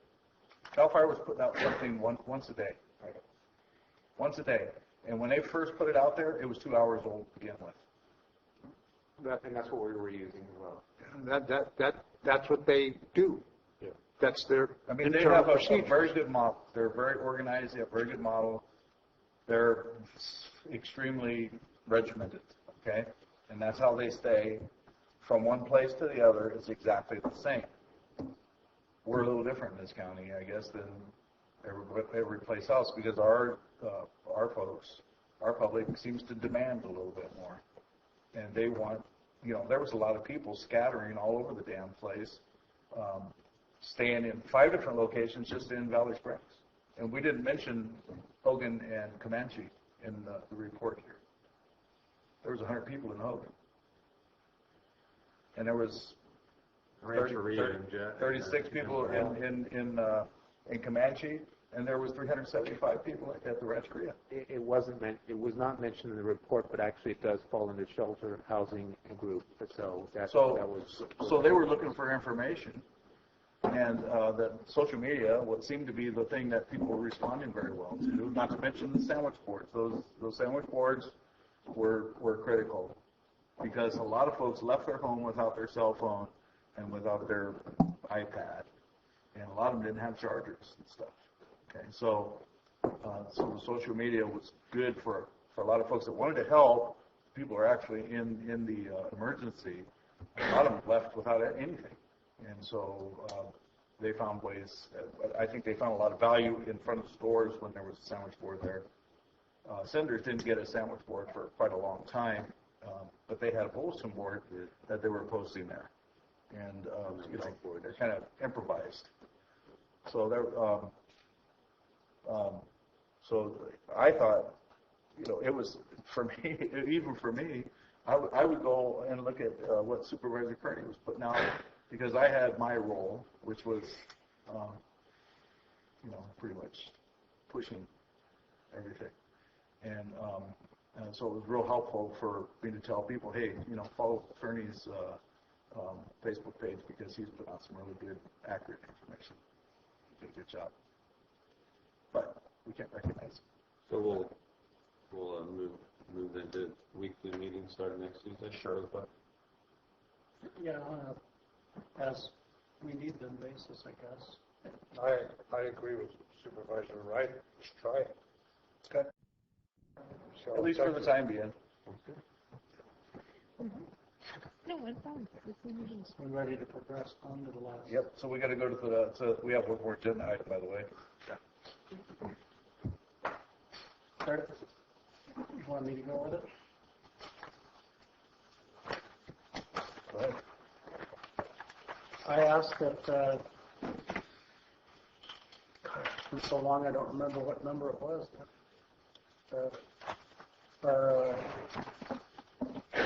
Number 15? Number 15, our urgency ordinance. I asked that it be brought back. Thank you.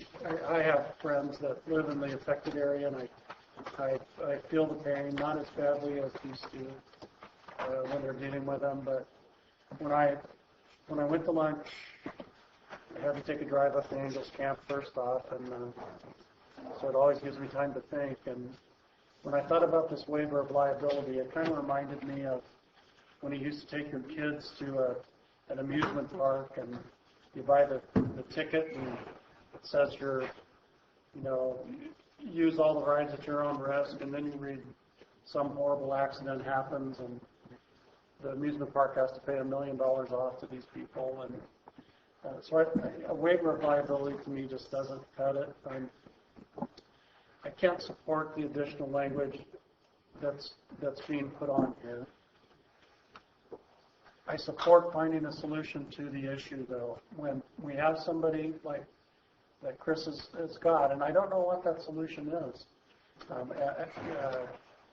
It seems like we've got an incredibly smart and hardworking environmental manager, and he's called on here without falling asleep today, which is a good thing. And I believe that he, and that's why I was asking to be held until I brought up the disaster council, because that's something that I would bring to whoever that liaison is. Find a way to get these people in their homes as quickly as possible, especially when they've already made contact with us. I don't know what that is, but I don't think two rights make a wrong, and I think it would create something that's going to cause us grief in the long run from a liability sense with this. We didn't solve the problem. Now, the problem is we have people like Chris has brought up, who wants to get into their property right away. And marching out of here tonight, we have to find a way to do that. And I don't know what that answer is, but I can't support changing the language to this. Well, what if we came up with a different language? Like for instance, my thought was, I'll just give you a suggestion, was that we have something in there that just says, if somebody wants to get onto their, I'm paraphrasing here, they want to get onto their property, they contact the environmental health manager, director, and they say, this is the situation I'm in. Because each, what happens out there, and this, and we all know it, is there's each site is site specific. And so, like the one I'm going to have to call the guy back here at the end of the night and say, well, I'm sorry, you can't go to your property, even though your son's already living on that property in a structure that wasn't burned down on the property. So in this one specific site, they already have a house that one of the houses wasn't burnt, or one of the units wasn't burned down. And so there's somebody actually, his son is living there right now. So, and that's just one example. There's other examples all around out there that each property is unique. So that's why I was trying to make it so we could have it, and I don't think this is going to happen very often.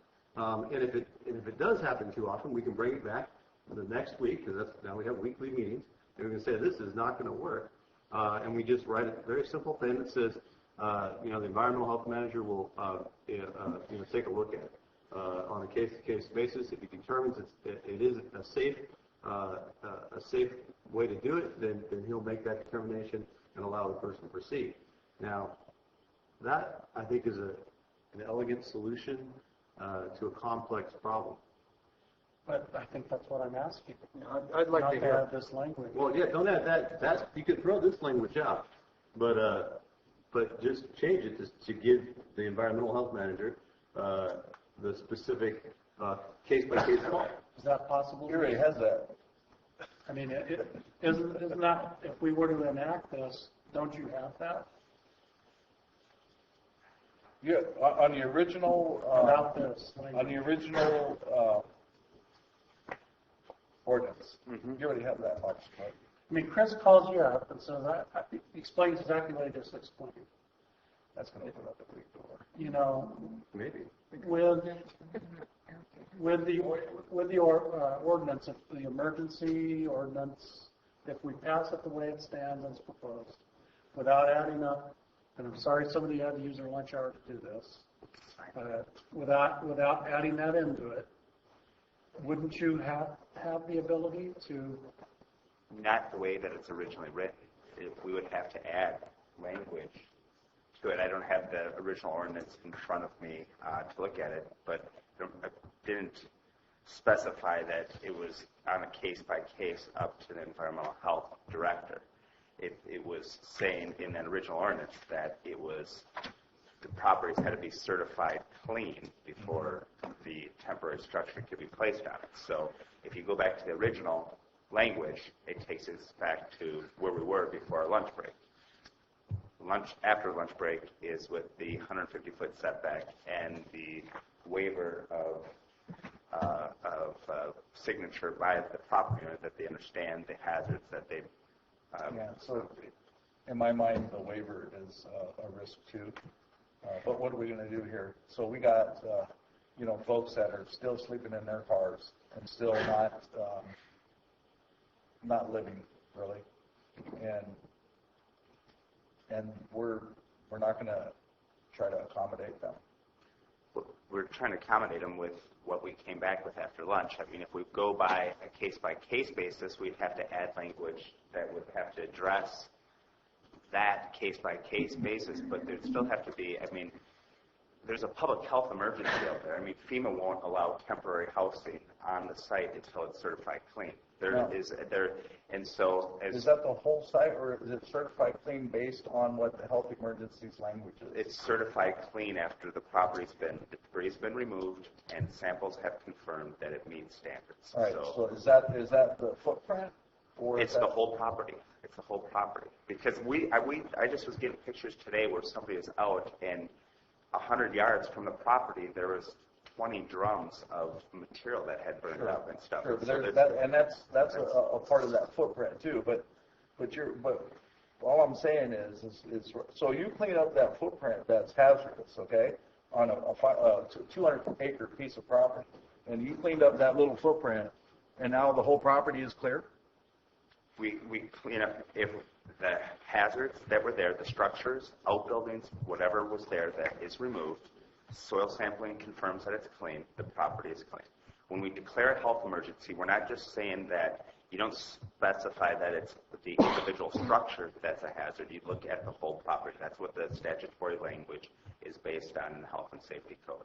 It's not the footprint of the house. It's based on the property. And that gives us the emergency authority to go in and remove the household hazardous waste and protect public health. It doesn't specify and that's looking at the cleanup. It's on a global scale. It's not, piecemeal. And so if we look at given the outside of the language that we drafted at lunch, if we look at separate language that's put on environmental health director, we have to have standards, because that are in place to protect public health with that. So. Yeah, so what if we just got rid of the waiver of liability? Is that one of the concerns you guys have? So, I mean, would that be helpful or not? Doesn't matter because he can't certify it clean anyhow. So, With the language that we brought back after lunch, with the conditions were there with the waiver, that 150 feet away from the footprint of where the burned structure was, garage, which may be, unfortunately even well houses had more hazmat in it than what we should have, because there was a bunch of solar batteries in there because people had solar tied to their well. Not a good idea. We'll be doing a bunch of press releases as we enter the reconstruction of the well houses, not store the batteries in next to the well, because when the well melted and potential for lead to go down into that well casing. So with that being said, in the language that we came up with Peter and I and looked at, it was the 150-foot setback from that safe distance. They implement mitigation measures, and right now we have teams wetting down the properties where there's ash after the household hazardous waste is removed. So that's a type of mitigation measure. Keep the separation distance. Like in your mind, this is a fairly decent compromise to at least run with at this point. Yeah, Lake County, I looked at theirs. They were looking at 1 acre. They were looking at what? 1 acre minimum size. So if you look at that, they said basically they're taking the 150-foot setback from the structure. So they aren't doing anything any different than what this says? Then what? Yeah, I gave him ours because he goes, I like the 150-foot setback because it could be a garage or outbuilding just versus the 1 acre size. So yeah. I did talk to them. Great. Yeah. So I mean, to me, that's really smart. What's that? You're really smart, resourceful. Yeah. So to me, it represents a very, we can all agree it's imperfect, and it's an imperfect situation. But Michael, when you asked me what you can do to help my constituents, this is a perfect example of what you can do to help my constituents. Well, I still like to hear from legal on this. I have a problem where we tell folks you can't go on your property until it's certified clean by our environmental department. And they say, who's going to stop? And will a release of liability be that effective? I don't believe it will.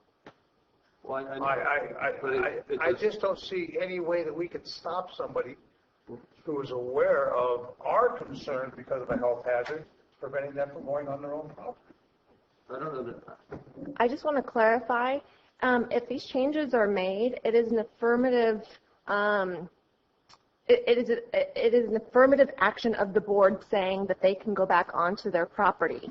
That's what I was concerned. And that is the concern, is that this action saying that in essence it's okay for them to be on their property, the county is authorizing them to re-enter their property, that is in essence the county approving it, that it's healthy for them regardless of any past concerns or past notices that it's unhealthy for them to be there. That is a concern. My position, Supervisor Wright? No. I don't see where we have the right to tell a property owner that he can or she can't go on their own. We don't have that right, Mike, but they cannot carry any type of housing on there because of the restrictions set in there. They can put a tent out. I would like to clarify also, FEMA is not allowing any of their modular homes to enter a parcel that is not certified clean. Insurance companies are not allowing any of their modulars or mobile homes or any structures to be put on properties until they are certified clean. Well, see, that's not completely true. At least according to what I'm understanding, is that the insurance companies, this is what's going on. A guy wants to put a trailer or modular, whatever the insurance company is going to buy for him on his property so he can live on his property. That's what he wants to do. In essence, we're stopping him from doing that right now. Because Well, the that- insurance company is asking for the county approval. Right, because, Right. yeah, and so, Because they want the liability to be borne by the county instead of them. and so what I'm looking for is a solution, so these people who, you know, that, yes, we may be taking on more liability, that's true, sounds like we are. What I'm saying is that there's legal liability, and then there's the liability that, you know, like, I feel personally responsible for, you know, these people who want to get back on their property, if it makes sense for them to be on there. And that's why we have this compromise language here for this, you know, is because I don't think that what kind of life is it to stay in a hotel for what could be for months, you know, when you've just lost everything, when you can go back to your property if we, you know, if we allow for this to happen. So we're precluding at least some folks out there from legally moving back to their place by not taking action. And so I just think I understand, and I feel for these people, but I also would not want to find out a year later they had an asbestos-related disease because we let them in too early, and that's the tough responsibility we have right now. But that, you see, but that's only part of the answer, right? Because that's the guy that wants to do it legally, and so he's going to be more careful because we're going to have these conditions put on there, right? So he's going to know more. He's going to follow the rules better than all the people out there who are just like, well, the county's not going to give me permission to live on my property. Well, I got to live on my property anyway. So then they hear that out there. So they never even talk to the Environmental Health Agency. So those people are actually getting sick, have a more chance of getting sick and exposed to these chemicals by not allowing us to have some type of permitting process right now.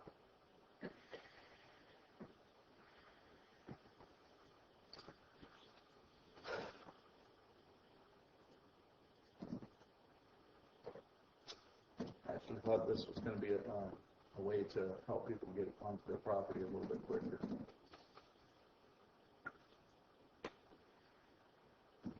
So I can see how it's going to. It is quicker because we don't have anything like this in place.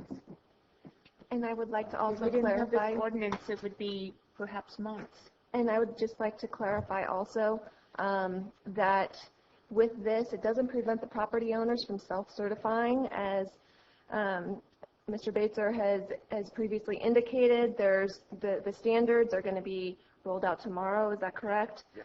So property owners can go through the process and self-certify their own parcels. If they meet all of the requirements to self-certify, then that the parcel is clean and free of hazards, then that would be another way of them getting the parcel approved for in a more timely fashion. Question. Supervisor Wright, does your constituent? Yeah, I have one too. Well, it's his constituent, but they called me. Shirley knows about that one.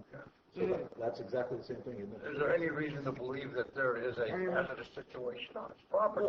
Because that's the answer right there. Self-certified clean.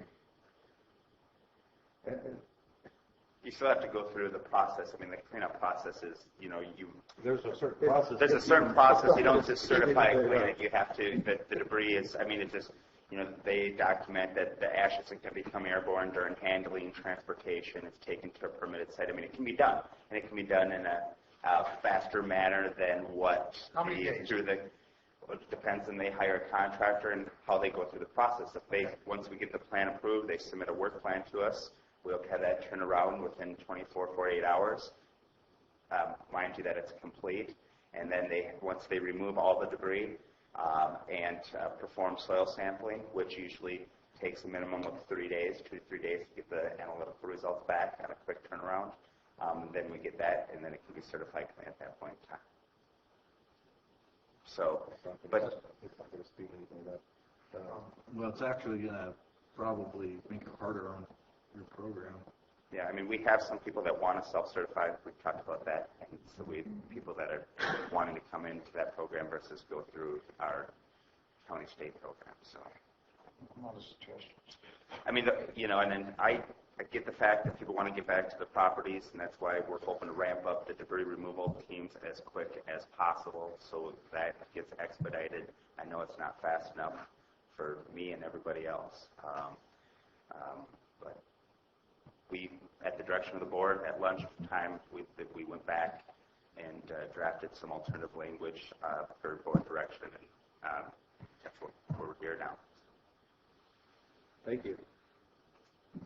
Yeah, I agree. Thank you for doing that. Thank you, Jason.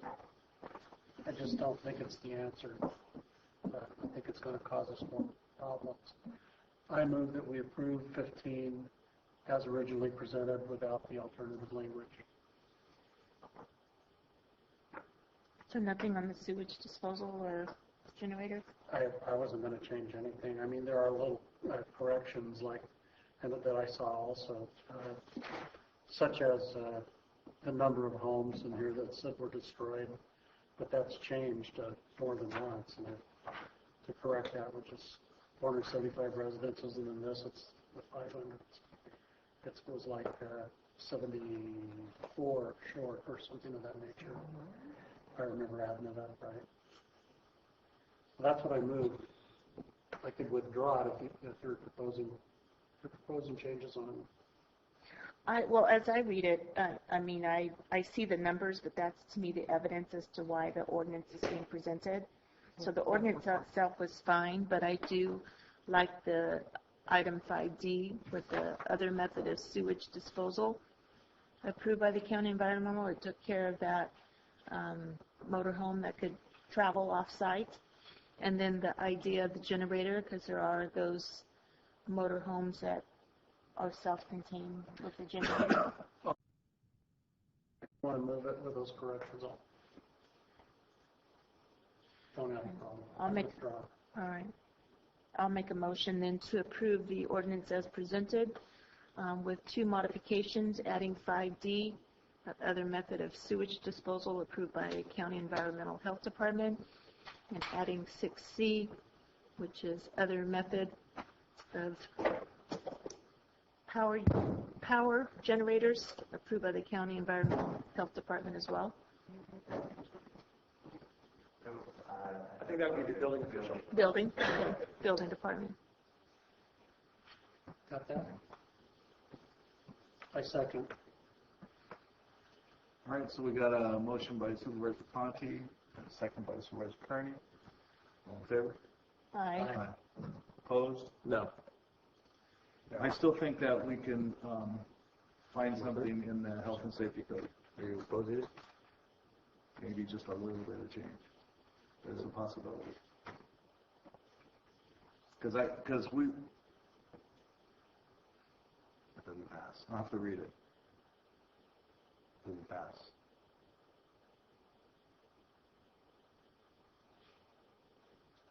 Do we need a roll call vote? That might be beneficial for the record.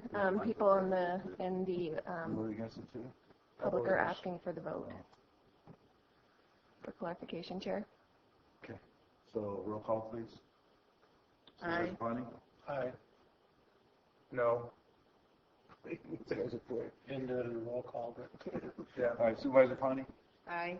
Supervisor Calaveras? No. Supervisor Kearney? aye. Supervisor Wright? No. And Supervisor Edson is aye.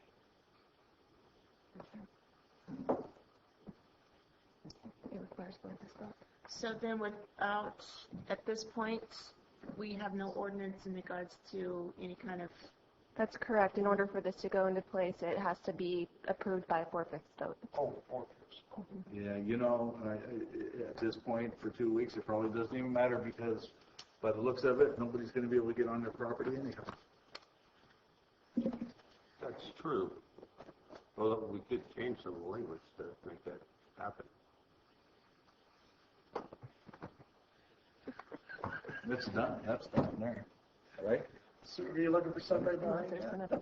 Well, I was Jason, I think you should motion this stuff. going to suggest that there, I understand it's a very touchy situation, and that, and maybe the comment that it's going to be a couple of weeks before someone's be able to certify their property anyway.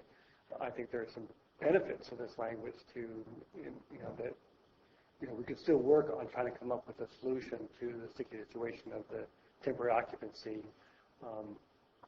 And I don't want to try to sway anyone's, vote differently. I guess I am. That's what I'm doing.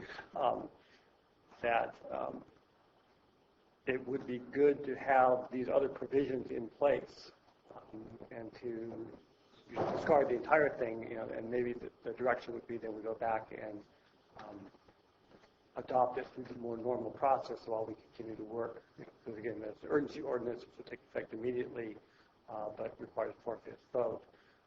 If you want us to continue working on the ordinance and try to come up with some solution, which I don't know what it is yet, but we can certainly put our heads together and try to come up with something. That would be good. Then we can bring it back next week. Are you indicating bring it back to introduce a permanent ordinance? I'm just saying that if you guys, you, and them, but mostly you and Julie, come up with some language in the next week or a few days, then we can bring it back on Tuesday, since we're meeting on Tuesday, and revisit. So I don't know that there is, coming up with language is one thing, but, trying to solve an intractable situation may not be quite so simple, but we can certainly try. We can give it more time than a lunch hour, right? I would agree with that. Yeah. So why don't we table it? Do I need to make a motion to table it until next week or continue it? Make a motion to reconsider. We're still on the item, so it wouldn't be reconsideration, but it would be an alternative motion. So I make a motion to move it to the next week's meeting. Okay, I would go for that, because, I'm getting a lot of calls daily. And I know that people are tense, but I also know that we should be able to figure something out in today's wonderful, educated world to help these folks get back onto their property. I agree. There's not one If we can supervisor figure it out out, there. then maybe we need to share that with FEMA and everybody else. Because apparently they need the help too. I'm not giving up that easily. Do you need a second on this motion? Yes. I second. Okay, all in favor? Aye. Aye. Opposed? Abstain. Abstained? Yep. Or with one abstention. We'll bring it back Tuesday. We're done. And we're difficult. We're done. Thank you. Thank you. Are you adjourning the meeting? Thank you for coming, ladies and gentlemen. Well, you guys should be glad I took multiple extensions. You did a great job on that, right? Yeah.